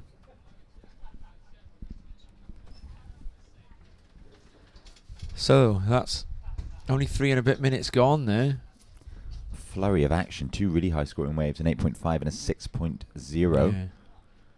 I was chatting to Bob Barton on my lunch, and he was telling me, because I was full of praise for Alice's approach to only catching 1 or 2 waves in her heat this morning, and I particularly liked that moment when she suddenly 30 seconds away from the end of the heat was told that she wasn't in the lead anymore. And then in fact, yeah, I'm trying to remember if it was it an advancing position? I don't recall. Yes, I believe so. She was in an advancing position anyway, was she? I think so. Yeah, well anyway, 30 seconds left. She responded by swinging round and getting straight, another wave straight away with 30 seconds left. And I said to Bob, I think I said what you'd said. You said ice in her veins. Mm. And Bob said to me, do you know what? He said that was pretty much not the heat strategy she'd planned on. So it was a dynamic heat strategy. She'd planned to have a quick start and catch lots of waves. And then, of course, it was a really challenging heat that they were in this morning, with the waves running straight into deep water, into the Llantwit Thalassotherapy Spa, as we were calling that inside rip. I saw some of the comments actually, Tom. Someone called you a thalassophile for the amount of times you said it. Yeah, well, that would be right, and that would be using Greek. It would be using a Greek suffix on a Greek prefix. So that was very clever, whoever that person was. Nick Newton-Williams. Oh. Well done, Nick. An expert bit of ancient Greek. Out the back, Tom. This is Surfer in White, Phoebe Strachan with a beautiful opening No, this manoeuvre. is Victoria Farmer, this is. This is Surfer in White, isn't it? Strachan's a goofy foot. I beg your pardon. So whoever this is, they opened with a fantastic they did. manoeuvre, displacing so much water, Tom. and working their way through to the inside now, finishing really, huge really close strongly out up in the lip. stomp. So that is, we've got a ding dong here between Barton and Farmer in this heat. So as you can tell by my case of mistaken identity there, or the case of mistaken identity, we're quite a long way from the action. Yeah. Last wave from yellow, a 7.17. Oh, they're quick enough to throw the score down, Wow. and they've gone behind the wave of Barton for that one. So they've decided that the rank order of waves ridden in this heat goes first of red, second of yellow, third of yellow. I think that's a fair assessment. However, I think that first manoeuvre of Vittoria in the yellow on And that here last goes wave was the Strachan. biggest of the heat thus far. Strachan under a bit of pressure now with the scores the other two surfers have posted. I've got the wave of Farmer. Let's see if we got the beginning of it. And I think we might do, because I think if we play it one more time after this, we get a couple of seconds earlier on the replay. So she comes down to the inside section here Situation and update. stomps it. First is yellow. And Red is second. yeah, really. Red, you need 4.6. Yeah, it's a long wave, isn't it? But the big manoeuvres are separated, aren't they? By Right, you need a 7.5. yeah, the big manoeuvres are separated. Yeah, that's the. So the big manoeuvres on that ride, they were separated by more work, weren't they? Yes. So I think that's where the judges have come up with the point of difference, as we call it, or the. Yeah, it's about 1.3 of difference, isn't it? Fair enough decision. So it's a battle though, Barton and Farmer here. Bragging rights, seeding into the semi-finals. I believe the progression likely to mean that if you're in a winning position, you'll have 2 runners-up in your semi-final and 1 heat winner. Whereas if you progress in second, you'll be surfing with 2 heat winners. And if you look at who we've got coming up, we've got Joe Dennison and Lucy Campbell in a heat together in a moment, which means that either semi-final is going to be a tough draw in the next round. Because, well, no, that's not fair for me to say, because that's me assuming that is my assuming it would be those 2 who advance, but there will be other surfers in that heat who will have other ideas, won't there? Indy Lynch also in that heat. Indy Lynch, I think surfer. at this point in the contest, Tom, there is no such thing as an easy heat. No. And who's the other surfer in that one? It's a Or is it just three Indy Lynch? person. It's a 3-person heat. As we see up and riding Barton's out the response. back, this is Barton with a huge whack off the top. Lovely. There, cutting back down into the flats before finding the lip for a second time. And goes She's on rail. gonna work her way through to the inside now, wrapping into the foam, bouncing off that. Oh, looking for and a this thing to layback stand up on the snap. inside. If she sticks with it, there's actually quite a lot of wall ahead of her. Unfortunately, she didn't manage to get through the fat section to Strachan. the inside. Now, Strachan is no stranger to a right-hand point break, Tom. She isn't. Comes from one of the best in Europe, or if not the world, Thurso East. But the bragging rights on that set, the Scots are cheering her on. You can see with their flag. But this from Barton. Let's have another look. Here we go. In she goes. Gets nicely down it. Drawn out bottom turn. Wow. First turn. Pulls it all the way round. Now, we got the replay function here now, so we can have a careful think before we get too excited. I think, Rob, that's going to be Barton's second best wave. I agree. Great surfing. Would you like me to guess? Didn't have a score? long run on the inside. Do I want you to guess the score? It's dropped. It's not actually in. Go on, you can guess it then before it comes in. I'm going to say that that's coming in around a 6.6. So you're going to put it between the second of Vittoria Farmer. So you're going to put that wave in between the 2 waves of Vittoria Farmer. Yes. As opposed to behind the 2 waves of Vittoria Farmer. Yes. Okay. Just for the point of making it exciting, I'm going to disagree with you, and I'm going to say that Barton's wave comes in. 6. No, yeah, the manoeuvres were good, weren't they? I don't know what with the 6 from Farmer. That's on par. Yeah, on par. Well, maybe they'd be a 6. I think there's very little difference between. And look at it, it's a 6. Oh, I got it spot on for once. Oh, you were going to go lower. I thought you saw the screen. I was thinking of going lower, but then I changed my mind when I thought about those manoeuvres. Look, we can see them again. I thought carefully, and I thought the manoeuvres that go into the front bit of this wave, although shorter, look at them. Watch this bottom turn now. Spray off the bottom turn. See? And then that pull is pulled all the way around. She gets the front shoulder out the way. Same on this. Watch the way she gets that front shoulder out of sight to pull herself round. You can see it one more time. And the spray on this bottom turn. Here we go. Got a bit of spray. Whoosh, look at that. Pulls the front shoulder out the way. And that is why I changed my mind when I went up to say that would be equal to the longer ride of Farmer, but the surfing manoeuvres done by Barton. So that basically means now that Farmer needs a 7.34 to take the lead, and Strachan would need an 8.17. So Strachan would now need the second highest scoring wave of the heat, which on the backhand, if you pick the right one, is entirely doable. But it is a big score, and I think with the scores that are dropping, Strachan having picked up a 5 for her first wave, which shows us that she's got that ability to do it. I think with the scores that are dropping, I don't think Strachan will be seeing a 2-wave answer as being particularly viable. I think that she is going to need to reach for an excellent score with 8.5 minutes remaining. And we'll find out shortly if that happens.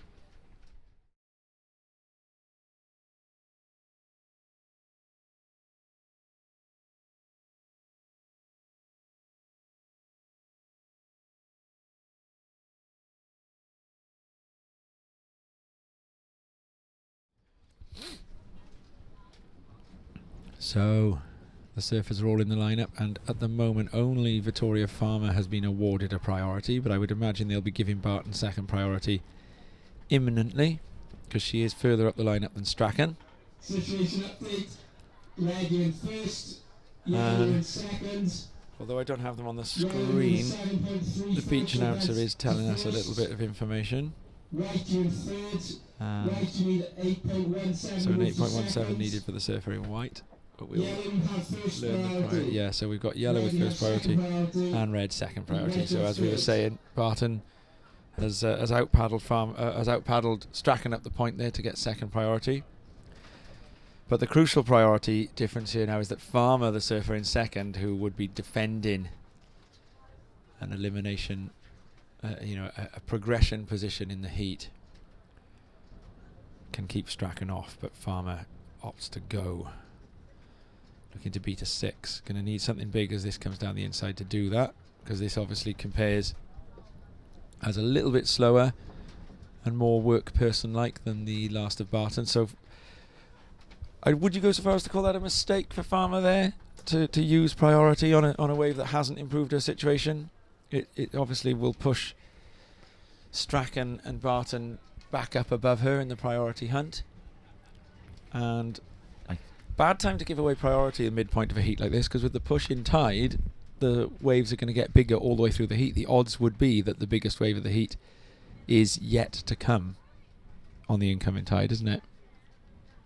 If you're Barton in this heat, Tom, I think you're probably feeling pretty comfortable sitting on 8.5 and a 6.0, regardless of priority. If you're holding an 8.5 out here, I think I'd be feeling pretty confident at this point. Yeah. Sea wave, go. But sea a wave you like, isn't it? Absolutely. But Farmer having priority a few moments ago and using it on a wave that didn't beat a 6 could be a slightly different discussion, couldn't it?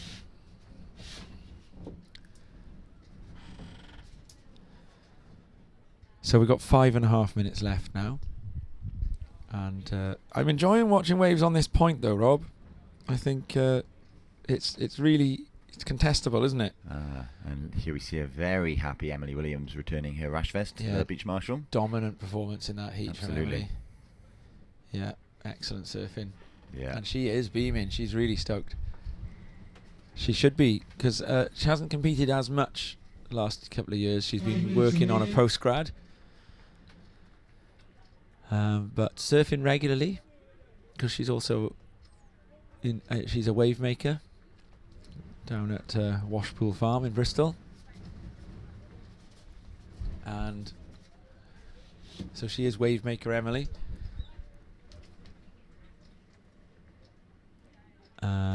there's a set coming through here, and there's a paddle, and that was Barton, so she'll lose priority, I would imagine, for that. And the wind now has just gone right up a notch. There's no visual markers for you viewers to be able to see the wind at the moment, other than perhaps Joe Dennison's hair. And that's a bit of speed. Joe Dennison is flying down the point there. Has she got boots on? She has. Yeah, look at that. Was an interesting decision. It's a good decision, because that could let you run up. Because also Dennison would be well aware that with the tide now having turned. At this stage of the tide, it's a very wise decision, I would say. The tide now having turned, it could well be better to run up the point instead of paddle up the point. Very savvy indeed. And the rules, of course, you run up the point, get to the top of the point, paddle out, you get priority, don't you? By any means. Yeah. No jet skis. No jet skis. Yet. British Surfing is working on it. Should have asked Gwen Spurlock about it. Strachan. No, and Strachan's blown priority there. Very easy for you and I, though, to sit up here in our, well, I wouldn't call it an ivory tower. It's an MDF tower, but very easy for us to sit up here in our MDF tower and say, oh, yeah, you paddled for the wrong wave then, Strachan. But, well, that's her job is to do the ripping surfing, and she does it well. Our job is the rent-a-gobs, and so from sitting up this position, we would have to say that is a mistake for Strachan to give away priority. Barton, right behind a section here. And a first turn kicks out. Leaves Victoria Farmer able to pick and choose with 2.5 minutes remaining. Odds would say that something's going to come through in that time. And Victoria Farmer will be free to take it. So she's defending a low score of a 6. If she got, and this is the thing that would be really worrying for Strachan, is if Farmer got anything above 6, then Strachan's requirement is going to get added to. So, for example, Farmer gets a 6.5, Strachan needs an 8.67. Farmer gets a 6.7 something.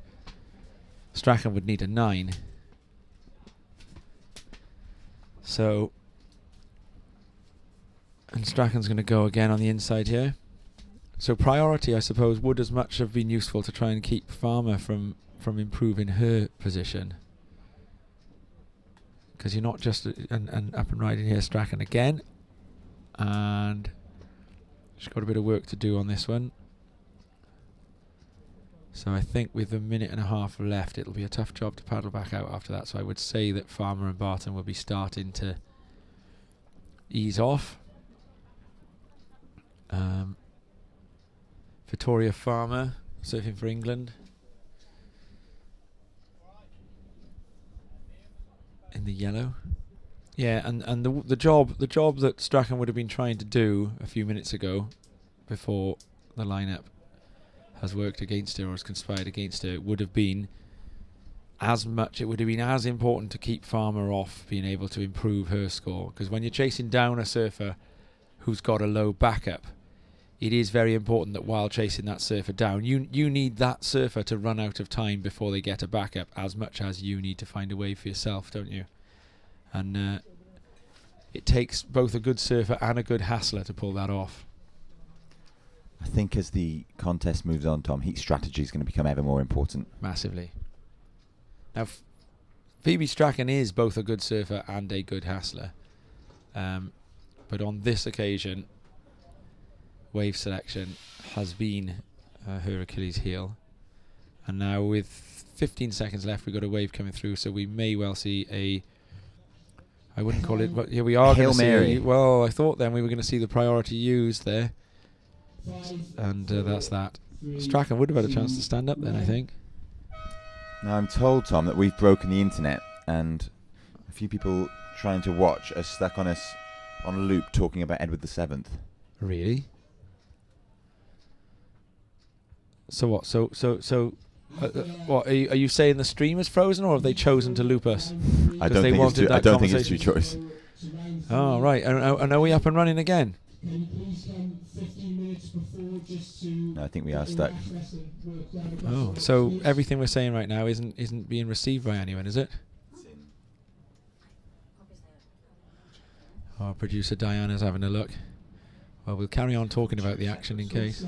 3, 2, 1. So hopefully that's operator error if you're stuck with us talking about Edward the Seventh. Fine for you? Producer Diana's doing a little screen check here.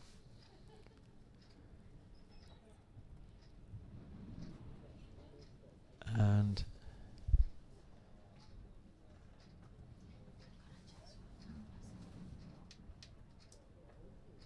we'll run a quick break while she does this.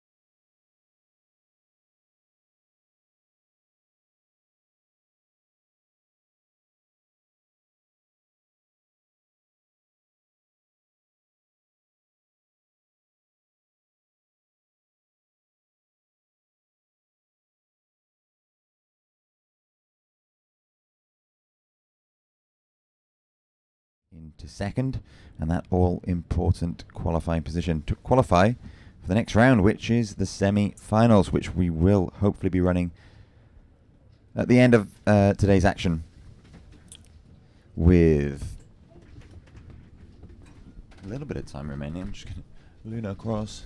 We've got 11 minutes remaining, and we've got our surfer in yellow up and riding. This is Indy Lynch, so looking to better a 1.07. I'm sure she'll do it with this ride. A great long wave, well ridden. Unfortunately, Indy not managing to complete that final maneuver. A little bounce off the foam at the end of that section.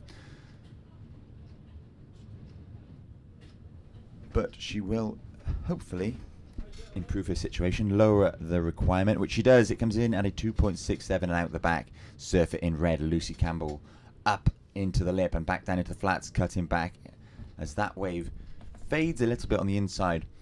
So we are about an hour into the pushing tide now, so this is about as big as the surf's going to get today.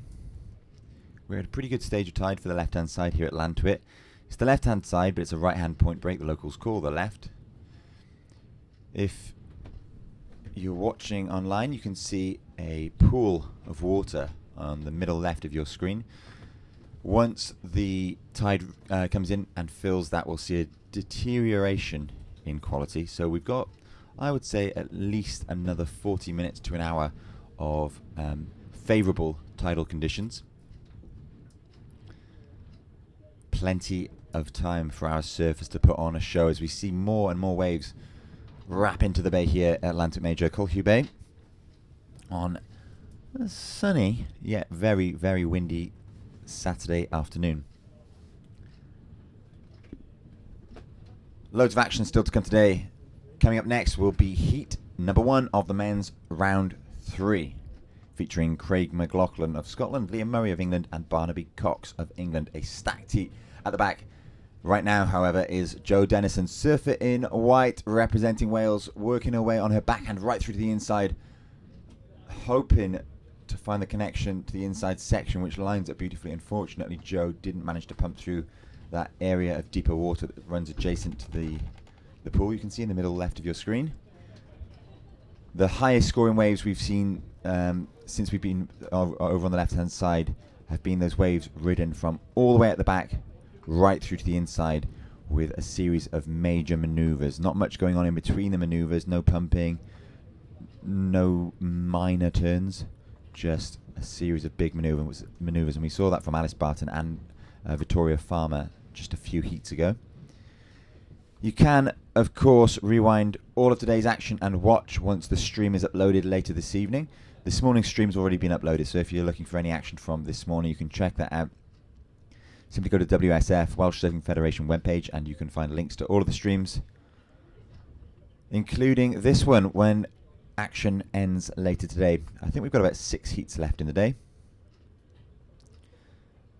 after this one. So that's 2 hours worth of surfing, so we'll be looking to finish around about 7 o'clock, just after, if light permits.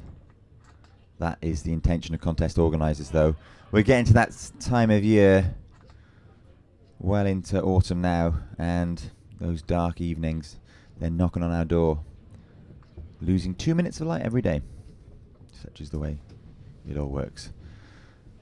Loads of swell wrapping into the bay here at Llantwit Major for this day 1 of the British Cup 2022.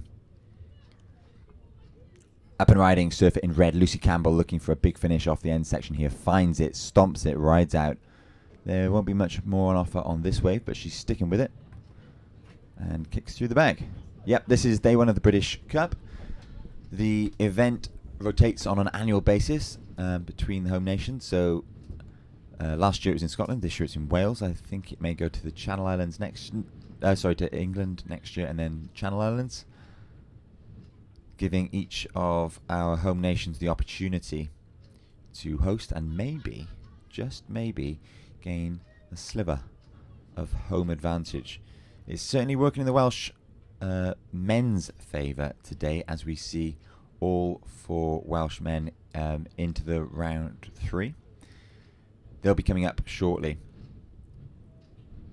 in the water now, representing Wales. In white, Joanne Dennison, and in yellow, Indy Lynch, joined by surfer in red, representing England, Lucy Campbell, who's out in the lead at the minute. But she holds on to a slender lead, just 1.03. Joanne Dennison requires a 5.81 to move into that first position. We know Jo's capable of that. We've seen her post big scores, not just today, but throughout her career. More than capable of it. She'll be looking to get one of those bigger set waves that wraps its way all the way from the outside right through to the inside. With just under 5 minutes remaining. Surfer in yellow, Indy Lynch, has first priority. Surfer in white, Joanne Dennison, has second priority. So the Welsh girls will feel confident in getting at least one more scoring wave apiece. It'll have to be a big one for Indy Lynch. She's looking for a 7.43 to move into second position. That's the advancing position. This not just an individual pursuit today, of course. The team, all competitors, competing on behalf of their home nations as well. So they've got somewhat of a team mentality. They got the team managers down on the shore with them, offering them advice and cheering them on. We can see lots of flags about on the beach today as we see a beautiful camera angle there, wrapping from left to right up the point and now back down to the left as set after set winds its way into the bay here. The left-hand side of the bay, the long rights you see on screen now, protected somewhat from this very, very strong westerly wind we're experiencing here. The wind starting off quite favourably this morning as up and riding. That was your surfer in yellow with using her priority to go on that one. Unfortunately, not offering too much in the way of scoring potential, but it means that Joanne Dennison, the surfer in second, in white, representing Wales, now has first priority and will be looking to exert and use that priority in order to gain the 5.81 she needs to move into first. So if you've stuck with us all day, you'll notice that the wind has increased steadily throughout the day. We had quite calm conditions here first thing. There was a bit of wind about, but it was certainly not impacting conditions very much. As we went to Twin Peaks, we actually saw some rather clean, groomed conditions over on the left-hand side on the high tide Ledges Peak. That wind has increased throughout the day, and it's certainly increased substantially with the change of tide.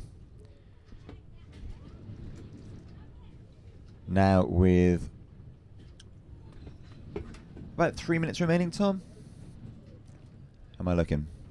Yeah, 2 minutes. So 2 minutes remaining. The situation is thus. Surfer in yellow, Indy Lynch, representing Wales, is in third position. She still requires a 7.43 to move into second position. Her last wave coming in at a 1.4. Surfer in white, Joanne Dennison, also representing Wales, is in second position, so she currently advances, but she's going to be looking for a 5.81 to move into first for that all-important seeding into the semi-finals. And out in front at the minute is surfer in red, Lucy Campbell, representing England, who sits on a heat total of 11.13, a 6.33, which was her opening wave, one that she was, I'm sure, very pleased to get under her belt early on in this heat, and a 4.80, which was her most recent wave, that big bash off the foam we saw a little while ago. There seems to be plenty of tide left. We're still nowhere near the pool at the moment. I give it about an hour, somewhere between 40 minutes and an hour from now, until we lose the pool to the tide, and that's when the bay will really fill with water and make the conditions even more tricky. I'll be interested to see, Tom, whether we stick on the left-hand side or whether contest control move us back over to the right. So I've just had an update on that, and it is their hope to run the rest of the day's heats on the point break where we are at the moment. That makes me happy. Me too. It's visibility's actually improved remarkably in the past hour. Incredible standard of surfing in this heat as well, and I'm sure you did already, but I'd want to thank those who've been patient with the point where the stream got lost. I filled them in on the end of the conversation. Perhaps you can. Oh, did you? I don't know. Yeah, I can't remember what bit of the conversation it got. Well, they probably don't want the end of that conversation. Well, just tell who was the King of England and Scotland that commissioned the Union Jack? James the... It was the 6th of Scotland and 1st of England. There we are. And he commissioned them both to unite the kingdom because he was worried that the English I think wouldn't follow him. I think we've had more than enough of that now. That story. Yeah. Not the Union. Just a quick couple of hours of it on loop. But we're back up and running again now. We hope. And we're going to be going into the men's shortly.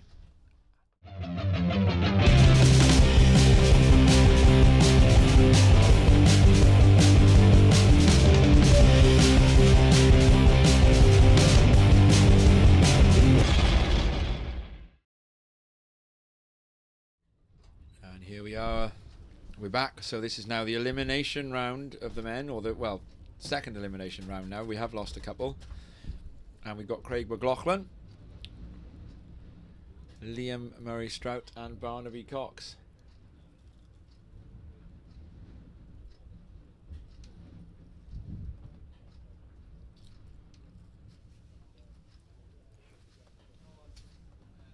So all of these surfers have now already put together good scores to get where they are. Cox having surfed through the repechage round and putting together a pretty good performance in that repechage round, I might add. I believe all three surfers in this heat are now going to be on their front side, so they're going to be frothing at the opportunity to take on this point break.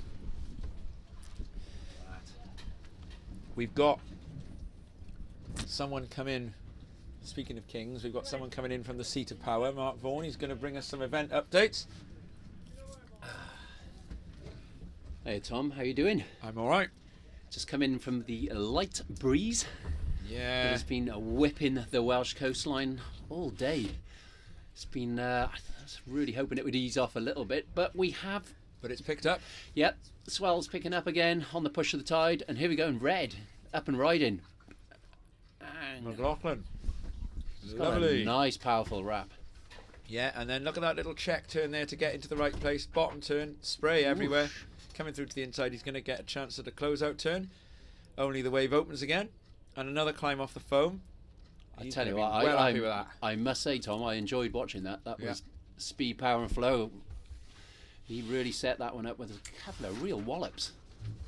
Yeah. So, yeah, we've got some that, you know, the swell's picking up now with this pushing tide. It's going to be some challenging paddles back.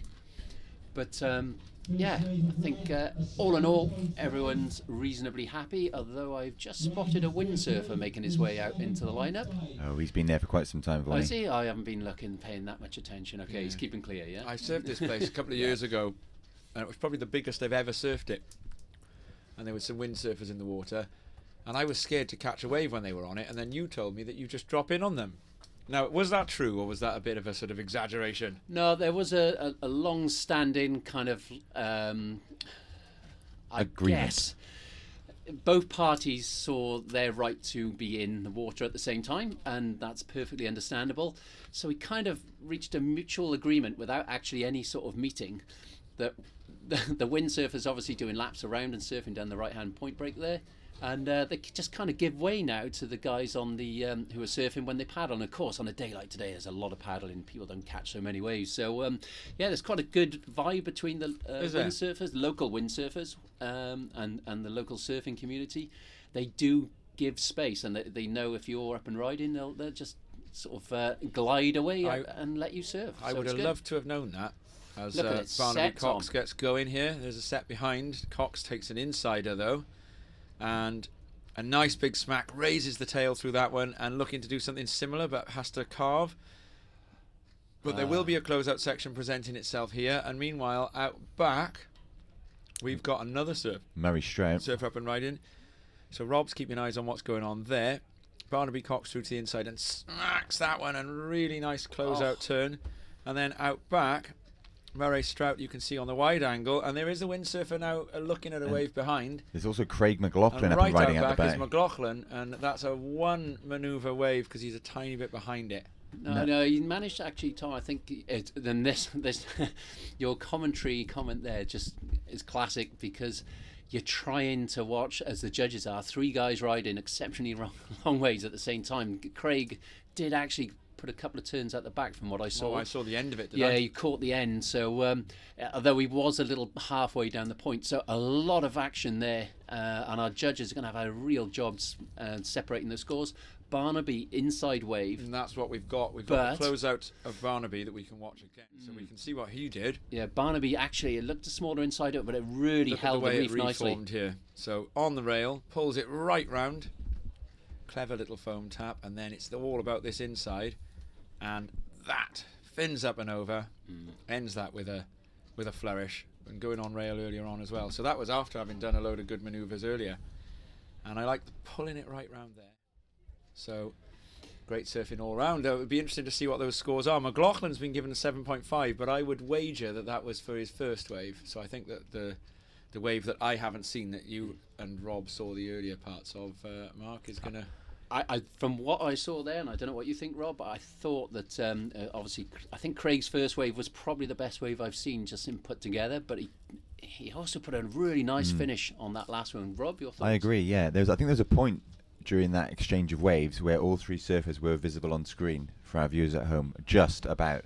It was Barnaby on the first wave, wasn't it, surfer in yellow, and Craig surfer in red out the back, and I think just before Barnaby disappeared, we had all three on screen, so that was a bit of a treat for those of you into such things. But you're yes, I'd say challenging for the judges. Hopefully they can use some technology, which we've had to use once or twice today, with the benefits of video replays. But that, yeah, great surfing, and we're now seeing the right-hand point breaks starting to really come into its own, and seeing some fantastic surfing. Just a kind of event update, guys. We'll be running pretty much until it's dark.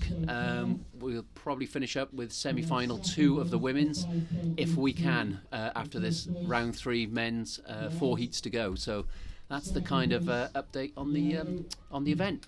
I'll leave you boys doing your sterling work. Thank you, Mark. Hey, don't call our work sterling now. It's plummeted through the floor. We want to be dollars, euros, anything else. Yen. After Honey, I Shrunk the Quids. So there we go. I'm enjoying this these sets. I'm going to leave you guys to it unless you wish me to hang around. Oh, please do. Yeah, well, it's always a pleasure. Never a chore to have Vaughnie in the booth with us temporarily. You've warmed the room. In which case I shall hang around a little longer, because it is really nice and warm in here. I've been stood, as people who know me will know, chatting quite predominantly. It was too hot earlier, and now it's really clement. Is it Smith? It has gone a little Smith out there now, Rob. Very like that wind has got a bit of Smithness to it. That's just chilling the old bones. So we, Tom and I, had a conversation with your boy Josh earlier. We were speaking. What were we speaking, Tom? Yeah, we were speaking Llantwitish. Llantwitish. So I was going to ask if you could put together a very Llantwit sentence and see if Tom can translate it. Okay, give me a little moment to think of some that are clean. I got one. Here we go. I once turned to my mate Mark Jock Jones, who's very well known in these parts, and I turned to him and said, "Jock, if your trotters are Smith, stick them in this pool. Is it cold?" Right, so that is, if your feet are cold, put them in, I'm guessing, like some sort of bucket of water or something. Is it warm? Is that right? Close, Tom. It's basically, if your trotters are Smith, if your feet are cold, put them in this pool, which was a genuine pool, because is it Smith, meaning it's really warm. Ah, so you ask it. So okay, so an interrogative is actually a declarative. Fascinating. Dear me. Wow. But I think enough Llantwish for one day. It's people are going to go around scratching their heads. The linguistics of talking fluent Llantwit. Scores are in from that exchange, and Barnaby Cox, the wave that we saw the end of there, was given the nod, 6.5. It was McLaughlin's wave that went in a close second at 5.83, and then Liam Murray Strout, who's now up and riding, got the lower of the exchange at a meagre 5.7. Oh, great layback from Strout. He's responding. Very much enjoyed that. Yeah. Language style. This one might wall up on the inside. It's going to, and he's got to choose the right manoeuvre to get through it, and has done. not gonna be the end there. of it. Needed to take the low road along that section. So he made a first decision right then, but the second manoeuvre that he did coming through that section cost him the chance at an inside. Vorney also called the first of McLaughlin as wave of the heat thus far, and it surely is a 7.50. So that opening wave of Surfer in Red, Craig McLaughlin being rewarded fairly by the judges. A great opening wave for him. Yeah, absolutely, Rob. But for me, from what I've seen, that was a really well-served wave. Power as well. Really wrapped it, put it on rail, and really spanked it one. And I just noticed that a couple of the guys going down for the next heat wearing some trainers as they make their way down to prefer to surf in bare feet. And I'm anticipating, as this tide starts to push and that rip gets a little stronger, some runarounds back up the point, and I'm guessing they've got some teammates there with some shoes for them. Well, I'd want to make ask their you way about up. that, because in the Battle of the Marks, your big grudge match, which I haven't congratulated you for, by the way. You've seen the other mark off again, so congratulations. Yeah, I don't think a 2-foot wobbly right-hander will claim. I'll claim that, but win's a win, I suppose, or a victory over the last one was a 6-foot wobbly right-hander, so there's a small difference. But in the Battle of the Marks, we were talking about this, that you all went down there barefoot, right? Now we've seen that Jo Dennison was in the water in the last heat, and she wore boots, and I wonder whether the problem here is wearing boots. I mean, I know it makes your surfing experience worse. But does it also give away a little bit of a psychological edge when you're walking down to the water's edge and your opponent sees that you're in boots? Does it make them think, oh, he's a bit of a chicken, and because it certainly does in Indonesia. I used to wear boots at Uluwatu, and everyone would just laugh at me and decide that made me a kook. Boots and boardies are a no-go, unless you have to wade over Nusa Dua Reef at low tide, or G-Land, you're wading out at low tide. But even then, though, the top guys don't wear them, do they? No, and that's because, for good reason, they catch when you paddle, and they fill up with water, and you trip over them. So they're not easy to surf with, but the water's getting colder. I know Jo surfs up in North Wales a lot. She's probably put the boots on a little earlier than most and is comfortable. And when you've made that transition this time of year from barefoot to boots, it's hard to go back. But we thought she was doing it because she was considering, with the incoming tide here now, that in her heat it could well have been a heat to start doing the runarounds. Well, I won't give away my Welsh team, little insights to help my... Oh, everyone in the living rooms will know those insights, because we've been talking about this for a while. We think, the runaround... And we're just checking now. You get priority if you do a runaround. You get up to the top of the point and you paddle, and you then paddle out from the top of the point. You do get priority if you beat everyone else up, don't you? If everyone's still on the inside and you're back outside, then yes. Do you know what, Tom? I've never been asked. Yeah, you do. So, look. Hopefully, we don't see too many runarounds, because it's it puts an interruption to the surfing potentially, but it does put the surfers in a much better position. If it was me and I got a long ride, I will be running around and I will be barefoot, but I'm well used to, as I believe is Mr. Blythe here to my right, who is a well-known local in this part of the world.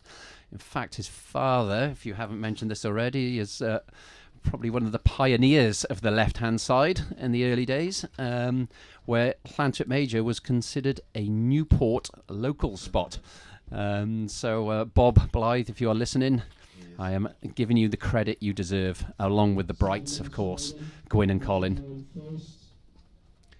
So, gentlemen and lady, Diana, who joins us, once again, it was just a little cameo role appearance.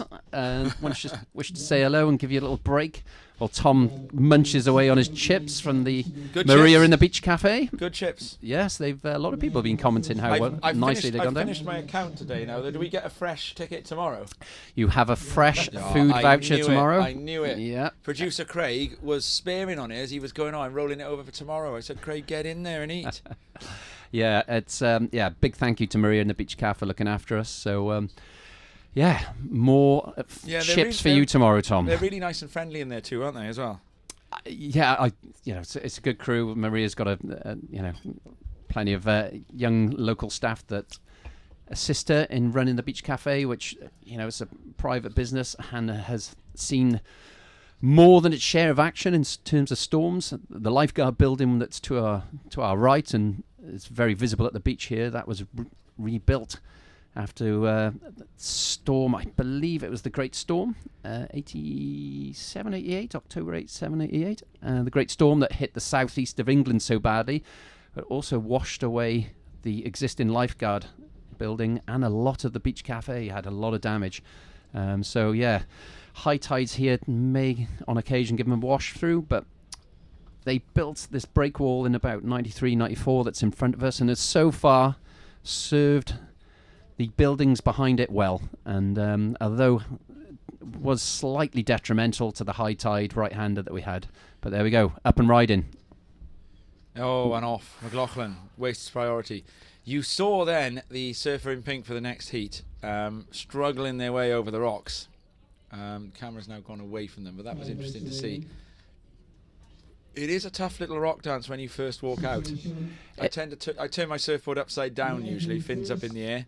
It's the wind makes it more difficult because obviously it's catching your board. The rocks are covered in barnacles. They're really, really sharp. And if you've soft feet from surfing beach breaks, if you go out there barefoot now, I would say your chances of getting in and out, unless you really take your time, your chances of coming back without having lost a tiny bit of skin on the bottom of your feet are quite slim, really, aren't they? Yeah, I mean, I remember a contest here we had years ago, and the runarounds were, it was a summer event, the water's warm, everyone's bare feet, and the runarounds were frequent, and yeah, you come away, but in the heat of battle, you boys, you've competed, you'll know, you kind of switch off. And Luke Dillon, I know, has got a really nasty gouge on his foot. I've just been talking to him. We saw him do it this morning. Yeah, he's taped it all up, and he's gonna have to wear a wetsuit boot purely to keep that big flap that's skin that's hanging off the bottom of his foot together. Now this is Barnaby Cox, and he needs a score here. He needs a 5.57. So despite having seen him surf that first wave really well, he's chasing it. But this is actually only his second wave of the heat. So Cox going with that slower approach, carefully choosing his waves. And he has chosen another long one here and getting the 2 turns on that inside. Very well. No claim. That is going to be a strong candidate for a above 5.57, I would say there. I wouldn't be bold enough to say I think he's definitely done it, though. You would you, Rob? Well, I tell you what, I'm going to sit on the fence a little. I still think Craig McLaughlin's first wave was the best wave. Yeah, it was. So what we're asking is, was that last wave of Barnaby Cox equal to his first? I think no. Was that last wave of Barnaby Cox equal to McLaughlin's second? I also think... At the back, we've got surfer in red, Craig McLaughlin, up with a bash off the foam and... not much after it. I didn't see McLaughlin's second, so I don't have that point of comparison. But I would say that's not Barnaby Cox's best wave. So I'm going to put it on. It's going to be close to first of McLaughlin in red. So you're calling that was Cox's best wave, yes. Robbo? I think he's done more than enough to get into at least second. Are you cheating yet? No. No, he's not yet, because Rob gets the scores a tiny bit earlier than me. I mean, big closeout Rio, fins lifted up, couple of big I just like the way he's put it together. There were moments in that he could have let the wave get away from him, but and it's really hard for judges to compare 2 waves that were so far apart from each other as well. Do you know what? I think we've actually got the replay of the inside of that wave of Cox here. Look, so we can compare what we just saw to this. It's a smaller wave, isn't it? But that is a really dynamic turn there. And then as he came onto this inside section, that inside closeout, there was a real flourish on that. Yeah, I think most of the damage on that wave was done further out. It was further out. So I think that wave scored more than the wave of Cox that we just saw. That was only the inside section of that wave. There was 3 good hacks. I beg your pardon. Was that the earlier wave? That was the earlier wave. That was the earlier wave. We didn't get a replay for the one that ran just then. Okay. So we're looking for 5.57. The score. The judges are having a big think. They are. I think it's really close to there or there. We're going to see a big score, I think. I think he's going to come off the fence. He's coming off the fence, is he? Oh, here we go. He's into first with a 7.0. Oh wow! So they've put that in above. Okay, 7.0. So my screen updates. Your screen, dear viewers at home, is about 45 seconds behind what's popped up on Rob's iPad, and there it is, a 7. So all of that debate. So 2 of the judges actually gave him a 7.5, with one judge giving him a 6. So 2 of the judges thought it was really good.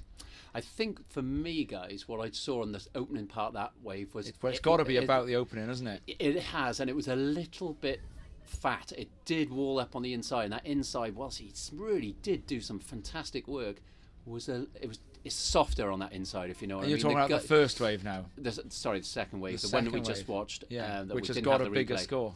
It has got a bigger score, understandably, but it's not the highest score in So the it's wave, about the work on the outside then, yeah? It's the gut that, from what I understand, the judges are looking for that commitment and well, risk out it's the back. left Liam Murray in trouble, and Liam Murray Strout needs a 7. There's 10 seconds left, and he has priority, and he's going to have to basically go on this.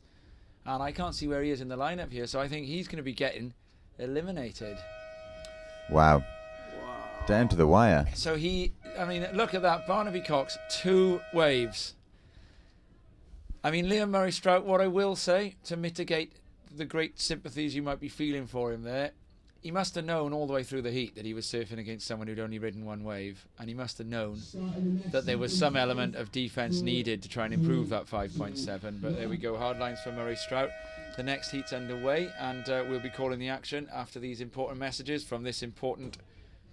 Oh, no, we'll watch this first wave before we go to the ads, and there we go. We'll go to the ads because they didn't catch it.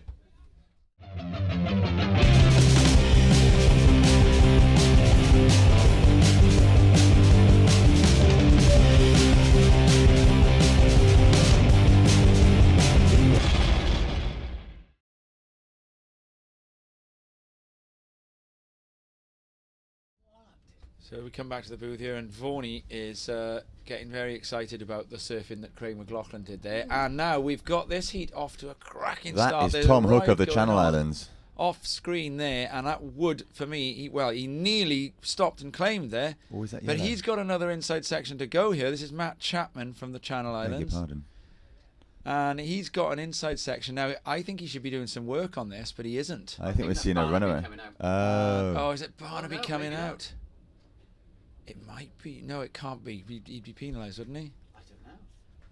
If that was Matt Chapman, I do not understand why, after 3 smashes, which all took place off camera, so I don't have a replay for you, he rode the rest of the wave. Kind of, I suppose, what would you call it? You know, he didn't dig in and try and do anything on the inside section, and he would have been watching the previous heats to know that the going rate is that you work the inside over. So I can see that what we've got is surfer in red up and riding now. So this heat is underway now. This is Max Bennett, and he's off to a good start as well. So, you know, Max Bennett, Tom, his surfing reminds me very much of a friend of mine from Cornwall, Mark Bennett. Maybe the surname has a link.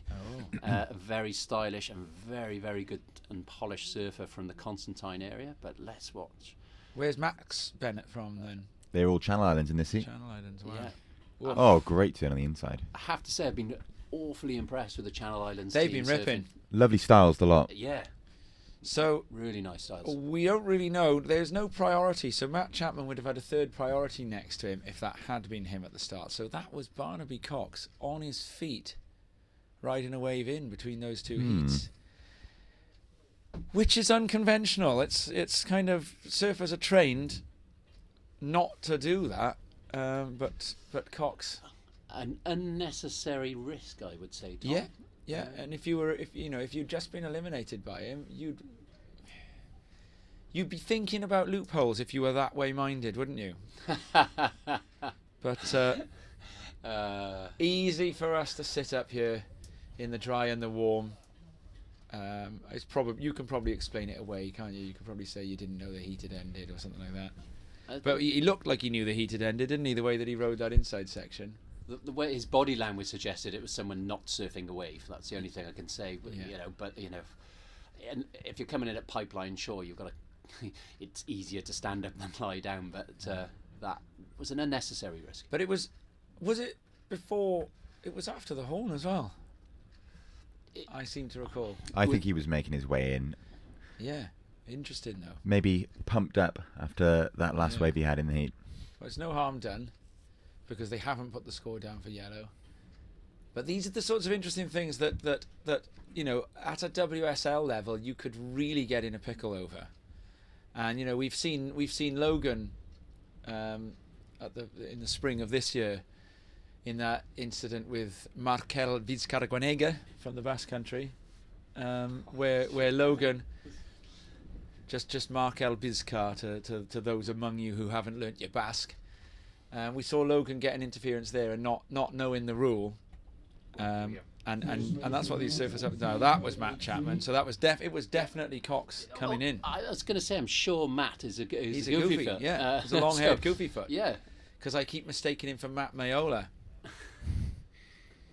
and because he does look a bit like Matt Mayola, he's similar style, you know. By the way, if anyone online can ID the windsurfer, he's going to be in a world of trouble. Yeah. Well. Oh dear. And here we go, Tom Hook, youngster. Nice first turn, but has got stuck a little bit too far away from things. It is a risk. It's hard not to get too far out in front of that wave sometimes, and then you just find you're on the high road instead of the low road, and you can't get down onto the power pocket of the wave. Yes, that's interesting. Now there's a tanker going through that's going to come past your camera image on the horizon very shortly, and that's going some as well. It's interesting. Here we go. Here's Matt. He's definitely goofy. I Matty knew he was goofy. Why did I doubt myself? Matty Mayola. The differences, the similarities. That wasn't quite Matt Mayola on that one. That was so. Right, Max fellas, Bennett, I'm going to Tom. love and leave you, Tom. Sorry, I've Vaughan's overstayed my welcome. This is Vaughan's third attempt to get out of the booth. Thanks, Matt. Yeah, there we go. Good luck later. Thank you. Now, Rob, we had great fun with our Basque pronunciations. Vizcarraguanega. At the QS, didn't we? Vizcarraguanega. And can you remember the name of Vitor's surname? Oh, I do. I had to learn it for the presentation at the Boardmasters. It was Vitor Garatanandia. Garatanandia, that was it. Garatanandia. And when they went to Two Peaks, we had good fun because we were trying our best to try and predict which ones wouldn't have Markel Vizcarraguanega or Vitor Garatanandia up and riding on them.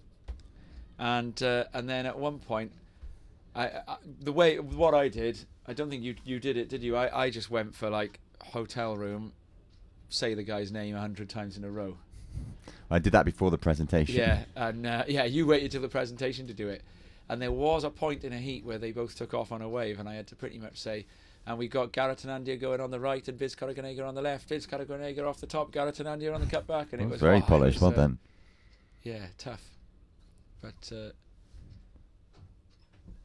so some people, the Welsh names are just as difficult. Now that windsurfer is naughty. Yes. Because they're coming in again. You can't see them on the screen. But it's dangerous behaviour with the surfing competition going on in the lineup. And here we go. Easy to pronounce, Tom Hook. Nice long drawn out frontside carve. Nice. A hook from Hook. Hook from Hook. And come across some good surnames to pronounce. We like a surname. Had to pronounce a South African surname once that was spelt Cengo. How do you think you pronounce that? Chengo? Nope. It's a Zulu name. You've got to do a click. Engo. Ingo. Engo. I like it. Yeah. Update on the situation as it stands. How many minutes remaining this one, Tom? We've got 12 minutes and 20 seconds 12 remaining. minutes and 20 seconds remaining. And our surfer in white, Tom Hook, is currently in third position. He's sitting on only one wave, though, a 2.33 with a score still to drop. He's looking for a 0.61 to move into that second position and advance through, and he certainly has it. A 4.83 being posted for that last wave, meaning he is now in first position. So out in first is Tom Hook, surfer in white, representing the Channel Islands. Currently in second position, the surfer in red, also representing the Channel Islands, Max Bennett, looking for a 1.33 to move in back into first. He, of course, is only sitting on one wave of 5.83.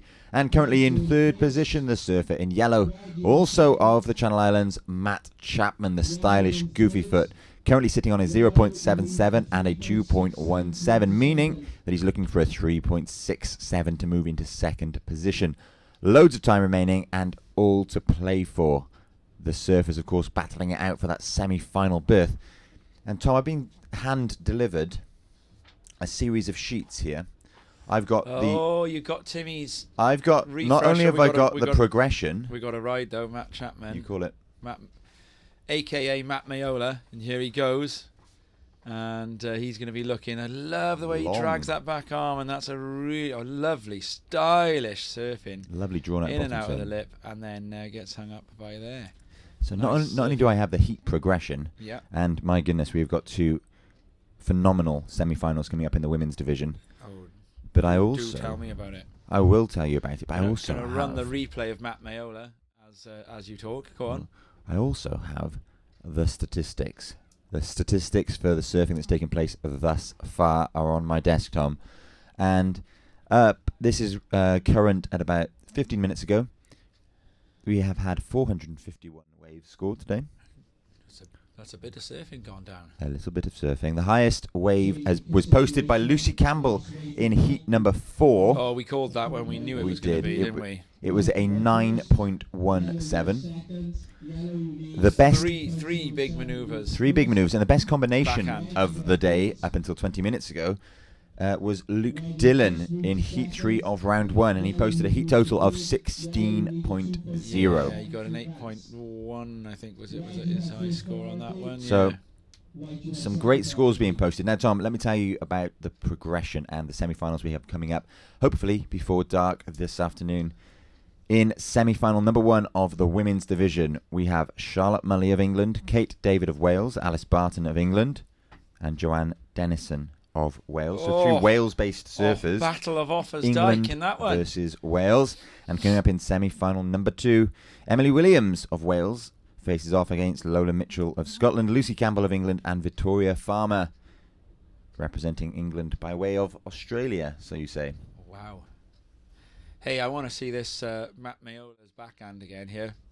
Or Matt Chapman, as he's actually called. I love this trailing arm.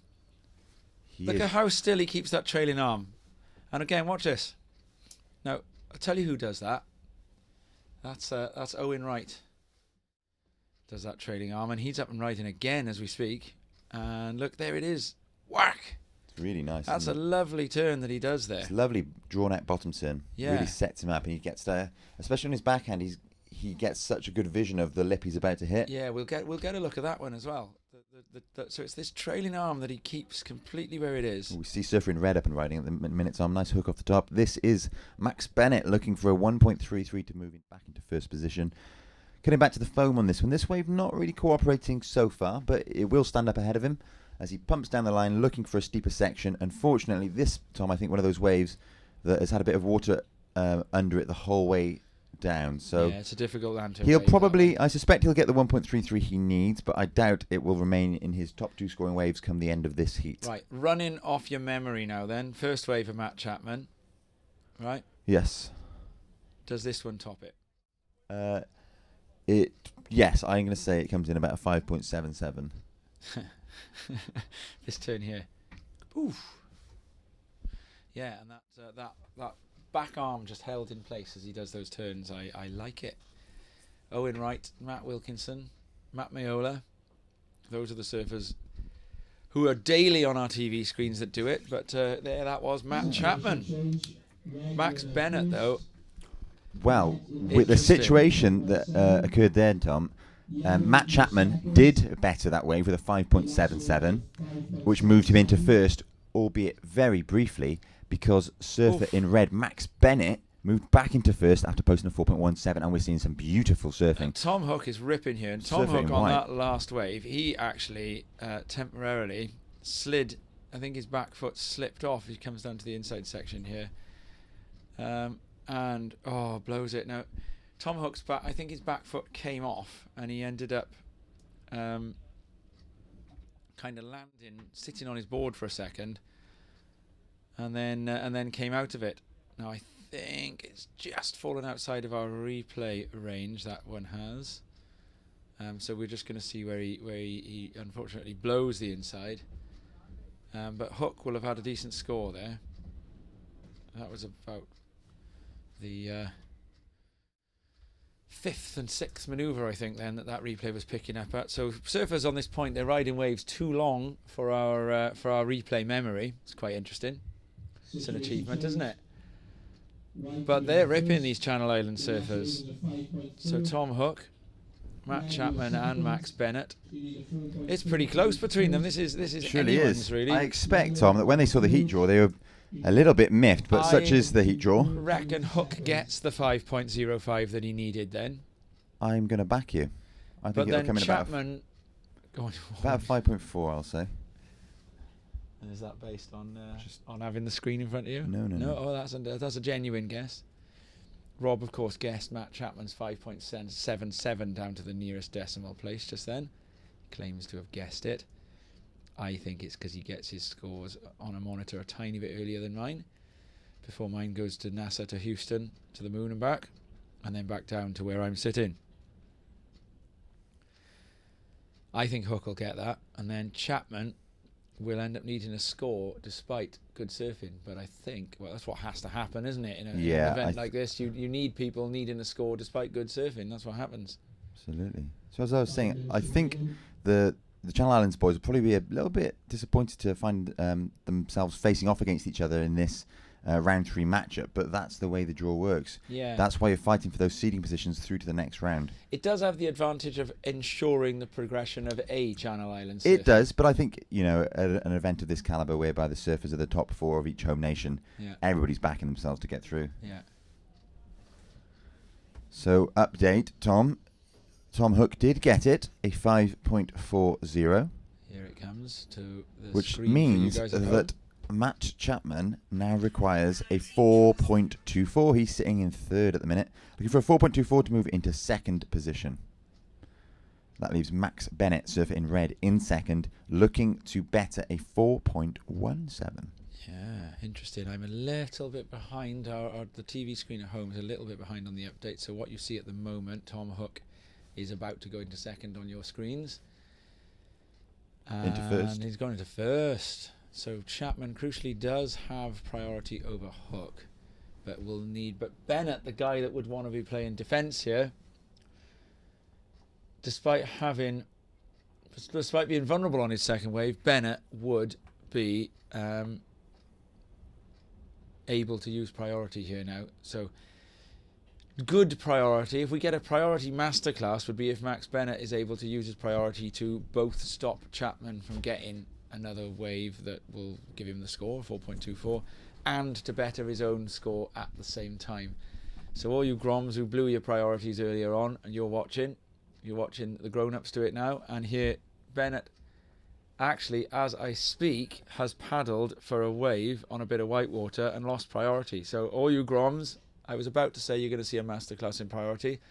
You actually just saw how not to use priority, because now that leaves the door open for Chapman.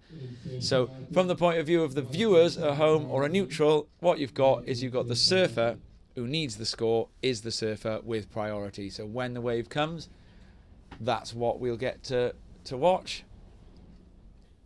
And exciting it will be, indeed. So we've got... I'm just looking now at the lineup, trying to see if I can predict what's coming by, and it's we've got the inside section, waves hugging the point, but I would say that Chapman, that backhand of Chapman's, it needs a little bit of space, doesn't it? He needs a bit of space on his backhand to get moving. He needs some open face. He's going to have to decide really how long he waits now in potentially deteriorating conditions to see if he can do it. So Max Bennett done the work to get himself into that 2nd, only to blow priority. Will he get away with it? And that'll be down to Chapman. He may look at this, Chapman might, and is going to. So this is it. This could well be that, and he's got the section and he gets some speed and he's got that arm out again and he misses the section. So he's going to have work to do here now. 4.24, he's going to be hoping for a reform. I got a feeling that despite loving his languid backhand style, I think we could be seeing the end of Matt Chapman here, because I don't think that inside section will have delivered enough. That first turn was good. And then after that, I'm not too sure. It's looking, yeah. I think I'm calling he didn't get it. What do you reckon, Rob? I'm with you. So it looks like Hook and Bennett now sitting in. So Bennett will have been let off the hook. Excuse my horrible accidental pun there. Despite losing priority. Chapman he needed to hit that second section, didn't he? If he'd hit that second section, I think we would have been looking at the score. And yeah, it doesn't come in enough. It's close though. He got a 4.1. It was really close. He'll be kicking himself if he tagged that second section or made an inside connection. So Bennett now up and riding with 30 seconds left, looking to go to an inside here. I'm not sure whether he thinks he's going to beat 4.17 or if he's just trying to make sure this wave doesn't turn out to be a grower down the point for Chapman. It's probably a pretty wise move. Guns along, and this is going to be job done for Bennett. He's going to be through. We're going to be counting out in 10, and we'll have a victory lap for Tom Hook. But he's come off as well, so that will run that heat out. We'll go to a break, and when we come back, we will continue with the men's round 3. We'll be in with heat number 3.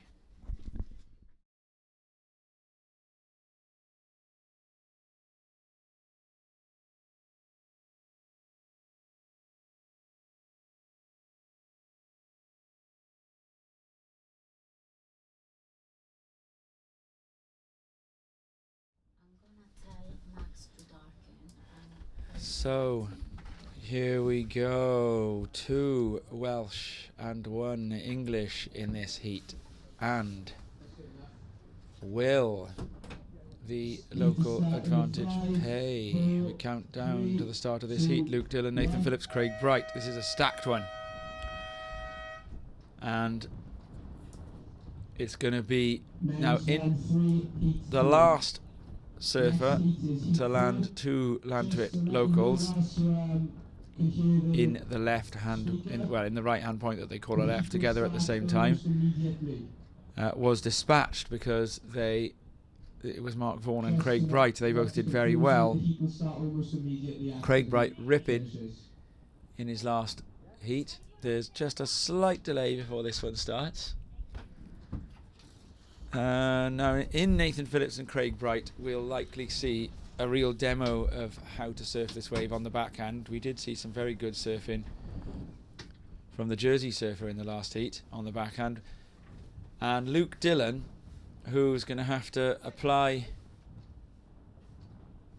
everything he's learned to the wave. Now we do know one thing, that Dillon, he did cut his foot quite badly this morning. We were talking about when he walked down across the rocks. And has had to have it quite heavily strapped up and is surfing in a boot, as Vaughan was telling us earlier. And whether or not that alters his ability to weight transfer between the 2 feet will remain to be seen. We've got producer Diana is back in with us. So that's Craig Bright. He's just having a wiggle around before the heat starts. Or is the heat underway? The heat is now underway, yeah. So that is actually a score for Craig Bright.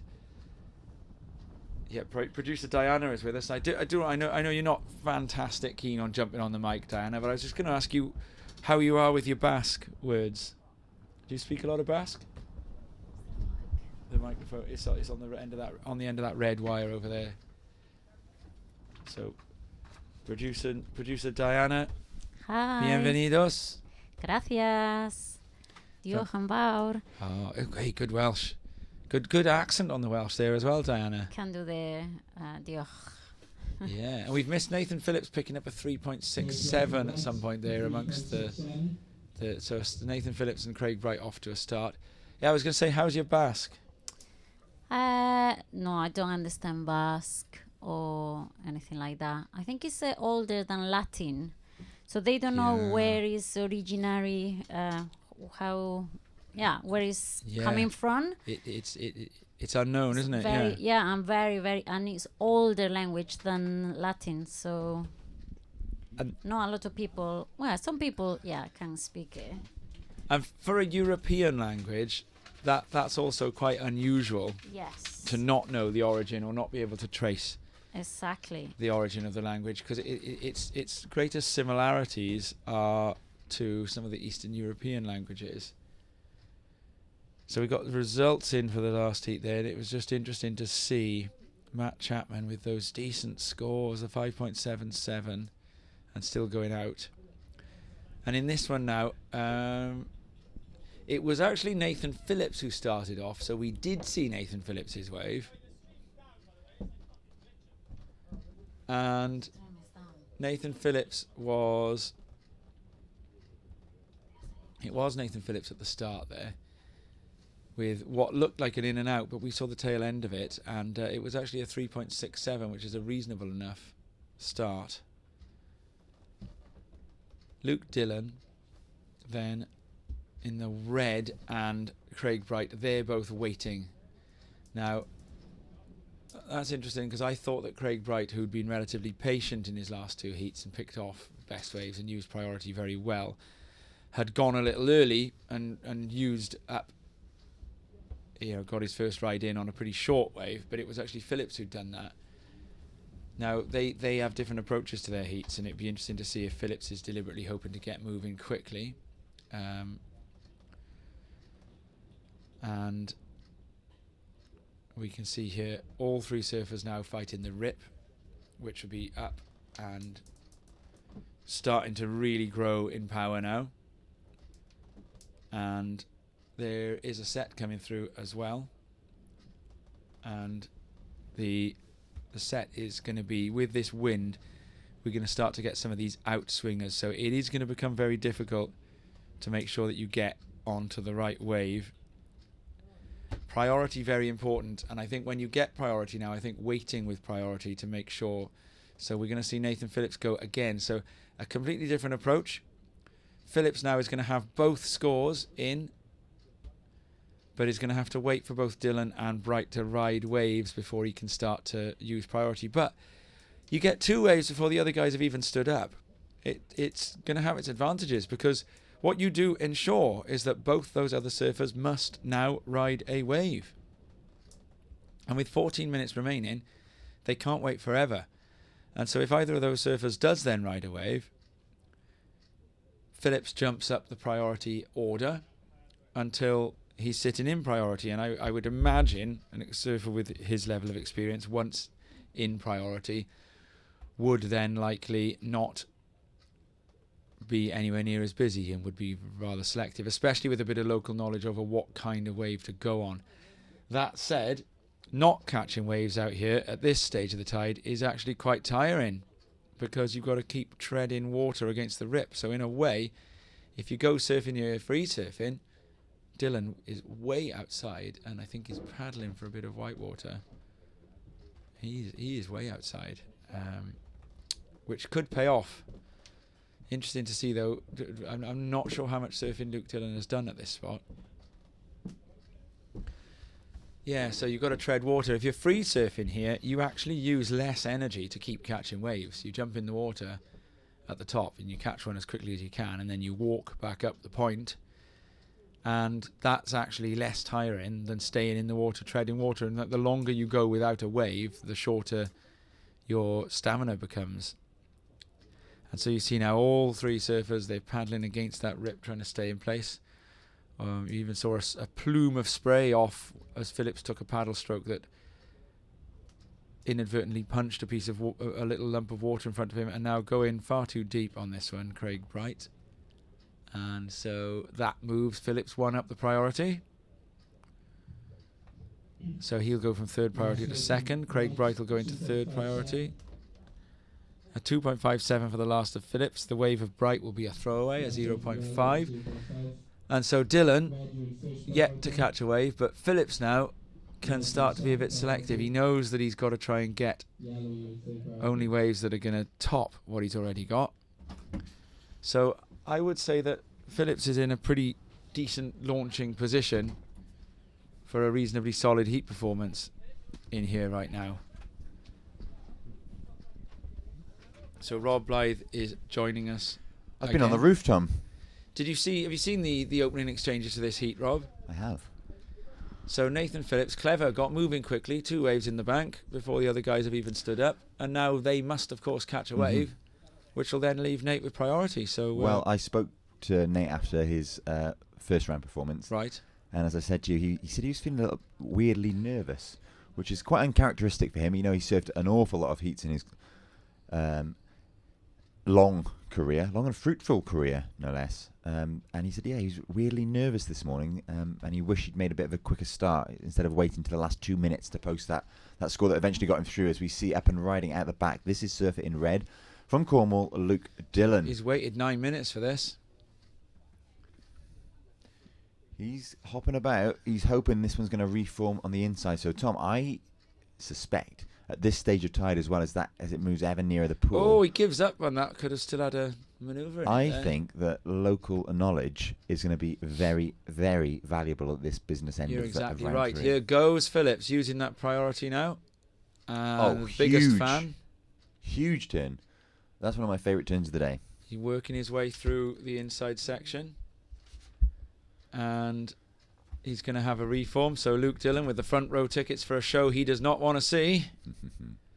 And here goes Phillips onto the inside. Yeah, you're right. There was a big... I love that turn at the back. Really long-limbed turn. And Craig Bright is up and going behind. So Luke Dillon, having waited 9 minutes, has waited 9 minutes to lose priority.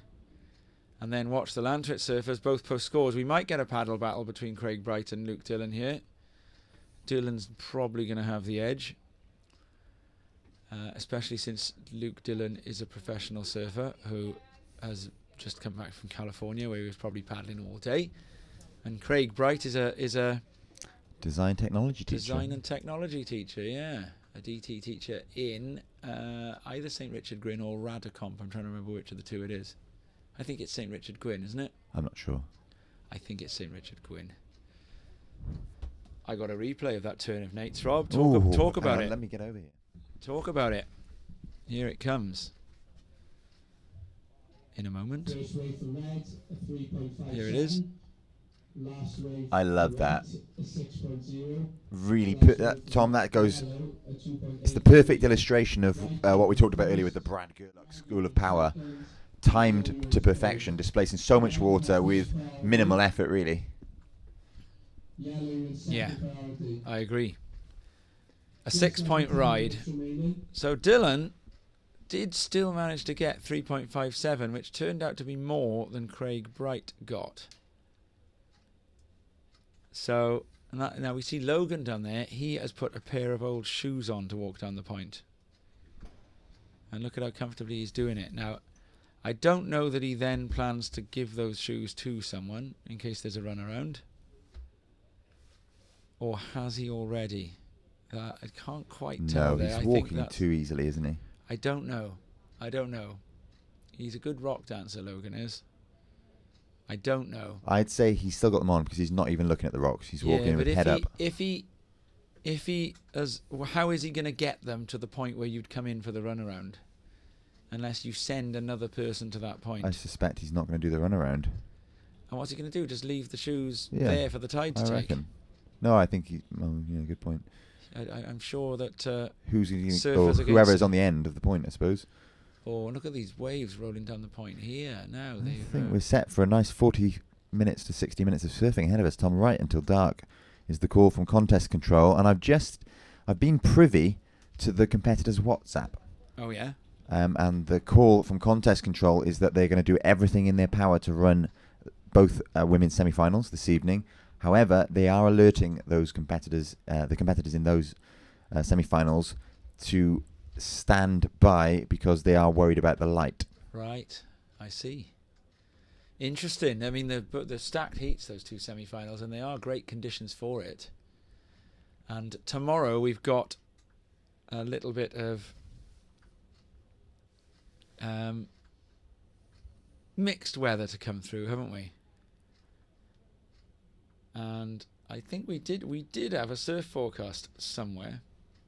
A surf forecast that we could bring up. I'm not quite sure where it is. Last of white, Nathan Phillips, for that turn that we've talked about, came in at a 6.0. So that means Nathan is well out in front now, sitting on a combination of 9.67, meaning that Luke Dillon, surfer in red, needs a 6.10 There is the surf forecast to move into first, and Craig Bright is looking for a 0.75 to move into second. That's today's surf forecast. So I think tomorrow's surf forecast. I'm not sure if we've got that one yet. Well, I would ask Jamie to do it, but he's up in the booth judging. He is. At the mo. Producer Diana is telling me that that's a work in progress, tomorrow's surf forecast. But we will have it. Up and riding at the back, Tom. It's Luke Dillon. He's currently in second. He's looking for a 6.10 to move into first. This wave standing up a bit more than his first one did, and it might be one of those ones that hugs the inside of the reef there and reforms as we see him. He's going to have to put the foot to the gas to get around this section.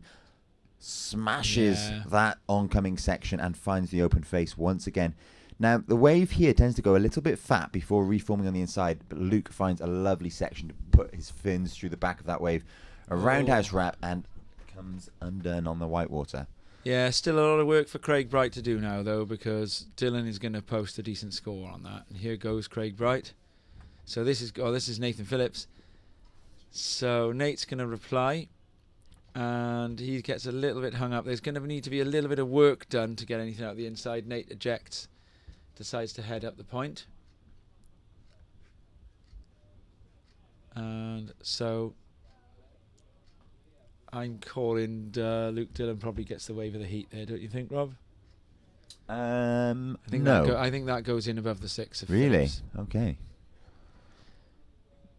Well, length of ride. Yeah, what was that first manoeuvre like? It's close, yeah. And here goes Craig Bright. Now, this one's really hugging the point nicely. It's a 4.17 for Luke That is Dillon. a lovely wave, Tom. No, for the last of Nathan. Craig Bright is on. This is the best shaped wave of the heat. And Bright, knowing the surf spot, you're spot on, takes it Tom. for pretty much what he could. 7.8 for Luke Dillon. Good call. Really rewarding that wave. I don't think I saw a turn that was better than that one on Nate's wave, but I suppose there was more variety and it was a much longer wave. Length of ride and a big manoeuvre. They're willing to give points for big final manoeuvres here, aren't they? If they are put on the back of some decent surfing beforehand. But you can backload your commitment in terms of manoeuvres and still come away with a pretty decent score here today. Bright is now chasing Nathan Phillips realistically rather than Luke Dillon, because I would say that Luke, with every chance of backing that 3.57 up, although he'll have a lot of work to do to get back up the point in time. But Bright to catch Phillips needs 3.74. And if I do a little quick bit of mental maths, it's going to be he's going to need like somewhere in the range of a 9 to get Dillon, isn't he? So Craig Bright up against it here now, because I think to get a 7.3 is a tall order. But another wave drops for him, and now that's become very realistic. A 4.87 for the last of yellow. That's about to drop, and that's going to leave him needing a 5 point something or other. So Craig Bright isn't chasing 7.34, and he is going across two waves, having just ridden the best shaped wave of the heat, I think. Look at the wind moving on that pool there. We're still below the second pool in terms of tide indicator, and the tanker that was moving apace, I think, has now anchored out back. So yellow, Craig Bright, he needs a score. I think last of Craig Bright coming out at 4.87. Are you seeing that on your screen, Tom? It did, yeah, and that's left him needing a 5 point something. It's not on the screen for the viewers at home yet, but it will be imminently. So Craig Bright, he's going to get back up the point just in time, I think. A lot of work, though, getting up that point. You see, Bright made no attempt at the paddle battle, really, which I think is certainly, if I came across Luke Dillon that many yards ahead of me with a duck dive still to do, I'd be pretty put off the chance of paddle battling him. although Craig Bright is probably a fitter man than I at the moment. But he didn't indulge in the paddle battle, or didn't engage in the paddle battle, which was what gave Dylan that bigger one, but it gave Bright a really nicely shaped one. A lovely looking wave for surfer in white, Nathan Phillips. Now he could go ahead further. If he beats 4.17 here, then Craig Bright is going to be back. This one's going to stand up, Tom. It's got a lump in it though, hasn't it? And now that's an opportunity for Bright. 5 point...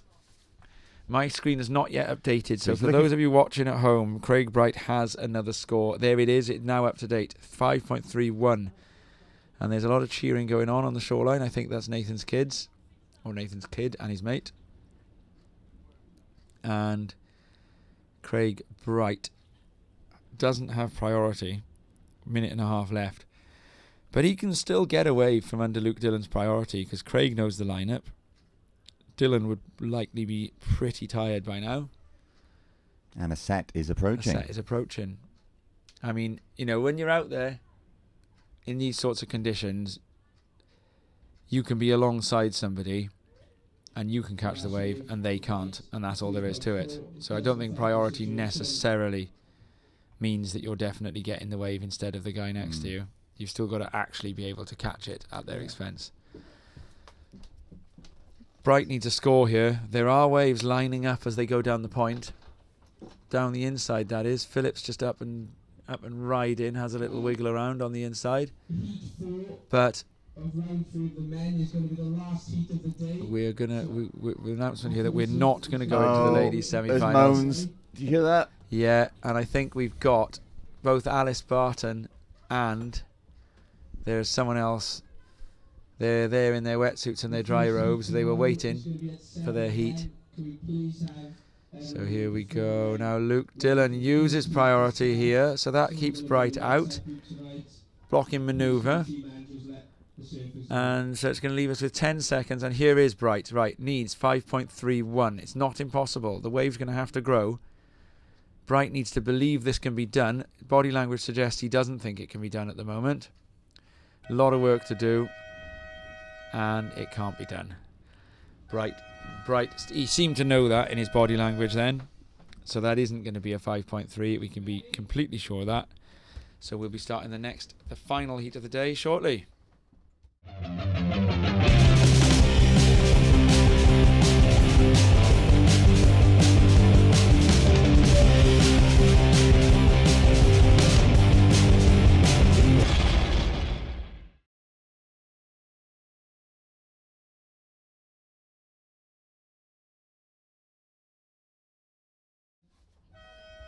So we've got that last heat underway, and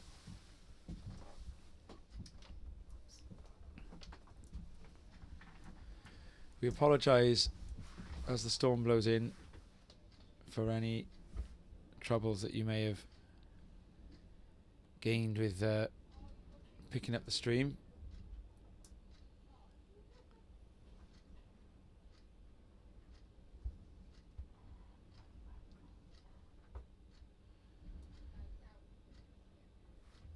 We're gonna just run another ad where we try and work out what's going on.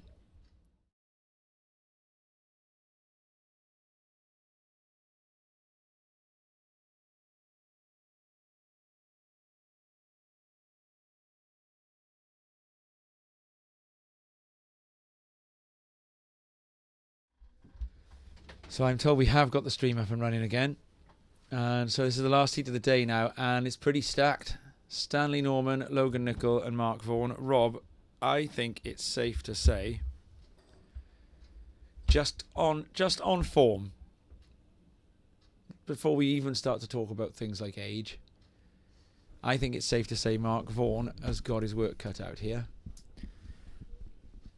I think he's in with every chance, actually, Tom. He's got local knowledge on his side, years and years of local knowledge. And I was then about to devil's advocate the exact same thing by saying that it would also be safe to say that Stanley Norman has got his work cut out, because he is in with two guys who know this wave very, very, very well. And he's off to the worst possible start there by jumping down into third priority with an unsuccessful paddle. Logan then is up and riding on one. He's going to have to really work to get an inside connection. Doesn't get one. And Vorney on the one behind. There was a first lip hit on that. And then Vorney coming through is going to look for a reform. And does just about find one. Stan Norman, meanwhile, is up and moving and going pretty fast on the one behind, and a big frontside snap, and then goes into a frontside carve, and then starts to do a little bit of work going onto the reform section. So I would say, though, that Stan Norman, despite having a poor start in giving away and jumping down into third priority, I would say that both the waves of Logan and Vorney that followed would be the sort of wave they believe they can do better than. And then we've got Stan Norman. And we can see that he did a really nice frontside gouge. Now this was his third turn. Or actually, no, we've got his first turn there and second turn. That was second and third turn. But that third turn there, that frontside snap, a big manoeuvre. And so I would imagine we're going to see a decent first score drop for Stanley Norman. We're going to see a moderate first score drop for Logan Nicol. And I'm not quite sure what the judges will do with Vorney, because it was a big first manoeuvre.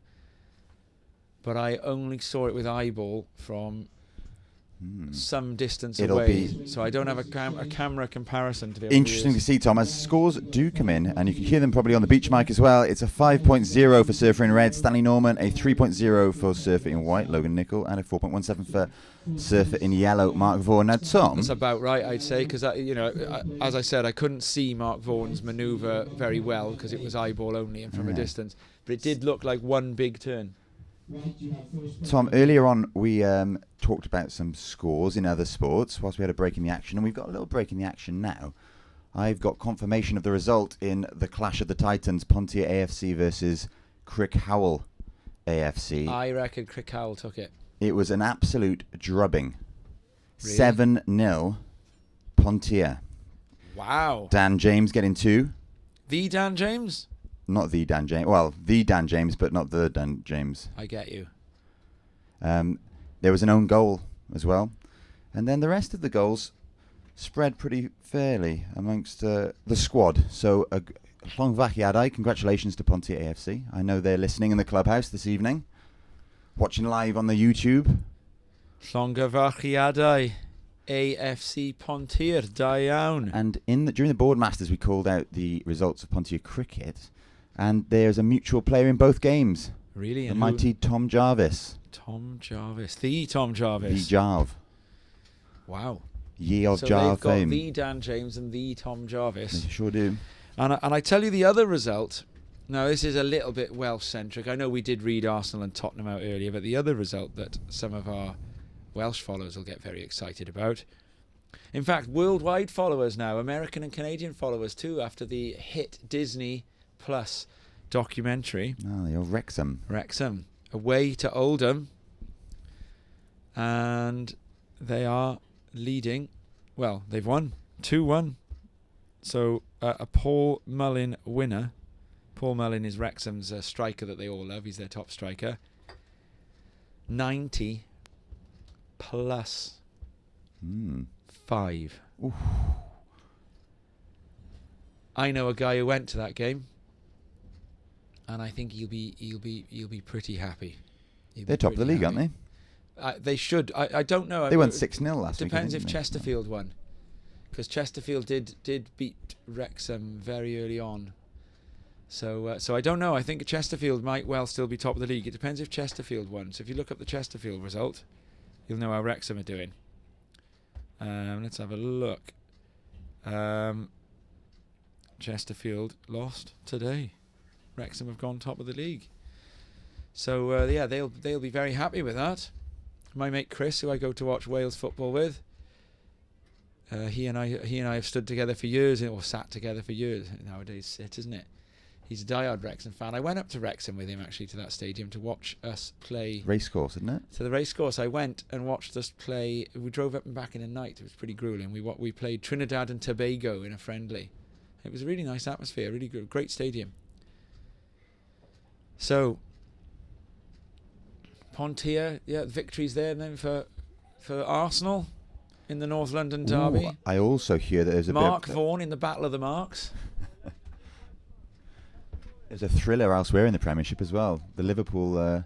Don't tell me. I want to watch it on Match of the Day. Well, it was a thriller. Was it? Will it be first on Match of the Day? Yeah, I would imagine so. Because I normally fall asleep halfway through the first game on Match of the Day.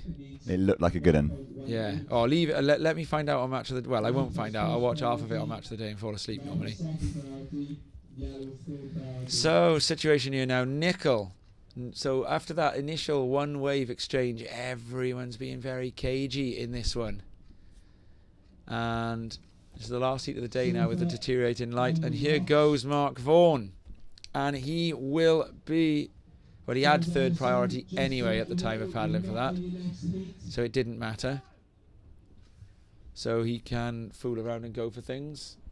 But he doesn't want to lose line-up position. That then means that if either of the other two ride a wave, you're then out of place.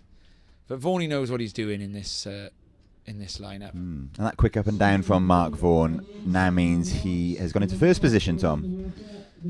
Yeah. Only just. No, but it has an advantage because it means that the other guys must stand up. And here we have the other guys. This is surfer in white, Logan Nickel. Nice Powerful wrap back into the white water. And he's going to look to move this one to the inside, wrapping back to the white water once again. This wave could catch up with the one in front and offer Logan a bit of a double if he chooses to stick with it, which it looks like he might be doing. Up behind Stanley Norman.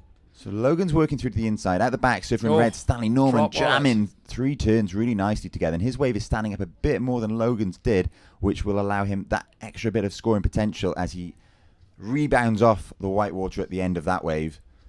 I think that Stanley Norman will be moving back into first position. But we could see Logan Nickel moving up into second. Here's Logan's first couple of We'll see what the judges think about it. And now the trouble is we don't have Stanley's first couple of manoeuvres because they were off screen. Because the two surfers were up and riding at the same time. I think he finished the wave more strongly than he started it. Stanley? Yes. Interesting.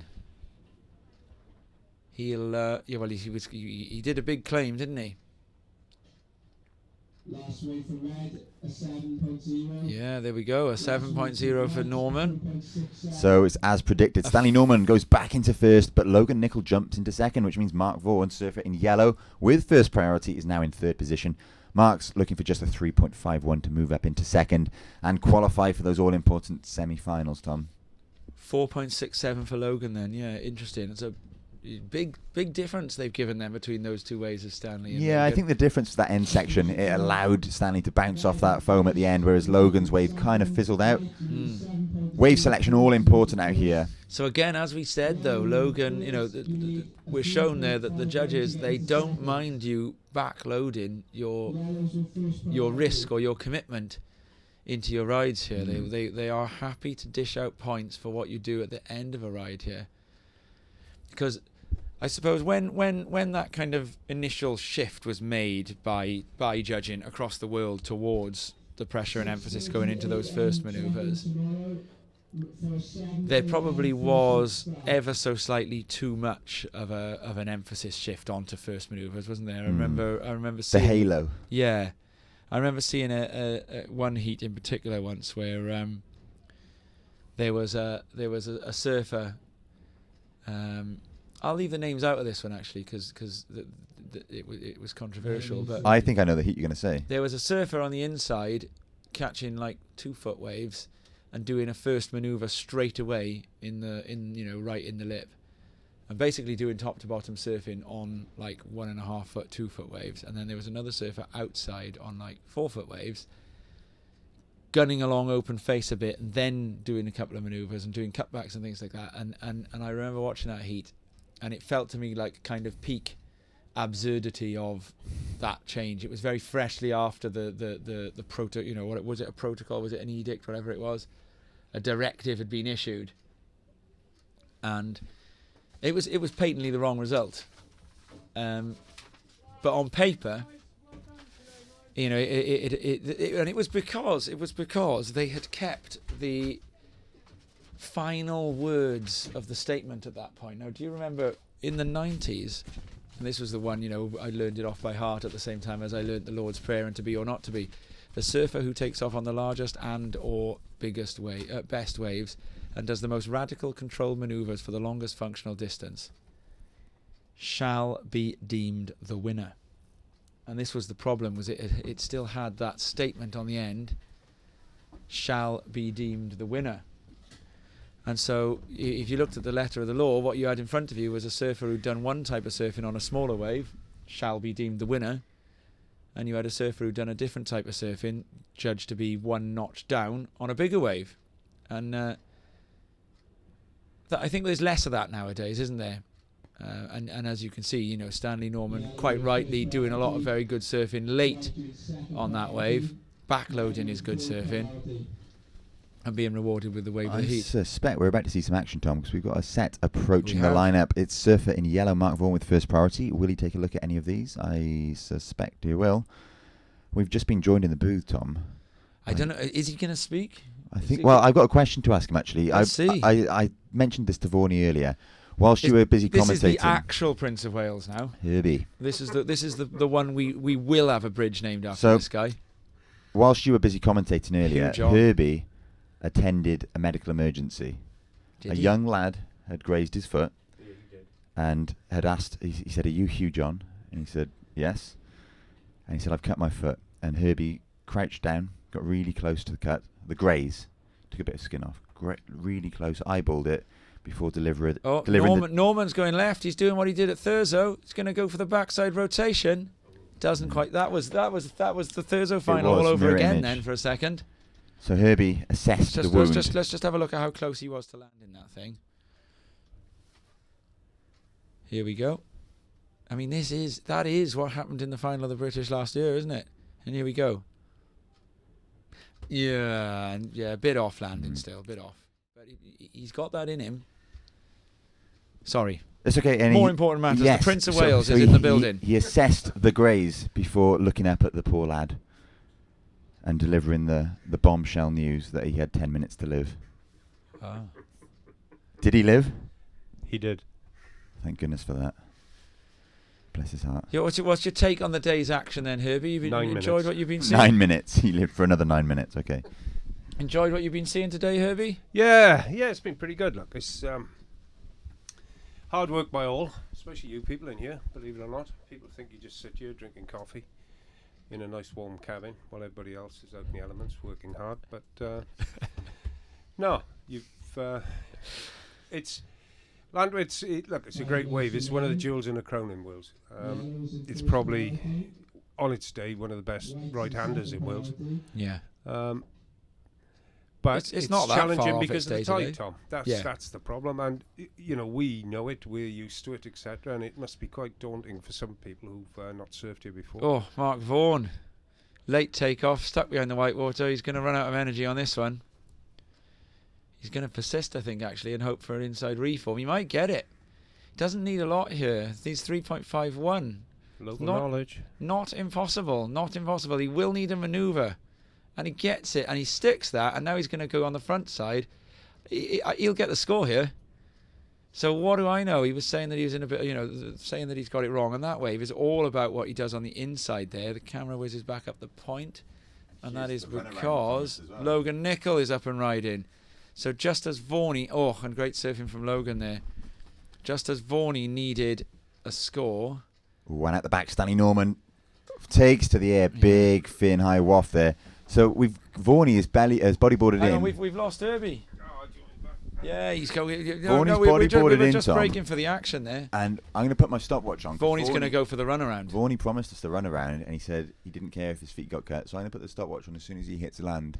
And see how long it takes. Yes. He'll get another wave. 3 minutes 40.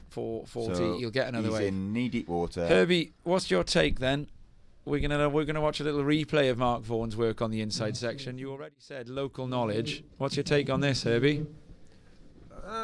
Well, classic Mark Vaughan, born and bred in the place, and it's just looking for that extra. I don't know, 0.5, whatever it would be. Yeah. I mean, it's the nature of the man. He's very competitive. And he's ended up a little bit further behind the behind the curve, behind the 8 ball on that one there, though. He got a 5 for it, but Logan bounced straight back with a 6.5. So now he needs a 6.18. Yeah, so here again tomorrow, Herb? Yeah, I'll be down here. We're starting again. We're meeting at about 6:30. First heat in the water at 7. Yeah. Yeah, back to where we were. I mean, one of the other challenging things about this break is exit and egress from water, you know? Yeah. And this is where the local boys should have an advantage because they're used to doing it. We should... He's going to come into view. No, in fact, the camera is right at the top of the point, so you can't see this. And a clever move. He is running through the pool. But he is going. He's running. When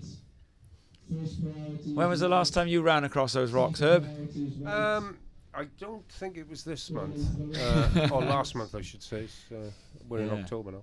You had a good summer? Surf much? Yeah, it's been pretty good. We didn't have a huge amount of surf on this coast. Yeah. But the weather was glorious. But yeah, not too bad. Last time I saw you, I think, was out at the point. Yeah, that was a wave. Yeah.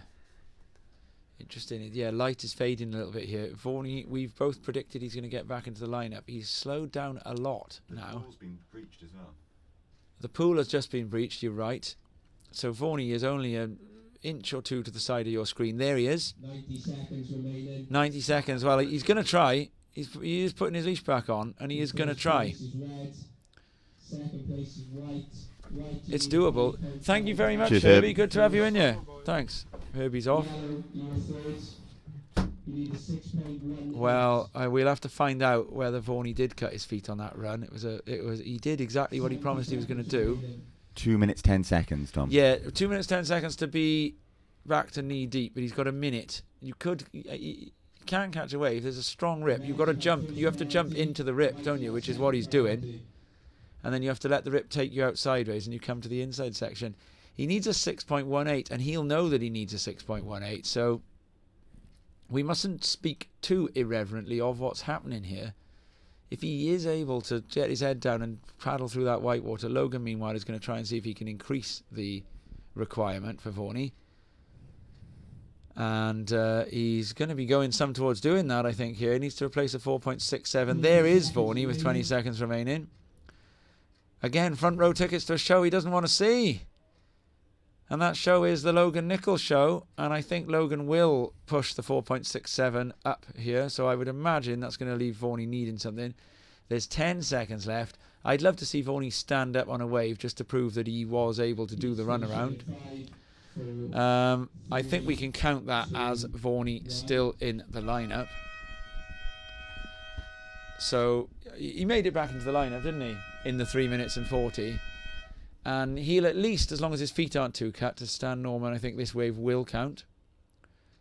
Although he doesn't do anything on it.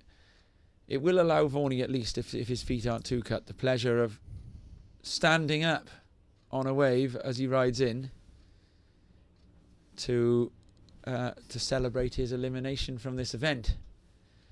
And it would be nice if the stream's going to let us see it. I don't know if it is, because I think people are pretty keen to get packed up and go and find their beds. But we are going to see the last ride of... No, that is Stan Logan Norman. did push the... He did. His lower score out. Stan Norman coming in. There's a dry goch and a gwint. The red dragon in the wind. Vaughan is Mayen Koch ar Môr. He is lost at sea. But there is a really good looking set running down the point here, actually. And there's a dry goch and a gwint. Craig Burrows, a couple of the event organisers. I think we'll bid our farewells here, Tom. I think we will. I don't think the camera's going to show us if Vaughan catches a wave in on his feet with his possibly cut Beth's feet or on not. screen there. Vaughan's better half. That's Mrs. Vaughan laughing and chatting to Emily Williams and Craig Burrows, and no sign. Koch Amor. A big thank you, diolch yn fawr iawn to everybody that's tuned in today and stuck with us through the gremlins in the system. A few confusing moments throughout the day, but we got there in the end. So massive thank you for sticking with us. A big thanks to everybody that's helped put on the event, and of course, all of our competitors today for all the action. We'll be back in the morning at 7 a.m. for heat number 1. It'll be women's semi-finals, I believe. It will. We will wait to see that, though, but it's looking that way. Edrych ymlaen, looking forward. A ddiolch am edrych, pawb. Thanks for watching, everyone. Gwelwch chi yn y bore. See you tomorrow.